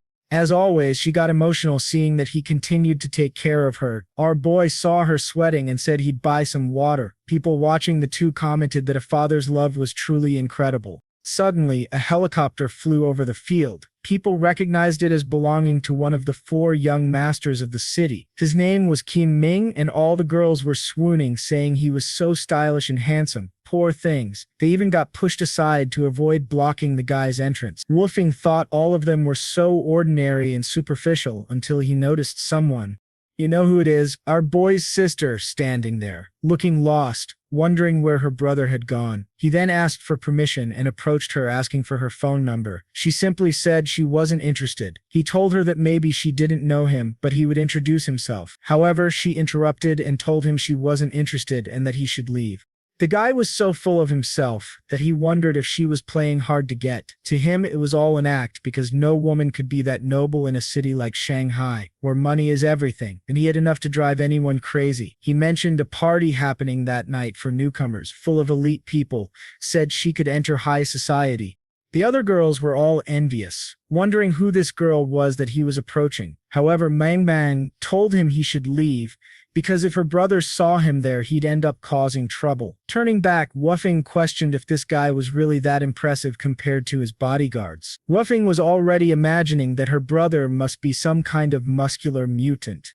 Menqiang told him to look, her brother was coming. Wuffing turned around and wondered who this farmer-looking guy was. Our boy approached and told him to get lost. Wuffing couldn't believe this guy said that, and people around were shocked, wondering if he really dared to act like this against one of the 4 masters. Wuffing asked if he knew what happened to the last person who talked to him like that. But before he could finish, our boy slapped him in the face. Everyone around was stunned, asking if they had really seen that.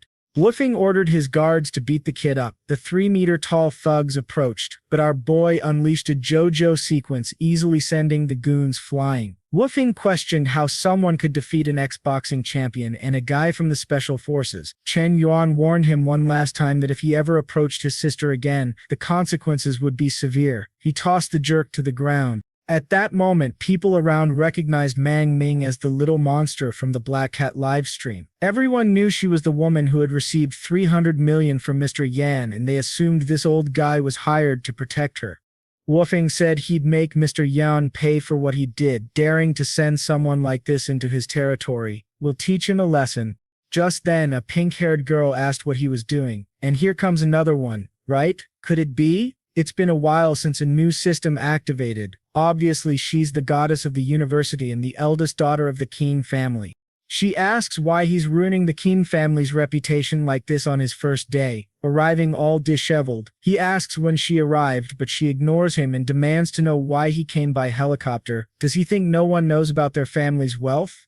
He replies that he wasn't trying to cause trouble, he just ended up getting beaten. She asks who did it, and everyone points to our boy. She approaches and asks if he really had the guts to hit her brother. Our boy simply says yes, it was him. And there it is. The system activates male 23 years old, 1.70 mm tall, appearance rating of 9.6, we're almost kidding a 10, and oh boy, her favorability is 90, just like Ling Yang. And this is Wang. She says she'll give him a chance to repent for what he's done. Curious, he asks what chance that might be. She says that if he and the girl behind him kneel, she'll consider giving them a light punishment. However, our boy, who clearly has no qualms about hitting women and probably needs a trip to jail, says he'll give her the chance to apologize. She comes in for a slap, calling him ignorant, but he catches her arm. Seeing this, she wonders how this bastard dares to touch her with his filthy hand. She tries to knee him right between the legs, but her boy lets go of this crazy woman. He notices she tried to land a kick in a sensitive spot and says that it seems she deserves it. And oh man, there's another one. This guy really is the king of slaps. Even his sister is devastated that her brother hit such a delicate girl so hard. One poor thing, never imagined it would end like this. The university guys say they can't let this happen, and everyone rushes in saying he deserves a beating for this. From behind, Minky Mong says she's starting to get scared, but our boy tells her there's no need to worry, he's there. Everyone grabs some bricks, and our boy asks if they really want to die. The first one rushes in, saying he's arrogant. Today he'll meet his end. But our boy, having mastered about 300 fighting techniques, hits the guy with one move, sending him flying. The others realize it won't be easy and start shouting to attack together. Our boy seems to have a different system activated now, apparently even using some shock abilities. The girls can't understand how he's fighting 30 people. At that moment, a baton swings past him. He narrowly dodges it, but it leaves a cut. These guys won't be as easy to handle. Wang declares that whoever kills him will get a 10-year bonus. The guys comment that the kid messed with the wrong person, and now he'll have to pay the price. Seeing the situation getting dangerous, our boy decides to make an investment. The system asks if he really wants to spend 81 points. He activates his Dragon Ball aura and starts shouting. His aura is literally visible. It looks like he's about to start a dungeon raid. His vision is so sharp that he wonders why everything seems to be in slow motion. With one step, he approaches the men. Before they can even think of defending themselves, he lands a punch square in one of their faces and easily takes them all down. Wang can't comprehend how one guy is beating all the mercenaries she hired. Our boy doesn't spare any gender. He heads straight for her again. She tells him to remember that they live in a law-governed society. He says he won't do anything if she apologizes and if her brother swears never to harm his sister again. Wang tells him to keep dreaming, because as soon as the police arrive, he's going straight to jail. She says his sister will be expelled from this place and never admitted to any other university again because she owns this entire city. Our boy slaps her again, and strangely, he gains 20 favorability points. Of course, he's as confused as we are, starting to realize what's happening. He attacks again and gains another 20 points. Now that he understands what she likes, he picks her up. She tells him to let her go, but our boy starts giving her a beating. The poor girl wonders how he has the courage to do this in public, and every slap is earning him a point. The people watching have no idea she's enjoying it, and her brother is devastated seeing all of this. She's screaming, telling him to stop because it hurts a lot, while secretly thinking it's the first time she's met someone with the guts to humiliate her like this. For as long as she can remember, she's always been desired by everyone. She lived above all others and was wanted by all men. She knows that in each of their minds she's like a goddess. But this guy was different from the rest, and strangely she wanted him to use more force. It seems she has been broken. The guys around say they can't stop him, but that he'll be punished by the law. Ming says her brother is going against the world for her. It's more addictive than the stories she used to read. Our boy gains more favorability, and now he's hesitant to continue, wondering what kind of relationship this is. He turns, trying to understand why his sister is enjoying this, looking at him with such affection. Afraid that this would keep rising, he throws Wang to the ground. She wonders why he stopped so quickly and sees him running away, questioning why he's fleeing. Woofing approaches and asks if she's okay. She says obviously not, and asks for help getting up. Then she asks where he was while his sister was getting beaten, calling him useless. Fuming with anger, Ming swears he will kill this guy and scatter his ashes across the entire country, while his sister wonders when she'll get to see him again. He had just slapped Wang, however, strangely enough she wanted more. Right, this girl is not all there. The next scene shifts to inside the university, where some guys are banging on the bathroom door, wanting to know who locked it. Inside, we find our beloved Chen Yuan either putting on makeup or taking it off, not sure which. He says his disguise skills are so good that no one would have any idea that person was him. Suddenly, his phone starts ringing. It's Hosan yelling. Hosan says he has news about that plane he mentioned, and our boy is confused because he doesn't even remember this. However, Hosan says that a few days ago our boy said he wanted a plane, and it just so happens he has some connections at Shanghai University. Of course, Kimu remembers he was drunk at the club when he said something about needing a plane and letting Hein take care of it. Embarrassed, he says he really needs to stop saying those things. He then confirms that yes, he was at Shanghai University, and Hosen says he'll send someone to pick him up. The bathroom door starts to open, and the guys outside want to know who the hell locked it. But when our boy steps out, everyone goes silent, wondering why that person looks like the legendary Mr. Yan. Everyone is drawn to the famous investor's face. He's like a god to them. They swarm him, saying he's their idol and asking for an autograph. Meanwhile, outside, an officer asks Woofing if the guy hit them and ran away. Woofing answers the captain that yes, they need to catch the culprit because it was very serious. The guys reassure him not to worry, that person won't get away unpunished. Then a guy appears from behind saying he saw someone heading toward the bathroom. Everyone rushes there saying they have to find out who it is. However, on the way, they see a bunch of girls exuding hearts. The cop tells the guy to stay put while he checks it out. The girls are all blushing. He comes back to inform his friends that the commotion is because Mr. Yan is at the university. My goodness, even the police women are excited, saying they want to meet him because they're big fans. Woofing and his sister, with her masochistic tendencies, are also curious about why Mr. Yan is there.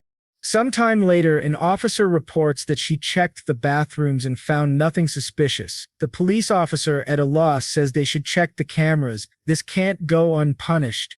Meanwhile, Wang finds it very interesting that this guy managed to disappear, but then she sees another commotion. She approaches and asks if it's Mr. Yan. She's already set on the game, a bowling game. In this case, our boy sees the crazy girl again and is shocked that the beating increased her favorability from negative to over 60. Everyone recognizes Wang and wonders if she's also a fan of Mr. Yan, but it seems she has a slap memory. She starts to realize that the body of this person resembles the guy who hit her.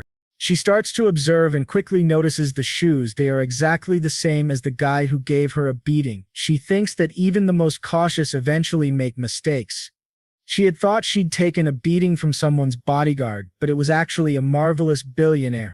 Well, Chen Yuan, you're in trouble now, my boy. Her favorability just went up by another 10. She then introduces herself and asks if they can exchange numbers. Our boy smiles and says yes, just scan the code. But he's not stupid, and seeing the increase in points, he already knows he was recognized. He imagines it was because of the shoes, but doesn't care. He's more interested in knowing what she's up to, given that she's interested in the same thing. She then asks what brings him to Shanghai. Wang gets angry, especially since she just took a beating and now he's asking about taking care of his sister. She asks what kind of sister this is, insinuating it might not be that type of sister. However, Chen just says she's his biological sister. He's not the type to flirt around.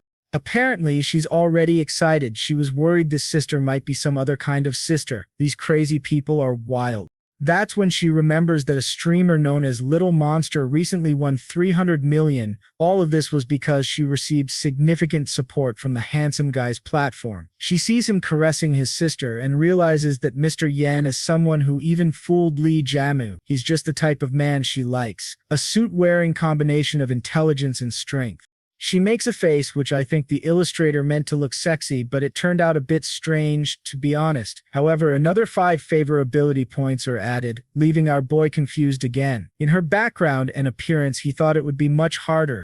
The problem is he can't let this continue, especially since he hasn't spent a single dime on her and won't get anything in return. She, being one of the Qin family descendants, is the perfect person for him to make a few billion. He calls out to her and she gives him a look asking what the problem is. The people around them are gossiping, saying it's crazy to see the goddess talking to the legendary Mr. Yan. Meanwhile, the officers finally manage to access the cameras. The video shows someone entering but no one leaving. Clearly the person locked the door. But 10 minutes later it was Chen Yuan who walked out. Wufeng gets excited, saying he never imagined it would be Mr. Yan in disguise. He turns to Captain Mei and orders him to arrest him. However, the captain isn't a fool and asks if Wufeng has been reading too much manhua. Come on, there's no such thing as disguising yourself like that. Clearly not Mr. Yan, he says, with a chubby face. Wufeng replies that they shouldn't jump to conclusions so quickly. However, the officer realizes he's in a tough spot with the Qin family on one side and Mr. Yan on the other. Wufeng insists, questioning why he's hesitating even with such solid evidence. Maybe he needs to make a few calls to certain people to get things moving. The officer changes his mind and tells the others to go arrest Chen Yuan. However, the others are already terrified. They don't want to get involved in this. At that exact moment, a bunch of helicopters starts flying over the university. Everyone wants to know who this billionaire is, spending millions to bring in all these helicopters, but someone else says to stop being foolish. That's an AS-332 helicopter worth far more than just millions. Everyone turns to Wasing and Wufeng thinking it's their doing, but they look at each other confused. They know their family doesn't have that many helicopters. This leaves them both wondering who called for it. Just then, some officers approach Chen Yuan saying he's suspected of a crime, but our boy asks if they're making some kind of mistake. The officer insists, mistake or not, he should go to the police station now.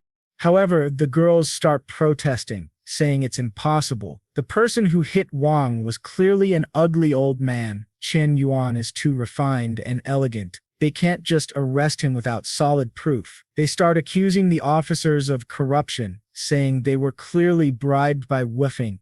The girls rally around our boy, saying they'll protect him. He's sweating nervously, unsure of what to do. Even the poor officers are pleading with them to stop the violence.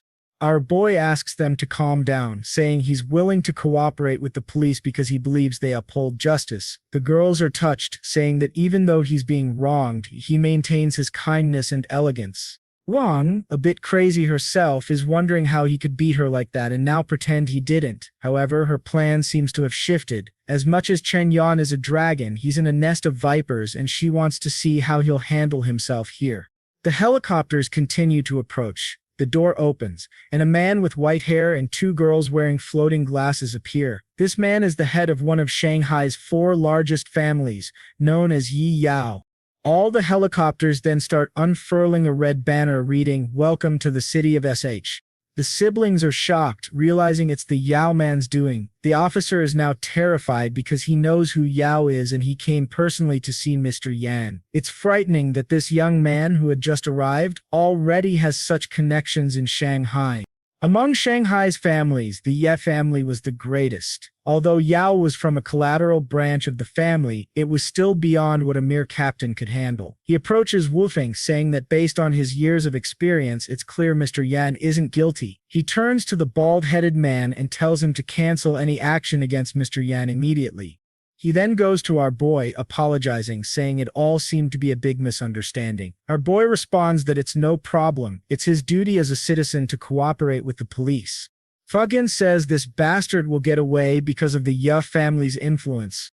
At that moment, Yao introduces himself to our boy, saying he's a friend of Han's. Our boy just responds, "Nice to meet you." However, he wonders if this arrival wasn't a bit too much. Yao replies that this is nothing, especially since he's heard of Mr. Yan's reputation. The truth is, Yao has a problem. He needs to sell several planes, so if he could offload them all onto Mr. Yan, it'd be perfect. He then calls Mang says it's time to go buy a little plane. The other girls are seething, saying their dream was to have a brother like that. But then, from the middle of the crowd, someone asks why she doesn't deserve to get a plane too. When he looks back, it's Jilu saying he should have let her know he was coming to Shanghai. She starts shaking him, asking if he doesn't care about her anymore. He tells her to calm down, saying he holds her dear to his heart and even prepared a plane as a gift for her. She asks if it's true, and he says she can trust him. His plan is to give a plane to Ryu, to Bingu, to the president, and to everyone else who wants one. From behind, another person appears, saying it's a coincidence that they also wanted to buy a plane. It's our masochist, our Wang, saying she wanted to fly with him to try out what he was going to buy. One thing I'm confused about, they're talking about planes, but so far I've only seen helicopters in the sky, right? Our boy is inside one of the helicopters telling Mr. Yirai that it's very stable. No wonder it cost 150 million. Mang Merming is excitedly asking if that tall building is the TV tower. Wang watches them both from the background, laughing at Mang Meng because it's clear she's acting like a girl from the countryside. To her, those two seem very tacky. However, Julu notices that Wang's gaze isn't friendly at all. She knows Wang is the eldest daughter of the Qin family, still has a great appearance, and has something greater than expected. Still, despite carrying mountains, she's not about to lose Chen Yuan to this person. She wonders why the atmosphere feels so strange. A bit later, they arrive at the Manhwa aviation base. A guy tells Mr. Ye they've arrived and should go take a look. Man, they're all in woolly carts. It seems like they forgot how to walk. Ah, so it's really a plane they're looking at. They took a helicopter to see the planes. I get it now. The guy starts talking about how fancy the planes are, describing them as a unique experience with no need to worry about safety. They're the best of the best. Mang asks what he means by a unique experience. Mr. Ye replies that she's too young to understand, but Mr. Chen Yuan surely knows what he's talking about. Our boy is irritated, realizing this bastard is talking about that and corrupting his sister's mind. He's not sure if Shalu gets it though. It seems she does, and she's no innocent either, saying she wants to experience that too. Our boy ignores it, saying it's all just private jets and those helicopters from before. Mr. Ye's glasses even tilt as he asks if that's really all. He explains that most of the helicopters were gifts for other people, and he'd need to transfer ownership to each person. The guy seems confused, wondering if this man is really some kind of wealth god. The scene shifts to Shanghai's financial center. A girl informs her boss that Mr. Yi has arrived in Shanghai and beat up the Qin family siblings. The boss laughs, saying this idiot offended the Qin family, so he's doomed. But the secretary clarifies that he had no problems because he received support from the Yi family.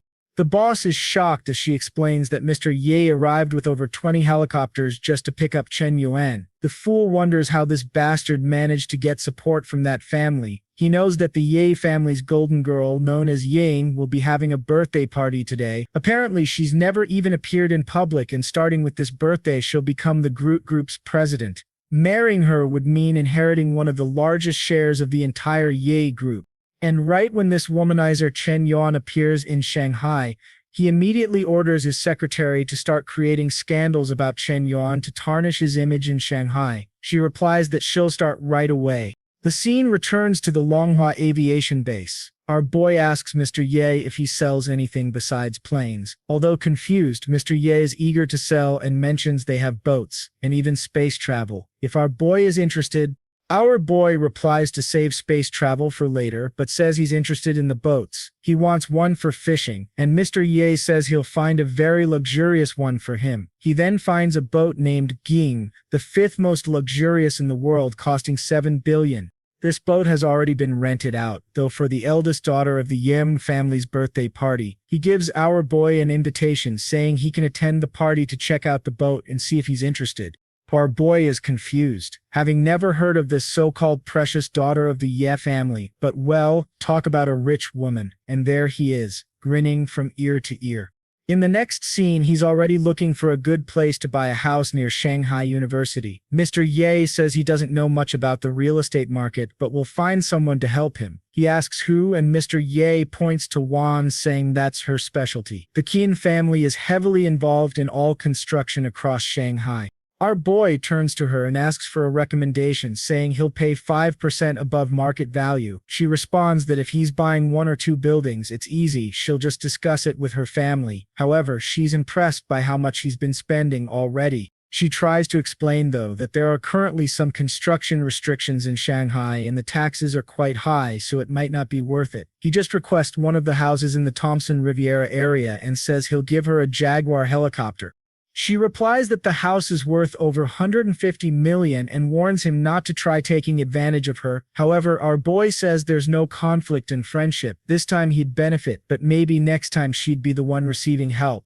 She's a bit confused, wondering if he's hitting on her and is that impatient? She then says fine, but they have to see the house now since she's busy tomorrow. However, she leaves with an angry look, saying she won't let him get away so easily as she still hasn't tested him. Not sure what kind of test that is, but our boy looks nervous too. Meanwhile, in the helicopter, Shilu is fiddling with her phone, already bored. Then she sees a post online about a rich man who started a relationship, didn't follow through, and left the woman pregnant and poor. Shilu says she needs to find out who this jerk is, but well, the woman in the post introduces herself as Zhang Shakyo, a girlfriend of Chen Yuan. Am I going crazy? She looks like Ruo, but she's not. She just said she's Shakyo. Remember this one. He has so many women I'm starting to forget, just as lost as he is. She says she's 3 months pregnant, knows he has other women and doesn't mind, she just didn't want to be abandoned. At this, the phone is thrown to the floor. Mengang asks her why she did that. When she goes to pick up the phone, she hears a voice saying she doesn't mind sharing him and his love with multiple women. She just didn't want him to abandon her. Her sister is utterly confused, considering that Chen Yuan hardly ever scores. It's unlikely he got anyone pregnant. Then he steps into the helicopter and asks what's going on. His sister immediately shows him the phone and wants to know if he really did what the girl is claiming. Sweating nervously, he says it's impossible, almost like she doesn't even know him. It seems like it's a lie because even he's shocked, wondering what disaster this is. Then someone yells and calls him trash. Turning around, he sees that Wang's favorability toward him has finally dropped a little, then a little more and a little more. He tells everyone to calm down because this is clearly false. He doesn't even know who this girl is. Shilu takes his hand and tells him to stop hanging around these strange women. They only want his money, but she's different. She could give him money. He tells them to stop believing this slander because he hasn't been with any random woman. Shilu says that's fine. She knows some men like new experiences, but if he wants a safe harbor, she's there waiting for him. She also says she wants to have a baby with Mr. Yang. Our boy is squirming, wondering what's gotten into her to make her act so crazy. Wing, however, is thinking about how manipulative he must be to have messed up this 20-year-old girl. He really is a beast. Our boy loses more favorability.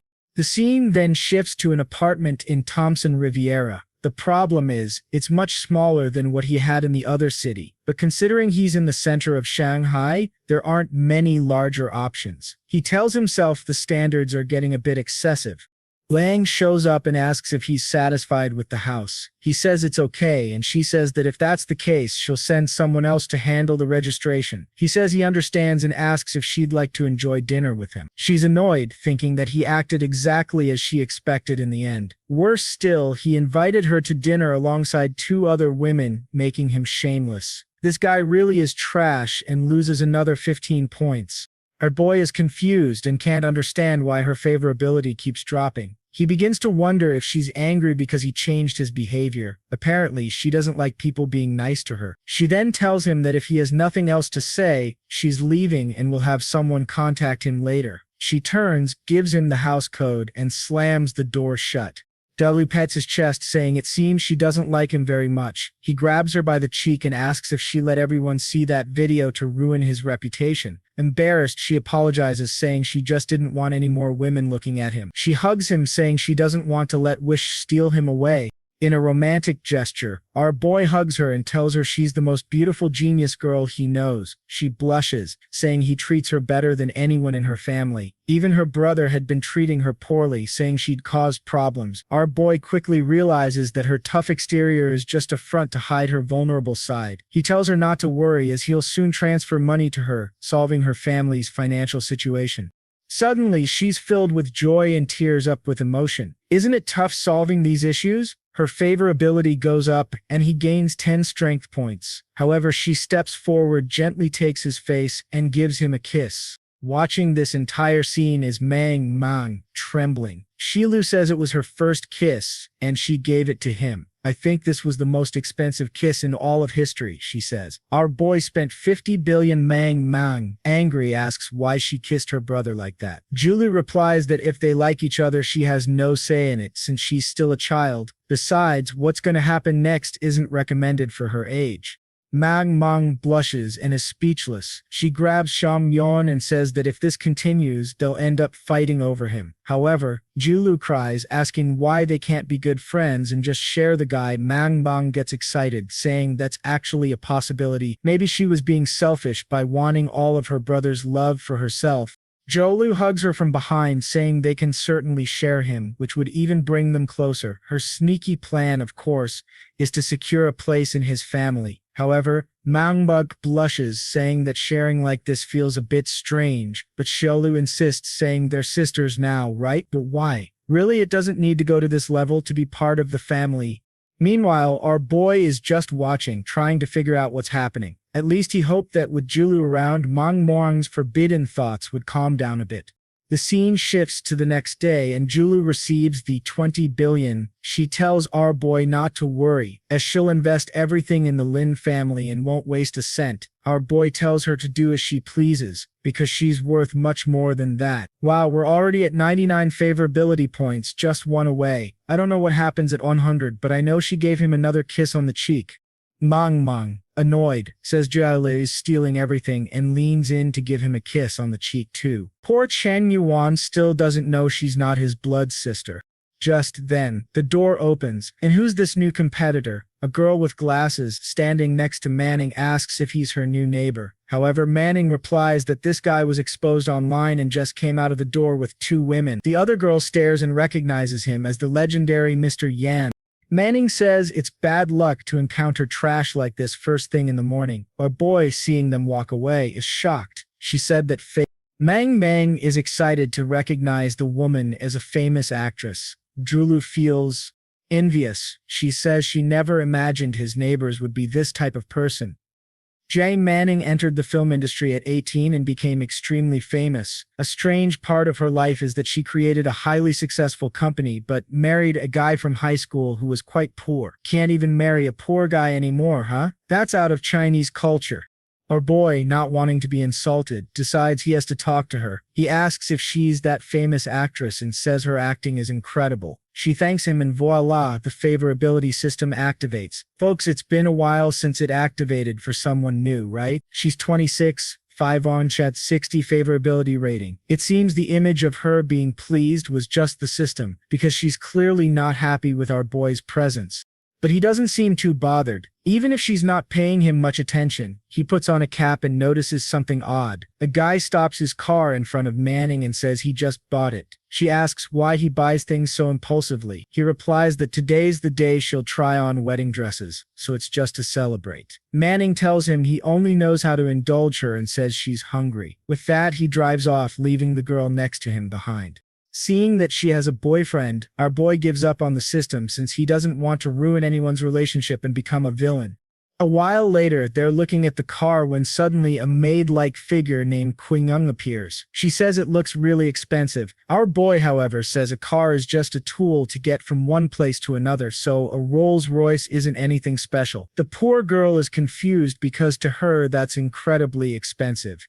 This woman, however, is terrified since our boy came to hire her and she accepted the job. The problem is, with a car like this, if she crashes it, she'll never be able to pay for it. Reading her thoughts, he tells her not to worry. If she crashes it, she won't have to pay a thing. All she has to do is take care of the 2 girls and she'll even get a year-end bonus.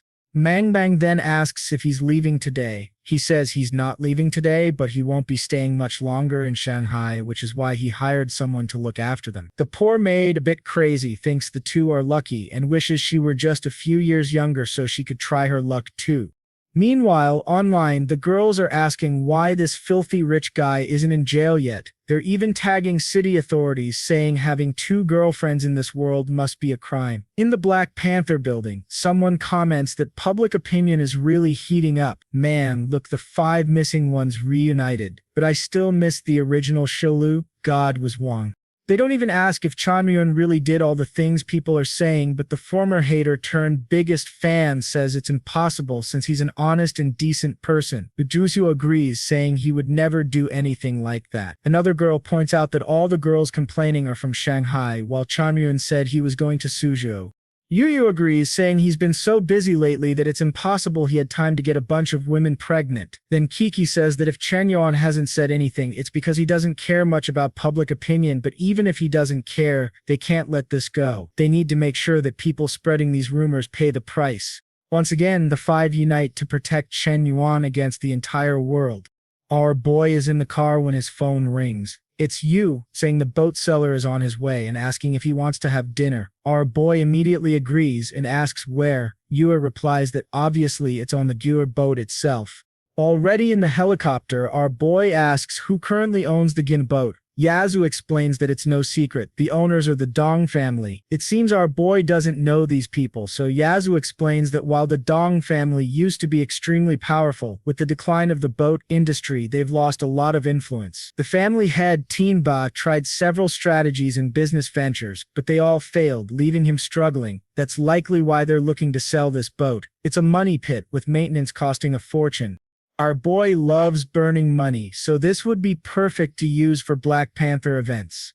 At 5:10 p.m., they gather at Wano. Man, you have to be ultra-rich to land a helicopter on a boat. A girl greets our boy, introducing herself as Cello. She says she'll give him a tour, and he just thanks her. She starts showing him around. Here's a bar, there's a lounge, cabins over there, a gym here, a banquet hall. You get the picture, right? She mentions that a night on this luxury boat costs over 100,000 yuan. A bit later, she says that after this whole tour, they must be tired, so it's time to eat. That's when Dong Tanba, with his butt chin, introduces himself to our boy. In one picture, he looked like a bodybuilder, but now he's all thin. What happened to this guy? He greets our boy, who replies with a nice to meet you. As soon as he sits down, Yaozu says he'll get straight to the point. 7 billion. Sounds like a good price. Chen Yuan looks around, likes it, so it's time to close the deal. Tianba agrees, but he doesn't want any payment plans. He also wants most of the boat's staff to remain. Our boy says he can pay it all up front, but as for the staff, he has his own plans. Tianba just agrees, apparently not too attached to his employees either. Our boy, now the new boss, walks in as a group of suited-up employees murmur, saying this guy looks familiar. Our boy grabs the microphone, introduces himself, and announces that he's allocated 500 million to raise everyone's salaries. Naturally, they're shocked, and everyone celebrates in excitement. Chen Yuan says that to establish authority, you have to give people money. Good thing this guy has a system, because if he had to earn money in real life, he'd be doomed. He then calls for everyone with a role above administration to step forward. The crowd is excited, thinking he might give out even more money. Now, our boy counts and sees there are 11 people. Then he announces that these 11 are fired immediately. The men are furious, trying to understand what their new boss is thinking. One of them shouts that he won't accept it, claiming he's worked on this boat for 5 years. But our boy says that the boat is his, so they'll have to follow his rules. One of the guys, who seems to love his job, tries to throw a punch, but with a confident look on Chen Yuan's face, the guy realizes he's in trouble. Chen Yuan effortlessly dodges the punch, displaying a natural reflex that leaves everyone impressed. Then he asks if the man's name is Wewu. Chen Yuan, understanding that he's only standing up to protect his boss, who's quick-witted, his cleverness pays off because our boy promotes him to captain of the boat. Everyone is confused, trying to figure out how this guy makes these decisions. They start regretting not defending the new boss, realizing they missed their chance. The only one crazier than him is Ye, who says that this was a brilliant plan. He quickly removed the administrators and won the rest of the crew over. Our boy then says he's a reasonable person, fair in giving both rewards and punishments. He also instructs that any misuse of the boat's funds should be reported directly to him. As long as the evidence is solid, the person who reports it will receive the same amount of money that was embezzled. Taeyun's a bit confused, wondering why the atmosphere feels strange. Uniformed workers are already excited, knowing they'll get paid for exposing others. They're tired of tolerating this bunch of troublemakers. Right away, someone mentions that a guy named Hong has been mistreating subordinates and falsifying various prices.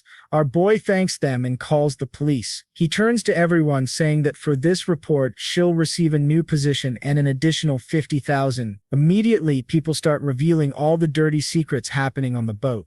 Taebyub is confused, having had no idea this was all going on. Meanwhile, Year begins to understand why Taebyo was losing so much money. Some time passes, and the new crew of the boat is formed. Our boy explains that out of the 11 people he intended to fire, only 5 were actually clean. When he announced he fired them, it wasn't for real, it was just to create a new challenge. He explains that he's about to acquire a hotel chain and will need responsible staff. If they're willing to be transferred, they'll get positions as administrators and a 30% raise. Naturally, everyone agrees. Who wouldn't want a 30% raise just like that? However, our boy is a bit confused when he looks at Mr. Yu, who's practically throwing money in his face, and asks why he's looking at him like that. Mr. Yu grabs his hand and says that when he came to buy the boat, he thought Chen Yuan was just an innocent young man and never imagined he'd be so skilled in business. Chen Yuan is a bit confused because he doesn't understand much about management. He's just trying to get rid of the troublemakers. Still, Mr. Ye can't help but admire this hidden dragon. The scene then shifts to an announcement that's been made. Our boy has acquired the Lacra hotel chain. A woman reading the news says she still can't believe this group has managed to swallow so many others. People comment that it's all thanks to Miss Yu, who has been acting decisively. For those who don't remember, Yu was the woman with the scar on her face. They remark it's tragic that she's so skilled but now suffers because of her appearance. One person says Yu is approaching, so they better stop talking about it. She then appears, asking if they're ready for the meeting. As she turns around, everyone is shocked. It's obviously not because of her basketballs, but because her scar is gone. Woman immediately comments that her face looks different. Yu angrily reminds them that she's told them not to talk about her face. Apparently, even she didn't know the scar was gone. I wonder how she got ready for work without noticing, right? But let's not dwell on it. This author clearly struggles with writing coherent plots. Yu is clearly moved, obviously pleased. She knows that our boy's cream worked and blushes at the thought that despite being so busy, he took the time to help her. 2 more favorability points bring her to 97. There's some serious tectonic movement happening here. Someone informs her that she's received a mysterious gift waiting downstairs. She's a bit confused, wondering what the boss sent her this time. Well, you know who it is, our boy's helicopter. The scene then shifts back to the Ging boat. 2 hours remain before the birthday party for the daughter of the In family. Our boy is feeling smug, saying it's great to watch others work while he does nothing. That's when Ling Sheng's favorability unexpectedly rises by 2 points. He's confused, not understanding what's happening. Favorability goes up with Ru Yu, Yuki, and Mang Meng, and he still has no clue what's going on. He checks his phone and sees he missed a call from each of them. He suspects it's probably because of the gift he sent. The scene then shifts to the city, where Yumo is thanking a guy for giving her a ride home. He responds that his parents are friends with her, so she doesn't need to be so formal. She says all right, but thanks him anyway. For she knows this guy would be a good match for her due to the family connections, and the fact that he's a decent person. However, the image of that bastard keeps popping into her head. She wonders if he cast some kind of but to her, Chen Yuan is interested in Goan, so she doesn't think she has any chance. Then a man appears, asking if she's Miss Chu Yumo. She says yes, and he informs her that a small delivery has arrived. It's a fricking helicopter in the bed of a truck. She says there must be some mistake. She didn't order a helicopter, but he just says it's a gift from Miss Yan and asks her to sign. She's a bit confused, but who would turn down a helicopter? The guy next to her asks if it was a gift from Uncle Chu and remarks on his generosity. However, Yumo honestly says it's a gift from Chon of the Sunset Company. The man is puzzled, wondering why that bastard seems to be everywhere. Yumo, a bit cruel, tells him she thinks it's best they don't see each other too often. The poor guy, almost in tears, asks why. She replies that she's afraid Chong Yuan might think there's something between them. With that, her favorability goes up by another 10 points. Turns out helicopters work wonders for her. The scene shifts to the party in the evening. Most of the prominent families are on the boat. However, our beloved Chen Yuan is in a bathrobe while everyone else is in suits. People at the party find him a bit odd. Nearby is the famous Qin Wang who likes to be hit, wondering why that bastard is there and even worse why he's dressed so inappropriately for the occasion. As the banquet begins, an 8-headed chubby guy comments that our boy has a unique style. Chen Yuan takes off his sunglasses and greets Wei. The chubby guy gets straight to business, saying they've moved to Shanghai, but the family's business isn't doing well. Our boy tells him not to worry, saying he has some business opportunities and asks if he's interested. Wei asks what kind of business. Our boy replies that it's in real estate. Wei, however, says he's not very interested, as he heard real estate is devaluing in Shanghai.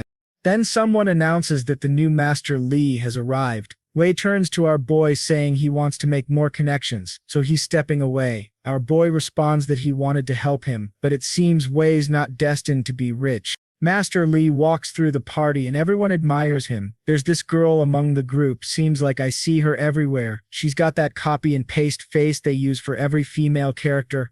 Meanwhile, Jilu and Mang are searching for our boy. Jilu points him out, and Mang wonders why he's dressed like that. Jilu replies that it's a bold style and tells her to hurry up. But just then, a guy grabs her arm saying that last time they were interrupted, but now no one's going to save her. Jilu immediately slaps him, telling him to get his filthy hand off her. Menbang pulls her away, telling them to leave. 1 second, the guy looks like a thug, and the next he's begging, "Please, come back."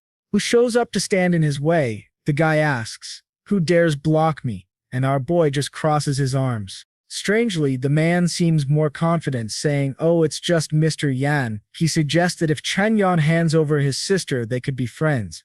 The people nearby overhear the conversation. Recognizing the young man as the legendary Mr. Yan, Chen Yuan wonders if this guy thinks he won't get hit just because they're surrounded by people. To him, this guy is being very naive. But another of our boy's enemies is also nearby, eager to put on a big show to ruin Chan's reputation. That's when someone shouts his name. Turning around, who appears? It's the girl who lied online, claiming she's carrying his child. She wipes her tears, saying she's 3 months along and doesn't want money. She just doesn't want to be abandoned. She doesn't even mind that he has so many other women. Naturally, people on the boat start thinking he's trash. Everyone begins filming, wanting to know if what she's saying is true. At this, Jilu steps forward, telling the girl to stop lying because Chen Yuan doesn't even know who she is. A little nudge from Jilu makes the girl fall to the ground, starting to bleed. What's this? People wonder. She even cries out in pain, asking for Chan's help. She's bleeding and crying, while Jilu insists it was an accident and she had no intention of hurting her. Master Li is just watching. This actress from the acting university that he hired is top-notch. He has no idea, though, who the father of this woman's baby is, but Shakya will do anything for money, and now Chen Yuan is in trouble. He then tells a certain master beside him that having someone like her at such an important banquet is only going to ruin things. The guy agrees, saying this is a real mess, and orders someone to remove that guy from the boat. A security team arrives, asking who's causing the trouble. The guy points to our boy and tells them to remove that trash from the boat. The head of security, who just noticed Chon's face, asks if he's serious. The family member insists, questioning if they're really going to defy him. The security lead then calls his colleagues and they all gather in front of Chen Yuan. The people on the boat think he's about to be kicked out. The young man is confident, already imagining the fame he'll gain from ruining Chen's reputation. However, at that moment, all the security guards bow to Chen Yuan, addressing him as boss. The young man is confused, wondering why they're calling him boss, and Master Li is also puzzled, as he thought this boat belonged to the Dong family. The head of security turns to Chen Yuan, explaining that this guy wants to throw him off the boat and asks how they should handle it. Chen Yuan simply replies that if the guy wants him off the boat, then he should be the one thrown off instead, and while they're at it, they can send Master Li packing too. The head of security nods and calls in the team. The young man is bewildered, demanding to know what they think they're doing. He warns them of the consequences they'll face. Master Li tries to intervene, telling them to think carefully before they act, but as he's about to introduce himself, he receives a slap to the face. The security officer just tells them to stay quiet as they're getting kicked off the boat. Everyone is shocked to see a member of the E family getting hit, especially since he's being thrown off the boat like a dog. Our boy is pleased with the security team's loyalty. Just then, someone approaches him from behind, questioning if he isn't going too far. It's another member of the Iesh family, telling him this isn't the time to show off. One of them says that kicking out Lee Jamu is one thing, but throwing out his son crosses the line. However, our boy responds that the guy tried to slander him, so he's already being lenient. Besides, the only one who got hit was Jamu himself, so he's actually showing respect to the son. These guys must be brainwashed because they think what Chen Yuan said makes perfect sense. In a way, he really did show some respect to the Ie family, so they now see him as a decent young man. Meanwhile, the defeated Jamu is crawling away. His secretary waiting outside asks what happened and if he offended the Yi family, but he elbows her aside, telling her to get out of his way, all while cursing Chen Yuan and vowing never to forgive him. Back at the party around the tables, people are murmuring they thought Chen Yuan would get in trouble today, but in the end it was Jemu who was humiliated.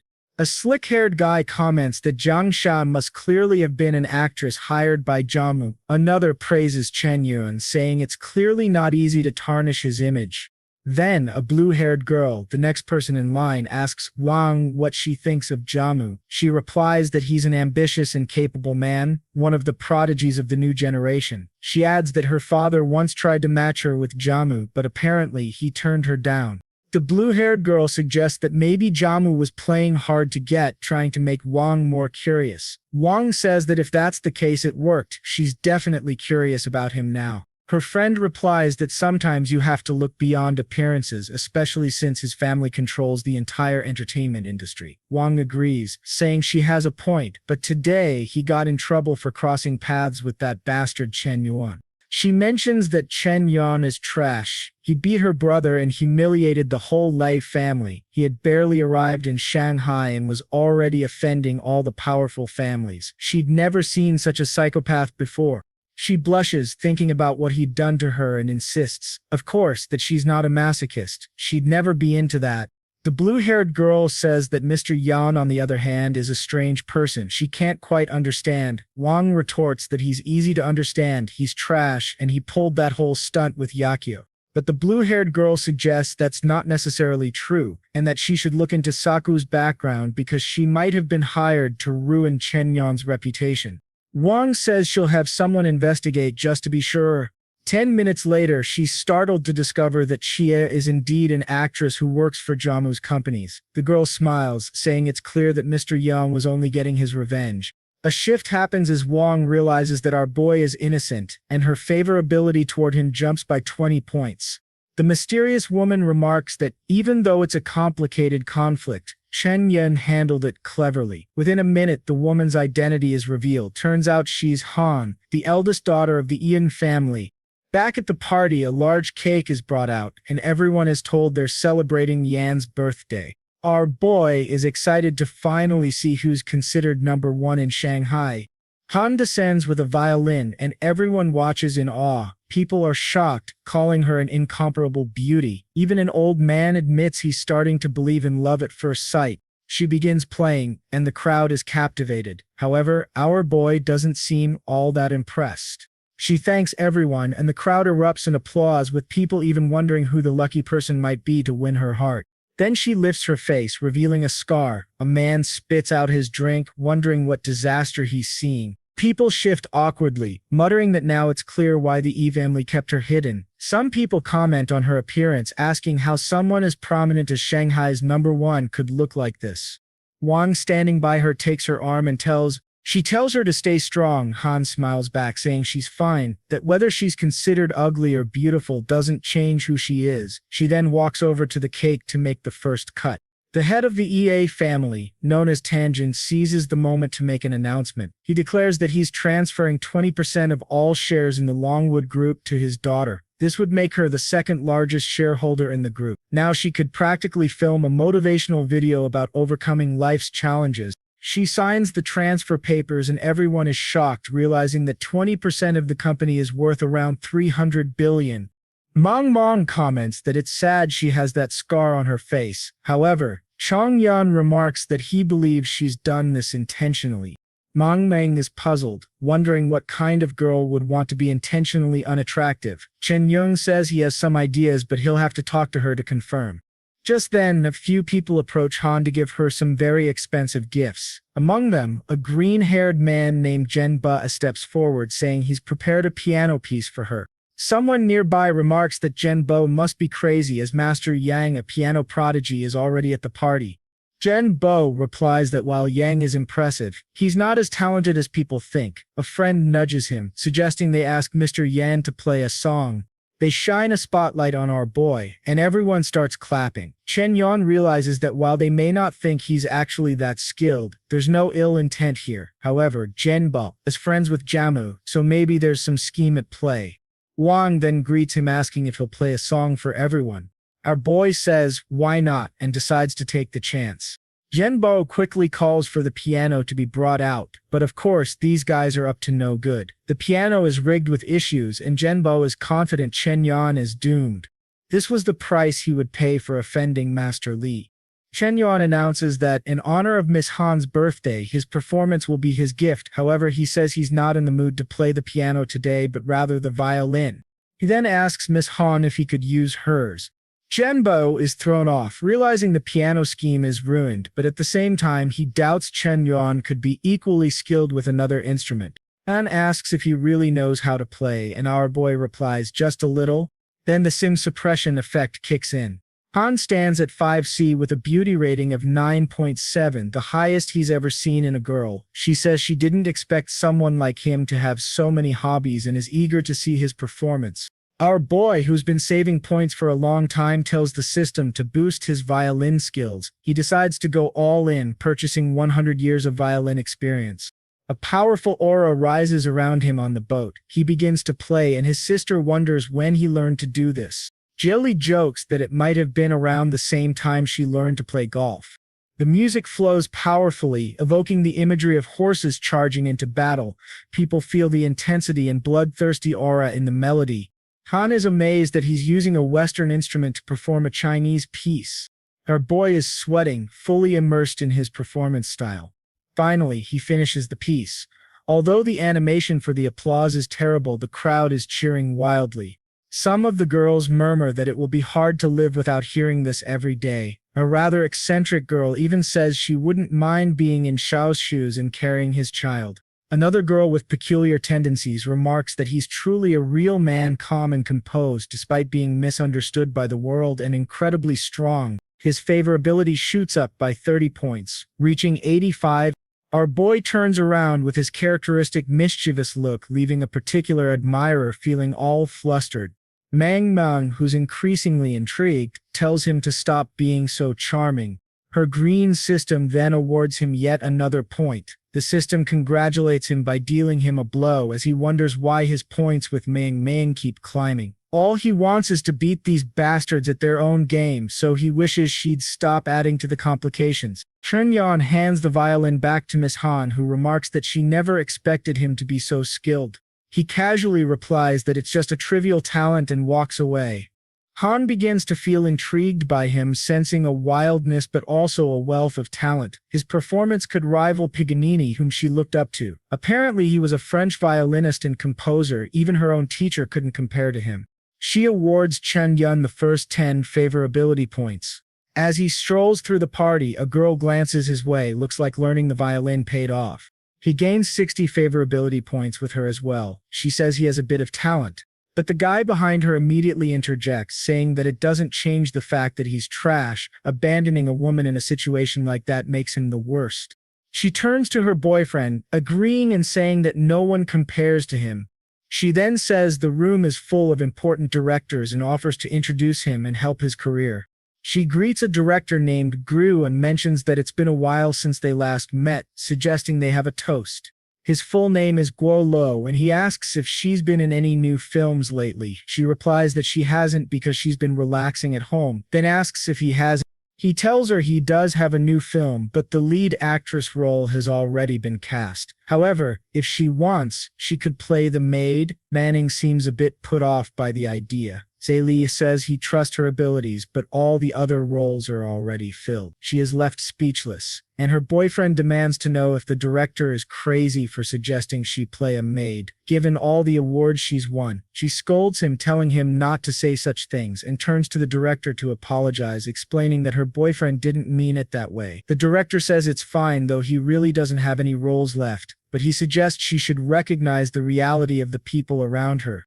As he walks away, he wonders how someone like her ended up with such an idiot by her side. She turns to her boyfriend, asking why he spoke to the director like that. He responds that he didn't like the idea of her being offered such ridiculous roles. She thought she'd be mad, but instead she calls him too sweet and hugs him. She seems to appreciate this supportive couple dynamic. He mentions that they've been together for a long time and hints that maybe tonight is the perfect time for that, but she says no, that'll only happen after they're married.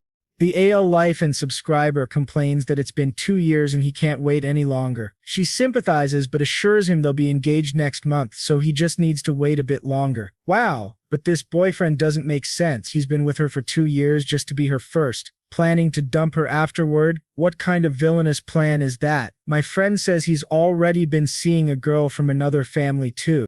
Chen Yuan, who's nearby, overhears her getting offered a maid role. He goes to his sister and asks her to hand over their company's business card to Manning, saying that if she wants a real role, she can reach out. Manning says yes, and immediately heads over. He knows Manning's prime has long passed, but she's still much more famous than Galu Yanggang. Mang introduces herself and asks if Manning remembers that they're neighbors. She says her brother asked her to give her this card because if she's interested, he'd be willing to invest in a movie for her. On the business card, it reads, Chen Yuan, the big boss, along with his phone number. Manning looks at it, a bit bewildered. The next day, in the financial tower in Shanghai, in a room with Jia Moon, Zhenbo grumbles about having rigged the piano only for Chen Yuan to play the violin instead. By the end of the night, that bastard ended up stealing the spotlight. They start cursing him, calling him a bastard, and noting that even the president of the Longwood Group gave him a business card. Master Live says these obvious schemes will never work against Chen Yuan because he's too cunning. Just then, the secretary enters and says that public opinion is shifting. She hands him a tablet, urging him to take a look. In the video, Wang Sheng introduces herself and explains that she's aware of the false information circulating about Mr. Yan. She's there to protect the boss she respects. She then reveals that Kakyo is actually an actress, and on top of that has a signed contract with the superstar's company. But that's just the tip of the iceberg. She's actually known in certain nighttime circles, if you know what I mean. Furthermore, she frequents bars far removed from Chen Yuan's usual spots, meaning their paths would never have crossed. This suggests that someone is orchestrating the whole scheme, none other than Jemu himself. It's quite obvious since he's the CEO of the company that hired Shio. All the scandals surrounding her were also linked back to Jemu. Mr. Yan had protected her, and that's why Jemu was retaliating. Furious, Jamu hurls the tablet to the floor, ordering his team to spend whatever it takes to get the video taken down. His assistant tells him they've already reached out, but the request to remove the video was denied. Jamu is confused, struggling to understand why this is happening. She then adds that this is the least of his problems, showing him another, even more popular, video on a tablet, with his own face in the thumbnail. At once, Jamu starts trembling. The video shows the moment on the boat when he arrogantly asked if people didn't know who he was right before he got slapped. In the video, the guard with the bandana tells him to stop trying to intimidate people. Jamu's left looking like a fool as he's kicked off the boat. The assistant explains that the video has gone viral, suggesting that Mr. Yan might be behind all this. The worst part is that, since this incident happened on the Ye family's boat, everyone now believes the Ye family is against Jamu. He's trembling, realizing this means the entire wealthy elite of Shanghai is turning against him. He thought he was setting a trap for Push and Hua, but he fell right into the boy's own trap instead. Chen Yuan seemed calm, but he'd been planning his revenge for a long time. Now that everyone thinks the Ye family is against him, it'll be hard to clear his name.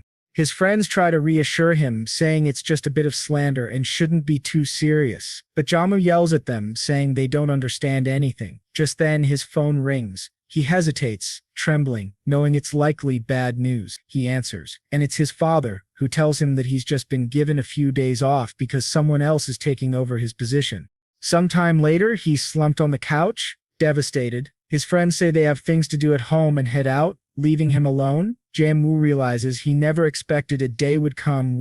Everyone had abandoned him, but to him the position of president meant nothing now. He had billions saved up and could return whenever he wanted. A new semester was beginning at the university where Chen Yuan studied, and our dear Chong once again noted that another semester had arrived. However, the person who had carried her bags on her first day wasn't there anymore. She stood there, missing Chen Yuan. Suddenly, a girl approached her, wanting to chat. They asked if she had heard of the guy nicknamed Loose Cigarette because they were attending the university solely to meet him. One of the girls, who said she was a big fan, asked Shang if she knew anything about him. Shang started trembling but didn't let on that she knew him well. The girl in black asked if he was handsome and whether they could go to dinner with him. Her friend told her to stop being greedy, saying that a photo with him would already be enough.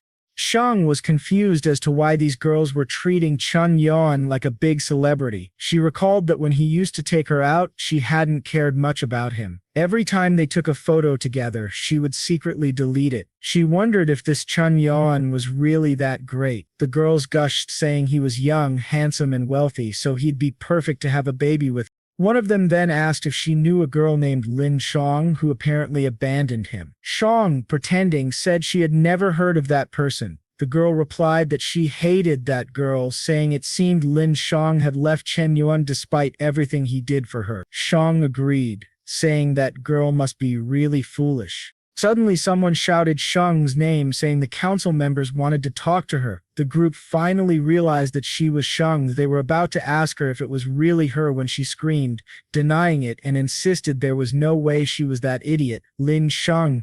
Later, she was lying in bed, tearfully regretting not finding someone with better prospects. Wait, did Shang's favorability actually surpass 99 points? It was unclear because the translation was a bit off, but it looked like it was at 90. She received a call from her aunt, who said her mother was sick and that she should go to the hospital immediately.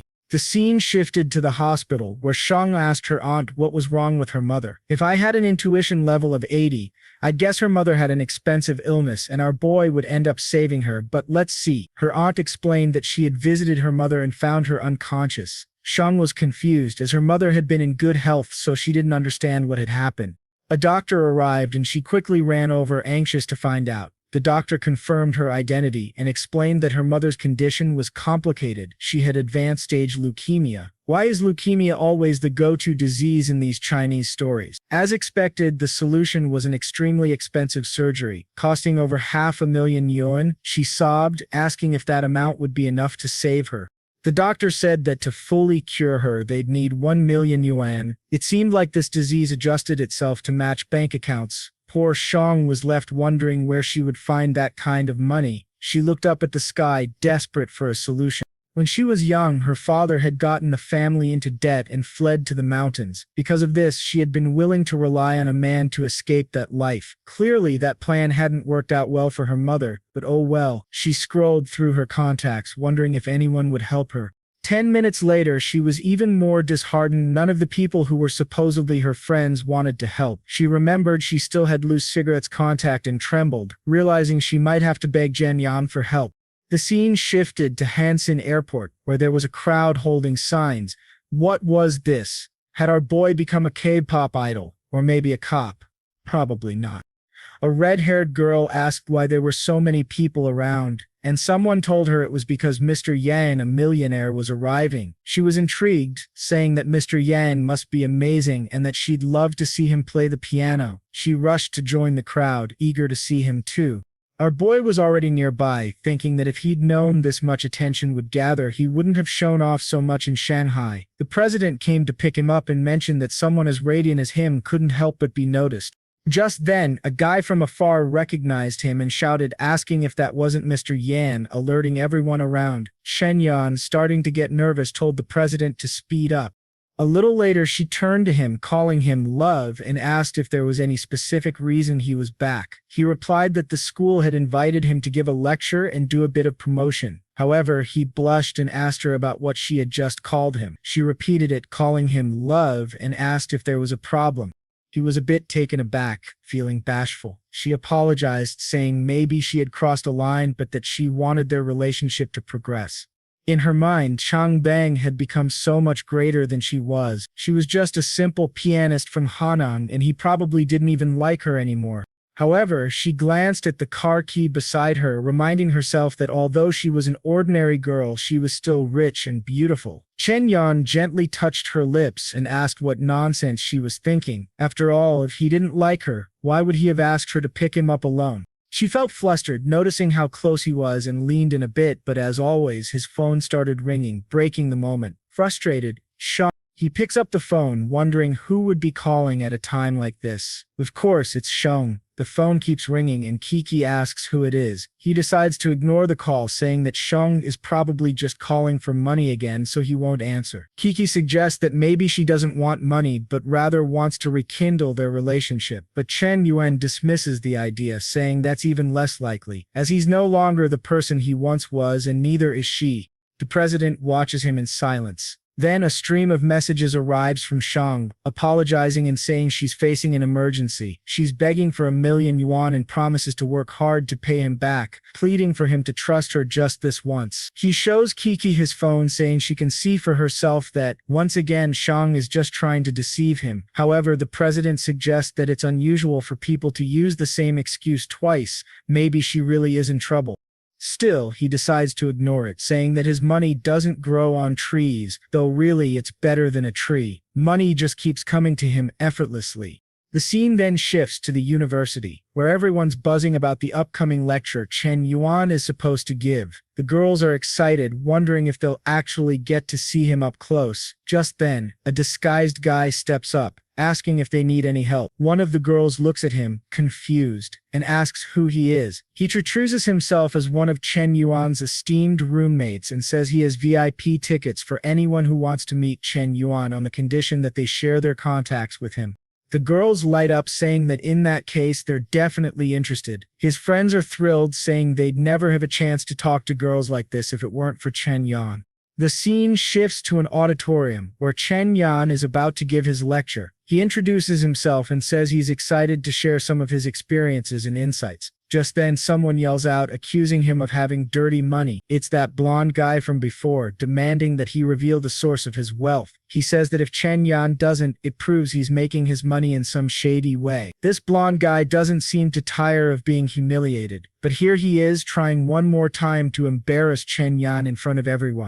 Chen Yuan barely remembers the kid. He's from the Tang family and can't help but feel slightly annoyed at the interruption. He thinks it's absurd that this guy wants to confront him at a time like this. He asks the blonde guy how much money he has in his account, how many houses his family owns, and what they've invested in. He points out that these are personal matters, so why should they be discussing each other's finances?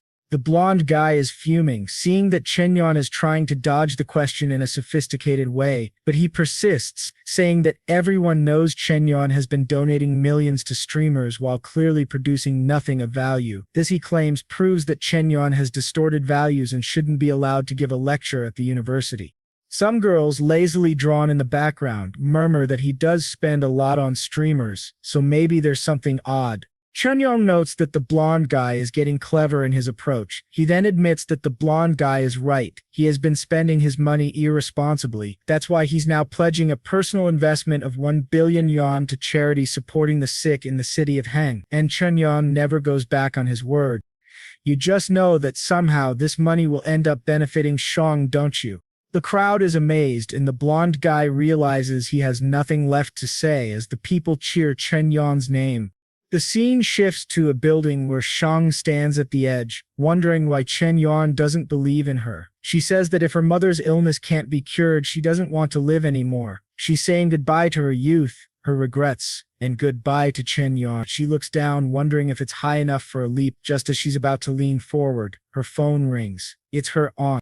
She decides to answer, planning to leave a farewell message for her mother. However, as soon as she picks up, her aunt tells her that all of her mother's medical bills have been paid. Confused, she asks what happened. Her aunt explains that hospitals all over received a donation from a wealthy person to help with certain treatments. The donor's name was Mr. Yan, and it appears everything is real. In the next scene, Shang is leaping over the railing, almost as if she's flying or walking upstairs, which is hard to understand. However, she lands on the ground, saying she knew Chen Yuan wouldn't abandon her. In that moment, she vows to do anything for him, even if it cost her life. At that point, Chen Yuan notices lightning striking in the middle of the day and wonders what's going on. His system alerts him that Shang has reached 100 favorability points. He's congratulated, and the system explains that she is now completely devoted to him and will obey any command. He's shocked, unable to understand how she maxed out her level when he had just ignored her call. He gains 5 attribute points across all skills and an upgrade to his entire system. Now he can use his points to enhance the appearance, health, or physical condition of others. Chen Yuan is of no help to himself, wondering why he can't use these points on himself. Then he receives another call from Shang. Despite her maxed out loyalty, he still doesn't feel like forgiving her. But since she triggered this system upgrade, he decides to answer. She greets him, saying she's grateful and that she always knew he cared deeply for her. She mentions her mother's illness and how he donated billions. She pledges to dedicate her body, soul, life, everything she can to him. Chen Yuan is baffled, asking if she misunderstood something because he didn't do any of this. But he's disturbed. This max-level system creates a more intense brainwashing effect than he had anticipated. Walking through the university, he realizes he needs to be much more careful with people. He reflects on how Shang's mental state was so unstable that it was almost hilarious. But once again, his phone rings. This time when he checks, it's Chu Yumo. He remembers that it's probably because of the helicopter he sent her earlier. He recalls that she left the police force and would be the perfect person to work for him in his upcoming venture. She'd be ideal for coordinating the charity institute he plans to establish. That way, he gains favor with everyone, invests money in her, and potentially profits later. He was definitely going to pour billions into this. Chen Yuan answers the call with a cheerful tone, asking if there's anything he can help her with. She replies that it's nothing big, she just wants to return the gift he sent her since it was too much. She asks when he's available to meet. He says they can discuss it later, but first he'd like to take her to dinner. Yumo is a bit puzzled. Given that Chen Yuan has mostly been indifferent toward her until now, perhaps he always had other motives for reaching out. Could he be trying to take advantage of her background as an officer? Was the helicopter just a bribe? She tells him they can meet tomorrow at 5 p.m. at a restaurant. As there are things she wants to clarify, the astute Yumo seems to have already seen through his intentions with just a few words. She's truly sharp. Meanwhile, Chen Yuan wonders why she sounded a bit upset. Did he do something to make her feel that way? Yumo, on the other hand, is annoyed, thinking that all men are the same. Either they approach her to flirt or because of her father's official position. She's already decided to refuse anything he offers tomorrow and to return the helicopter. He immediately loses 10 favorability points. Poor guy, he can't understand how her mind works. He gave her a gift, invited her to dinner, and still lost points. Sometime later, as he's walking, Chen Yuan realizes that Yumo alone won't be enough to handle everything he has planned. Suddenly, someone appears behind him saying they finally found him. Chen Yuan instinctively turns to deliver a kick, only to stop when he sees it's an elderly man. He nearly lands a blow right on his face. They stare at each other for a second. Chen Yuan recognizes him and asks why Professor Wang is here. Apparently, this man is a university professor who remarks that Chen Yuan has missed over 60 classes and still has the nerve to show up. In his eyes, Chen Yuan was getting too full of himself and it was time to bring him down a notch. But Chen Yuan has an idea. Grabbing the professor's arm, he says he arrived at the perfect time. He then turns to the teacher and says that he's been missing him a lot. The teacher is immediately confused because Chen Yuan had always avoided him and now suddenly seems so friendly. However, perhaps he was still just a child who loved to study, and money hadn't corrupted his heart. At that moment, Chen Yuan mentions that he has a favor to ask. The teacher places his hand over his chest and says that, as someone who will teach him many things in life, all he has to do is say what he wants. Chen Yuan then asks why the teacher doesn't leave his job at the school and work for him instead. The teacher scolds him, asking if he doesn't know how to respect his elders. Chen Yuan asks him to listen for a moment, explaining that he's creating a charity organization and needs people to help out. He wants the teacher because he knows he has an excellent work ethic. He then asks if the teacher is truly satisfied with just being a teacher at this place. If he worked for Chen Yuan, he would earn at least $1 million a year. He knows that the teacher's daughter is about to graduate from high school and will need to buy a house, a car, and start her career. The man or boy really got into his psyche.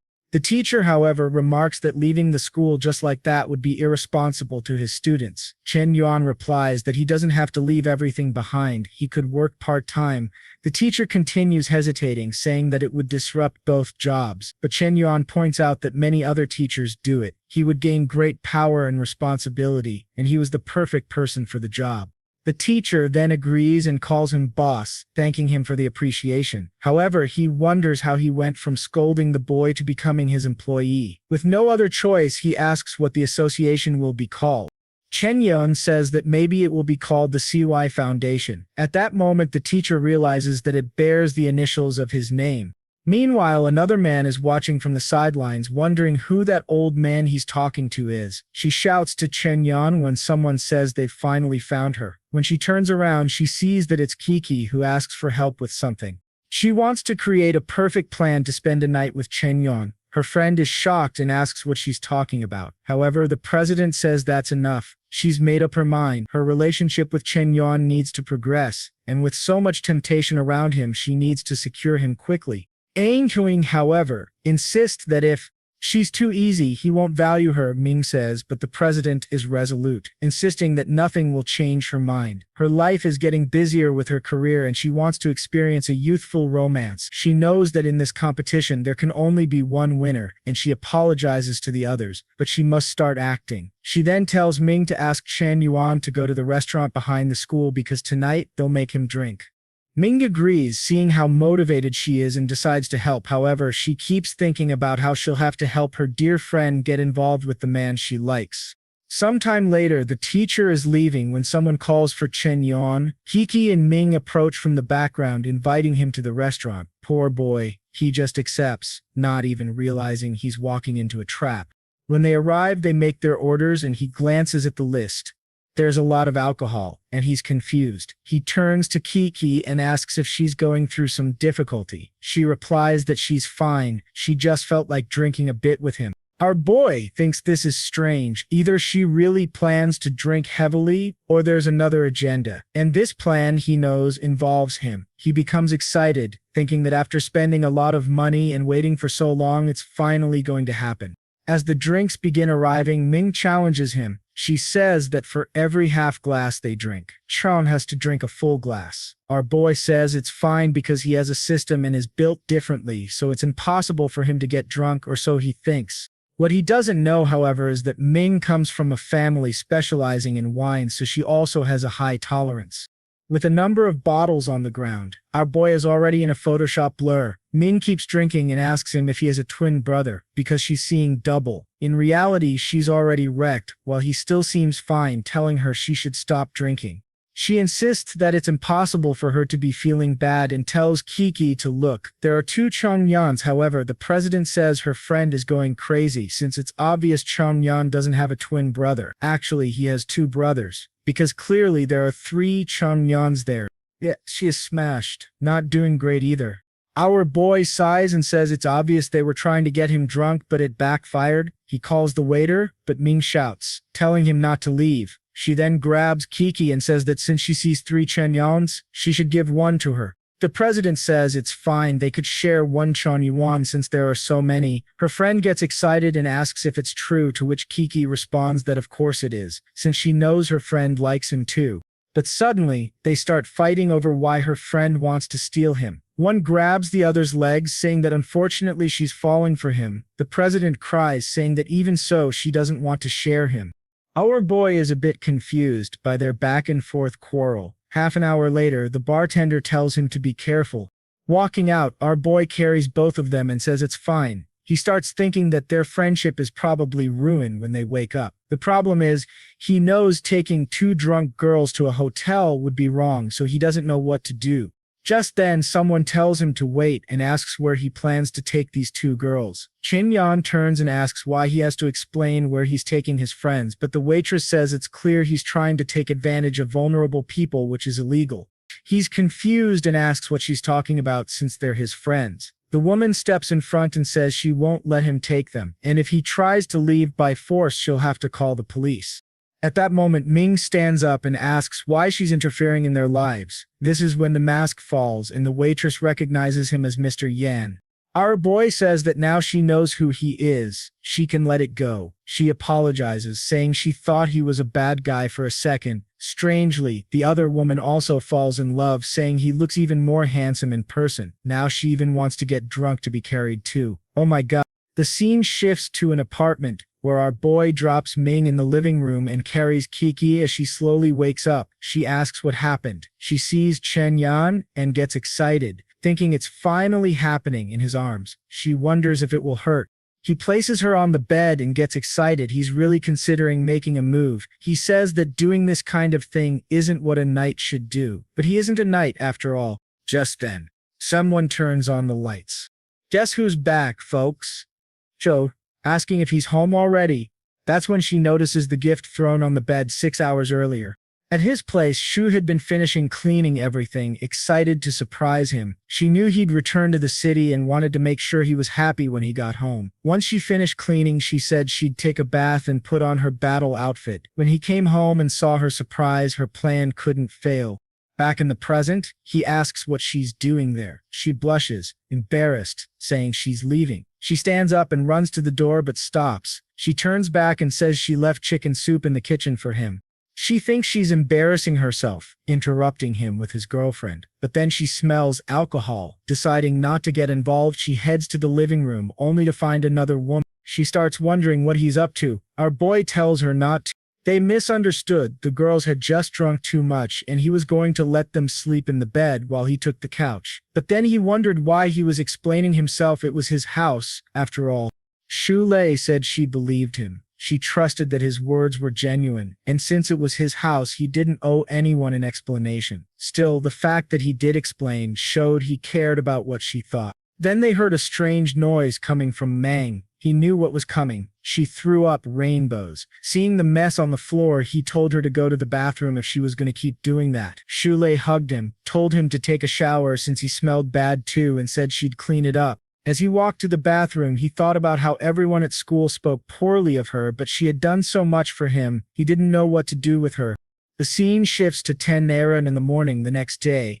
Our boy starts waking up, wondering why it feels like he came back from a war. He smells something good. It's Shu Lei already in the kitchen. He had sworn he'd wake up surrounded, but that's not what happened. He let Shu Lei stay in one room while the other girls stayed in another, and he took the couch. The problem was that he knew the two had argued, yet they still slept together. He wondered what would happen when they woke up. Meanwhile, in the other room, the president woke up groaning about a terrible headache. That's when she noticed someone next to her. There was clearly someone sleeping there, and she wondered if it was Chen Yuan. Blushing, she questioned whether they had actually reached that point. However, she found it odd she didn't feel anything and couldn't remember anything. Upon looking, she saw it was Meng. Meng sat up and asked why Kiki was there too. The president suddenly remembered she was still angry because Kiki wanted to steal Chen Yuan, and Meng was upset because all she wanted was to be the second girlfriend. However, both suddenly turned and realized they might be overstepping on, then asked Kiki if she had managed to spend the night with Chen Yuan, since she couldn't remember anything. The president thought her friend was lying. She must remember everything, but was pretending not to know. The issue was that if she brought it up, their friendship would be over, so she claimed that she also couldn't remember anything because she was too drunk. Mang felt relieved. At least if the president couldn't remember, it meant their friendship could continue. At that moment, Shu Lei appeared, cheerfully calling them for breakfast. Both girls were confused and asked what she was doing there. 30 minutes later, at breakfast, the president asked if he had received the house from Shu Lei. He confirmed and explained that's why he lived there. The little streamer then clarified that her father's cafe was in trouble and our boy had saved it. The president was impressed by this girl's ability to win him over. She had always thought Ru was the biggest rival, but clearly they were both wrong. Ming apologized, mentioning she remembered throwing up, and the president told Shu that one day she would come to her house to cook something too. Shu replied that it wasn't necessary since they were Chen Yuan's friends. The president didn't like that. The way she spoke clearly implied she was closer to him. At that point, she received a text warning her to be careful. Shu Lei was extremely difficult to deal with. Meanwhile, the oblivious Chen Yuan was just relieved that they were getting along. To him, it was incredible how these two who were fighting yesterday were suddenly friends again. The president then turned to him and said she had to return to the company to take care of some things. He said goodbye and told her to text if she needed anything. She left, and Mang said she had something to discuss with him. Suddenly he was nervous, thinking she was about to confess. It seemed she had no regard for the friend who just left. Awkwardly, he asked what she wanted to say. With a foolish look on his face, he wondered if they were going to fight over him again. But then she brought up a new online store that the Big Black Cat company was about to launch, and she needed a name. He asked if that was all, and she asked what else it would be. He said if the company's name was Big Black Cat, then the store's name could be Big Kitten. Pretty creative. She thought it was sudden, but then started to believe they might have planned this for a long time. There were already so many headlines implying he had been thinking about this name. Who knows? She was impressed by his clueless expression. He simply said the name didn't matter. As long as it was memorable, he was leaving the administration up to her and planned to invest 10 billion in this department. Funny enough, he sent 10 but showed her 100. She commented that it was too much money and doubted she could do a good job, but he told her not to overthink it, just believe in herself. Her mission was to make the Big Kitten store one of the largest in the country, so she had to give it her all. Motivated by his confidence, she vowed to do her best, convinced that if Chen Yuan trusted her, she must have some hidden talent. At 11 a.m. she was back at the university. Xu Lei was wondering just how rich Chen Yuan was. He had given her millions before and was now spending billions. That's when she noticed a job fair at Wang University. She remembered that graduation was approaching. Once it happened, she would officially be working full-time at her father's cafe. She decided to put that thought aside for now and check out the fair. Looking around, she saw several booths, including one for the C Foundation. It seemed a bit deserted, and the teacher there remarked on how difficult things were. Girls passing by wondered why Counselor Wang was there recruiting Chen Yuan then. She remembered this guy was one of her teachers and wondered if there was a connection. She introduced herself and the guy asked if she was there to apply. She already knew everything and asked if the CY Foundation belonged to Chen Yuan, who wanted to invest 100 billion to build a hospital in Henqing. He congratulated her, saying she was very attentive. She then asked what qualifications were needed to join the foundation. He said he remembered her well and that she was more than qualified to join, especially since she was the only one to show up so far, and he had to recruit at least one person. He reassured her that they were just getting started and would soon have a dedicated space. If she joined today, she would become one of the founding members. She expressed interest but pointed out that she was an arts graduate and didn't quite fit in. He quickly sat her down and assured her that all she needed to do was help with some recruitment. She became pensive. Although she wasn't particularly keen, it was at least a way to get closer to Chen Yuan. At the very least, when the girls talked about work, she would be able to join in the conversation.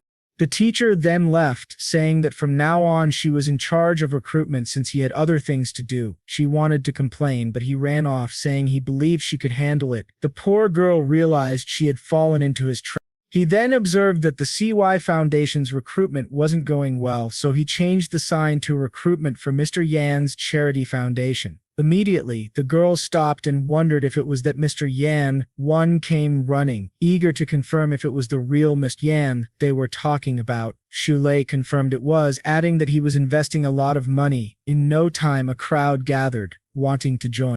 Some guys nearby were curious why there was such a large group. One of the professors recruiting even took off his badge and asked if they were accepting older applicants. The scene then shifted to the front of the president's house. Our boy was all swagged out in an elegant outfit. He announced his arrival and asked where she was. If I remember correctly, this is the restaurant where the president works, but instead we found Chu Yumo. Now he was in trouble, caught again. He thought it was a meeting with the president, but it turned out to be one he had scheduled with her. Now he was blushing, thinking he didn't remember her being that beautiful. She saw him and greeted him. Her heart raced as she wondered if she really liked this guy. Unfortunately, he was handsome and talented, and now she was mesmerized.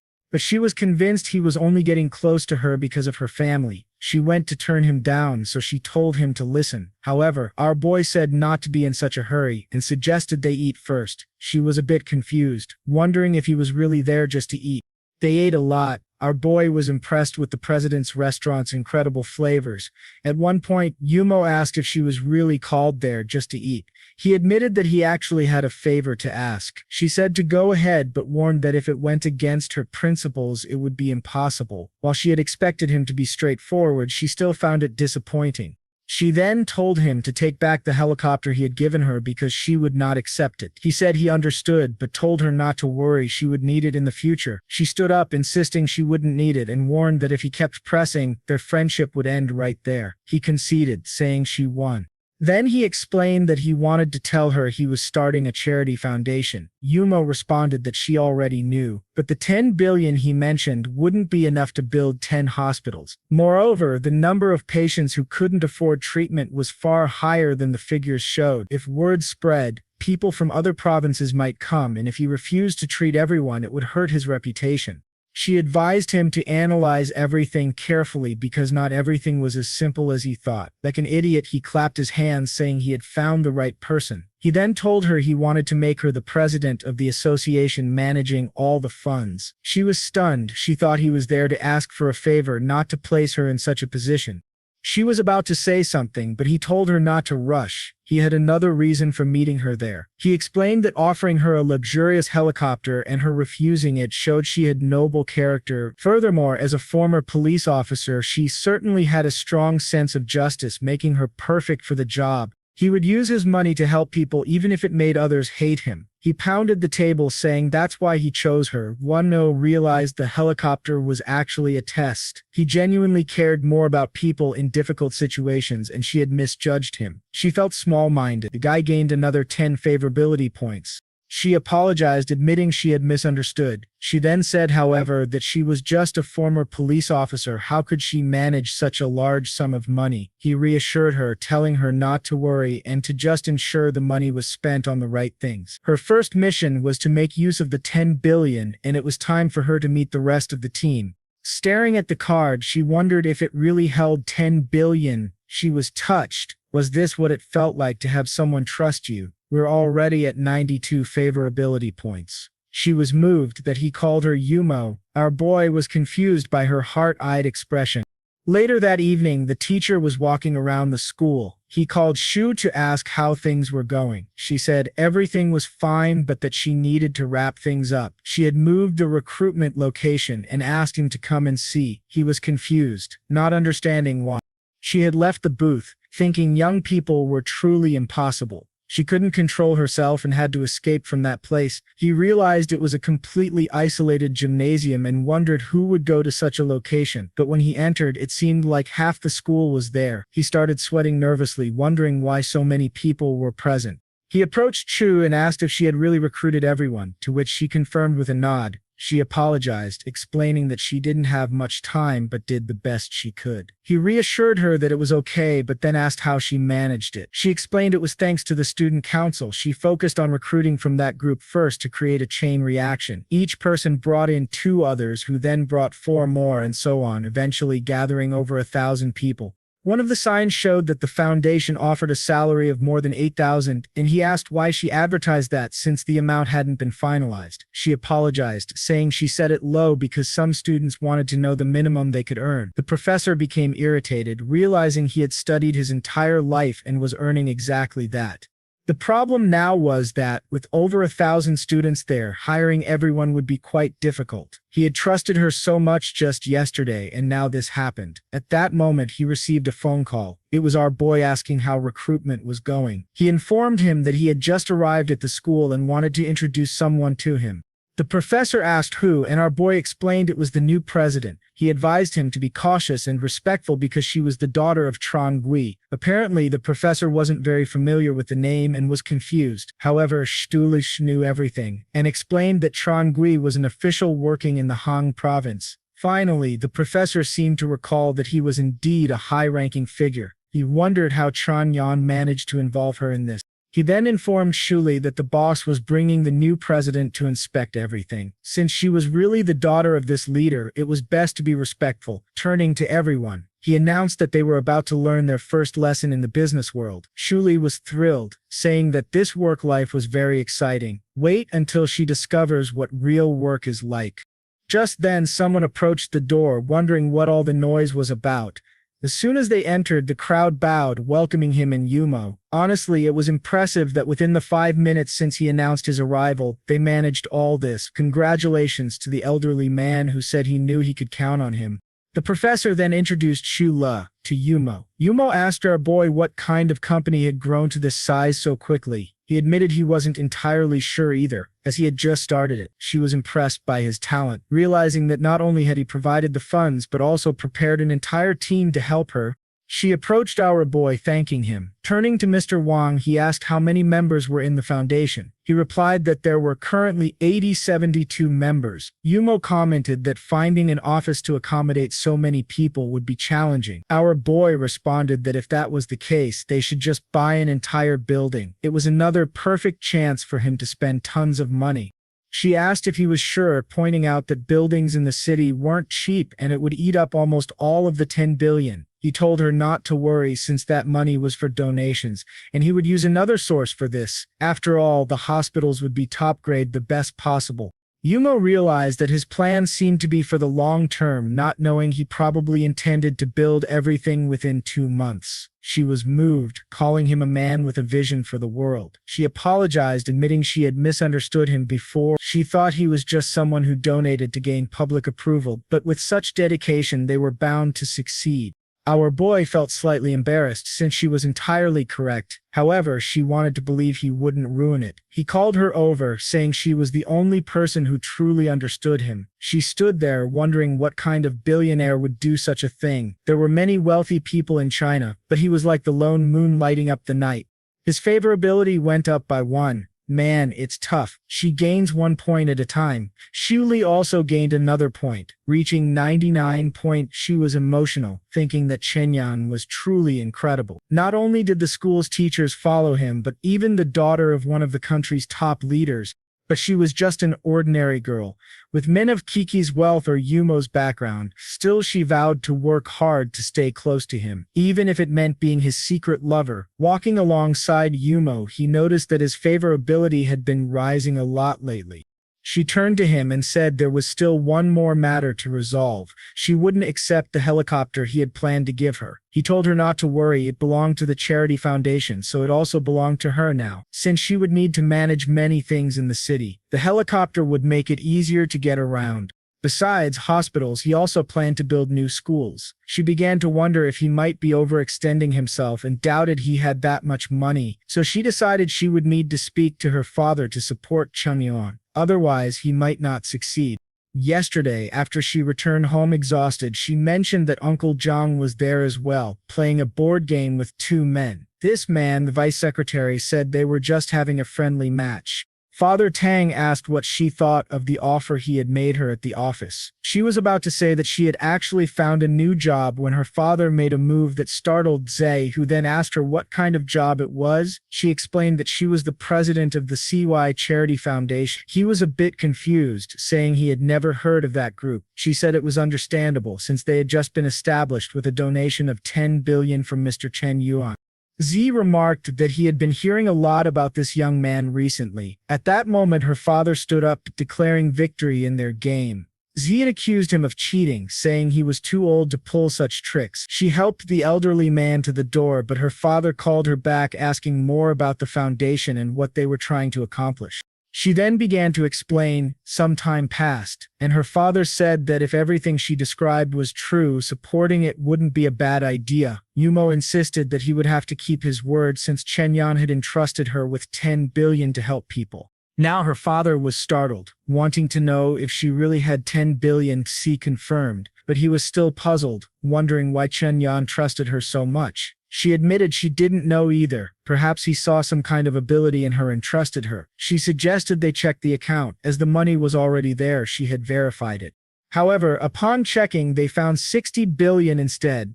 For those unaware, he has 9 quadrillion, so who knows how many zeros that is. It's practically endless.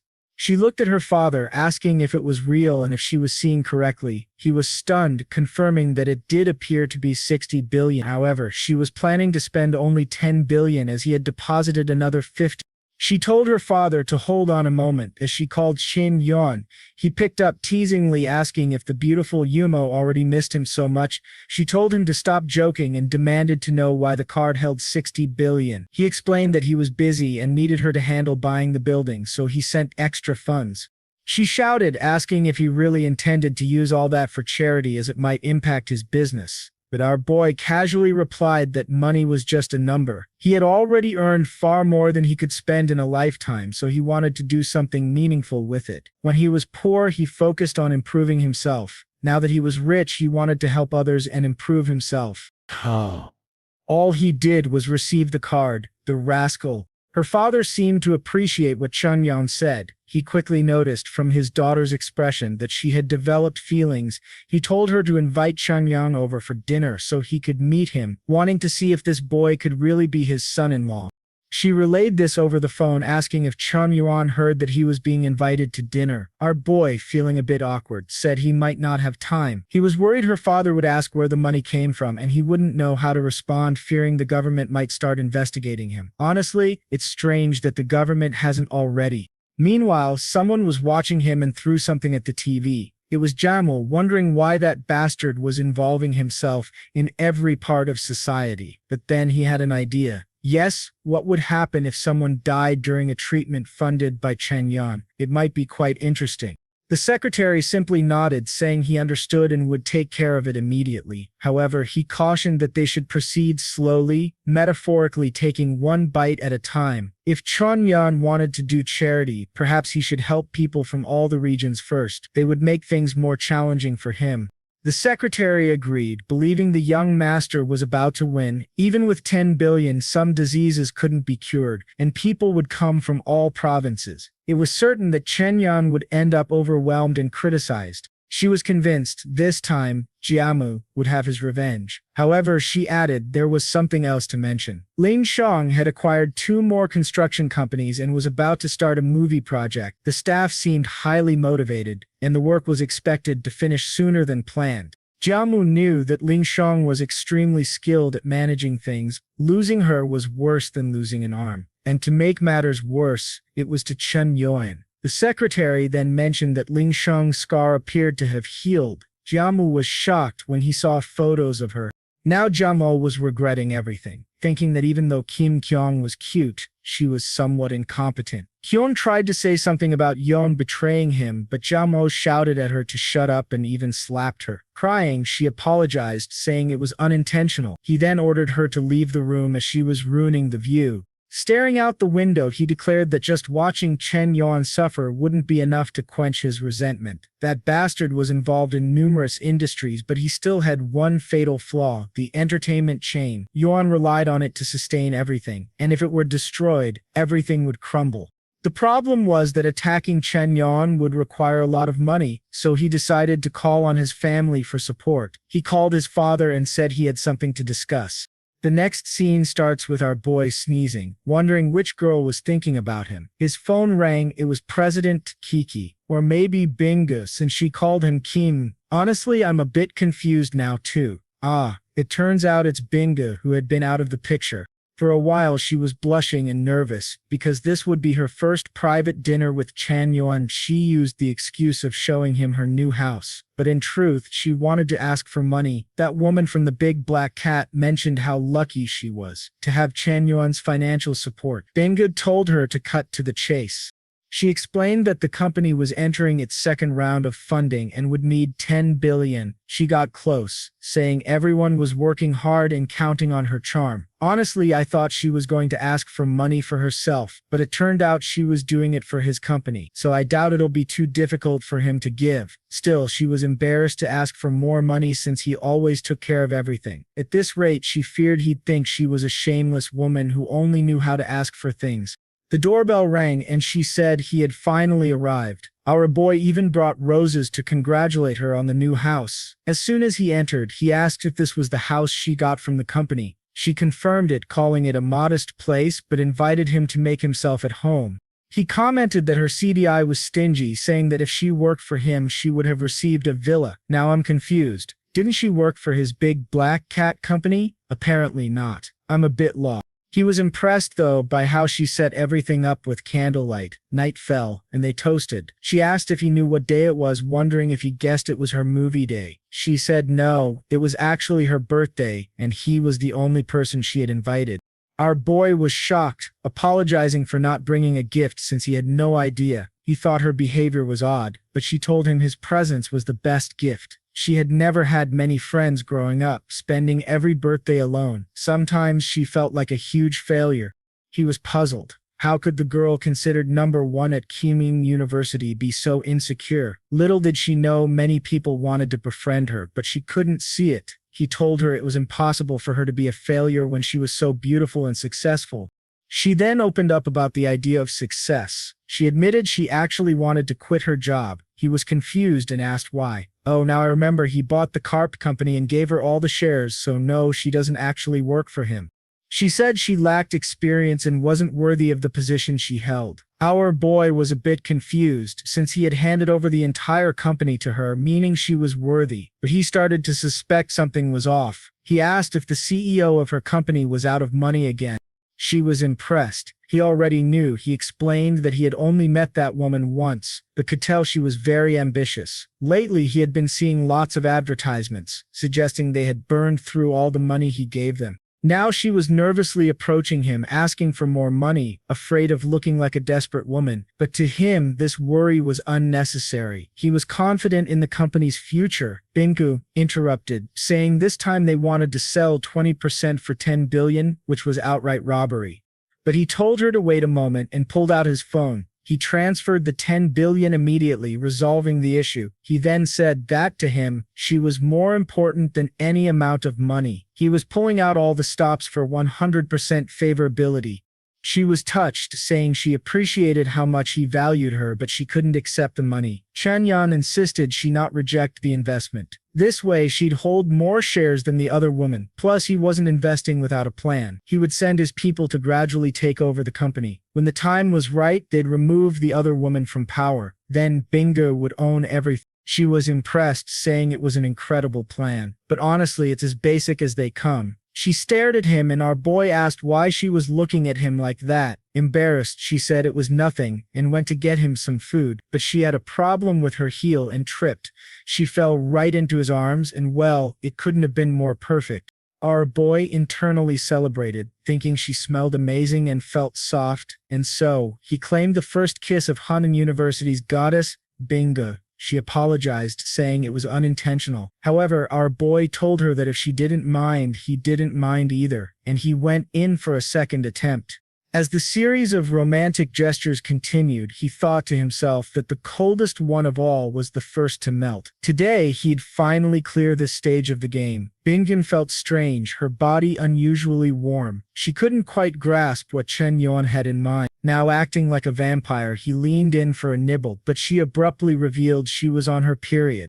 Startled, he quickly pulled back, and she explained it wasn't that she didn't want to, it was just bad timing. He apologized, admitting he nearly lost control. He then offered to make her some tea to help her relax. She watched as he went about it, thinking that after she told him, she expected him to just leave, but instead he was making tea and being incredibly considerate. Sometime later, he was at the table, even blowing on her soup to cool it down. It was just plain bare shubar water to warm her stomach, but still she looked at him and asked why he was being so kind to her. He awkwardly responded that it was just soup, nothing worth getting so happy over. Another point earned, and now she was at 99% favorability. He found it amusing how difficult it had been to win over Shou. Compared to how easily things were progressing with Binggu, she called out to him and he asked what it was. She wondered if he would stay with her tonight. Our boy hesitated, thinking it might be too much being so close, but unable to touch. But then she said that if he stayed, she'd find another way to make it worth his while. Cut to the next morning, and our boy was feeling overjoyed, reflecting on the night. He thought Binggu had truly left a lasting impression. She was so soft, whatever happened must remain a mystery to us, as he was already leaving the room. Upon waking up, she whispered to herself that she'd done something she never imagined, but at least it had brought her and Chen Yuan closer. A few days later, on TV, a report detailed investments of 32 billion into the land Chen Yuan had purchased. Chen Yuan was wondering why thoughtless spending always seemed to work out well. It's because he has infinite wealth, that rascal. Just then, he received a call. It was Yumo, asking how he dared to forget her dinner invitation from the night before. Our boy apologized, explaining he'd been busy with the hospital project. He asked when they could meet, and she said tonight, as her mother had prepared a meal. He sighed, thinking things were getting out of hand now that he was attracting so much attention. There was no escaping everyone's expectations. He agreed to come over. He arrived at the provincial leader's residence, bringing nothing but some famous Chinese liquor. He knocked, and a blond man answered, asking if he was the delivery guy. Chen Yuan questioned whether he looked like a delivery person. The man slammed the door in his face, leaving Chen Yuan bewildered. He even wondered if he had come to the wrong place. He checked the address, building 500 Ferry 1, and called Yumo to confirm. She did apologize and explained that the man was someone her mother had brought from Beijing, intending for him to marry Yumo. Chen Yuan asked if he had been invited just to play the decoy. She tried to explain that it was unplanned, as her mother had shown up unexpectedly. He reopened the door, apologizing for the wait, and she pulled him inside, chastising the blonde for rudely slamming the door on her guest. Chen Yuan apologized, claiming he thought Chen Yuan was there for a delivery. But Chen Yuan immediately noted the man's arrogance. Tang Yi coughed and asked Chen Yu about his grandfather's health.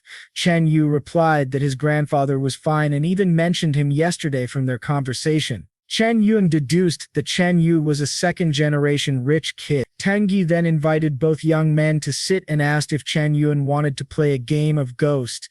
Since Yumo had mentioned his skill, Chen Yuan agreed, but Chen Yu bunked him, saying he also knew how to play. The guy thought that Shu family's wealth was insignificant compared to his, but with a pretty daughter he intended to win this. Tengi allowed it, seeing Chung Yuan's eagerness. The fool boasted of being a man, but someone nearby laughed, pointing out that he was far from professional. Chung Yuan was uninterested in putting up with the guy's attitude. Angrily, Chung Yu stood up, suggesting they play a few matches to prove it. Chung Yuan calmly agreed, eager to see what professional skill Chung Yu had. The poor guy had no idea how many skill points Chung Yuan had sunk into this. As the board was set, Yumo approached. Chen Yu added a bet. The loser would have to call the winner daddy. Chen Yuan remarked that he wasn't eager to gain another son. Yumo asked her father if he planned to let them bicker like this. He reassured her that it was natural for young people to have fiery tempers, but in reality he wanted to use Chen Yuan's presence to test Chen Yuan. His daughter couldn't see just how carefully he was evaluating the right person.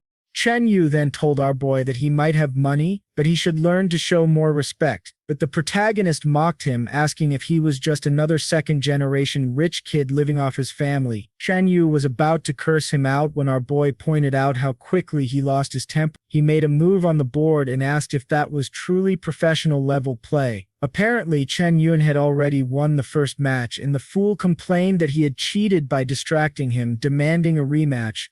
10 minutes later, Chen Yuan calmly stated that he had warned him his level was amateur if he called himself a professional. Any old man at the park could claim the same. Chen Yuan grudgingly admitted he wasn't as skilled and had lost, but he glared at Chen Yuan, vowing that while he may have lost the game, he would make Chen Yuan's life a living hell. He wanted to show him just how terrifying it was to cross him.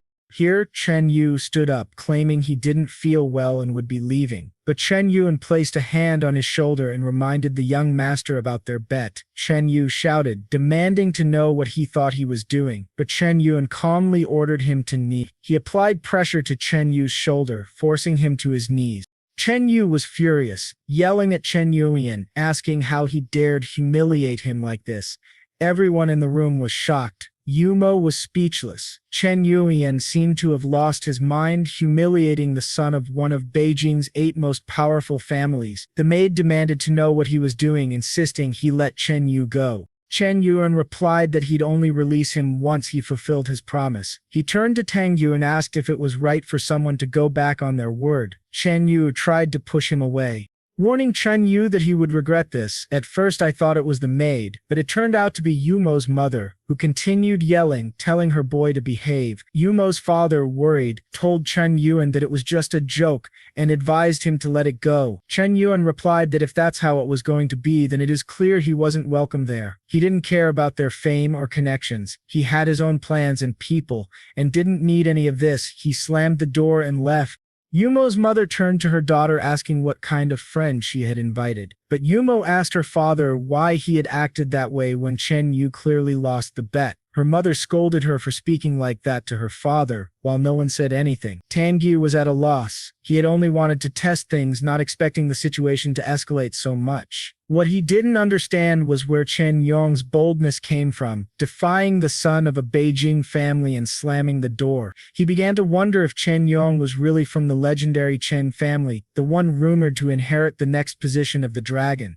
Tangyi had no idea what that meant, but he knew that with Chen Yan's personality he wouldn't let this go, so he would find out just how capable Chen Yan really was. Meanwhile, Chen Yan swore that Chen Yan would regret ever being born.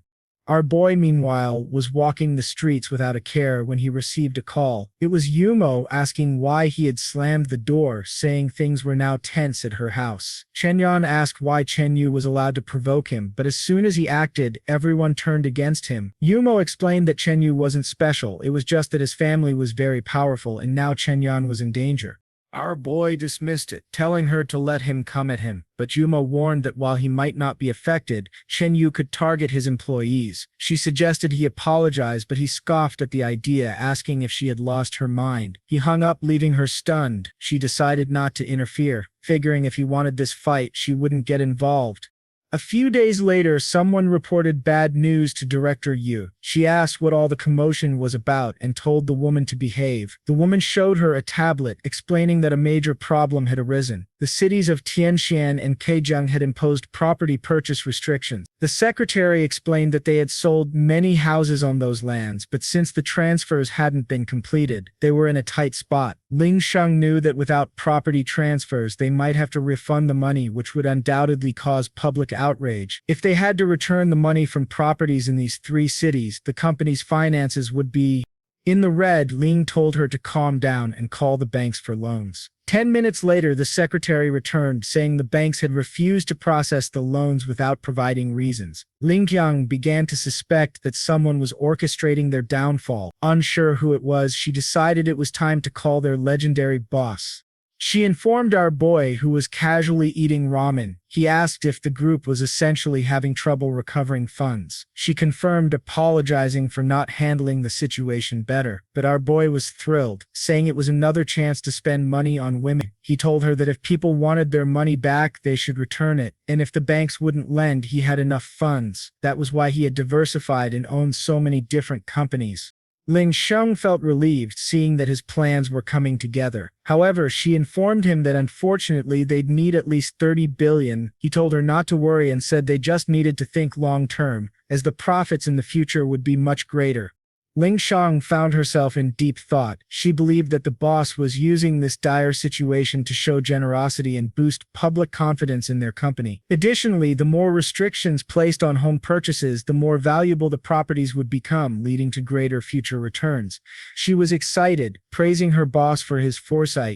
Meanwhile, our boy was trying to figure out what she was thinking, but to him, as long as she helped burn through money, everything was fine. With that, he transferred 200 billion. I think the author is just playing with numbers at this point. Lin Jiang fixed her hair, thinking that the brilliant boss had anticipated all of this. Despite his carefree, pleasure-seeking demeanor, he was always preparing for the future. Another point added, and now she was at 99% favorability. The scene shifted to Dam's residence, where he asked why all these sudden restrictions had appeared. He was secretly plotting to destroy Chang's industries, but now with these blockades his plans were ruined. Once again, someone had disrupted his schemes. He began to suspect Chen Yuan had anticipated something and orchestrated these restrictions himself. He instructed his secretary to arrange a meeting with the people responsible for the restrictions because they had to be removed.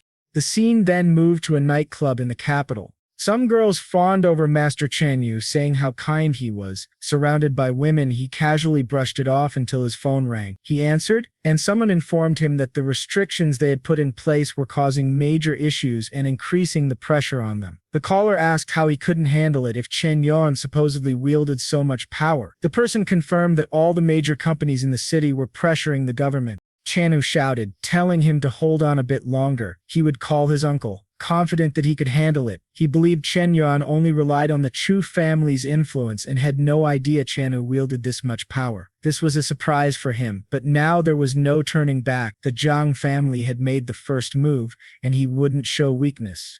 The next day at the university stadium, our boy was on the phone reassuring someone not to worry. He'd secure a good spot for the selection event. Apparently, it was related to that race he competed in last time. The director thanked him, saying it was impossible for them to end up in second place again. Our boy thought to himself that, since the director personally asked, he'd have to do him this favor. But upon arriving at the entrance, he saw a crowd registering. The guy from earlier who had lost the girl spotted him and wondered why Chen Yuan was there. In theory, he wanted to hate Chen Yuan, but now, seeing how extremely famous he had become, he couldn't even muster envy. The gap was too vast. As Chen Yuan stepped in front of him, he remarked that he quit smoking a long time ago since it was bad for his health. The guy lit up anyway, saying life was short and he wanted to enjoy it. He invited Chen Yuan because he was young, rich, and even Ru now liked him. Something he couldn't compete with. Maybe it was better to make friends. He had wronged Chen Yuan and Chen Yuan had wronged him. So in a way, they were even. But someone placed a hand on his back, saying they heard he was there to register, so they came to cheer him on. Of course, it was Yin who cheerfully greeted our boy. The guy, now downcast, wondered why she had to say that and warned him not to get involved. Poor guy's suffering all over again. Meanwhile, Guy turned to our boy, saying the director had asked her to assist him with anything he needed. The dejected guy wanted to forgive Chen Yuan, but seeing his ex get so cozy with him left him crushed. Then he had an idea. If his ex-girlfriend ended up with Chen Yuan, perhaps he could brag about it to others. I'm not sure what kind of bragging rights those are, but okay.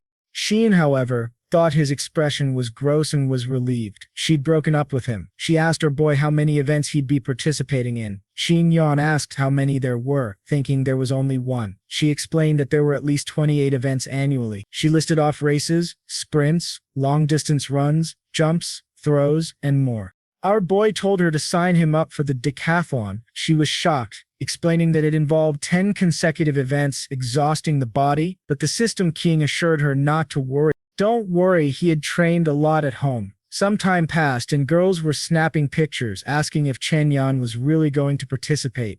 The scene shifts to a golf course where some men remarked that they heard that boy would be competing in the event. They found it incredible that he juggles so many projects and still participates in sports. The scene then moves back to our boy's house. Stepping out of the bathroom, he sees dinner already prepared. She even left a note. She wrote that she did her best for him but was now very busy with her new position. Our boy finds himself thinking about her again. She's the quietest, asks for the least, and still does the most for him. Perhaps it was time to test his skill-enhancing ability on her. 2 days later, at Jamu's mansion, someone comments that Chen Yuan's background is truly terrifying. The secretary explains that they tried to pressure the people behind the new law, but it seems the Zhang family is getting involved in everything. Jamu puts his hand over his face, admitting he didn't expect that bastard to have such influence. She then asks if they should really continue opposing Chen Yuan. He tells her to leave for now, then contemplates why a major capital family like the Zhangs would be getting involved with Chen Yuan. The scene shifts to Chen Yu's villa in the capital. Someone informs him that the restrictions on those 3 cities are wreaking havoc on all businesses. He's told to stay home, reflect on his actions, and stop causing trouble. He simply acknowledges it and hangs up. He had only played his first card, but everything was already chaotic. If Chen's company didn't collapse soon, things would only worsen, since the houses he owned would only increase in value. Still, he was confident that with so many properties and no access to bank loans, they would inevitably fail. Both Zhamo and Chen Yu vowed that Chen Yuan would pay sooner or later. Now it's the day of the sports event. The first competition is the high jump, and everyone takes their positions. Our boy is decked out, fit and shining. Girls in the audience can't help but notice how he stands out from the crowd. As he stretches, a guy approaches. Upon confirming he's Chen Yuan, the guy scoffs, saying he's worse than Ed. The confused protagonist turns around, and a deliberately unattractive character sneers, claiming he despises people like Chen Yuan who use sports to self-promote. He storms off, promising that today Chen Yuan would face a humiliating defeat. Chen Yuan is left bewildered, wondering where this character even came from. The blue game announcer then declares the start of the competition. Excitement fills the air, especially with Chen Yuan's presence drawing in a large crowd. Several sports reporters are covering it, and it's being broadcast live. The unattractive competitor runs and jumps over the bar, proudly announcing that today he'll become famous. He clears 2.2 meters, leaving the crowd questioning if this is truly a provincial-level competition. But Chen Yuan observes, thinking it doesn't seem that hard. With his system-enhanced body, a high jump isn't challenging. However, he opts to keep a low profile and jumps exactly 2.2 meters as well. The unattractive guy goes all out to emphasize his plainness. He turns to the judge, declaring he wants to attempt 2.3 meters, which would be a personal record he's certain Chen Yuan can't beat. He runs, jumps, and wobbles on the bar, but ultimately fails to clear 2.3 meters. Chen Yuan, seeing his struggle, celebrates, realizing this would make things easier for him. He then requests to raise the bar to 3 meters. The ugly competitor and the audience think he's lost his mind. Even at the Olympics, no one had jumped that high. Though Chen Yuan claimed he didn't want attention, he was already breaking Olympic records. People in the crowd are stunned, questioning his intentions. Rather than running, he calmly walks to the bar. Everyone expects him to falter, but the author clearly throws logic aside. He plants his feet, leaps in a style reminiscent of someone legendary, and soars over. People are astonished, thinking they must be dreaming. The announcer declares that the legendary boss has cleared 3 meters. The unattractive competitor is left in the shadows. Xin rushes over with water, praising him. Chen Yuan says this is just the beginning. They'll keep winning. 10 minutes later, it's the long jump. The ugly competitor, determined, jumps 7 meters, hoping to outshine Chen Yuan. But Chen Yuan, more focused on chatting with Xuan than competing, dismisses him entirely. The competitor tries to get his attention, but Chen Yuan ignores him. A minute later, Chen Yuan effortlessly jumps 9 meters, setting a new world record. The crowd goes wild, realizing this boy isn't normal. Meanwhile, in a nearby commercial building, our beloved Han and the masochistic admirer watch in awe, impressed by his performance. Wang remarked on how incredible it was that Chen Yuan had kept his talents hidden for so long. Han, feeling excited, commented that he never failed to surprise her. Her friend suggested they could help, since his company was under attack. But Han said he probably didn't need their help. The company's debts were still within acceptable limits. At worst, this would only delay expansion a bit. Asking for shares right now wouldn't be wise. According to her information, there were 2 groups clashing over the restrictions. Wang asked if these groups were connected to Chen Yuan. Han clarified that it was the opposite. Chen Yuan had nothing to do with either group. In fact, he was manipulating them to fight each other while they ignored him. Wang was amazed at how he was dodging attacks while still competing in sports. Meanwhile, our boy was showing off his professional skills with a heavy object, likely during a shot put competition. As he held it, someone remarked that it was too heavy for him to manage. Of course, it was the unattractive competitor, who claimed Chen Yuan's form revealed his amateur status. Regardless, it was an event requiring serious preparation. But then, with a move reminiscent of an anime power-up, Chen Yuan sent the shot flying, creating a crater in the ground. The judge measured the throw 202 meters. The ugly competitor collapsed, wondering how it was humanly possible. Day 2 of the competition began. Chen Yuan won the race as well. When it came to pole vaulting, he excelled there too. Z approached, praising him for breaking so many records. He thanked her and asked about the next event. She said it was the hurdles, and she watched him closely, amazed by how often he accomplished the impossible. Wang and Han attended to watch and noted that he even had someone tending to him. Han remarked that, considering his wealth, having just one person wasn't much. Wang mentioned that he was surprisingly talented in a wide range of areas and had even bested 5 of her bodyguards. Han, confused, thought that was insane, knowing how well-trained her guards were. Her friend confirmed it was unbelievable but true. He was extremely skilled in combat. It was strange for him to win since one of her family's bodyguards could usually handle 10 opponents alone. Han was deep in thought as Wang remembered her own defeat and joked about how hard he hit. He gained another 5 favorability points. Chen Yuan, spotting them in the stands, waved. Wang blushed while Han observed. Chen Yu also came to watch and commented to Brother Tang that he hadn't expected such attractive women in this small city. Elder Tang AI noted that they clearly weren't from local families. Chen Yu got an idea and said he'd like to get to know them better. His friend asked if he really intended to act, to which he replied that he couldn't pass up such beauty, even in a rural place like this. The lackey agreed to investigate. Meanwhile, Chen Yu sneered, telling Chen Yuan to keep feeling smug. A direct attack was easy, but he'd see how well Chen Yuan handled a sneak attack. The judge announced the start of the event with a gunshot, and everyone took off. Unfortunately, our boy hesitated, causing someone to comment that he'd made a mistake. Han pointed out that he hesitated for a second and was now sure to fall behind. Wang asked if it was really over, and Han explained that rhythm was everything in this event. Just by looking, it was clear Chen Yuan had fallen behind. The masochist in the audience was disappointed that his winning streak might end. Chen Yuan knew his lack of practice caused problems, but with them watching, it was a perfect chance to score more points. He couldn't afford another mistake. It was time to get serious. With determination, he powered up and raced to victory. Everyone cheered, and Wang said she knew he'd win despite the setback. Han, irritated, told her friend she was talking too much about him. She asked if Wang really liked him that much. Wang, embarrassed, denied it and said her friend shouldn't even joke about that. Han teased her to calm down, saying there was nothing wrong with liking him, but she'd have to compete with a lot of people. Wang stood up, denying any feelings for Chen Yuan, but their favorability points still rose slightly. Back on the field, Seed informed Chen Yuan that there was only one event left. She asked about his condition, and he said he was just getting warmed up. She was glad to hear it, mentioning that an old rival from Anyang had also signed up to compete. Chen Yuan was confused, not remembering who that was. Meanwhile, in the rest area, the unattractive competitor was approached by someone asking if he had considered their offer. This was his last chance. All he had to do was use it, and he would win the championship and ruin the fun for that kid. They even had a plan to leave Chen Yuan crippled during the competition. The guy agreed to go through with it.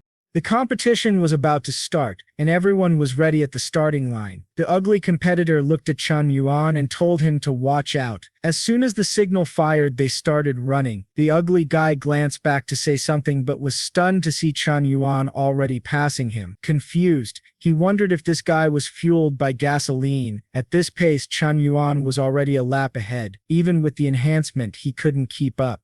Frustrated that he couldn't win fairly, he decided they would both go down together. Chen Yuan was lapping him when the competitor tried to trip him, but Chen Yuan simply stepped on his foot and kept running. The ugly guy was bewildered, as Chen Yuan wondered if he had stepped on something. The ugly competitor realized his foot was broken and collapsed, screaming that Chen Yuan would pay for this.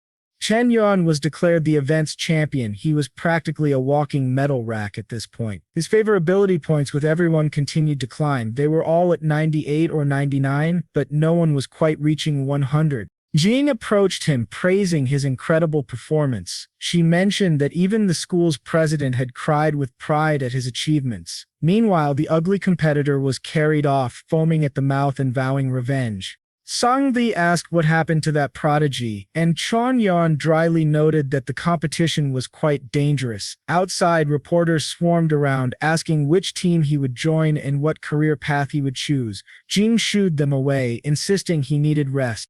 Chen Yuan's old acquaintances, who had never realized he was so talented, watched in awe. One guy's girlfriend suggested that, since he was friends with Chen Yuan, he should ask for startup money. The guy refused, saying it was inappropriate even if they were friends. Annoyed, the girlfriend revealed she was only dating him for his connection to Chen Yuan and was now leaving him. The poor guy was blindsided, asking what he did wrong and promising to change, but she dismissed him, saying she no longer liked him and didn't want a man with no ambition who would achieve nothing. Honestly, what a harsh breakup for poor Winmi. I can't help but feel for him. She walked away, complaining that he had wasted her youth. Meanwhile, Chen Yuan, during an interview, noticed a group of women ogling him like a horde of goblins. Realizing it would be impossible to handle all of them equally, he feared it could lead to a third world war if left unchecked. Then he saw Winnie looking defeated and got an idea. Rushing over, he explained to the girls that one of his roommates was feeling down and he needed to have a drink with him. The girls wondered if they were losing him to another man, but at least he wasn't leaving with another woman.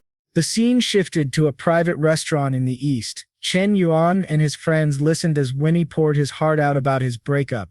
Yuan patted his back, telling him a real man shouldn't worry about not having a woman. While that advice was a bit off the mark, the guy next to him, who was only pretending to drink, questioned why Yuan was acting drunk when he was only sipping juice.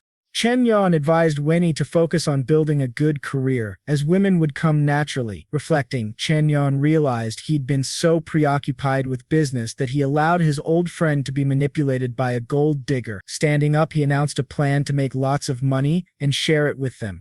Manhwa and the others, eager for another profitable venture, urged him to continue. Even someone Chen Yuan barely recognized leaned in, not wanting to miss out. The emo from the deep web declared he was in if it was Chen Yuan's idea. Chen Yuan, grinning, revealed a vial of liquid, claiming it was his plan to make a fortune. Handing it to Yuan, he explained it was medicine for the G virus, which had been affecting multiple countries. They asked if it was really the virus everyone was worried about. Chen Yuan confirmed, explaining that this was a special medicine developed by his pharmaceutical group. He asked them how much money they thought they could make with a solution to a global crisis. Someone noted that he had been in real estate, so how did he suddenly have pharmaceuticals? But the emo from the deep web insisted that if it was Chen Yuan, billions could be made. It was a sure bet.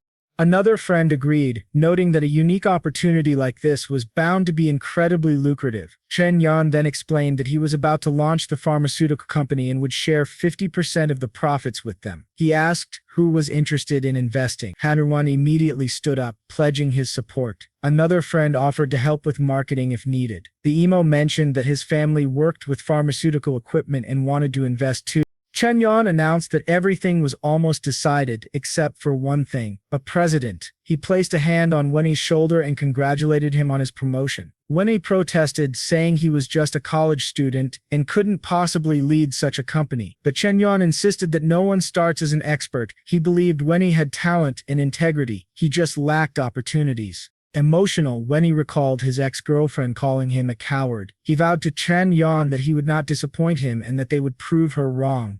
A few days later, they were at Chen Yuan's medical facility. The first tests were already underway, and excitement grew as the treatment appeared effective. Thanks to the antidote Chen Yuan had stashed away, his friends celebrated, confident they would become rich. Whittinger, however, reminded them that their work had only just begun. They needed to secure the patent. Shortly after the grand opening took place, Chen Yuan named the medicine HUD666, a name that sounded somewhat ominous. An interviewer asked an elderly man how he was still so healthy at 14 years old. He jokingly credited vodka, cigarettes, and daily pleasures. The interviewer laughed but asked how he survived the recent virus outbreak. He revealed that his son had given him A666. The news spread quickly, and soon reporters were outside the hospital praising the miracle cure. Demand was so high that they constantly ran out of stock. A young boy leaving with a large supply was asked if his family was ill, assuming he was caring for them. In reality, he was a scalper who bought the medicine to resell at a higher price. He met another guy who joked that despite being pale, he had tanned from standing in the sun so long just to buy the medicine. In no time, Chen Yuan's pharmacy raked in over 10 billion, with 100,000 units sold out instantly.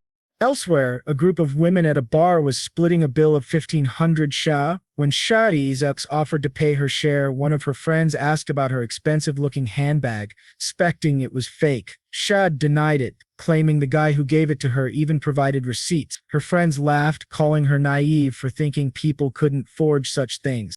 Angry, she decided to call the guy to confirm. When he answered, he teased. She asked him about being dissatisfied after their night together. Embarrassed, she demanded to know if the Hermes bag he gave her was fake. He confirmed it was, laughing that even fake ones cost over 800. After all, he had only paid 10,000 to spend a night with her. Why would he give her a real luxury item worth much more? He reminded her that their relationship was purely transactional, dining out for him and company for her. Frustrated, she ranted about men being liars. Her friend tried to comfort her, saying she'd find someone better soon. Another friend advised her not to take it personally since rich men were often like that. As she glanced around, she saw an article listing Wenny as a rising entrepreneur with his photo prominently displayed. Her friends pointed out that it looked just like her ex and even had the same name. If he was the CEO of that new company, he must be making serious money. Excited, Xiaoyu convinced herself she had always made the right choice by staying close to someone connected to Chen Yuan. Now she just needed to win Wenny back. Unfortunately, she had deleted his number in a fit of rage, but she still had his Alipay contact since he used to send her money. She messaged him asking how he was and saying she missed him, but there was no reply. She sent more messages admitting her mistakes and asking to meet. Confused and hurt by the lack of response, since he usually replied instantly, she realized he was ignoring her. Meanwhile, Chen Yuan's friends were celebrating their fortune at the new company. Chen Yuan asked Wenny how much they had earned this time. Excitedly, Wenny shared that they had enough accumulated orders to bring in over 500 billion. After deducting production and logistics costs, they would see a profit exceeding 300 billion. Everyone was stunned. One of them quickly asked if, based on their contract, they'd each be getting at least 30 billion. Another mentioned that his father had worked his whole life and earned less than what he would make in a single month thanks to Chen Yuan. As the friends celebrated, they acknowledged that Chen Yuan was the most impressive of them all, set to make 150 billion of the total. Winnie, however, cautioned them not to celebrate too much. Once other companies discovered the formula, prices would inevitably drop. His friends dismissed the concern, noting that they were already earning a fortune in just 1 month. But Winnie insisted they invest further to develop new drugs and stay ahead. Chen Yuan, impressed, agreed, recognizing his brother's potential for great things. He suggested Winnie lead the discussion on their future strategies. Then the author dialed things up even further. Chen Yuan revealed a cure for AIDS and cancer. He explained that the second treatment needed to be administered yearly and would be extremely expensive. Oscar, shocked, asked how he had achieved this since these were the two greatest challenges in medicine. It was hard to recall them investing so heavily in medical expertise, but hey, here they were. Chen Yuan asked for their thoughts, and one of them remarked that they must have a powerful scientist backing them. The emo friend from the deep web enthusiastically proclaimed they would become the world's largest pharmaceutical company. They were thrilled to be part of Chen Yuan's enterprise.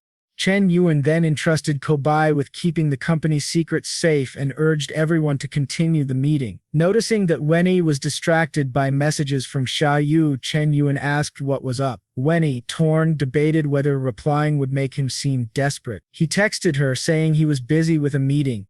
Surprisingly, she grew excited, telling her friends that he had finally responded. She asked if they could meet the next day, apologizing for her past behavior and hoping he'd take her back. Winnie, however, didn't seem thrilled. He asked why she was making him out to be a bad guy. She acknowledged her and his pride but begged him to meet her the next day, saying he could do whatever he wanted if he agreed. When asked by her friends, she bragged that she had him wrapped around her finger again. They congratulated her on landing as CEO and asked not to be forgotten. She assured them she'd always remember her friends. Back at the company, Weenie received her message confirming their meeting. He wondered if everything he had done was for this moment to prove himself worthy of her. Feeling conflicted, Changyan asked what the smile was about. Weenie brushed it off, but Changyan pressed, guessing it was about Xiaoyu.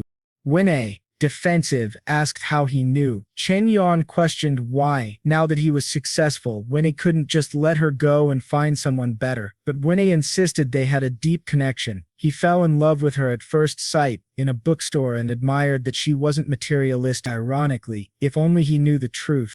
Winnie recalled how she stayed with him even when he had no house or car, making him believe in their bond. Chen Yuan respected his friend's feelings but pointed out that the relationship seemed one-sided and that the Xiaoyu Winnie described didn't match what he remembered. Winnie appreciated the concern but firmly said he had to make this decision alone and asked Chen Yuan not to interfere. Reluctantly, Chen Yuan handed him an envelope, saying it contained things Winnie wouldn't want to know. Confused, Winnie opened it. Inside were photos showing that right after their breakup, Xiaoyu had been with another man from a prominent family, and now that Winnie was a CEO, she wanted to come back. Chen Yuan apologized, saying he had kept tabs on her to ensure Winnie wouldn't be deceived again. Outside, their friends asked what was up with Winnie. Chen Yuan said he just needed some time alone. When he stared at the photos, heartbroken, realizing she was never holding back, she was just cold to him. In tears, he questioned